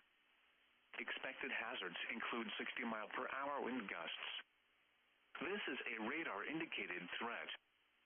The following impacts are expected. Expect damage to roofs, siding, and trees. These severe storms will be near St. Francis around 11:30 p.m. Ramsey and Champlain around 11:35 p.m. Andover and Anoka around 11:40 p.m. Other locations impacted by these severe thunderstorms include Northern, Oak Grove, Buffalo Airport, Dayton, and Hanover. For your protection, move to an interior room on the lowest floor of a building. This is weather radio station KEC 65 Minneapolis, St. Paul. On a frequency of 162.550 megahertz. Serving listeners throughout much of east central Minnesota and west central Wisconsin. We broadcast from the National Weather Service Forecast Office in Chanhassen, Minnesota. And transmit from the KSTP Eyewitness News Television Tower in St. Paul. The current time is 11:33 p.m. Central Daylight Time. A severe thunderstorm warning remains in effect until midnight for north-central Hennepin, northeastern Wright, northwestern Anoka, southwestern Isanti, and southeastern Sherburne counties. At 11:25 p.m., severe thunderstorms were located along a line extending from near Zimmerman to St. Michael, moving northeast at 60 miles per hour. Severe thunderstorm watch number 398 remains in effect until 4 a.m. Tuesday for the following county, Wright, Minnesota. Remember, a severe thunderstorm watch means the conditions are favorable for the development of severe weather, including large hail and damaging winds, in and close to the watch area. While severe weather may not be imminent, persons should remain alert for rapidly changing weather conditions and listen for later statements and possible warnings. Stay stay tuned to NOAA weather radio, commercial radio and television outlets, or internet sources for the latest severe weather information. A severe thunderstorm warning remains in effect until midnight for north-central Hennepin, northeastern Wright, northwestern Anoka, southwestern Isanti, and southeastern Sherburne counties. At 11:25 p.m., severe thunderstorms were located along a line extending from near Zimmerman to St. Michael, moving northeast at 60 miles per hour. Expected hazards include 60-mile-per-hour wind gusts. This is a radar-indicated threat. The severe thunderstorm warning for north-central Hennepin and northeastern Wright counties is canceled. The storms which prompted the warning have moved out of the warned area. Therefore, the warning has been canceled. A severe thunderstorm watch remains in effect until 4 a.m. for central and east-central Minnesota. A severe thunderstorm warning remains in effect until midnight for northwestern Anoka, southwestern Isanti, and southeastern Sherburne counties. At 11:35 p.m., severe thunderstorms were located along a line extending from 6 miles north of St. Francis to near Ramsey, moving northeast at 55 miles per hour. Expected hazards include 60 miles per hour wind gusts. This is a radar-indicated threat. The following impacts are expected. Expect damage to roofs, siding, and trees. These severe thunderstorms will remain over mainly rural areas of northwestern Anoka, southwestern Isanti, and southeastern Sherburne counties, including the following locations: Newton and Oak Grove. For your protection, move to an interior room on the lowest floor of a building. The current time is 11:36 p.m. Central Daylight Time. The severe thunderstorm warning for north-central Hennepin and northeastern Wright counties is canceled. The storms which prompted the warning have moved out of the warned area. Therefore, the warning has been canceled. A severe thunderstorm watch remains in effect until 4 a.m. for central and east-central Minnesota. A severe thunderstorm warning remains in effect until midnight for northwestern Anoka, southwestern Isanti, and southeastern Sherburne counties. At 11:35 p.m., severe thunderstorms were located along a line extending from 6 miles north of St. Francis to near Ramsey, moving northeast at 55 miles per hour. Expected hazards include 60 miles per hour wind gusts. This is a radar-indicated threat. The following impacts are expected. Expect damage to roofs, siding, and trees. These severe thunderstorms will remain over mainly rural areas of northwestern Anoka, southwestern Isanti, and southeastern Sherburne counties, including the following locations: Newton and Oak Grove. For your protection, move to an interior room on the lowest floor of a building. This is weather radio station KEC 65 Minneapolis, St. Paul, on a frequency of 162.550 megahertz. Serving listeners throughout much of east-central Minnesota and west-central Wisconsin. We broadcast from the National Weather Service Forecast Office in Chanhassen, Minnesota, and transmit from the KSTP Eyewitness News Television Tower in St. Paul. The current time is 11:38 p.m. Central Daylight Time. The severe thunderstorm warning for north-central Hennepin and northeastern Wright counties is canceled. The storms which prompted the warning have moved out of the warned area. Therefore, the warning has been canceled.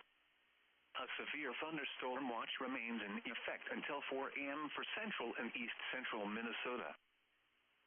A severe thunderstorm warning remains in effect until midnight for northwestern Anoka, southwestern Isanti, and southeastern Sherburne counties.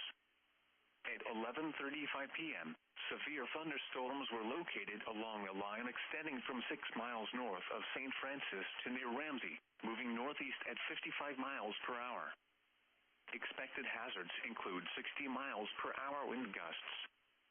This is a radar-indicated threat. The following impacts are expected. Expect damage to roofs, siding, and trees. These severe thunderstorms will remain over mainly rural areas of northwestern Anoka, southwestern Isanti, and southeastern Sherburne counties, including the following locations: Newton and Oak Grove.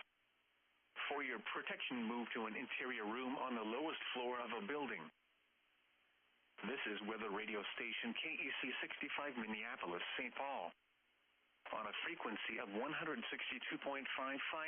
megahertz, serving listeners throughout much of east central Minnesota and west central Wisconsin. We broadcast from the National Weather Service Forecast Office in Chanhassen, Minnesota, and transmit from the KSTP Eyewitness News Television Tower in St. Paul.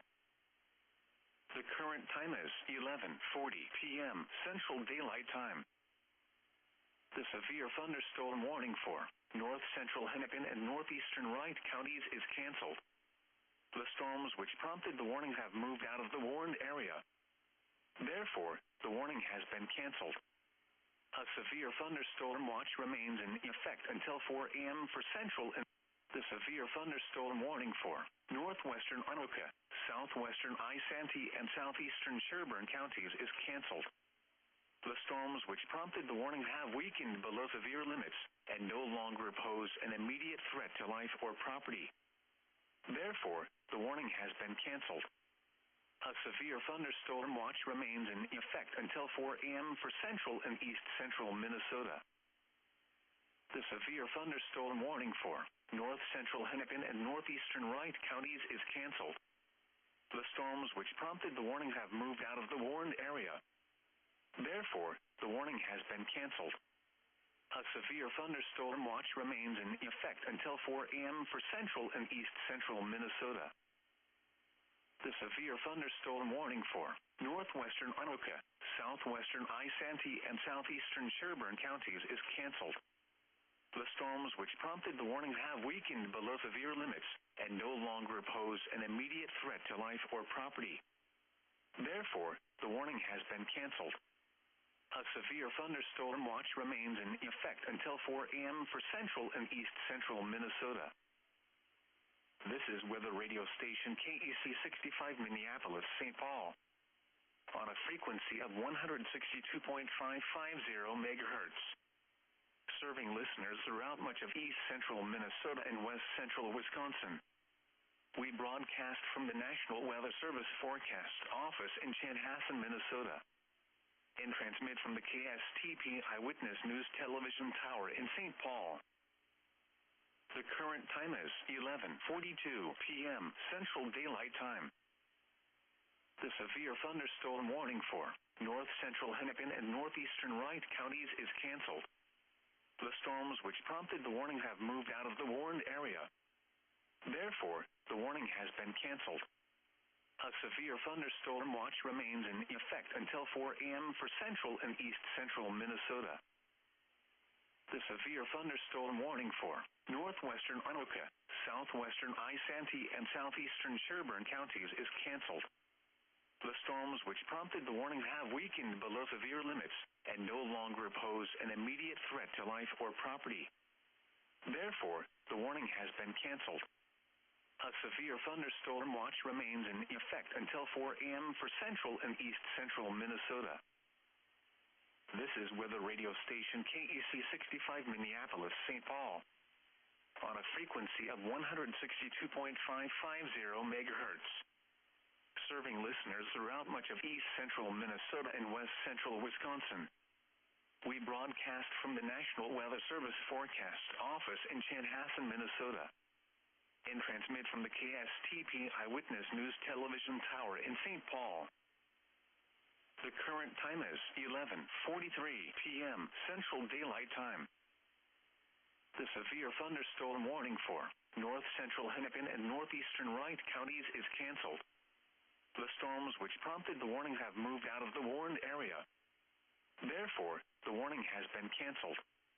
A severe thunderstorm watch remains in effect until 4 a.m. for central and east central Minnesota.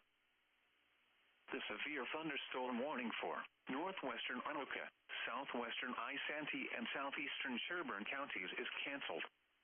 The storms which prompted the warning have weakened below severe limits and no longer pose an immediate threat to life or property. Therefore, the warning has been canceled.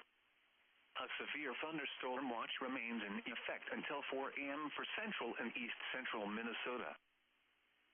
This is weather radio station KEC 65 Minneapolis-St. Paul on a frequency of 162.550 MHz, serving listeners throughout much of east central Minnesota and west central Wisconsin. We broadcast from the National Weather Service Forecast Office in Chanhassen, Minnesota, and transmit from the KSTP Eyewitness News Television Tower in St. Paul. The current time is 11:45 p.m. Central Daylight Time. The severe thunderstorm warning for north central Hennepin and northeastern Wright counties is canceled. The storms which prompted the warning have moved out of the warned area. Therefore, the warning has been canceled. A severe thunderstorm watch remains in effect until 4 a.m. for central and east central Minnesota. The severe thunderstorm warning for northwestern Anoka, southwestern Isanti, and southeastern Sherburne counties is canceled. The storms which prompted the warning have weakened below severe limits and no longer pose an immediate threat to life or property. Therefore, the warning has been canceled. A severe thunderstorm watch remains in effect until 4 a.m. for central and east central Minnesota.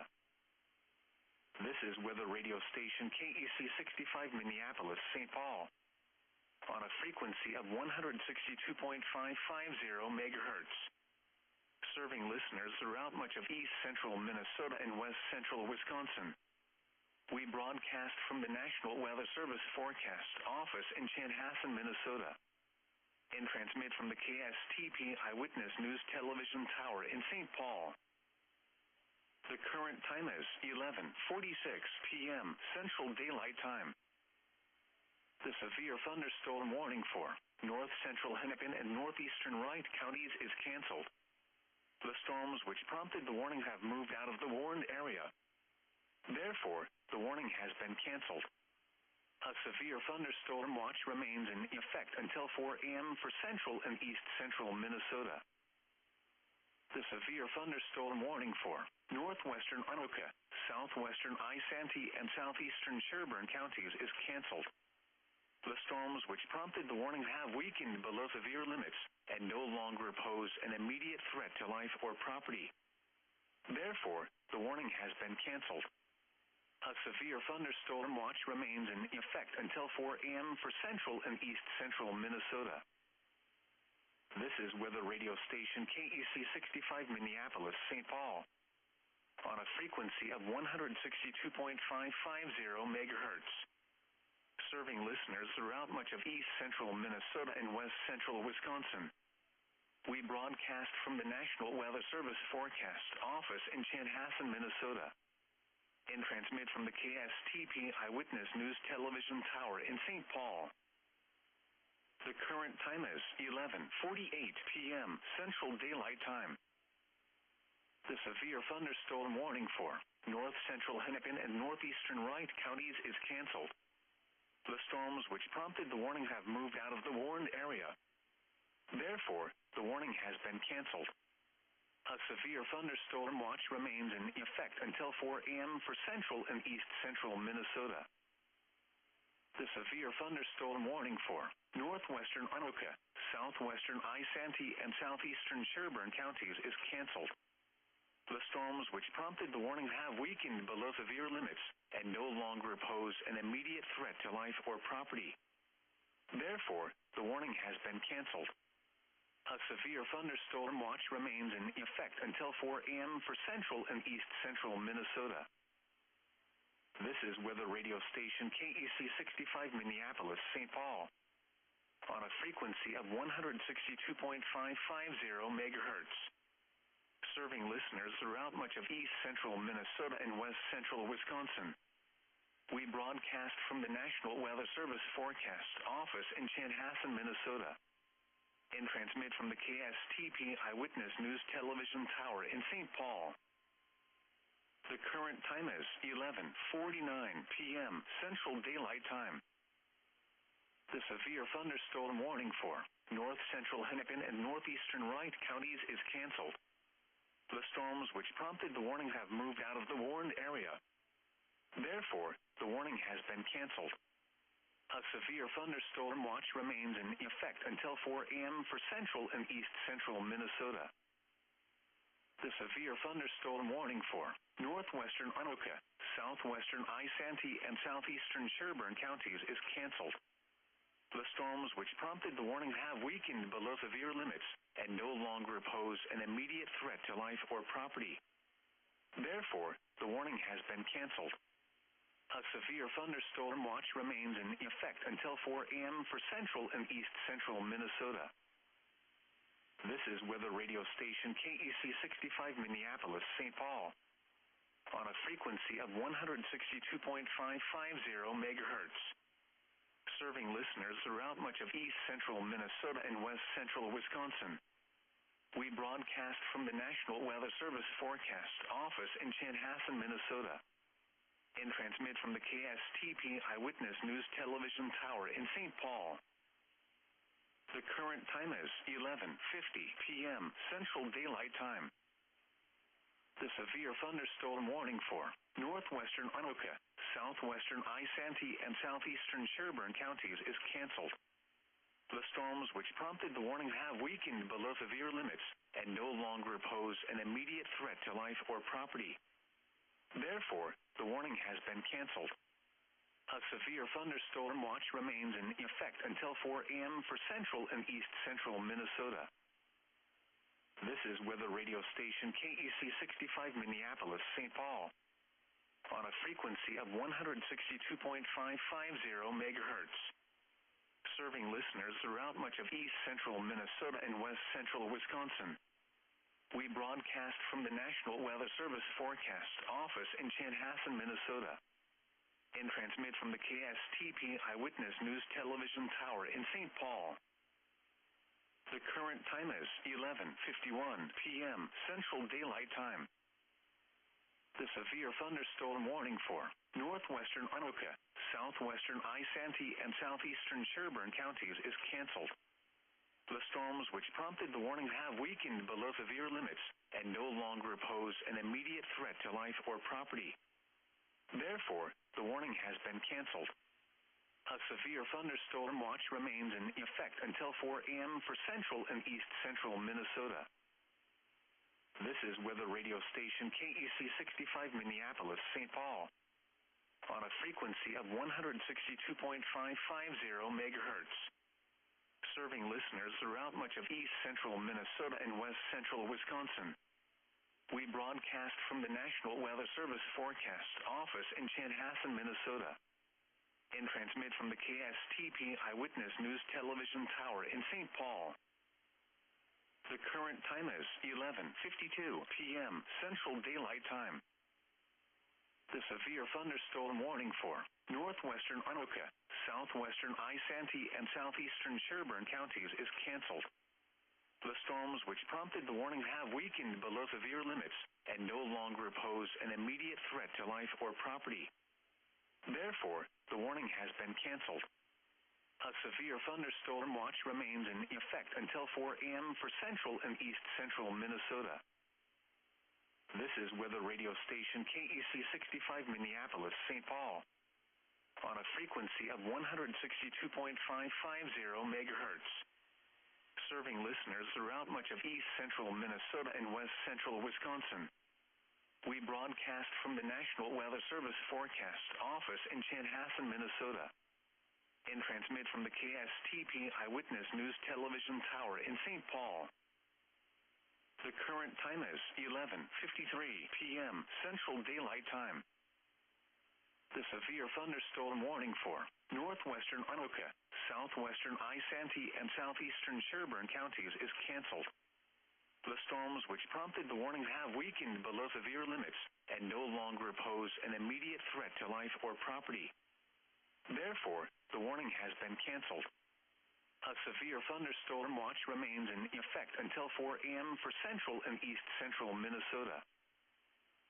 This is weather radio station KEC 65 Minneapolis-St. Paul on a frequency of 162.550 megahertz, serving listeners throughout much of east-central Minnesota and west-central Wisconsin.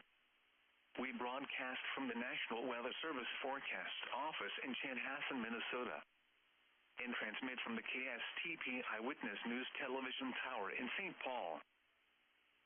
The current time is 11:54 p.m. Central Daylight Time. This is weather radio station KEC 65 Minneapolis, St. Paul, on a frequency of 162.550 megahertz, serving listeners throughout much of east central Minnesota and west central Wisconsin.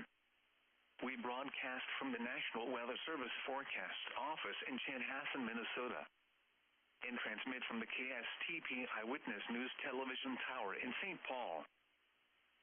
The current time is 11:55 p.m. Central Daylight Time.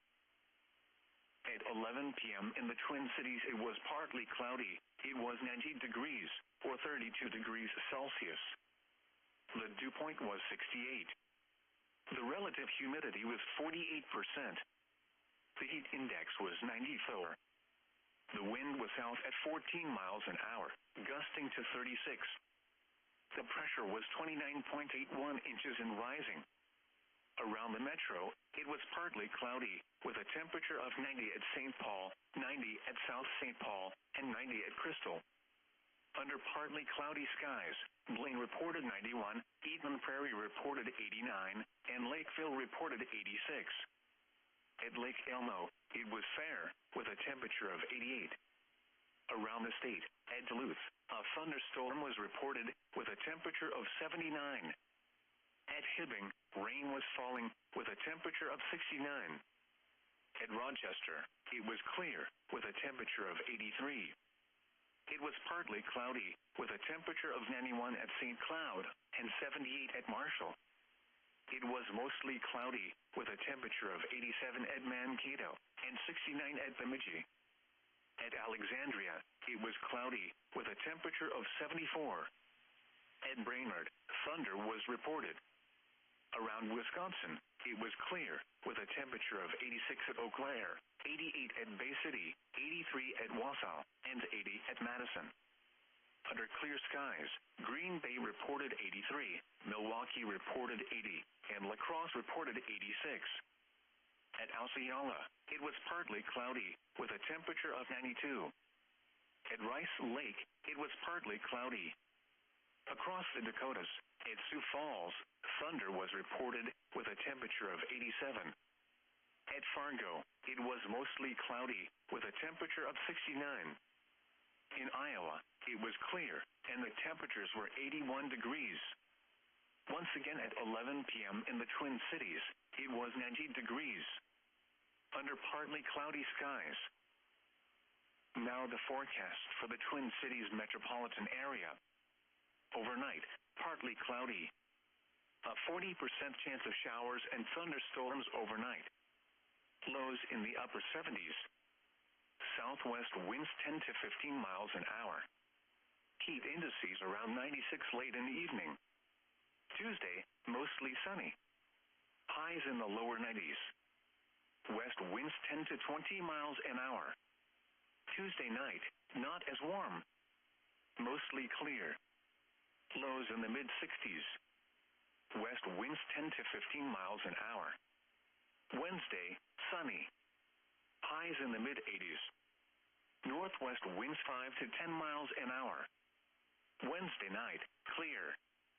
Lows in the mid-60s.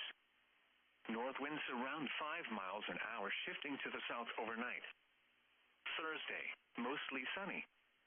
Highs in the lower 90s. Thursday night, partly cloudy with a 40% chance of showers and thunderstorms. Lows around 70. Friday, mostly sunny with a 40% chance of showers and thunderstorms. Highs around 90. Friday night, mostly clear with a 40% chance of showers and thunderstorms. Lows in the upper 60s. Saturday, partly cloudy with a 20% chance of showers. Highs in the lower 80s. Saturday night, mostly clear. Lows in the lower 60s. Sunday, mostly sunny. Highs in the upper 70s. Sunday night, clear. Lows in the upper 50s. Monday, sunny. Highs in the lower 80s. Again, the forecast for the Twin Cities metropolitan area for overnight, partly cloudy. A 40% chance of showers and thunderstorms overnight. Lows in the upper 70s. Southwest winds 10 to 15 miles an hour. Heat indices around 96 late in the evening. Severe thunderstorm watch number 398 remains in effect until 4 a.m. Tuesday for the following county, Wright, Minnesota. Remember, a severe thunderstorm watch means the conditions are favorable for the development of severe weather, including large hail and damaging winds, in and close to the watch area. While severe weather may not be imminent, persons should remain alert for rapidly changing weather conditions and listen for later statements and possible warnings. Stay tuned to NOAA weather radio, commercial radio and television outlets, or internet sources for the latest severe weather information.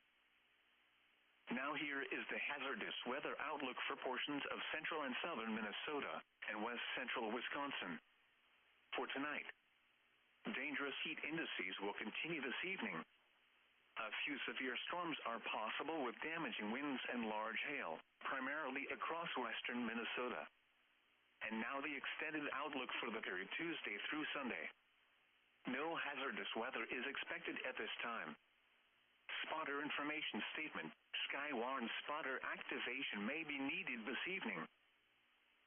This is weather radio station KEC 65 Minneapolis, St. Paul.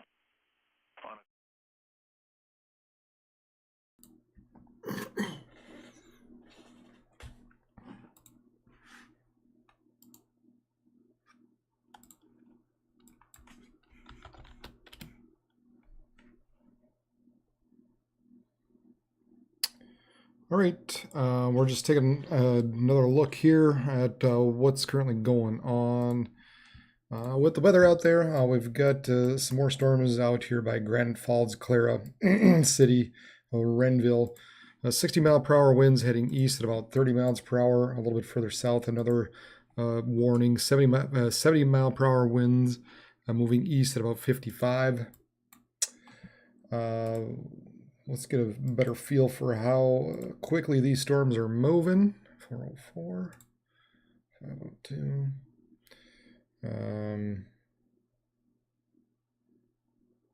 Yeah, they're probably moving east roughly about 35 miles an hour the way they're looking right now. And so if we put the marker there and put it off, and it looks like, so at that rate, we're probably looking at the Western Metro, at reaching, some of these areas reaching the Western Metro within about 2 hours, so around 2 o'clock. Here, this area is running through Wadena right now. We're kind of following that in the upper corner.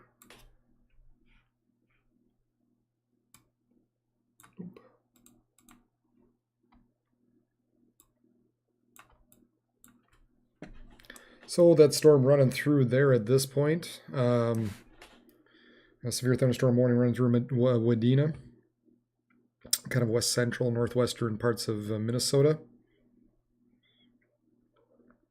Just kind of watching Minneapolis radar. So yeah, Western Metro maybe within a couple hours, so right around 2 o'clock.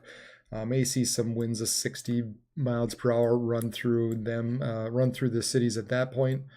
We've got this stuff a little bit further to the north, kind of coming into St. Cloud. And so yeah, it looks like that area is kind of running through the St. Cloud Foley area. Looking a little more unorganized, so hopefully some of that won't be quite as impactful when it comes to the winds. I mean, we're still seeing some reports out there, 60, 67, or 66, 67 out there. So some 60 to 70 mile per hour wind gusts still associated with these storms. We take a look at the satellite out there. Plenty of lightning still associated with these. This area further north, that's kind of running into that Wadena and St. Cloud area. Still plenty of updrafts available. But then as we take a look at this area, that looks like it's going to be making its way into the Twin Cities. Pretty potent, plenty of lightning out there. Plenty of good strong updrafts continuing on. So And then as we look at this area moving into Duluth and up into the northeastern parts of the state, some gustier winds, stronger winds continue up there. There only remains at this point just a little advisory up in the far northeastern angle area right around Grand Marais. So maybe some 50 to 55 mile per hour wind gusts, but other than that, all the stronger stuff is just a little bit further south at this point. We're not expecting anything tornadic tonight. It looks like, this stuff that we're going to be looking at throughout the remainder of the night. We're just going to be looking at the gusty winds, 60 to 70 mile per hour winds. So, you might be dealing with some branches and maybe some trees down here and there. But we're, for the most part, the strongest, the most damaging areas part of the night, I think, is pretty much over at this point. We do have this other area kind of up here just past Wadena. That was the cam we were watching earlier. And again, if we just kind of click back to that, doesn't look real exciting right now. Just some rain, I guess, that passed through Wadena. Plenty of lightning out there still, obviously, but nevertheless, some gustier winds still possible with the 17 and some 56, 60 miles per hour as I went through Fergus Falls. They're still saying 80 miles per hour possible, and moving northeast at about 55 miles per hour. So yeah, still some pretty good strong winds in there. Maybe 70 miles per hour rotating up and northward, heading towards Park Rapids and Walker and kind of out of the Wadena area. So at this point, pretty much western parts of Minnesota, you're in the clear. We're just looking at central and eastern parts of Minnesota now for the remainder of the night. And I would expect for the most part, we're just looking at 60, 70 mile per hour wind gusts. Maybe an isolated 80 out there. But I think for the most part, that's what we're dealing with for the remainder of the night. Thank you, Devin. I appreciate the help as well on that. I appreciate the help, Devin. Thanks, Janice, for subscribing, by the way. I see you out there, Janice, as well as anybody else that's subscribed tonight, gave me the old thumbs up. I appreciate it. A lot of people found this channel because you were out there and you're out there hitting the like button, hitting the share button, subscribing. That helps more people find this page so that, I know what it's like, growing up when I was younger, living out on a farm, and you have no other source of information out there. Sometimes, people just get a little nervous, and so I've been there. I'm there to help and provide any kind of information out there to help them, kind of guide them, and just so people know what's going on across the Dakotas and Minnesota. Again, that's kind of what I do. That's the area I take care of, is the Dakotas and Minnesota. I watch severe weather. I've been watching the winter weather since January, and then also providing some forecasts as well. I will issue out forecasts sometimes daily, sometimes as needed. Just depends. A few weeks or about a week ago, it was really, really slow, so I really didn't do a whole lot. But now it obviously kind of picked up a little bit. We are going to take a look at the current. The latest model that's out there. And here we are right around, this is midnight here. And those storms right now, of course, run through central parts of Minnesota. Not picking up all this stuff a little bit further south, but at any rate, whatever is south is expected to move eastward and across probably the Twin Cities around 2 a.m. These storms are expected to continue to run into Duluth and western parts of Wisconsin beyond that. Again, we're just mainly looking at a strong wind event at this point, 60, 70 mile per hour wind gusts as they continue to move eastward. Now, further to the north, we've got some rain and maybe some thunder as well. Take a look back here. Yeah, there's not a whole lot of lightning strikes with some of these storms. I was just taking a look at the satellite in the lightning data out there, but looks like maybe some rain, maybe a few thunderstorms might develop into eastern North Dakota early Tuesday morning and kind of slide across the north. But really not expecting more than some scattered rain and some scattered storms across the northern portion of the state.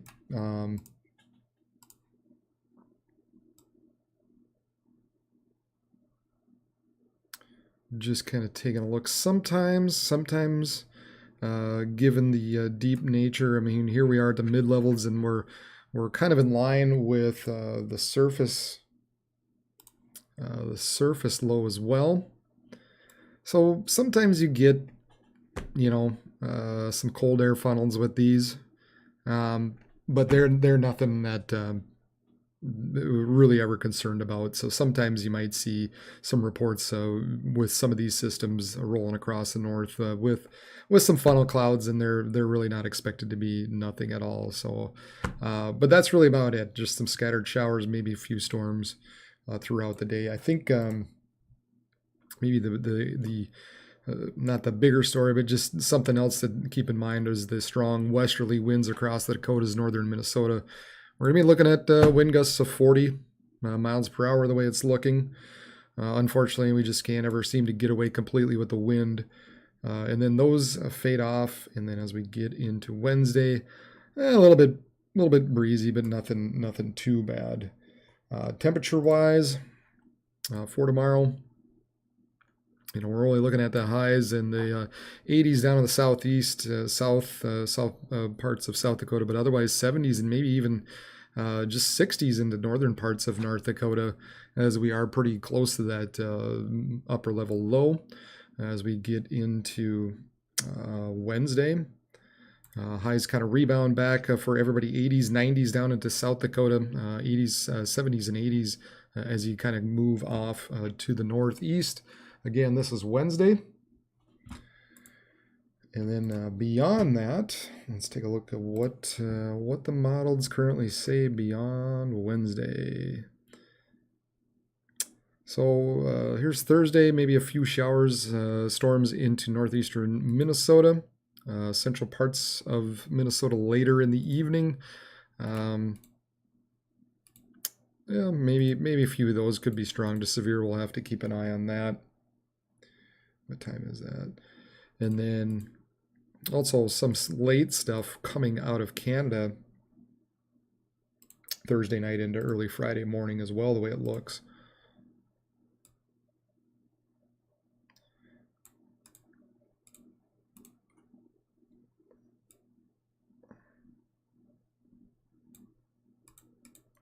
Yeah, we've got just a slightest ridge setting up in there. And then we have this little bit of a weak trough that kind of scoots through central parts of Minnesota, and then another one a little bit further back to the west that might run through North Dakota late Friday night into Saturday. A little bit out there at this point, but it looks like Friday night into Saturday might be our next best chance of precipitation.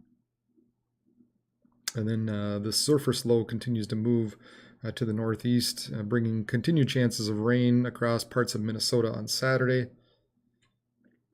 And then big ol' high pressure settles in for Sunday. Temperature-wise, as we get into Friday, here we are. We're looking at mainly 80s. And then by Saturday, some cooler temperatures maybe in the northwestern parts of North Dakota, but generally 70s and 80s into Saturday. And then, of course, once we get into Sunday, just some 70s. Look like a cold front kind of sweeps through and cools us off for a bit. So nothing too potent on the horizon. It kind of looks like maybe Thursday night into central parts of Minnesota, eastern South Dakota. And then again, Friday night. Looks like the two chances coming up. So Tuesday, Wednesday, looking pretty quiet. And then maybe Thursday night, Friday night. And maybe some rain into Saturday as well into Minnesota. So that's basically what we are looking at. No tornadoes tonight, Grace. Go to bed. Good night. Just some stronger winds. You might hear the winds pick up later on.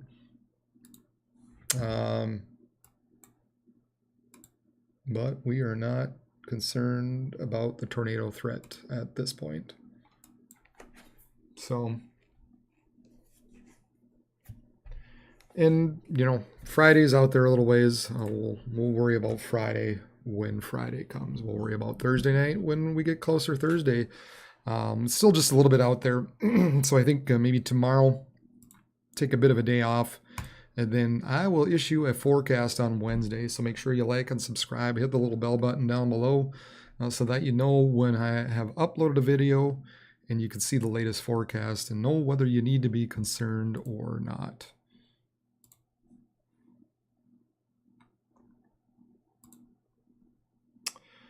So that's what I got. Hey, thanks, Devin, for helping me get to 500. I know you. I think you were I'm pretty sure you were the one that mentioned that earlier. In fact, I know you were. So thank you. Appreciate everybody who has liked and subscribed and found this channel. 520 subscribers. Over halfway to my goal for the year. I'm really hoping to hit 1,000. So let people know out there that I'm available, that I'm out there watching these storms across the Dakotas and Minnesota. I appreciate all the watching and the help and the fun stuff tonight. So we're just going to kind of roll out with this. You know, just be mindful when these storms come, just to make sure you're, let's see here.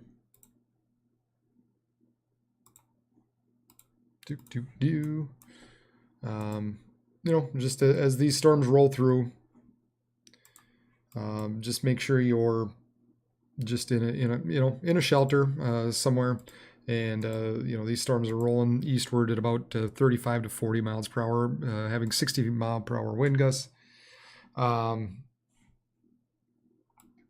so, as you know, as long as you take some precautions, you know, maybe if you're out there camping, you're in a tent or something. If you have no other place to go, as far as shelter wise, then you know, a car's not the worst thing in the world if you have nowhere else to go when you're camping. If you're out tenting, rather be in a car than a tent, I think, at that point, if you don't have any shelter to get to. But otherwise, if you're in a house or an apartment or whatever, you know, maybe if you're in a top floor of a high-rise apartment or something, maybe you want to get just down to the bottom. But otherwise, that's really about it. We're just looking at the winds here and rolling through.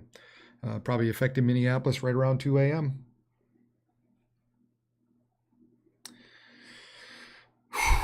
Whew. That was a crazy night.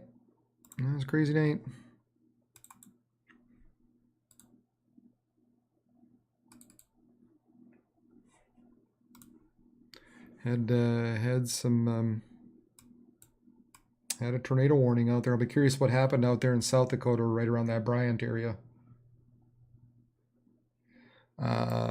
Wisconsin Friday.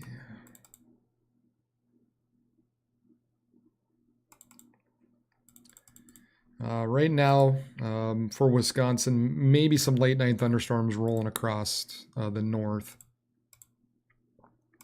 But that's about it, the way Wisconsin's looking for Friday.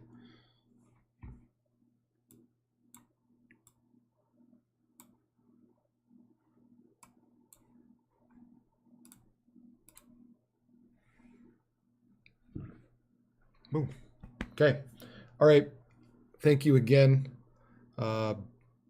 Appreciate it. Thanks for all the likes and subscribes. Great. Awesome. That's pretty great. So stay safe out there. And we will see you later. Everybody have a good night.